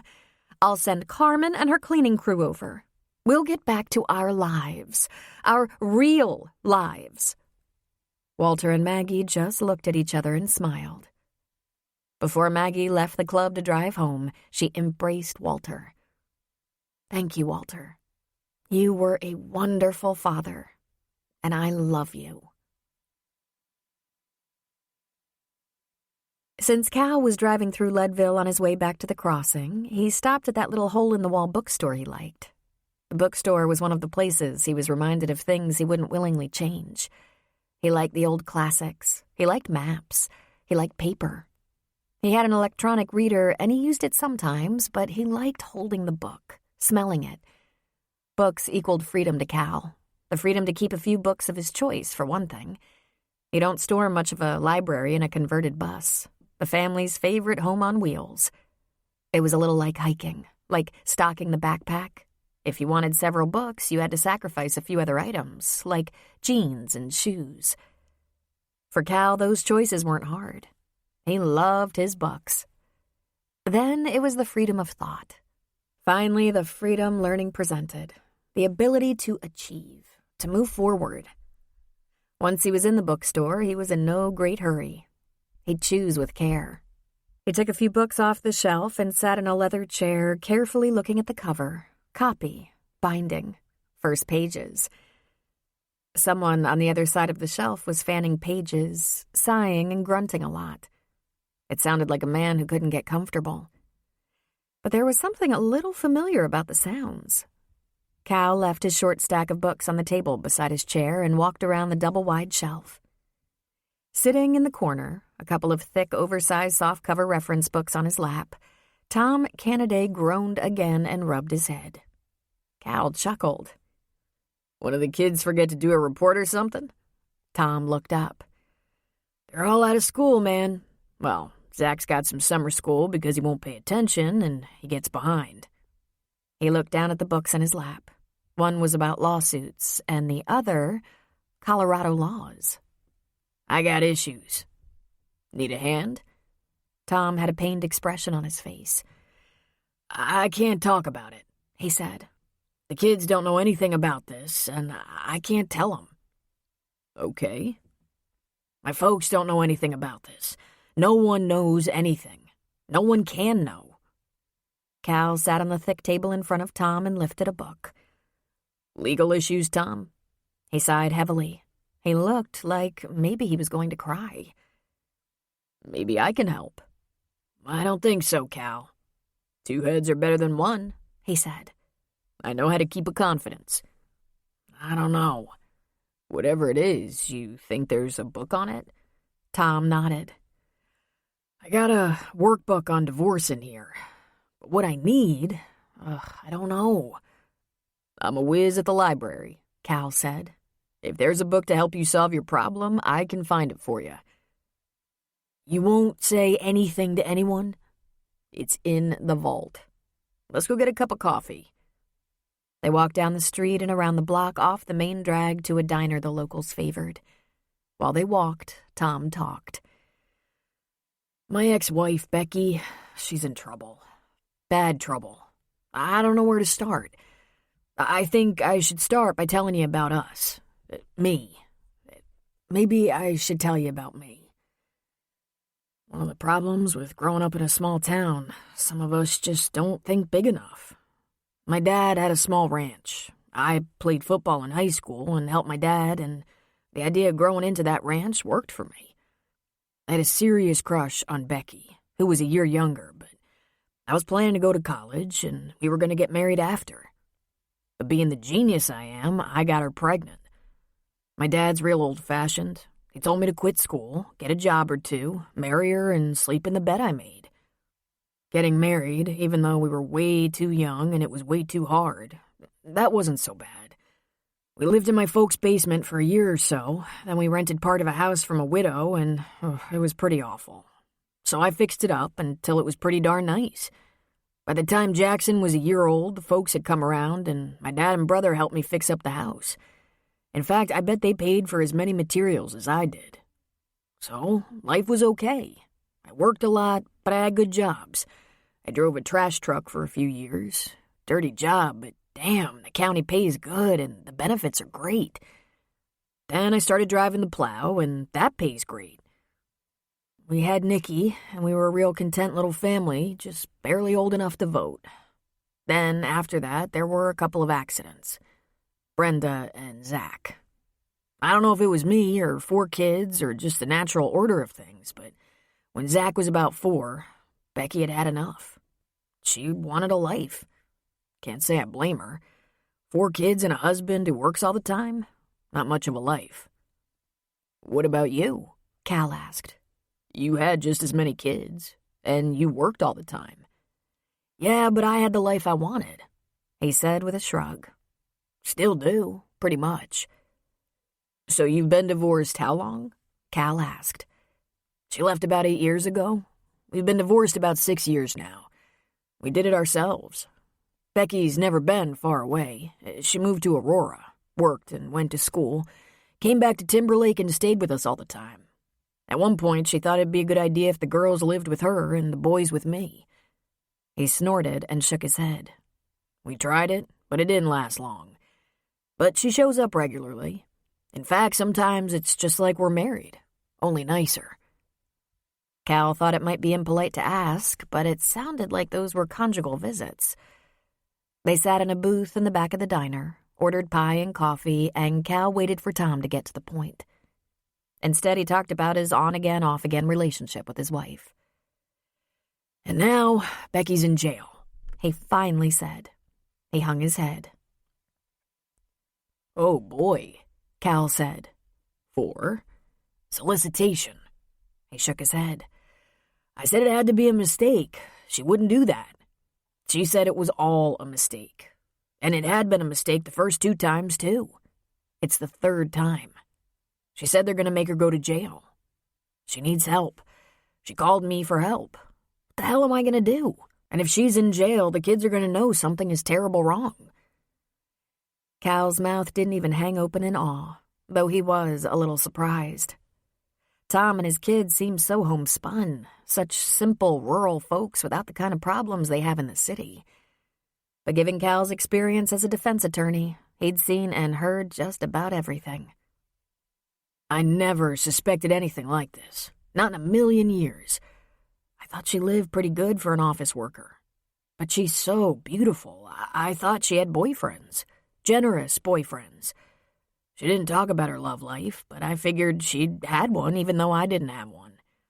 But she could afford things. Nice things. Did you pay support? Cal asked. I didn't really pay alimony, he said. We didn't have an arrangement for that since I had the kids. But sometimes she ran short and I gave her money. I paid some child support for that little while when she had the girls. I wanted to be sure they were getting what they needed, you know? Your original agreement is for joint custody? Cal asked. We wrote it that way, yeah. The idea was to help each other out with the kids. What about property? Cal asked. What property? He asked with a laugh. Furniture, cars? He shrugged. I told her to take anything she wanted. I didn't want to fight. What I wanted was for her to stay. Have you gotten over that now? I guess it's about time, isn't it? I don't know that I'll ever be able to let the kids visit her now. And her coming to us? He shook his head. I can't think about that right now. Zach and Brenda, 12 and 14, at the absolute worst time for teenagers. Well, they don't need this. But she loves her kids and they love her. I want to believe it's a mistake. But 3 mistakes? Man, I'm so screwed. Does she have a lawyer? Cal asked. Not yet, but she said she'll have to find one. She has nice stuff, but she doesn't exactly have money. And she's heard bad things about court-appointed lawyers, like they get a little lazy on these free clients. I don't think that's necessarily true, but I think you're going to need a little help here, Tom. Legal help. He shook his head. I'll go online and study up. There's got to be lots of help online. I bet if I break down and tell Jackson, he'll help me look things up. After he recovers from his nervous breakdown. That kid is smarter than anything. But Tom, you need a lawyer. Cal, I can't hire a lawyer. I can't even bail her out. She's gonna have to sit there till her court date in a week or so. We get by job to job. We're doing all right, but there's not 2 nickels left over. Trust me. You have options. There's gotta be a legal clinic around here somewhere. Might be Denver or Colorado Springs, but there's help out there. An attorney with experience in criminal defense would be best. Or maybe I can help you. I'm an attorney, but I have no experience in Colorado statutes. I can learn, though. It's not complicated, just a matter of looking things up. Tom's mouth was hanging open. You're a what? Lawyer, Cal said. A defense attorney, as a matter of fact. I practiced in Michigan, and the state of Colorado has graciously extended licensing to me here. You're a lawyer? And you're raking campsites and taking out trash? Cal smiled. I am a man of many talents. I also have a checkbook in the truck. Let's go by the bank so you can get Becky out of jail. Maggie enjoyed the drive back to Sully's. She used the time to think about her conversation with Walter. The first thing she was going to do, she was going to find a way to show Walter how much he mattered in her life. She had 2 pretty awesome fathers, nothing alike, and each in his own way, sensitive and astute. She wasn't sure what would have become of her if she hadn't had both of them in her life. So here we are. 4.5 months ago, she'd felt she'd lost everything. She thought she had nothing. No one but Sully. And even Sully, she thought, hadn't really wanted her. And no one needed her. Oh, there'd been patients, but she was hardly the only neurosurgeon. Almost 5 months later, her biggest discovery was that she wanted it all. She wanted her fathers, her dippy mother, a husband, or at least a full-time partner, and a child. She wanted that child she felt had been taken from her. She wanted a full home life. And she wanted to practice again. She wanted to pull her salad out of the garden, but also go to excellent restaurants now and then.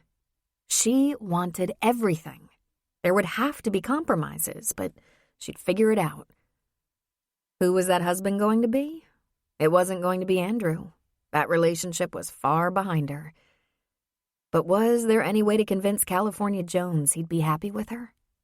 She had the slightly paranoid fear she was a placeholder, and that he hadn't yet decided what his life would look like in the future.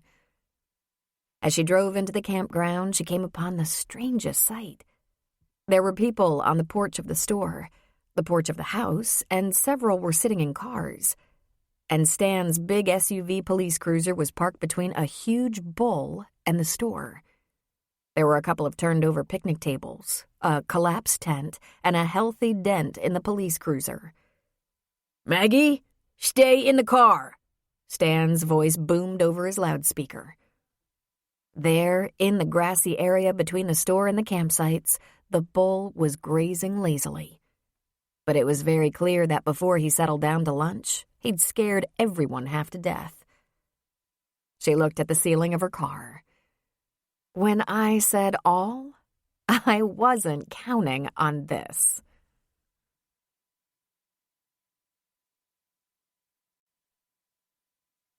A quote from William Wordsworth. Come forth into the light of things. Let nature be your teacher. Chapter 15. Colorado was an open-range state. That meant the cattle roamed where they would, though ranchers took some measures to keep their herds segregated. The lake and the campgrounds and homes around the lake were surrounded by cattle ranches and grazing land. The entire valley was cattle land with a little silage farming for feed. If you didn't want cows in your yard, you had to fence yourself in, and that included public roads, lands, and parks. Though it wasn't a daily issue, there were times a piece of fence was down and cattle wandered onto the roads and highways, into parks and yards. Ranchers usually kept closer tabs on their bulls, especially if they were a little testy, as this one was. Maggie spied Cal on the porch and gave him a sheepish wave. He waved back. She put her car into gear and oh so gently inched her way around the store to the rear entrance. Cal stepped out of the store onto the back porch and signaled to her that it was safe to get out of her car and come inside. Better stay indoors. You're not dressed to try to outrun that bull, he said, taking her hand and tugging her into the store. Where's Sully? Trying to keep everyone back. And don't surprise him. He's got the shotgun out. A little laugh escaped her. What's he going to do with a shotgun besides piss him off? We've had that discussion. He said not to worry, that Stan has the big gun, but he's not convinced Stan's a better shot.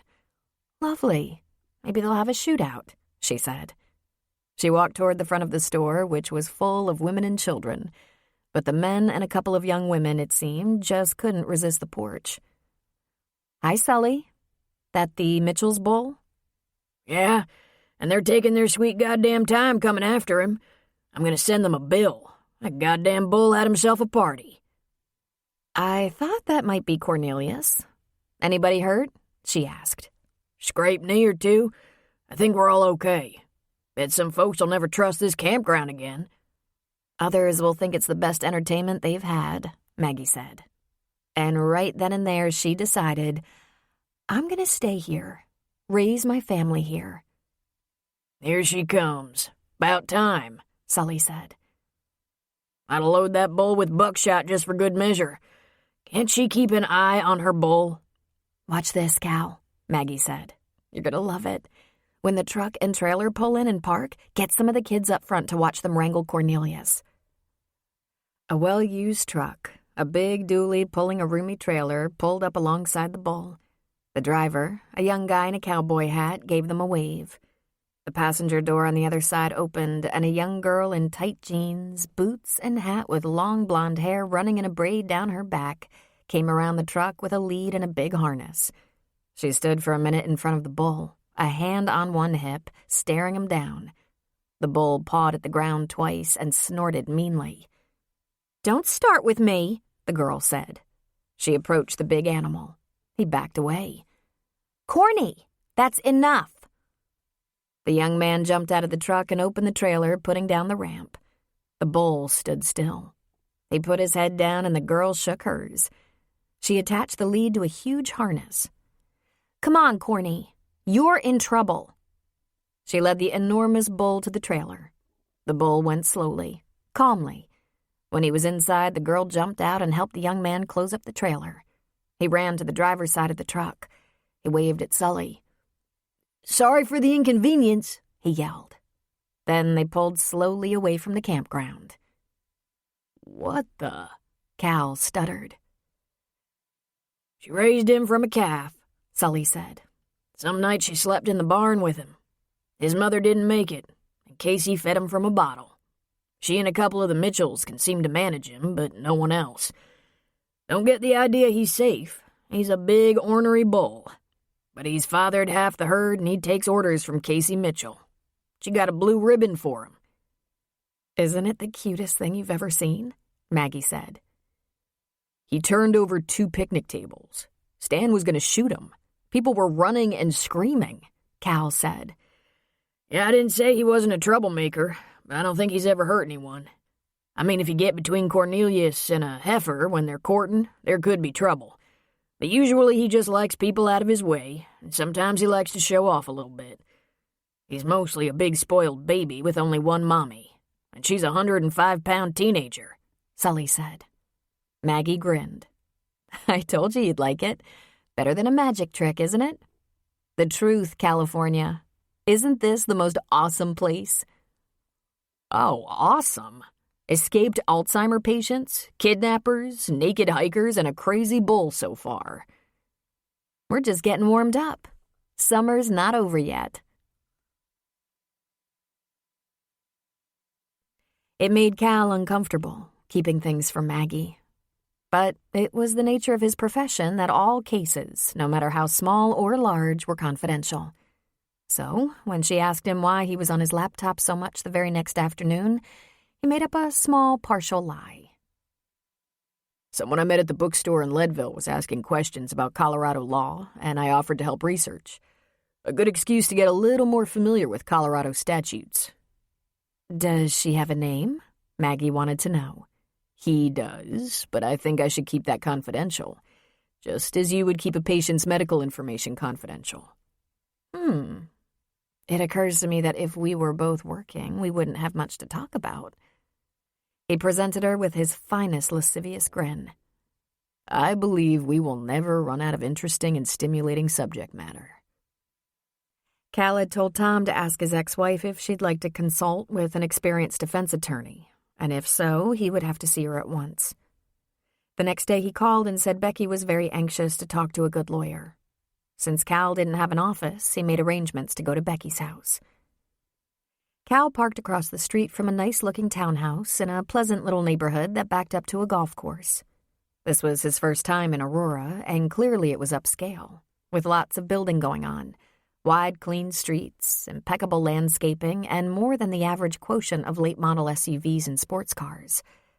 Becky, Tom had told him, worked for a plastic surgeon in Aurora. Aurora was not a cheap place to live. He knocked on the door, and she answered. "Hi, Becky. I'm Cal Jones." "Thanks for coming," she said, opening the door for him. His first impression was attractive. The first thing he noticed was boobs. Yes, they were larger than average, yet not obnoxiously so. Her crisp white blouse was open just enough to showcase her cleavage, and those tatas were standing proud. Through the fabric of the blouse, he could discern bra straps about the width of string. The bra was not capable of holding her up, meaning, after 4 children, those 36-year-old breasts had been enhanced. Becky was casually dressed in denim capris and wedge-heeled sandals. Her red hair was pulled back in a demure clip, and she wasn't wearing a lot of makeup. She walked ahead of him to a sunny dining room. "I made coffee and lemonade," she said. "A cup of coffee would be nice," he said.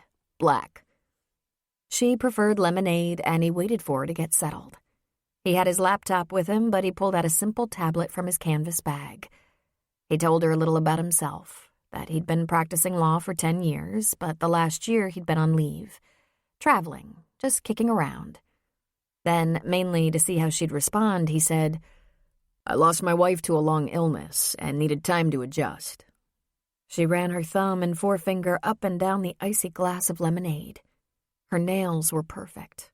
Her eyes were large and luminous. "I'm so sorry. She must have been very young." "My age. So I don't have an office, and I haven't had a firm in a year, but I'm licensed in Colorado." "Bless your heart," she said, her eyes so soft and warm. "I can't imagine how difficult that must be. You must miss her so much." "So once you decide you want me to represent you, you can notify the DA's office, and I can pick up a copy of the police report. But first, maybe you should tell me what your expectations are."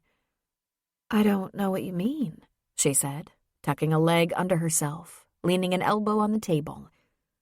"What do you think I can do for you, Becky?" "Hopefully you'll keep me from going to jail," she said. "It's such a terrible, unfortunate misunderstanding." "Shouldn't you be expecting a fine? Maybe a fine and community service? It's not typical for a jail sentence for soliciting." "I don't dare take any chances and go without a lawyer," she said. The last time the judge said if it happened again, he'd give me 90 days.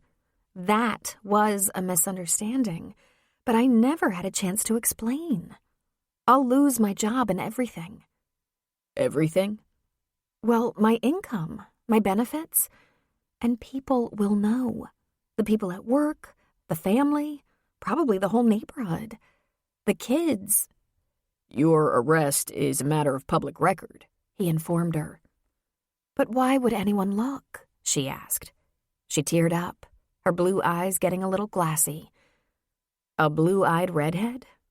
Well, they weren't really blue. It was probably contacts. And was the red hair real? None of the 4 kids had red hair. She smoothed her hair over one ear and looked at him with those big blue eyes, and she slowly lowered her lids. A hand went gently to her throat. I was so careful. Careful? I'm not a prostitute. I'm more of an escort. There are a few men who come to town regularly, and we go out. That's all. Sometimes they're a little lonely and need someone to talk to. It's like performing a service, you know? Becky, you don't have to convince me of anything. Just tell me the facts, because I'm going to find out the reason you were arrested. And it wasn't for going out on a date or performing a service. How long have you been in this business? The escort business? She asked. Precisely, he said, encouraging her. Her graceful hands moved around as she talked, stroking the glass, touching a button, smoothing her napkin. Her tongue touched her lips and she blinked sometimes, but her mascara didn't run. Business, yes. A friend I once worked with invited me to dinner with a couple of gentlemen from out of town. She was an escort.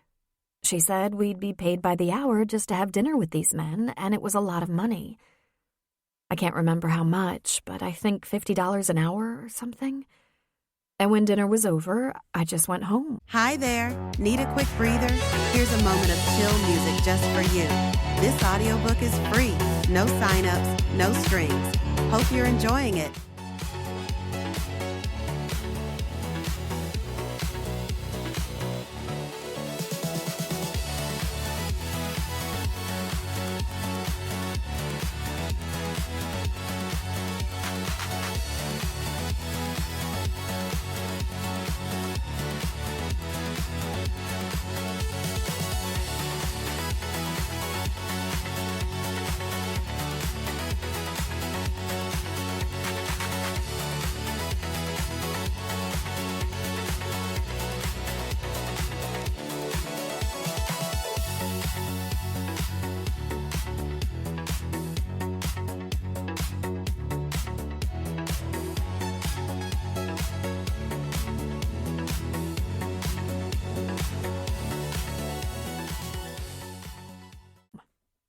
I did that a few times.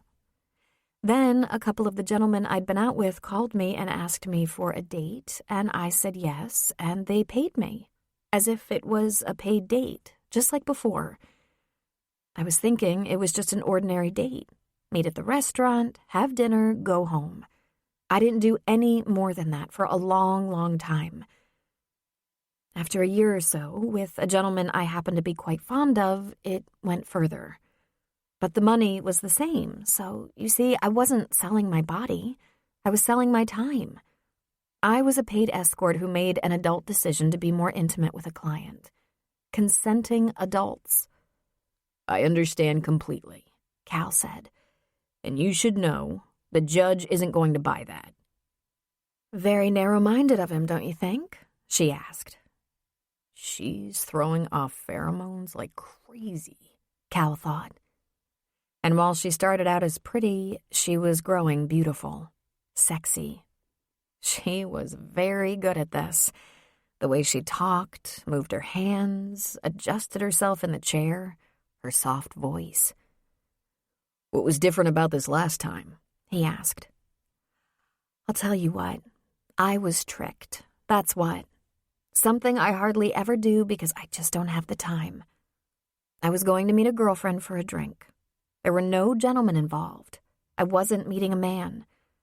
While I was waiting in the bar, a man took the stool 2 down, and after he got his drink, he started to talk to me.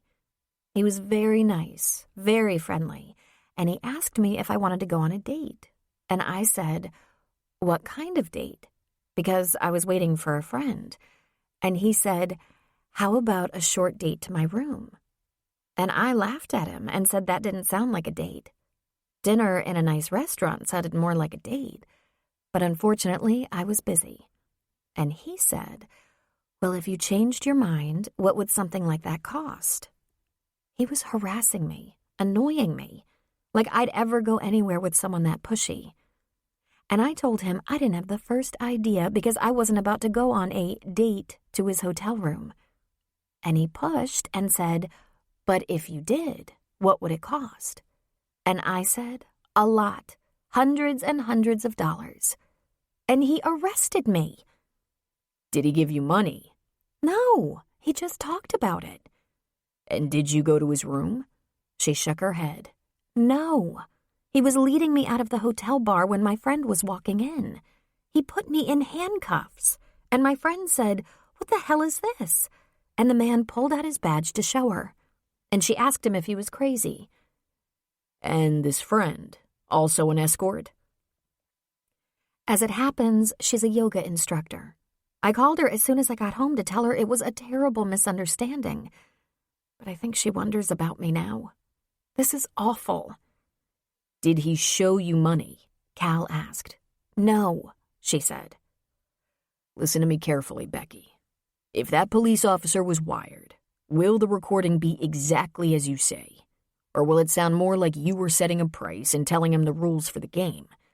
It will sound exactly as I told you. Exactly. Cal scribbled a few things on his tablet. Well, the next thing to do is get a copy of the police report, the arrest report, and plan a defense in time for your court date. It's in a week, she said. What happened the last 2 times you were arrested? Does that matter? Just to me. The fact that you were arrested could come up, but the details won't affect the outcome of this situation. Well, a gentleman I was having dinner with told a maitre d' that I was a hooker, and he called a cop. Apparently, he was irked at the escort price when he wasn't getting sex and didn't want to pay it. So see, I was in trouble for not being a hooker. That was the first time. The second time, it was a female police officer undercover, and she was asking me how I managed to get into my escort business because she wanted to get into the business. So, just for fun, I demonstrated how easy it was to attract a man in a bar and interest him in an escort. It was very confusing because I wasn't going to do anything then either. But the man was her partner, and they both took me to jail. I paid a fine because it was less than it would cost to hire a lawyer. But I'm telling you, I'm not doing anything to break the law. What you're not doing happens to be against the law. Working as an escort who occasionally supplies sex is illegal, whether the price is affected or not. And something tells me you already know that. But we might get lucky this time. I'll have to see the arrest documents before I'll know for sure. I want this to go away, she said. What's your job position? With the doctor you work for? I'm mainly a receptionist, but I also do some computer work. I check patients in, check them out. It's a cash business. Most plastic surgeons don't run insurance paperwork. I really love my job. And you've done this for how long? I've been with him for 5 years now. Okay, that's all I need for today, Cal said, sliding his tablet into his bag and getting to his feet. She stood as well and looked at him sadly. But you hardly touched your coffee, she said sweetly. Another time, Becky, he said. At the door, he turned toward her. I suggest that you don't go on any dates with anyone before your court date. Sure, she said. Unless you want to get together? To talk? If I need to talk to you, it'll be business. Have a good day. Cal, she asked, will you be talking to Tom about this? I know you're friends. He shook his head. I won't be talking to anyone about this. What you tell me is confidential. Thank you, she said softly. He threw his canvas bag in the passenger seat of his truck and started the ignition. He chuckled as he thought about the case. She's a hooker. a pricey hooker who probably rarely gets dinner but commands a decent hotel room and an excellent price. Very likely she meets clients in the doctor's office. She probably doesn't have more than one, at most 2 appointments in a single night. She's discriminating, and her gentlemen probably appreciate her very much. And she's going to be one of my repeat customers for legal representation. Cal spent the next day at the courthouse rounding up documents and lining up a witness he hoped he wouldn't be using. He met with an assistant DA and suggested he not press charges based on the arrest report alone. But the young man wanted to go to court, so they were on for the following Wednesday. The weekend found the campground full and busy. People were floating out on the lake, sunning, fishing, swimming. There was a tent or small trailer on every campsite, grills in constant use, lawn chairs out, beach towels spread, and picnic tables moved around. First come, first serve. The smell of hot dogs cooking and the sound of softballs thwacking into mitts filled the air. People were coming and going to the nearby trails and cliffs all day. The store was teeming with business, and probably one of the most gratifying scenes was Sully enjoying the pinnacle of good health, greeting old friends from years past, customers returning to the crossing for their vacations or long weekend. During summer, every hand was employed, though Enid kept shorter days since Sully had extra help. Once she got her baking done, she went home. Summer meant Frank's grandkids hanging around the ranch more, and she liked spending time with them. Cal and Maggie worked all weekend. A few college girls from across the lake came over to Sully's to sit on his side of the lake. They had a cooler, a few beers, and staked out a picnic table by the lake under the shade of a big tree. One of the girls, probably the only one who was 21, came in and bought a 6-pack. Cal sat on the porch, taking a break in the early afternoon shade with his laptop open. Maggie came out and sat at his table. Jackson drove up to the store in his dad's truck. He got out, still wearing his climbing harness, and began to put the accoutrements of his favorite hobby, rock climbing, into the back of the truck. Harness, ropes, ascenders, pulley, lightweight backpack. He pulled off his sweaty shirt and grabbed a fresh shirt out of the front seat. He changed from his climbing shoes into dry socks and hiking boots. He tossed the clean shirt over his shoulder and headed for the store, obviously planning to do a little wash-up in the bathroom before putting on his clean shirt. His canvas cargo shorts rode low on his hips. He was about 6 feet, his arms and shoulders powerful and strong from months of working out with the rescue team. His grin infectious. He had a tattoo on one bicep. "Hey, Cal. Hey, Maggie." He walked past them into the store to get to work. Cal was looking toward the lake, a secret smile on his face. Maggie followed his gaze and started to laugh. All 4 of those girls were gazing after Jackson. They started to swoon, giggle, and one of them pretended to faint. "He's gotten so manly," Maggie said. "He even smells manly." "That he does," Cal agreed with a laugh. It wasn't long after that the girls were back in the store. Jackson was working the counter. Cal was stocking. Bo was hanging out in the storeroom with Sully. There was a lot of excited talking and laughing, and it was a long time before the girls were leaving and Jackson was getting back to work. Cal peered around the end of a grocery aisle at Jackson. Jackson chuckled a little in embarrassment and blushed. But Cal had a feeling there would be more than fireworks over the lake that evening. It was an exhausting weekend, but just what everyone needed. On Saturday night, Tom came to the camp with his kids, and as soon as the sun was down, he and Jackson shot off some fireworks. The rest of the weekend was more of the same. It was busy, and there was plenty of work to do, but Cal enjoyed the friendly, happy energy of the crossing. There was a lot of cleaning up on Tuesday after the bulk of the campers had headed home. In the afternoon, Cal sat on the front porch of Sully's house, out of reach and earshot, and called Becky. "We have court at 9 o'clock tomorrow morning. I thought I'd touch base, make sure you're ready and know what to wear." "You don't have to tell me what to wear, Cal. I know I should be conservative." "Not Amish, just conservative. That trick of trying to look like a Sunday school teacher usually has the opposite effect. Be prepared for the judge to ask you a few questions about what happened. Answer just as you explained to me." Is it gonna be okay, Cal? There are no guarantees, but it's my educated guess that you're not going to spend any time in jail. I hope you're right, she said. He pulled his suit, the only one he'd brought with him, out of the back of his truck. The day he met Becky, he took it to the cleaners. It was covered in blue dry-cleaning plastic. He dressed early in the morning. His shirt was starched, his tie was probably still in style. He'd shined his dress shoes. Can I borrow your briefcase so I look like a real lawyer? He asked Maggie. You didn't bring a briefcase? I packed everything. I only brought a suit and a couple of shirts and ties in case I had to dress for some reason. But I honestly didn't think it would be for a court appearance. That's a fine suit, California, she said. Maggie sat cross-legged on the bed. Her long brown legs stuck out of her khaki shorts and a white shirt covered a blue tank. Did you go to work looking like that every day? She asked. I had a few good suits, he admitted. I bet you were a clothes horse, she accused. I thought if I could have all those things I missed out on growing up, it would make me a better person. It was a great lesson. Because it didn't? You know the answer. You have to work on who you are from the inside out. Are you going to tell me about this court case when it's over? He grinned at her. Probably not. Well, you're very hot and I want to jump you. That suit turns me on. I'll be wearing the suit when I come back. Be ready, he said with a naughty grin.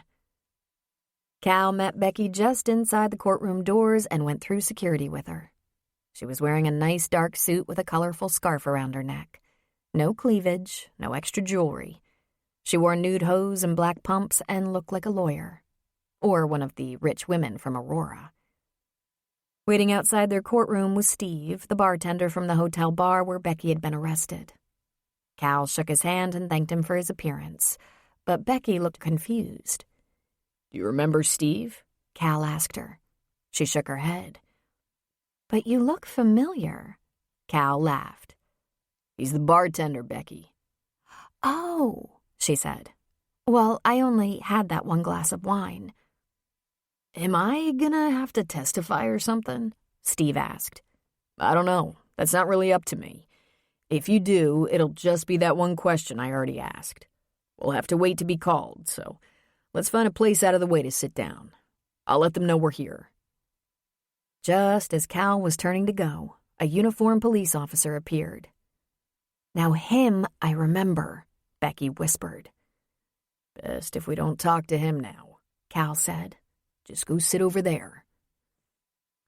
It was over an hour before it was their turn to appear.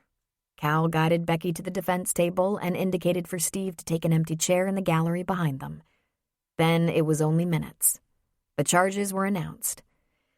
The county versus Rebecca Cannaday on the charge of soliciting. Everybody here? The judge asked. Yes, Your Honor, Cal and the young ADA said in unison. What have we got? He said, turning pages. We move for dismissal, Your Honor. The motion should be there. According to the arrest report, Ms. Cannaday didn't solicit anyone for any reason. There's no probable cause or evidence. Approach, he said. Cal and the ADA both went to the bench. The judge looked at the young ADA over the rims of his glasses. You read this police report, Mr. Lockhart? Yes, sir. The police officers signed the report and will testify that they had an agreement on sex for money. The judge raised an eyebrow. The same police officer who wrote the report and failed to mention taking the defendant to a hotel room or giving her money? That police officer? They made a deal, the ADA argued. And was there a wire? The ADA shook his head. Witnesses? Again, the head shaking. Corresponding evidence? We can supply the witness and corresponding evidence, Your Honor, Cal said. The bartender was a witness to the fact that no money changed hands. No money was even visible. He heard the whole thing and was about to ask the gentleman to leave the lady alone. The police officer cuffed her while she was sitting at the bar. The judge gave the ADA a very tired, bored look. I'm feeling very generous today, Mr. Lockhart. I'm going to give you a chance to drop the charges before I dismiss. Your boss doesn't like it when his young ADAs get their cases thrown out, so do be efficient. Do the right thing. And then get a remedial reading class. If it's not in the report, at least round up some proof that it happened." "Yes, sir," the young man said. "No charges will be filed." "I'd prefer a dismissal, Your Honor," Cal said. "I don't want this charge visited on Ms. Cannaday again. She doesn't need the aggravation." "Consider it dead, Mr. Jones," the ADA said. "We're done with this." "Then an apology." "Come on," the ADA said. "Frankly, I think you should apologize," the judge said. "Or we can go through the motions, swear the bartender, and listen to his testimony. But, all right. Sorry for the inconvenience." "In writing," Cal said. The ADA sighed. "Yes, of course." The judge gave his gavel a rap. "We're done here. Next case."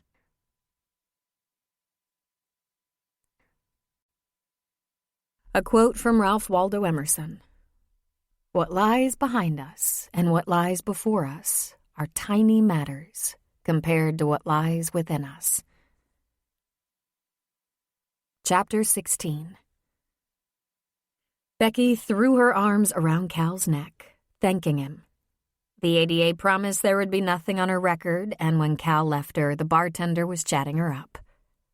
Cal suspected he hoped for either an assignation or perhaps a business deal, though he was probably 25 to her 36. He called Tom from the parking lot. "I'd like to talk to you when you have a little time. A private conversation. I'll meet you wherever you like." "I'm headed home for a little lunch between jobs. Is Becky all right?" "She's fine, Tom. There are no charges."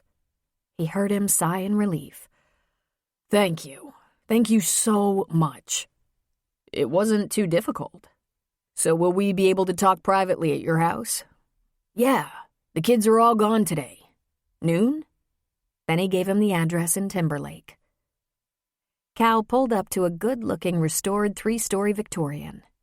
He remembered Tom's story about the half a house and expected to see side-by-side doors, but there was just one set of double doors. There was a great wide porch, the floor painted blue and the porch rail white. The double doors were oak and leaded glass. When Tom let him in, Cal was speechless. He stepped into a roomy foyer, living room on one side, and open staircase with a rich-looking banister on the other side. Straight ahead, a hallway led past the living room and dining room. "Come on back," Tom said, and Cal followed him into a large kitchen with what appeared to be fairly new stainless steel appliances. He turned around in a full circle. "Tom," Cal said. "This is amazing." "Thanks," he said. He had bread, cold cuts, mayo, and other stuff on the table and was building a couple of sandwiches. He shuffled everything together and finished quickly. He put each on a plate, sliding one to Cal. Then he grabbed a bag of chips and put it on the table. "You do that like a guy who's been making school lunches for years." "Tell me about Becky," Tom said. "I can tell you the results of the proceedings. No charges were filed." "So it was a misunderstanding," he said, relieved. "I guess you could call it that. The assistant district attorney was a young, inexperienced guy who didn't really vet that arrest report thoroughly. The police officer hadn't provided sufficient probable cause for the arrest. It was a sting, Tom. The officer shouldn't have arrested her unless money changed hands, which it did not." "What are you saying?" Tom asked, putting down his sandwich. "All arrests in court proceedings are a matter of public record. If you're ever so inclined, you can look these things up and draw your own conclusions. The important thing is, Becky doesn't have this on her record, doesn't go to jail, doesn't pay a fine." "So it's all good," Tom said. "Want a Coke?" "Thanks, that'd be great. Can you tell me about this house? I thought you had part of a house." 18 years ago. Not quite half. We had our own entrance to the second floor from a staircase out back. Mrs. Berkshire had a small galley kitchen installed, and we didn't need much more than that. We had 2 rooms on the 2nd floor, 2 on the 3rd or attic floor. It was perfect for us, especially when the kids were little. We fixed it up, and I helped Mrs. Berkshire with everything she needed. My dad and brother even pitched in a lot because Mrs. Berkshire was older than dirt, and her son didn't pay her any attention at all. We were all she had. We even put on a new roof. Then she died about 10 years ago and left me the house. He shook his head and laughed. Her son didn't like that much. He tried fighting it, but her will stuck. So we started tearing down walls and making it one house. Tom, it's beautiful. Well, I work construction when I can, and I do a lot of built-ins for rich folks up on the ridge. Those are my best jobs.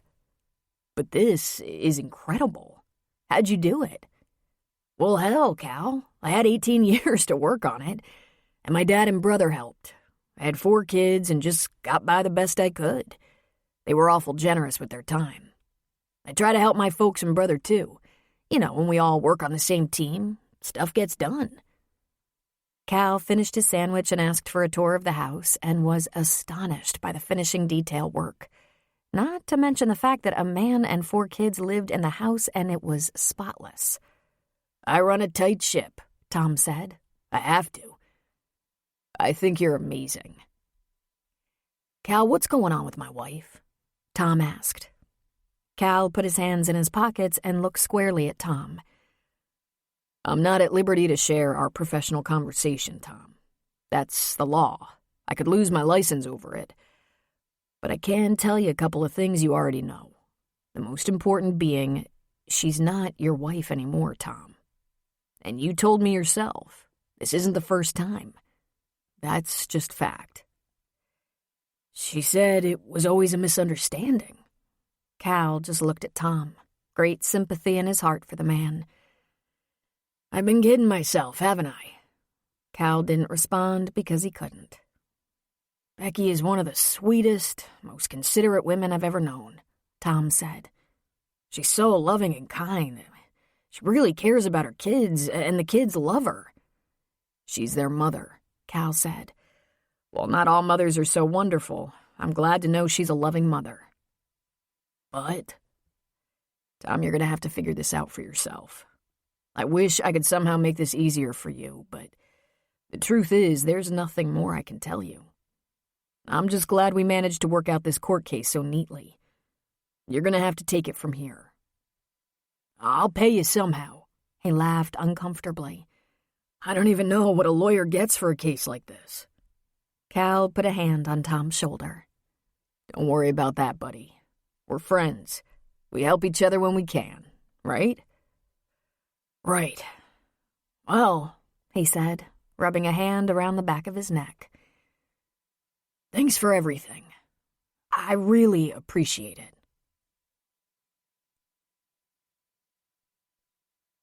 July ended toasty and warm. The lake was refreshing and the landscape was lush.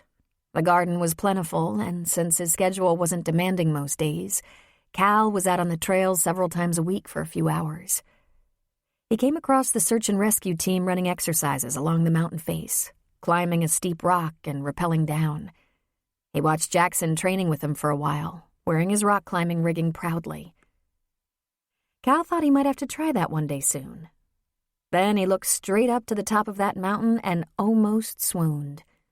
He decided he could probably find better things to do with his time. Some of the trails that wound around the steep side of the mountain were challenging enough. Maggie, however, was like a goat. She went along with him sometimes. She was sure-footed and lithe. They usually didn't talk until they reached a summit and relaxed, enjoying the view. They'd sit, guzzle a pint or so of water, let the breeze cool them, and unwind before they talked. "I think you're starting to like Colorado," Maggie said. "Colorado has a lot to offer," he said, putting his arm around her. "What are the chances you'll stick around?" "I haven't made any plans to leave yet, Maggie. You getting tired of me?" She laughed. "Do I act like I'm getting tired of you? You're almost like one of the family. If you leave now, it might upset Sully more than me." "I hope that's not true. I haven't spent much time with Phoebe and don't know Walter yet." "I don't want to scare you off," she said. I've been wondering, how did it feel doing a little lawyer work? Very familiar, he said with a laugh. It wouldn't be a big deal to rent space, take a few clients here and there. I don't want to make any fast moves, he added. I know you're in flux, that you left Michigan in a state of grief, and by the time you got here, you weren't sure what kind of life you wanted. Are you getting any closer to knowing? Like where you want to be? How you want to live? Work? Any of that? I kind of like the life I have right now. It's satisfying. What about lawyering? Turns out there's a use for me in that regard as well, he said. I worked a little bit. But were you paid? I'll be paid one way or another, Cal said. But then it turns out I don't need much money, living off my girl like I am. I'm your girl, am I? I'd say we're pretty attached, wouldn't you say? What I want to know, Cal, is will you ever be able to talk about the future? Because I might want to. Talk about the future. And I'd love to hear what you have to say about it. From what I've heard so far, you and I are in the same bucket here, trying to figure out what to do next. Well, for starters, I want to stay here. I'm planning to raise a family here. Ah, he said. Are congratulations in order? I'd like to tell you something very personal. Sully doesn't know. No one around here does, and only a couple of people in my other world. Can you keep a confidence? You know I can. I do know you can. A little too well for my tastes. I'd love to know about your court case, and yes, I know you weren't teasing me. It was really court. You were dressed way too pretty for just giving legal advice or helping someone understand statutes. Could have been a meeting with an IRS auditor, he suggested. It's smart to dress up for those guys, too. Never mind, she scoffed. She took a breath. Here goes. I think I loved Andrew. I was seeing him for a couple of years. I was prepared to marry him. We lived in different towns, but the distance was commutable if our situation changed, like if we wanted to live together. Then it did change. I got pregnant. And, she said, taking a breath, he was very clear. He didn't want to have a child. He's 40 and is the single father of an 8-year-old daughter. He had a pretty unhappy marriage, an ugly divorce, and he wasn't inclined to be the happy daddy. The fact that I was excited about it didn't seem to change things. But I guess all that's kind of irrelevant. I miscarried. He pulled her a little closer. I'm sorry, Maggie. Thank you. Was that the cause of the breakup? The pregnancy? Not completely. Even through our disagreement, and it was pretty fierce, I stuck. He wanted me to abort. I refused. We fought. Then I lost the baby, and he was very sensitive and supportive, kind. But I couldn't get beyond it. My heart was so broken. I was so grief-stricken, it surprised even me. I cried all the time. I was a total basket case, but there was so much going on.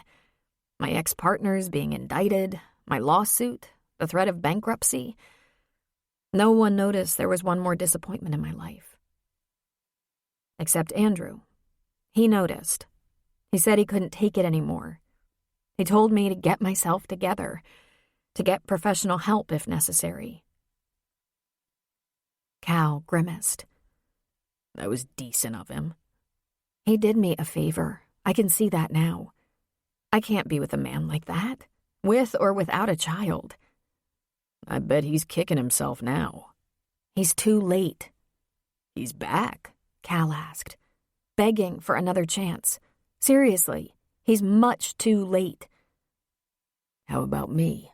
He asked. Are you sure I'm the right kind of man? Dead wife, crazy family, living in the rumpus room, practicing law for free. Is that what your life is always going to look like? She asked. What if it does? What do you want your life to look like? I don't have all the details worked out yet, she said, but I'm getting closer. I want a man who adores me. Check. I want to live around here. Check. Baby? Am I too old for that? You have plenty of time, he said. You do very well with Beau. You'll make a fine mother. Are you going to work? Maybe. Are you? I will always work, he said. I'm not sure I'll work as a defense attorney, but there's always a lot to do. Are you going to raise this alleged child in the rumpus room? I said I haven't worked out all the details yet. Probably not, but I haven't come up with a good alternative. Do you want to grow old with me in the rumpus room? I'd say yes to the first part of the question and reserve judgment on the second. Maggie, are we in a hurry? Do you sense your eggs hatching? Do not make fun of me, she said. He tightened his arm around her shoulders, pulling her tight. I'm not making fun of you. I think you know I love you. Even though you haven't bothered to say so? She asked, a little sarcastically. Even though I haven't exactly said so. But you did ask me to get together what did you call it? A statement of intent and a plan? Very sexy, Maggie. I've been working on that. Working like mad, really. You have? I have. I'm not quite there yet, but I'm trying. You can't be cranky about that since you don't even know where you're going to raise your child. I should get the summer to devise a really excellent mission statement, don't you think? You can't accuse me of stringing you along until the end of August, right? Are you planning to take your sweet time and let me down easy? She asked. Actually, I was planning my statement of intent, but then someone needed my help and I spent a lot of time reviewing the law. But more important, Maggie, he stroked her upper arm. I'm not taking any chances falling for you. But you're risking plenty getting involved with me. Just the gene pool alone should give you second thoughts. Don't you want to meet my family before you make a final decision? Huh. What does it matter? You never know what's going to hatch. It's schizophrenia, Maggie. I'm pretty sure my youngest sister has it, but it's hard to tell because of her drug use. In fact, we'll never know unless she stops using, and since she doesn't want help with that... That would be a grandparent and an aunt, not a parent or sibling. Less than 10% likelihood of a genetic component. The odds are worse she could turn out like Phoebe. You looked it up, he said. Well, yes, I look up everything. You're also not wanted for murder anywhere. Congratulations. I don't want you to have regrets. I don't want you to, she said. You have to do your part. You have to know how you want to spend your life. People can change their plans. That's all right. I don't want you giving up things to be with me. Things like neurosurgery. I'm not sure giving it up would be the worst idea. It's fraught with complications and stress. It took a lot of that to break you, and you still didn't really crack, he said. You took a leave. You cried. Just remember when you're thinking about this, it's your identity. I don't want to strip you of it. I want to be part of it. She was silent for a moment. Wow. You're so amazing. Is this how it was with your wife? Lynn, he said with a tender smile. Most of the time. She wasn't as bossy as you. He nuzzled her neck. There are still things for us to talk about before you let those eggs loose, okay? This is a good start. Let's keep at it, all right? Listen, there's something, she said. I was ready to tell you about the pregnancy and miscarriage sooner, but then you told me about Lynn and her death, and it was inappropriate. My loss wasn't nearly equal to yours. It wasn't just because my loss was less, it was because I was a little afraid to tell you what it meant. Cal, I wanted that baby. I want a family. I was reminded that I'm 36, that there might not be a lot of time for that. Getting hooked up with me might be more burdensome than you signed up for." "I don't think so." The next day, Cal called Tom. "There's something I'm going to need your help with. It might be a little complicated, and it's top secret. Is there a time you'll be alone at your house and I can come over? Because my business is never my business at Sully's place." Every summer, Sully invited special groups of kids out for the day or even an overnight. No charge, of course. As she watched her father with a group of special needs kids, Maggie realized as never before how fantastic he was as a leader of children. He showed them how to drop a line and catch a fish, how to pitch a tent, how to roast marshmallows. He made hot dogs for lunch and went out on some of the shorter trails with them. The only thing Sully wasn't doing this summer was getting in the lake with the kids. Maggie supposed it was because she'd been thinking about a family for the first time. For all these years, she'd been so busy working, scrambling to keep up. She hadn't had the time to think about children of her own. In fact, she hadn't had time to think about a lot of things. But she'd been at Sully's for 5 months, and in that time, some of her most immediate pressures had resolved themselves. Her practice was permanently closed, and all the equipment, office and medical, and furniture had been sold. Most of it had been picked up by colleagues who were expanding while she was downsizing her life. The office space she'd been leasing was taken back, rented, and bankruptcy was no longer inevitable. Her partners had been indicted, but they didn't go to trial.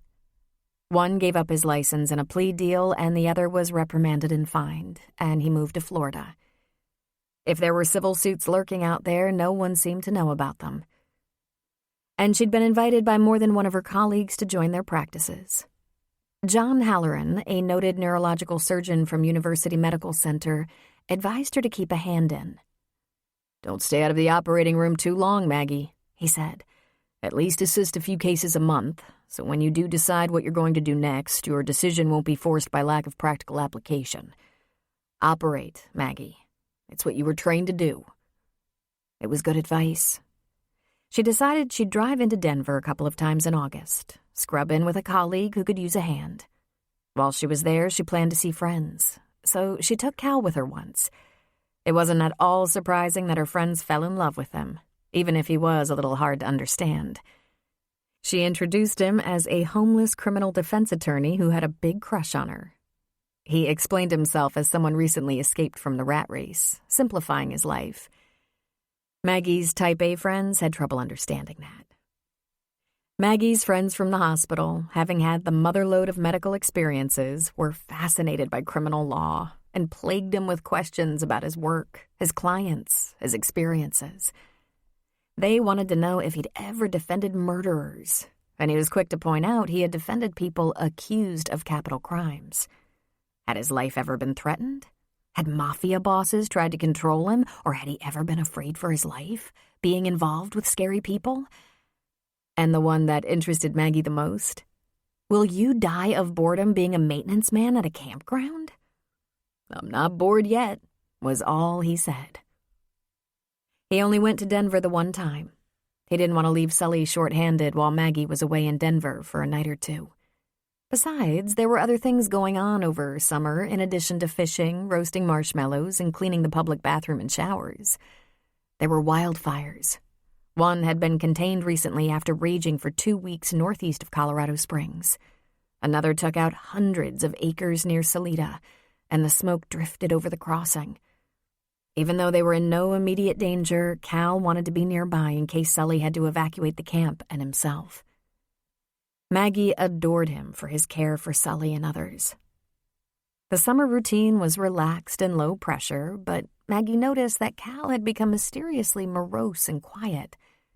He went off by himself several times. She spotted him standing at the edge of the lake a few times, tossing pebbles into the water. She tried asking him what was bothering him, and he brushed her off, saying he was just thinking. Frankly, Maggie was getting a little scared. Had he been thinking about his mission statement and come to the conclusion that it was time to move on? She decided the best approach was to demonstrate that she was mature and rational, but, unable to help herself, she pitched a fit. "What the hell is up with you? Why are you depressed? Why aren't you talking to me? When did we become strangers? How do we go on from here if you can't talk about whatever is on your mind that makes you go silent? How am I supposed to take it? Are you ready to dump me? Is that it?" Cal took a deep breath. "I have to go to Iowa for a few days. My sister's in the hospital, and my father has gone off the rails. I'd like to ignore the situation, but I can't. And I think you should come with me. In fact, I insist, unless there's some reason you can't leave here. Maggie, you have to know where I come from, so you can decide just how involved you want to be." A quote from Horace Mann. "If any man seeks for greatness, let him forget greatness and ask for truth, and he will find both." Chapter 17. "Let's get this over with," Maggie said.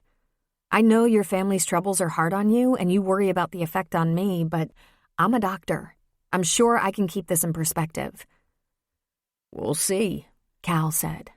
"You have so little faith in me," she said. Cal explained to Sully that he wanted Maggie to meet his parents because they were pretty wacky. He didn't want to terrify Sully, so he described his father as unstable and his mother as nutty but loving. He could have said schizophrenic, but he hadn't. When Cal was out of earshot, Sully spoke to Maggie. "Be nice to his wacky parents and don't screw this up." "Oh, very nice, Sully," she said. "You know what I mean. I like him, and he fits in, and I don't know that I've ever been around a man who treats you better, including one husband and one steady boyfriend." "Oh my God," Maggie said. "I had more than one boyfriend, and I was engaged in med school for 3 weeks." "You were engaged?" Sully asked. "It wasn't worth mentioning," she said. "I didn't want to be engaged, but never mind, it doesn't count. But I've had boyfriends." Sully just shook his head. "Be nice to his wacky parents, and don't tell them where we live." Cal took care of the tickets. Denver to Des Moines, 1 plane change. Maggie packed, and as she did so, she was confident she could handle meeting Cal's parents, even if they were in crisis. She'd been around plenty of mostly functional people with mental disabilities. It was standard fare in emergency rooms. She knew neurological disorders weren't exactly easy on behavioral patterns. But Cal was completely sane and nearly ideal. And she was of above-average intelligence and had a great deal of medical experience. She could help him and put his mind at ease. We all have our issues, she reminded herself. Pratt, Iowa, a tiny farming community between Des Moines and Iowa City, had a small population, just a couple hundred. The drive from Des Moines with all the crops in lush maturity was lovely. It was hot and humid and buggy, and there were some dark clouds gathering in the west. Cal stopped at a motor inn in Newton and checked them in. It was perfectly adequate, and she decided not to even ask why they wouldn't stay with his parents. It was early afternoon, so they had a bite to eat and headed for Pratt. They drove another 30 minutes to a completely charming little village. The Jones farm was just on the outskirts of town. It was shaded by big leafy trees, and the fields were full of wheat and corn. There was a big barn and a darling little farmhouse at the end of a drive through the fields. As they got closer, Maggie noticed the details. The windows were covered with tinfoil. The weather vane on top of the house had tinfoil streamers on it. "Oh, boy," she said. "Yeah," Cal said. "We'll visit for a couple of hours and get the lay of the land, then head back to Newton." "Just a couple of hours?" she asked. "I'm sure that'll be enough," he said. Finally, she was starting to see why bringing her here was important to him, and she grew nervous. "Your dad farms all this?" "No, he leases the land to local farmers. Sometimes he thinks he's done a lot of farming, however. But so far, there hasn't been any problem with that, and the lease income is helpful." Up close, the house seemed to be in poor repair. The steps up to the porch were slanting one way, the floorboards were rickety and creaked, and it had been a long time without paint. But the inside was pleasant and clean. It was very old-fashioned. Overstuffed furniture with doilies, mission-style dining chairs around the table, appliances that had seen better days. There was a TV tray in front of a chair that still bore the imprint of its frequent occupant. And on the tray, a pile of spiral notebooks. Cal's mother, Marissa, turned from the kitchen sink, saw them, and immediately looked worried. "Cal, I didn't know you were bringing anyone," she said, her voice very soft. Her gray hair was very long, tied in a band and trailing down her back. Her expression was pained, but her complexion was the picture of health. She seemed to be in good physical shape, not too thin, not too heavy. She wore a long flower print skirt, brown leather lace-up boots, and a shirt over a tank top. Her breasts were small, but she was braless and they swayed. When she smiled at Cal, her eyes glittered sweetly. But Marissa twisted her hands. "Mom, this is Maggie, my girlfriend." "Oh, hello. I'm sorry my husband isn't here." "Where is he, Mom?" "He's in the barn." She looked at Maggie. "I'm sorry, it's such a bad time." Maggie murmured a greeting. "Why is it a bad time, Mom?" Cal asked. "I told you," she whispered. "On the phone, I told you. It's been fine till Sierra went to the hospital. I don't know what she was thinking, bringing all that attention." "What attention?" Cal asked. Marissa's pretty face became pinched. She spoke so softly Maggie could barely hear her. "She sent people here, county people, to look at us, at your father. He's been hiding in the barn since they were here." "For 2 weeks?" Cal asked, sounding appalled. "He started to come to the house after dark. He's afraid of them." Cal looked at Maggie. "It was probably social services. He's afraid of being taken to the hospital.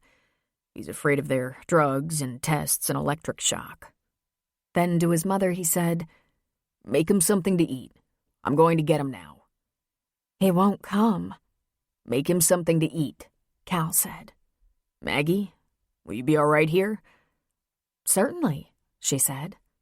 "I'll help your mother in the kitchen." The barn wouldn't keep out the cold in winter. It was that rickety. It hadn't been used to house animals in a good 20 years. Sunlight shone through the spaces between the boards. Cal's father had latched the big double doors, but as Cal remembered from long-ago visits, all you had to do was lift the door on the right and the latch fell away, allowing him to walk inside. His father had constructed himself a desk by putting an old door on top of 2 wooden barrels, using a third to sit on. There were papers scattered on top of the desk, held down by rocks. An empty bean can held pens and pencils.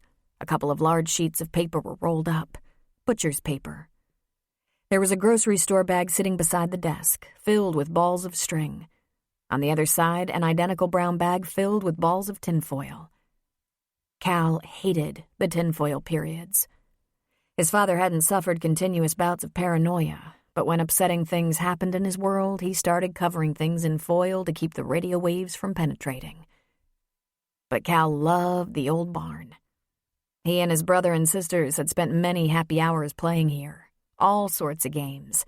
Hide and seek, pretend, you name it.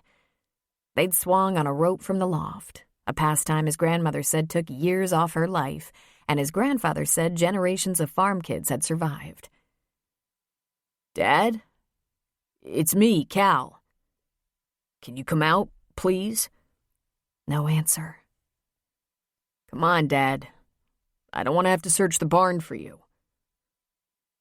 "You don't sound like Cal," his father said from a distance away. "Well, it's me. I came to see you. Looks like the house needs a little work. Painting and stuff. I thought I might do some of that while I'm here. Mom is making you something to eat. Come on out." There was some rustling around in the hayloft. This didn't surprise Cal.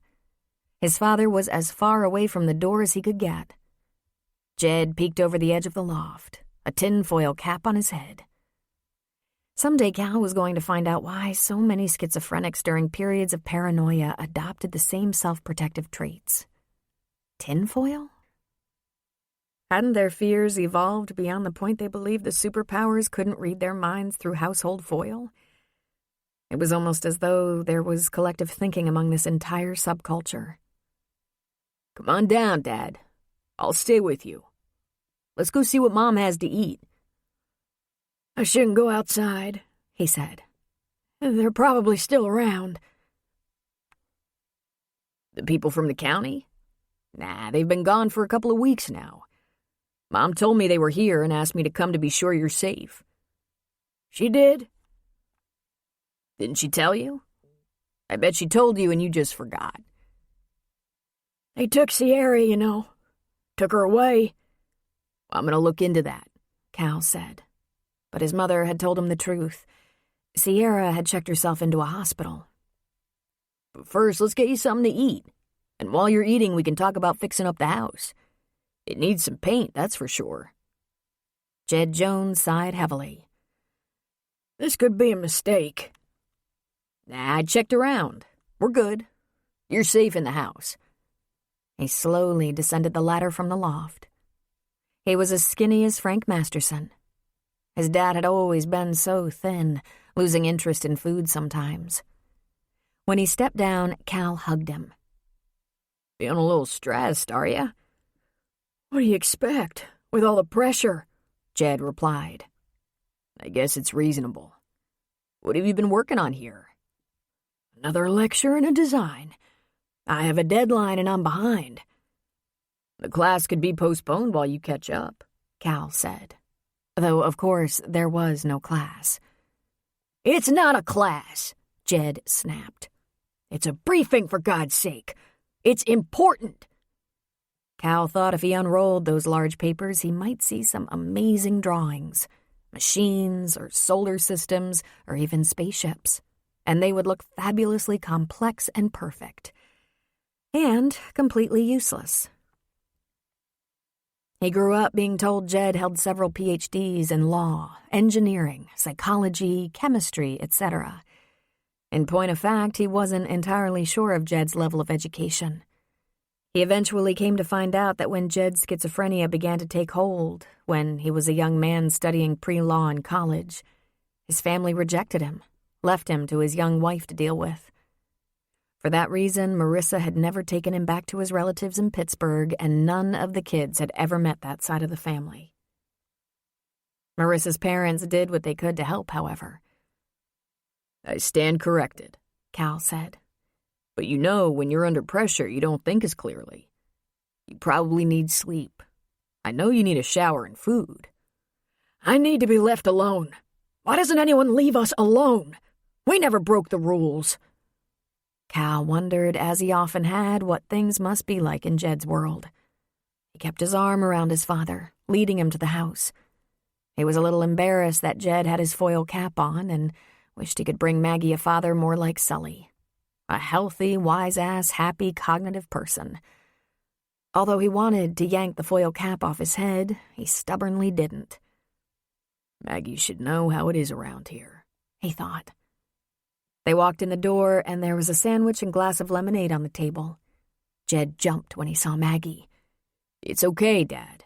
This is Maggie, my girlfriend. She's visiting with me. I'm pleased to meet you, Mr. Jones, she said. It's Dr. Jones, he said, correcting her. You shouldn't be here. It's not safe.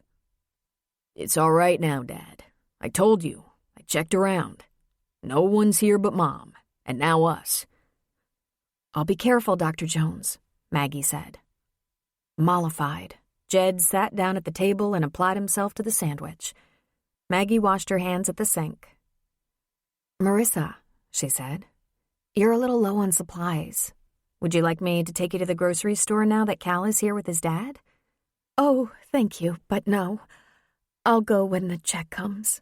We get by eating out of the garden till the check comes. Then Jed's fine at the farm while I go.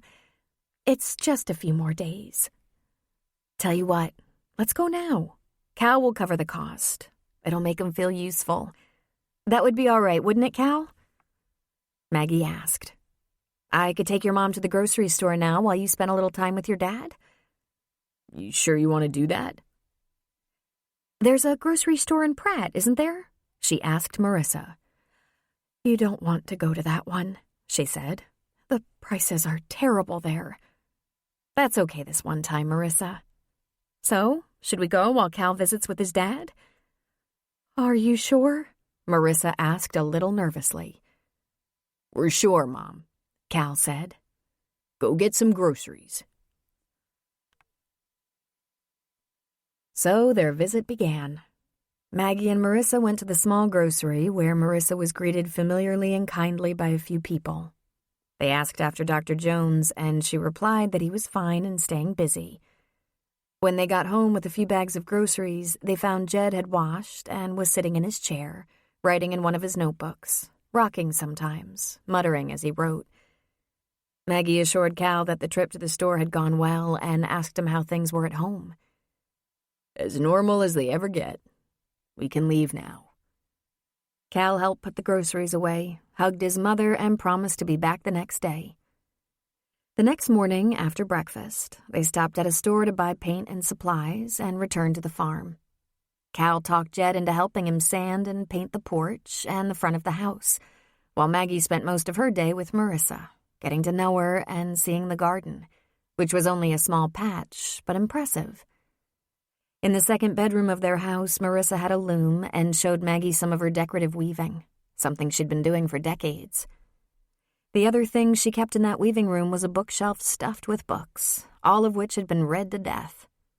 It reminded Maggie of Cal's treasured books that he read and read and read again. Your family does love books, Maggie said. It always gets us through, Marissa said. They all had lunch together, but Cal and Maggie left them at dinner time. On the third day, Maggie went to a bookstore and bought Marissa and Jed some new books. She'd noticed the books they kept were mostly science, law, or literary classics, so she bought a nice big stack, including a few large art books, hoping she wasn't duplicating what they had. Marissa was breathless with excitement and gratitude. I notice you don't have a computer in the house, Maggie said to Marissa. Marissa looked at her in shock. We can't have a computer, she said. Jed wouldn't be able to get along with it. There are enough voices in his head without the internet. We had a computer for a short time, and he didn't sleep for days. I thought it might keep him busy and help him communicate, Maggie said. He would soon be communicating with aliens from outer space. I'm very careful with what we have on TV. Marissa, has your whole life been like this? Maggie asked. Taking care of Jed? My whole life has been loving my husband, she said. Jed's a brilliant, wonderful man. Of course, every night they talked it to death. Maggie lay in Cal's arms and they went over the details of the day. Jed would be better on medication, except that he refused it. My mother claims they tried psychiatric help, but I honestly don't remember anything like that ever happening. Maybe it was one of those times we kids stayed here on the farm with Grandpa and Grandma. When my dad was much younger, he could conceal his hallucinations and work. And he was a gifted lecturer. When he started talking, people gathered around him. But even then, my mother stayed very close to him, coaching him, managing him, making sure he wasn't acting crazy. Mom and Dad were just day laborers, farm workers, warehouse workers, that sort of thing. He got arrested a couple of times. I can't even remember what that was about because he's not one to draw attention to himself by breaking laws. Maybe that's when someone tried giving him medication. His hallucinations really intensified when I was a teenager. The bottom line appears to be that he's not aggressive, not dangerous to anyone but himself, and he's not going to see a doctor. Ever. But he's been on the farm for 20 years, and as long as he stays on the farm, he seems to be safe. There's a nice little patch of cannabis behind the tomatoes in your mother's garden, Maggie told him. Oh, I know, Cal said with a laugh. Good old Dad has been keeping his voices under control with weed for a long time now. It could be adding to his psychosis, she said.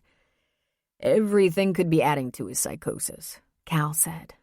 Under any other circumstances, without my mother and the farm, he'd be homeless and wandering the streets. Your poor mother. It's her choice, Maggie. Not the choice I would have made. What choice would you have made? Maggie asked. As a parent, I'd have drawn a line in the sand. Get help for the mental illness or you're on your own. I know my mother is a loving woman, but I'm not sure this devotion is helping him, and I know it's not good for her. She had children to be responsible for. She could have been a better role model. Instead, we grew up knowing a woman who devoted her life to her crazy husband. He was her priority, not the whole family. And yet, look at the family. Look at how you turned out. You, your sister, your brother. My mother was a teacher. She taught us. She read to us constantly until she was hoarse. And the minute we could read even a little bit, she took turns with us reading. And she read from adult literature when we were small. The same books, over and over and over. Something about that worked. You're all so brilliant. But Sierra... Are you going to find out what's happening with her? I have the name of the hospital she admitted herself to. I'll get in touch. But she's an adult. If she doesn't want to talk to me or have me know about her condition, that's her prerogative. So you don't approve of the way your parents are handling their lives and your dad's illness. How does that impact you?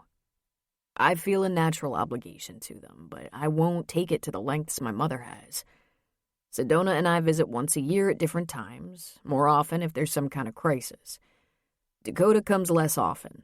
That whole situation is hard for him to take. I come to be sure they're fed, warm, safe. There's a family practitioner in town I've become friendly with, and he's my mother's only physician. She'll go to his office if she has to, but Jed won't. The doctor's willing to go to the house if Jed's sick, like with a flu or something of that nature. But Jed, who smokes pot every day, won't get a shot or take pills of any kind. Really, he should be dead by now.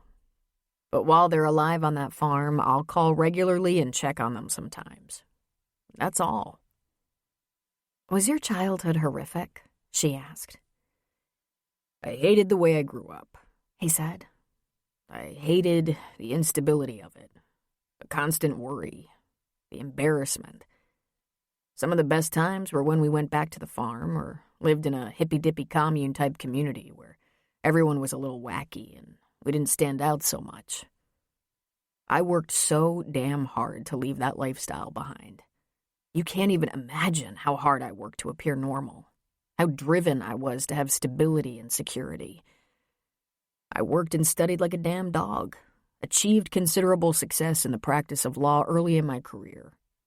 I had the house, the car, the money in the bank, the reputation. It was like I was on a treadmill set at high speed, and to get off was to die. Then, when it hit a snag, when I lost Lynn and couldn't stop the pain, what did I do? He laughed. I went back to the gypsy roots of my childhood, living loose and lean, trying to find myself all over again. Because you learn that true happiness isn't material, she said. Everyone knows that, right? But I was pretty damn happy in my material world, being one of the most sought-after young defense attorneys in the state. I didn't need the lesson, Maggie. I knew money can't buy love. Love buys love, and hard work is admirable. But loss is inescapable. It's part of life. And one thing a bank account won't help you do is get over it faster. He took a breath. I shut off the treadmill. Are you happier now than you were a year ago? You know I am. But there's one thing that remains from my dissatisfaction of my childhood. I feel best when I'm useful and when I'm helping people.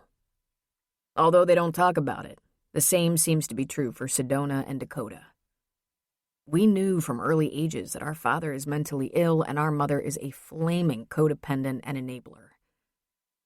I think we might have overcompensated. You think? Maggie asked with a laugh. A lawyer, a psychologist, a decorated war hero? I really think you had to see that, Cal said. Now, if you want to talk about the future, you can do that knowing I come from a family with some very obvious cracks in the porcelain. Cal, it'll never be like that with me, she said. I've seen 100 men like Jed, delusional and afraid. Most of the time they have nowhere to go. Won't take their meds when they have them, don't have the means to get help even if it's available.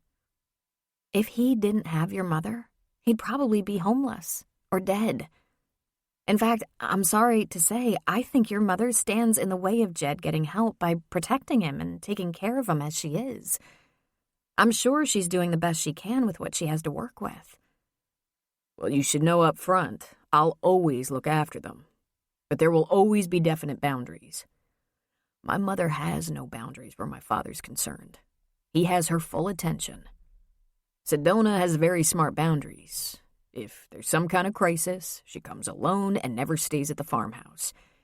If they don't appear to be in crisis, she has brought her kids to visit them a few times, but the kids are well educated on the problems their grandparents live with. Sedona brought them as a kindness to our mother. Makes sense, I guess. I don't think my parents have ever been on a plane, so there's no danger of them visiting. I think. You think? She asked. I always brace myself for the day he goes off on a wild hare and decides it's time to pile in that old minivan and get on the road again.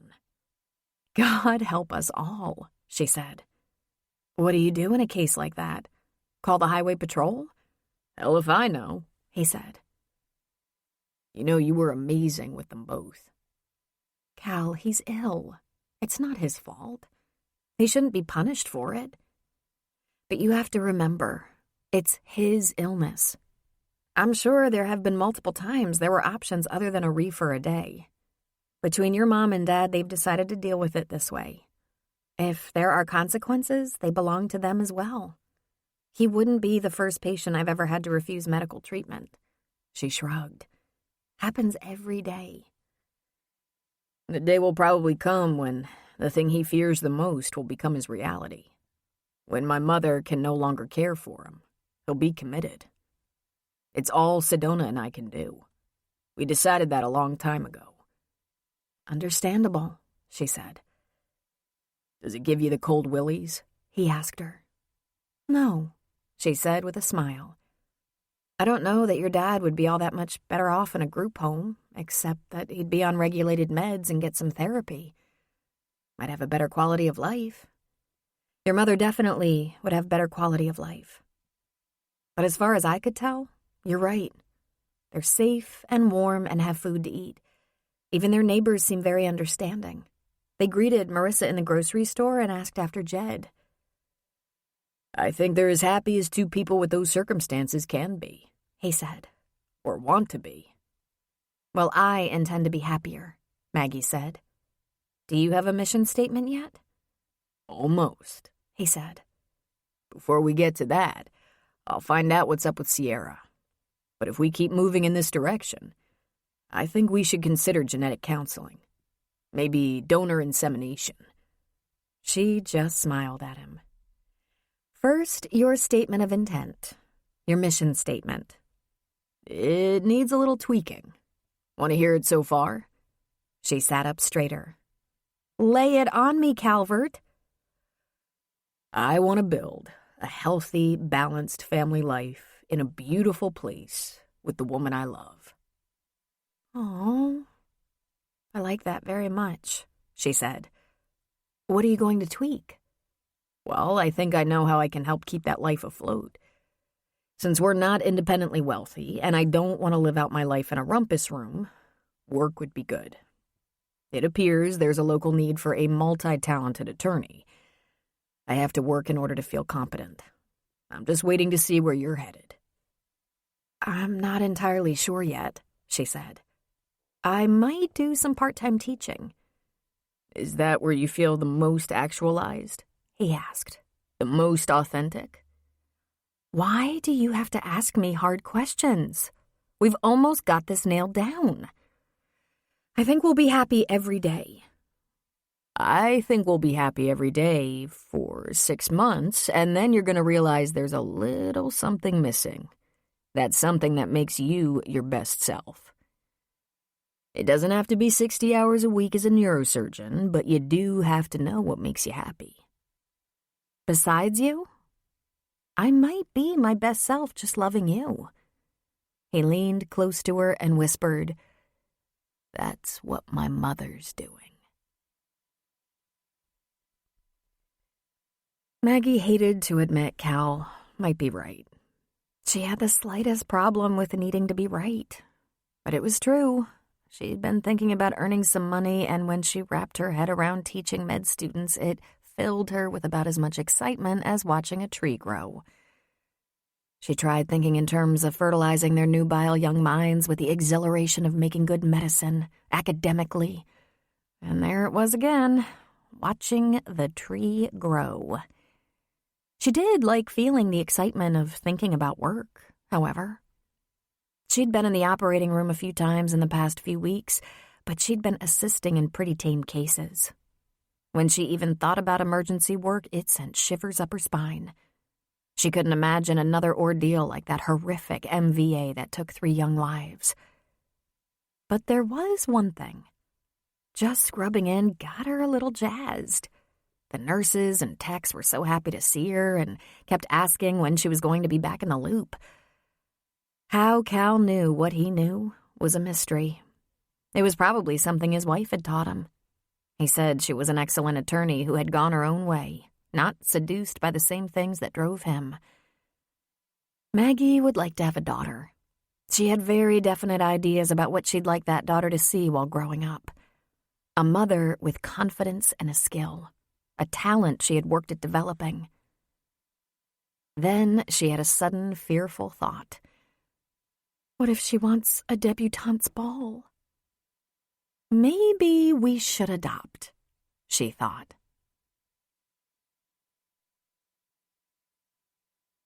Maggie bought a copy of To Kill a Mockingbird. She wasn't sure if she'd ever actually read it before. She probably either bought the Cliff Notes or watched the movie. But in reading it, she moved into another world, the world of Atticus Finch. She saw him so clearly, dressed in a meticulous but threadbare suit, walking around his town, making time for every human being he passed, working laboriously yet never hurriedly, never impatient or judgmental. In fact, he granted the most understanding to those hardest to understand. Clearly the most admired of all men, rigid in his values yet tolerant. She saw him. She saw California Jones.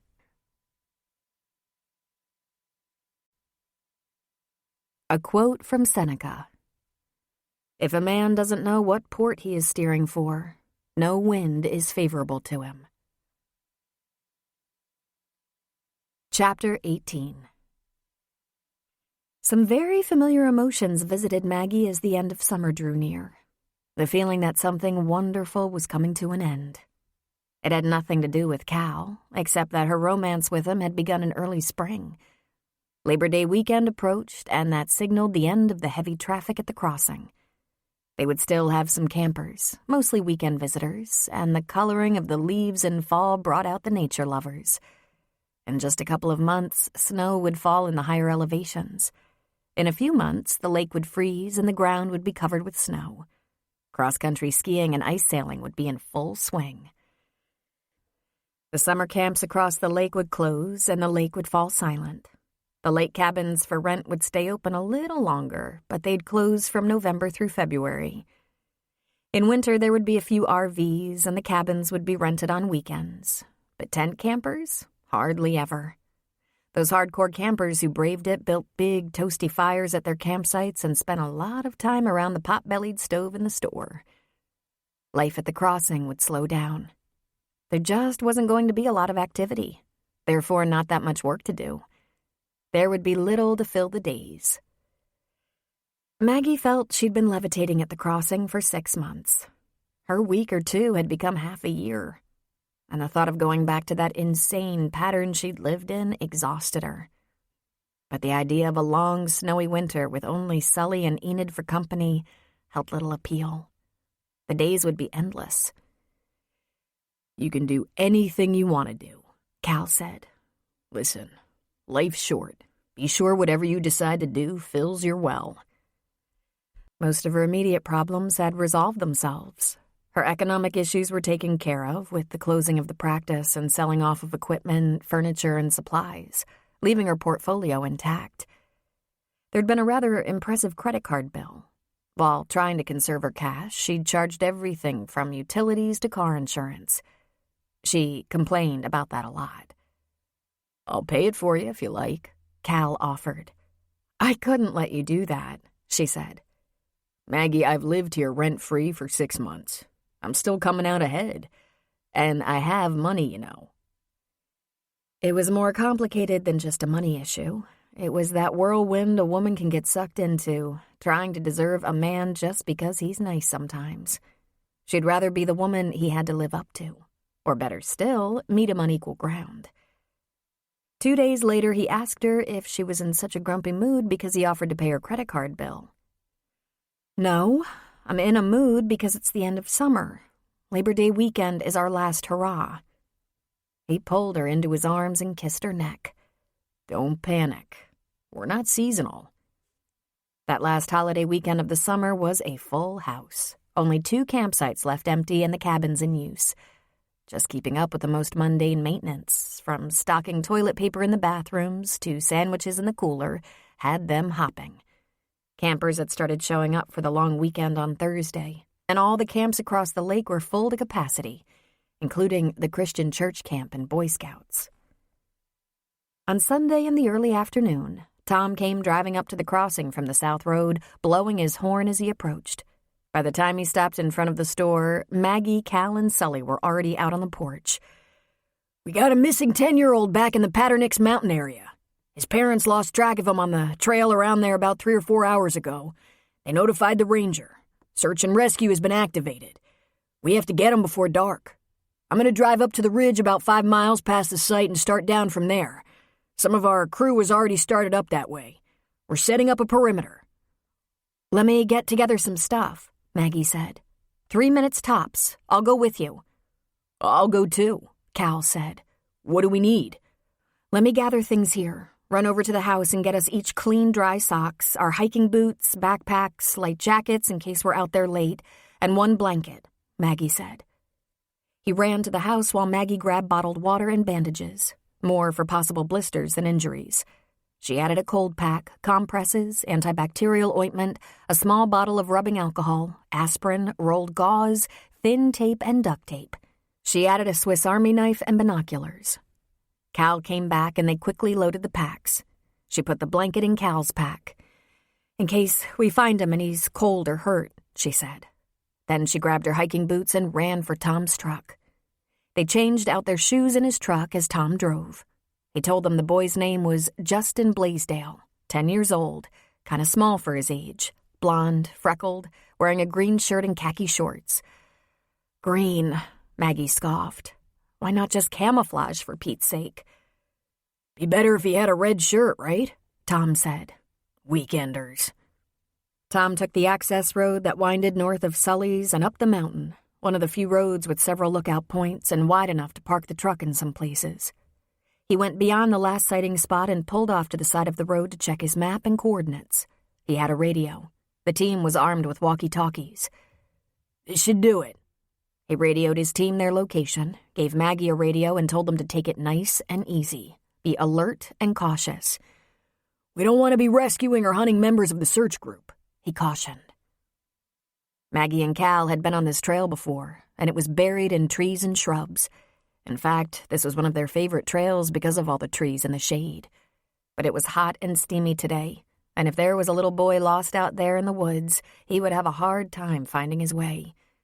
He could stay on this particular trail for dozens of miles without seeing a campground, ranger station, or road. They used the binoculars to scan the area beneath whenever there was a break in the trail, and they saw other searchers at a distance, across the deep chasm. Tom and Cal were both looking in and around bushes and tall grass. The sun was blinding when it broke through the trees, and there was chatter on the walkie-talkies, but nothing of substance. The sun was high overhead as they continued on the downward route. We're going to hate life when we're headed up again, Maggie said. We usually start down there at the crossing, come all the way around this hill until we meet the road. If you're feeling like a real candy ass, you can take the long way back to Sully's, Tom said. It's not uphill, at least. As the trails were beginning to come together around the site where the boy was last seen, they spied more and more of the search team on trails in the distance. They all went up and down and around the hills, but the searchers had to veer off the paths to check behind trees and shrubs. The trail they were on was close to the edge in places, and Cal, being a little worried about heights, hugged the hillside as the path curved around. He wouldn't have wandered off the trail, would he? Maggie asked Tom. Might have wandered off the trail before he realized he was lost. He's 10. He could have seen a fawn or a squirrel or something. Maybe he wanted to pee. Then he could have turned around to go back to the trail, and he couldn't find it. Half the time they wander around in circles. They'd been out about an hour and a half, logged maybe 3 miles of trail when the radio sputtered. We got him. Everybody come in. That was easy, Maggie said. Up we go, Tom said, turning on the trail. Can we have a minute to rest? She asked. Not too long, Tom said. There's a cold beer with my name on it waiting for me at Sully's. Some men have a one-track mind, Maggie groused, though her mind was on the same track. They got in the truck and started down the mountain when there appeared to be a lot of activity along the road. Members of the search party had gathered on the side of the road above a steep and intimidating ridge. A couple turned and waved for the approaching truck to stop. Tom pulled over. Tom, it's Jackson, a man said. There was a small rock slide, and he went down. We called rescue. They're on their way. Tom was out of the truck so fast it was as if smoke came off his shoes. He ran to the edge of the ridge and looked down. Jackson! He yelled. Jackson! Maggie was right beside him. The hill was steep, too steep to walk down, but beyond that narrow shelf was a sheer drop. Jackson lay on a ledge about 20 to 30 feet below the road. He moved, Tom, someone yelled. He's alive. We saw him move. What's rescue's ETA? Maggie asked. We don't know exactly, but at least we have the access road. They're going to need transport. Tom ran to his truck and began to dig around in the back for his ropes and climbing gear. Maggie followed him. What are you doing? I'm going down, he said, stepping into his harness. And what are you going to do when you get down there? Move him and break his neck? No, I'm going down. Then she ran back to the edge, looked down, and thought, suicide. There were loose rocks along the ridge, part of what caused Jackson to slip and fall, and the drop to the ledge was sharp, and, beyond the ledge down the hill, deadly. She wiped her sweaty hands on her shorts. She put her pack on the ground, dug around for her knife, and asked Cal for the blanket. Cal cut this blanket in strips about 1 foot wide. Roll them up and put them in my pack. She put on her gloves. Faster, she said to Cal. Tom, do you have a drill? A what? A small drill, cordless. Maggie, what the hell are you going to do with a drill? Cal asked. Try not to think about it, she said. Someone handed her a flashlight, then Tom gave her a drill and a plastic case holding bits. She stuffed her backpack. It was heavy. She hefted it, then put it on. Maggie, no, Cal said. She completely ignored him and grabbed one of Tom's nylon climbing ropes, starting to wrap it around her waist. I don't have rappelling shoes, and the pack is too heavy. Let me go, Tom said. You can tell me what to do. That's not going to work. Get me down there. There isn't time to talk about it. One of the other search and rescue members pulled the rope out of her hands and took over, making sure it was securely and safely tied around her waist. He fashioned a loop she could slip a hand through to hold on. Someone else handed her a helmet, which was just dumb luck. They didn't typically wear helmets on the trails. Thanks. Let's do this. I'm going down on a drop, she said. Way over here, the shortest distance to the ledge and the farthest from that weak spot that crumbled. I don't have the right equipment to rappel, and I don't want to disturb any more rock and have it fall on him. You have to lower me. Take me down very slowly. She knew he probably had broken bones. She could tourniquet with a heavy length of double gauze or rope if necessary. She wasn't wearing a belt, but she had shoelaces and she could even take off her bra and use it as a tourniquet if necessary. He probably had a head injury. She could confirm or rule out. If there was an intracranial hemorrhage, he would die if it wasn't relieved quickly. He could have a fractured skull, but if there wasn't gray matter leaking, he had a chance. She stood at the edge and sat down. "Tom, get airlift support." "Done," he said. She turned, kneeling at the edge, facing the cliff. She edged backward and noted 3 men held the rope and slowly let it out. It was the longest, most terrible 25 feet of her life, and she didn't remove that rope from around her waist when she felt her feet touch. She yelled up to them, "Hang on to the rope, in case—" She squeezed into the very small area between Jackson and the ledge and removed her backpack. Remarkably, his legs seemed to be intact at first glance. Possible internal injuries. He was breathing. His respirations were good, his pulse stable. She wanted to know more about his spinal column and head. Right now, she'd sell her soul for a real neck brace, but she thought she could improvise. She doubled a strip of blanket, slid it slowly and cautiously under his neck, over his shoulder to his chest. Then she did it again on the other side of his chest. She took a 3rd strip, stabilizing his neck so she could carefully turn him. Then she reinforced that makeshift brace with the duct tape. He moaned. Jackson, don't move, honey." Flashlight in hand, she looked into his eyes. She swore. The left pupil was huge, blown pupil. "Jackson, oh, Jackson," she said. His other eye opened, looking at her blankly. She heard the sound of moving trucks, a helicopter in the distance. She dug in the backpack for gauze, alcohol, drill. She prayed, "God, I will trade anything for this kid's life. Please, this once, make my mind clear and my hands steady." "Gotta do this," she said. She poured alcohol over his head on the same side as the affected pupil. That's where the pressure would be. If she worked that drill bit too hard, she could drive it right into his brain. Trucks were moving, doors were slamming, rotor blades were spinning. She shut down her ears. She could only hear one thing, the inside of her head. She carefully turned him, lifting his shoulder and upper torso and holding him there, immobile. She fit a bit into the drill. The bit was bigger than she liked, but she'd had patients in surgery with bullet holes in their head and pulled them through. "Zrr," the drill said. "Zrr, zrr." 3 tidy little burr holes. Thank God the current fashion was buzz cuts. She noted the discharge and crossed her fingers. She covered the holes with clean gauze, then a few seconds later checked it. She was never so happy to see blood. Red blood. And then his eyes popped open. Pressure relieved. "Jackson, do not move. We're going to get you out of here, but do not move."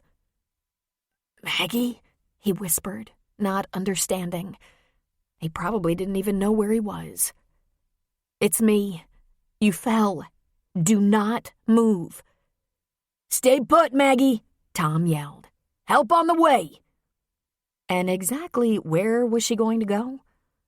Jackson moaned and, despite instructions, began to try to turn his head. Her duct tape brace held him in place. A swivel on the neck could be disastrous, so she put her palms against his cheeks and held him still with all her might. "Jackson, listen to me. Jackson, you can't move. I'm here. I've got you. We're going to get you out of here. Don't move. Don't talk. Be still, honey. Still, still, still." It was the longest 5 minutes of her life, waiting. She kept whispering to Jackson, checking his pulse and respirations, watching the bleeding and soaking it up with gauze. Finally, someone was on that ledge with her, down by Jackson's feet. "Maggie, what the hell you doing?" Connie Boyle asked. He handed her a neck brace, and she actually sighed in relief. "I think you're better off hoisting him up with my duct tape brace in place. You can cut it off in the helicopter and replace it, but I think it's risky to do that here. Do you have airlift support?" 50 yards up the road, Connie said. "We can't pull him off this shelf via cable to the helicopter. We're going to have to take him up this way. First, I have to get rid of you. You go up, he said, handing her a harness. Connie, I can't get this on, she said. We have about a 3-foot width here. I'll never make it. Can't they pull me up on this rope? She asked, tugging on the rope. I don't know what you were using for a brain, sliding down on that stupid rope tied around your waist. Stand, back to the hill, easy does it. Don't make me step over Jackson to dress you. Oh, Jesus, she said. She hugged the wall, carefully attaching the harness. It seemed to take her forever, and while her hands had been steady to drill holes in Jackson's head, they shook as she tried to fasten her harness. Take your time, Connie said. Got it, she said. I hope. He disconnected the rope from his harness and she clipped it on hers. Then he yelled for them to haul her up. And with a jerk, she was lifted upward, her butt dragging along the hillside. The second she got to the top, a paramedic was lowered, along with an emergency basket and another cable.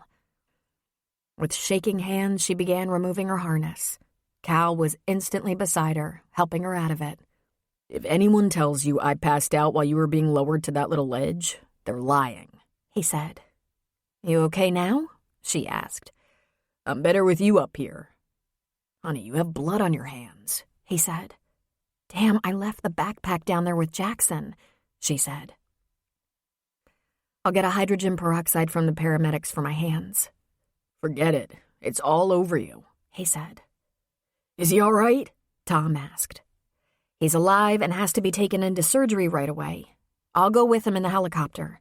I'll make a couple of calls to get a room in the OR ready and call another surgeon, get a CT so we have a better idea of what we're doing. Time to hope for the best, Tom. His vitals are steady and he's semi-conscious. He was lucid. He's got a chance. A good chance. I'll go with, Tom said. We need room to work, Tom. We'll be busy until you and Cal get to Denver. We'll have to take him to the hospital there. If anything changes, anything at all, we'll be in touch by phone.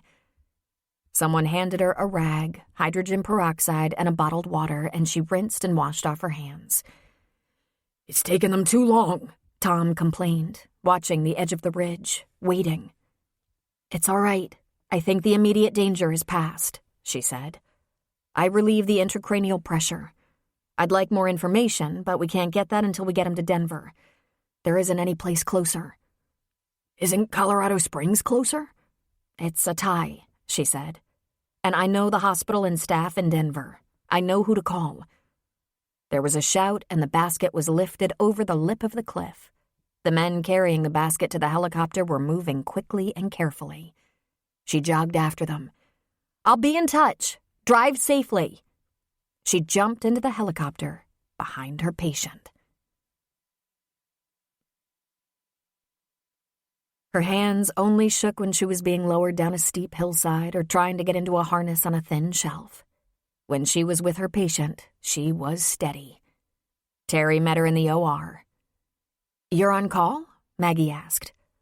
Hell no. It's a holiday weekend. I was having time off. I got a call that you were coming in with a critical patient you'd rescued off a cliff. I decided I could party later. I didn't rescue him, she said, hurrying to the locker room. I did drill a couple of burr holes in his cranium with a shop drill, however. Go prep him, Terry. We need a CT. And thanks for coming in. I need all the help I can get. Yes, ma'am, she said. Good to have you back. I'm not back, she said. I'm just helping out. Me too, Terry laughed, her short round form jogging off in the direction of the OR. She came in for me, Maggie thought.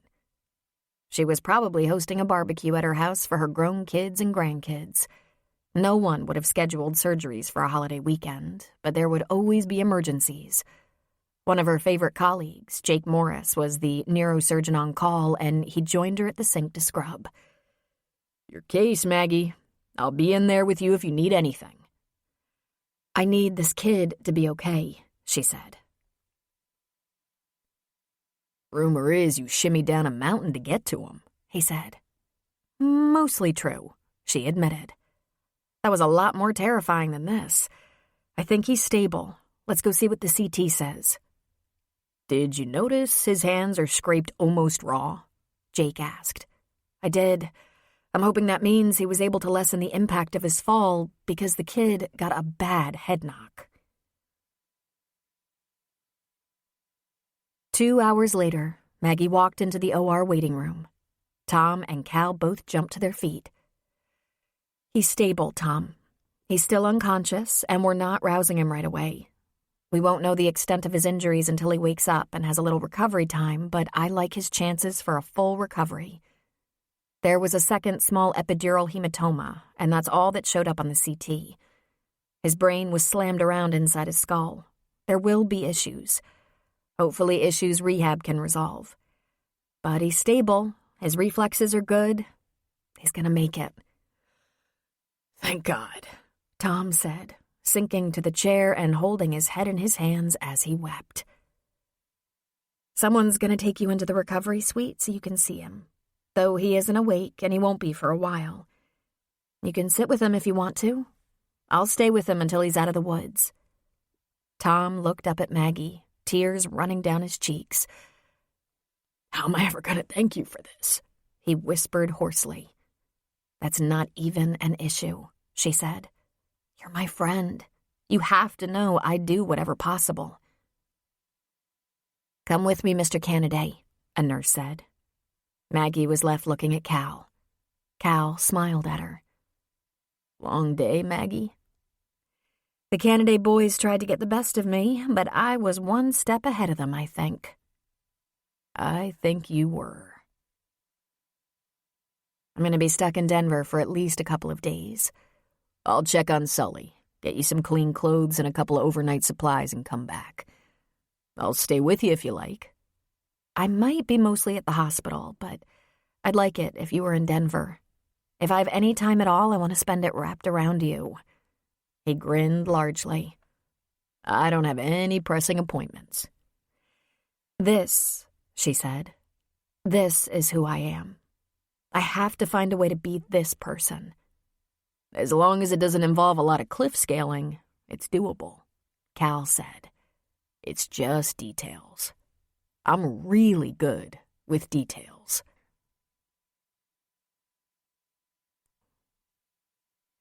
The leaves began to change in mid-September, and by the second week in October, the hillsides were resplendent with color.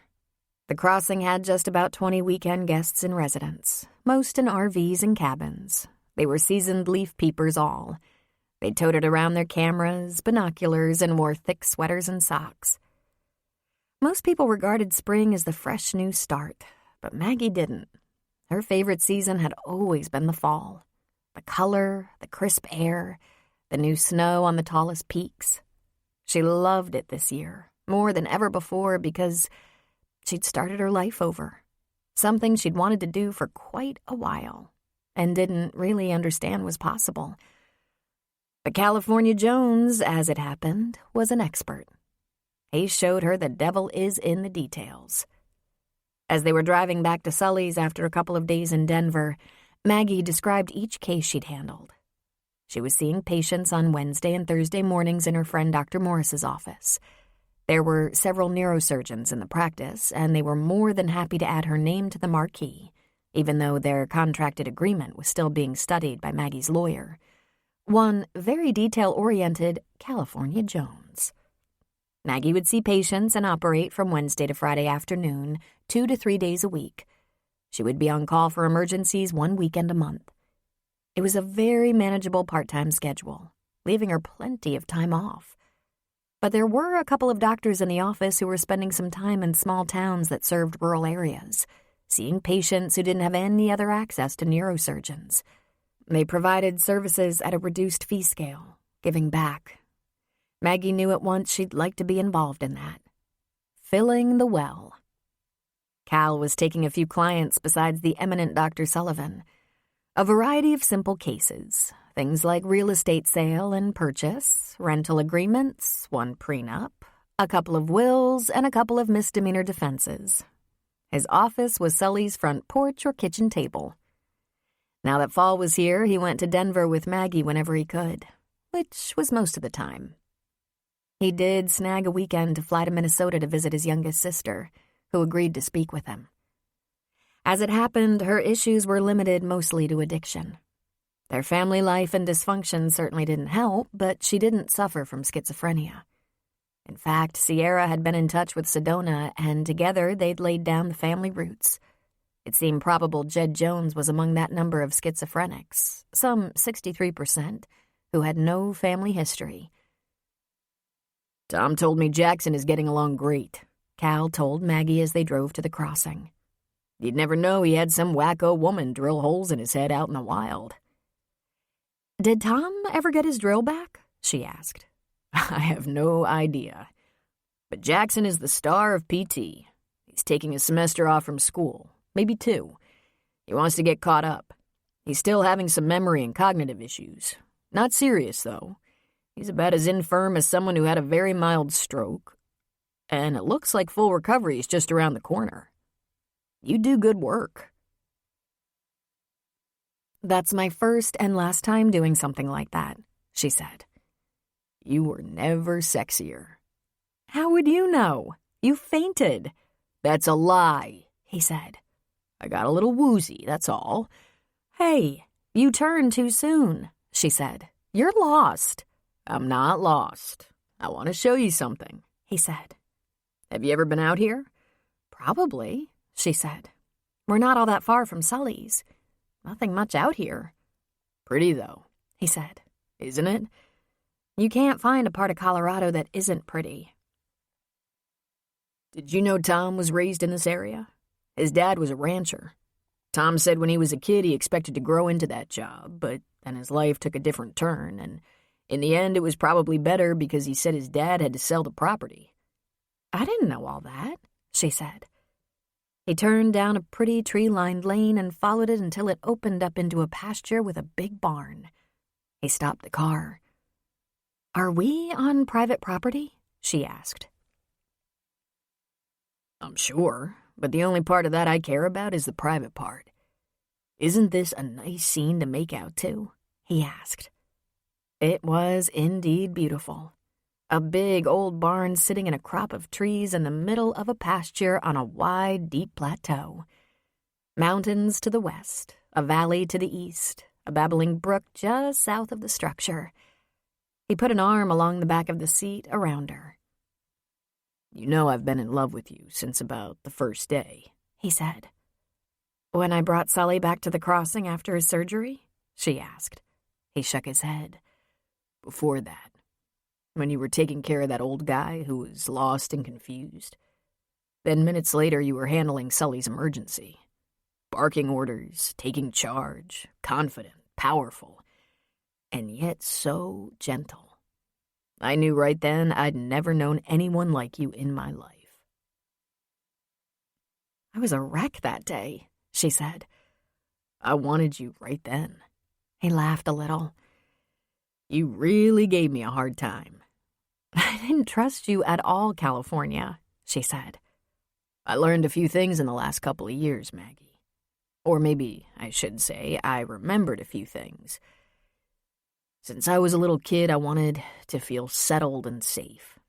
I wanted the respect of the people who knew me. I wanted a family I could devote myself to. I wanted to learn the kind of everyday wisdom Sully has. Being widowed screwed me up. I was too lonely. But that changes if you'll marry me. I think we can do this, Maggie. I never thought I would know love like this. I never thought I could feel this kind of bone-deep passion, yet a sweet peace and steadiness. You changed my life, and it needed changing. And can you have that if I keep doing what I do? She asked. Because what I do tends to have its complications. The majority of my cases are routine and require training in good hands, but there are times you can't dare to take brains and spinal columns into your hands with impunity. It's risky. It's stressful. It's admirable, he said. Maggie, I think you know yourself well. Yet I'm not sure you realize just how amazing you are. It's not a lack of confidence, not at all. It's more that your focus is not on yourself when you act. You do exactly what you realize is within your scope, even when it takes a toll. I wouldn't have another wife if she wasn't you. I'm sure of it. Can you be happy in a rumpus room? She asked. For a year or so, he said. We'll also be in Denver sometimes. But I'll be here a lot, if it works for you. Here? She asked. See that barn? The barn and the land it sits on are for sale. Huh, she said, confused. You're going to get horses or something? Maybe bring in a double wide we can live on? Nope. That barn is going to make a fantastic house. With Tom's help, it's going to be a big, spacious family home with a view of the mountains and the valley. Come on, he said, getting out of the car. He grabbed her hand and pulled her to the barn and opened the big double doors. They stood in the center of an enormous space with the remnants of previous tenants all around. Stalls, troughs that had once watered animals, ropes hanging from walls, even a harness and yoke that looked as old as the barn. He pointed to one end. Kitchen, mudroom, laundry, dining room. He turned. Great room, office. I'm happy taking clients at Sully's, but I don't know how long he'll be happy with that. He pointed to the hayloft. Master bedroom and bath. 2 rooms for kids. He pointed to the other side. Guest room. Kids? She asked. Whenever you're ready. Are you ready? I thought that ship had sailed. But then I met you, and so many things became real again. All the things I thought were past became the future. I thought my one chance at happiness was behind me. And I found out I was wrong. Maggie, you're a game changer. You'll dangle on the end of a rope over a 300-foot drop to save a kid's life, and you'll trust a vagrant lawyer with a piece of your heart. He pulled her into his arms. Make a life with me, baby. I love you so much, it blurs my vision. It wasn't just a piece of my heart, she said.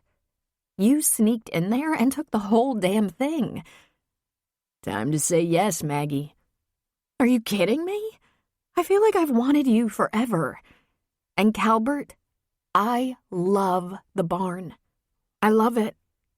I can't fill it up with kids. There isn't time. But I can put a couple of good ones in here and add pets. He laughed at her. You're a genius. I love you, Cal. Like a house on fire. Will you marry me fast, before you change your mind? I'm never gonna change my mind, honey. You're everything to me.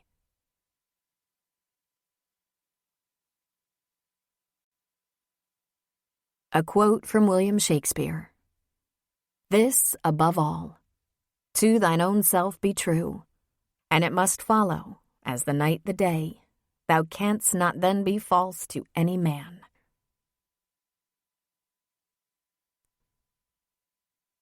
A quote from Henry David Thoreau.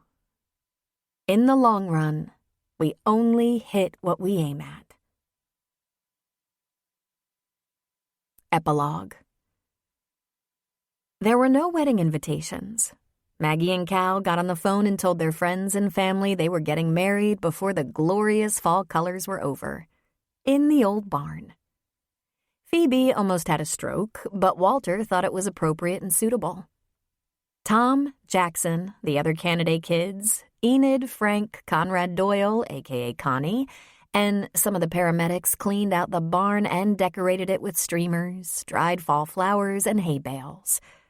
Tom used Sully's riding mower to cut down the pastures so cars could safely park there without sparking a fire. Maggie called her friends and colleagues from Denver and was pleased that so many wanted to be there.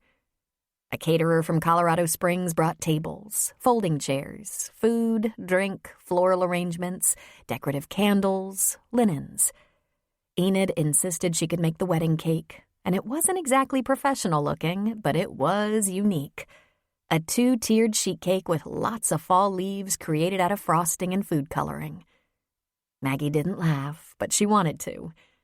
There were no printed programs, and the minister got his license on the internet. J.C. Kent and Terry Jordan from the OR were the bridesmaids. Cal's brother Dakota made the trip on short notice to be Cal's best man. The other witness was Tom Cannaday. Not to be left out, Sedona and her family flew to Denver and drove down to the barn for the festivities. Aware that Cal kept in touch with Lynn's parents, Maggie asked him if he'd invited them and was rather surprised when he said he had. They declined. They're very happy for me and don't want to distract me, but they'd love to meet you and asked if they could visit when we're settled. I'm sorry your father isn't well enough to be here, she said. We'll send them lots of pictures. You're beautiful, he said. And you're wearing that suit that makes me want to send everyone home early. Maggie wore a simple short ivory dress with lace sleeves and nude patent leather pumps. In the car were a couple of packed bags. After a night in Denver and brunch with Dakota, Sedona, and her family, they'd be taking a short vacation to a warm, private resort in the Bahamas. At a little before 4 p.m, when the sun was casting long shadows over the Rockies, Cal and Maggie greeted their guests, introduced some of them to each other. Before long, the minister urged them to stand at the front of the barn under a beautiful fall wreath, and he began. He talked very briefly about the great joy he felt in helping to bring people together in marriage. The usual vows were recited, some of them anyway. Cal and Maggie wanted to do things their way. Maggie, until I met you, I was lost. There were so many times I asked myself what I would do next, where I would be, if there was anyone I could be right for. Then I met you and instantly loved you. Instantly. Those long talks by the fire, late at night, meant everything to me. The walks through the hills and valleys, not talking. Everything. The evenings of intimacy when no words were needed. Everything. Looking into the future with you, my heart is so full there's no room for anything but promise. And I promise you a lifetime. The best I have.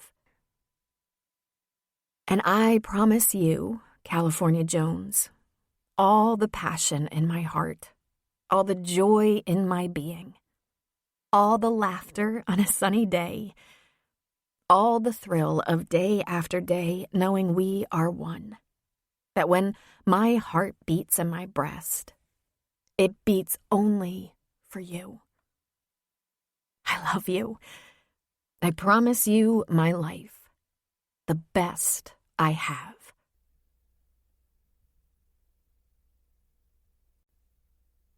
The end. This is Therese Plummer. We hope you've enjoyed this production of What We Find by Robin Carr. Recorded Books offers a wide selection of bestsellers, classics, histories, and more. So look for us at your public library or on download sites online. And thank you for being a Recorded Books reader.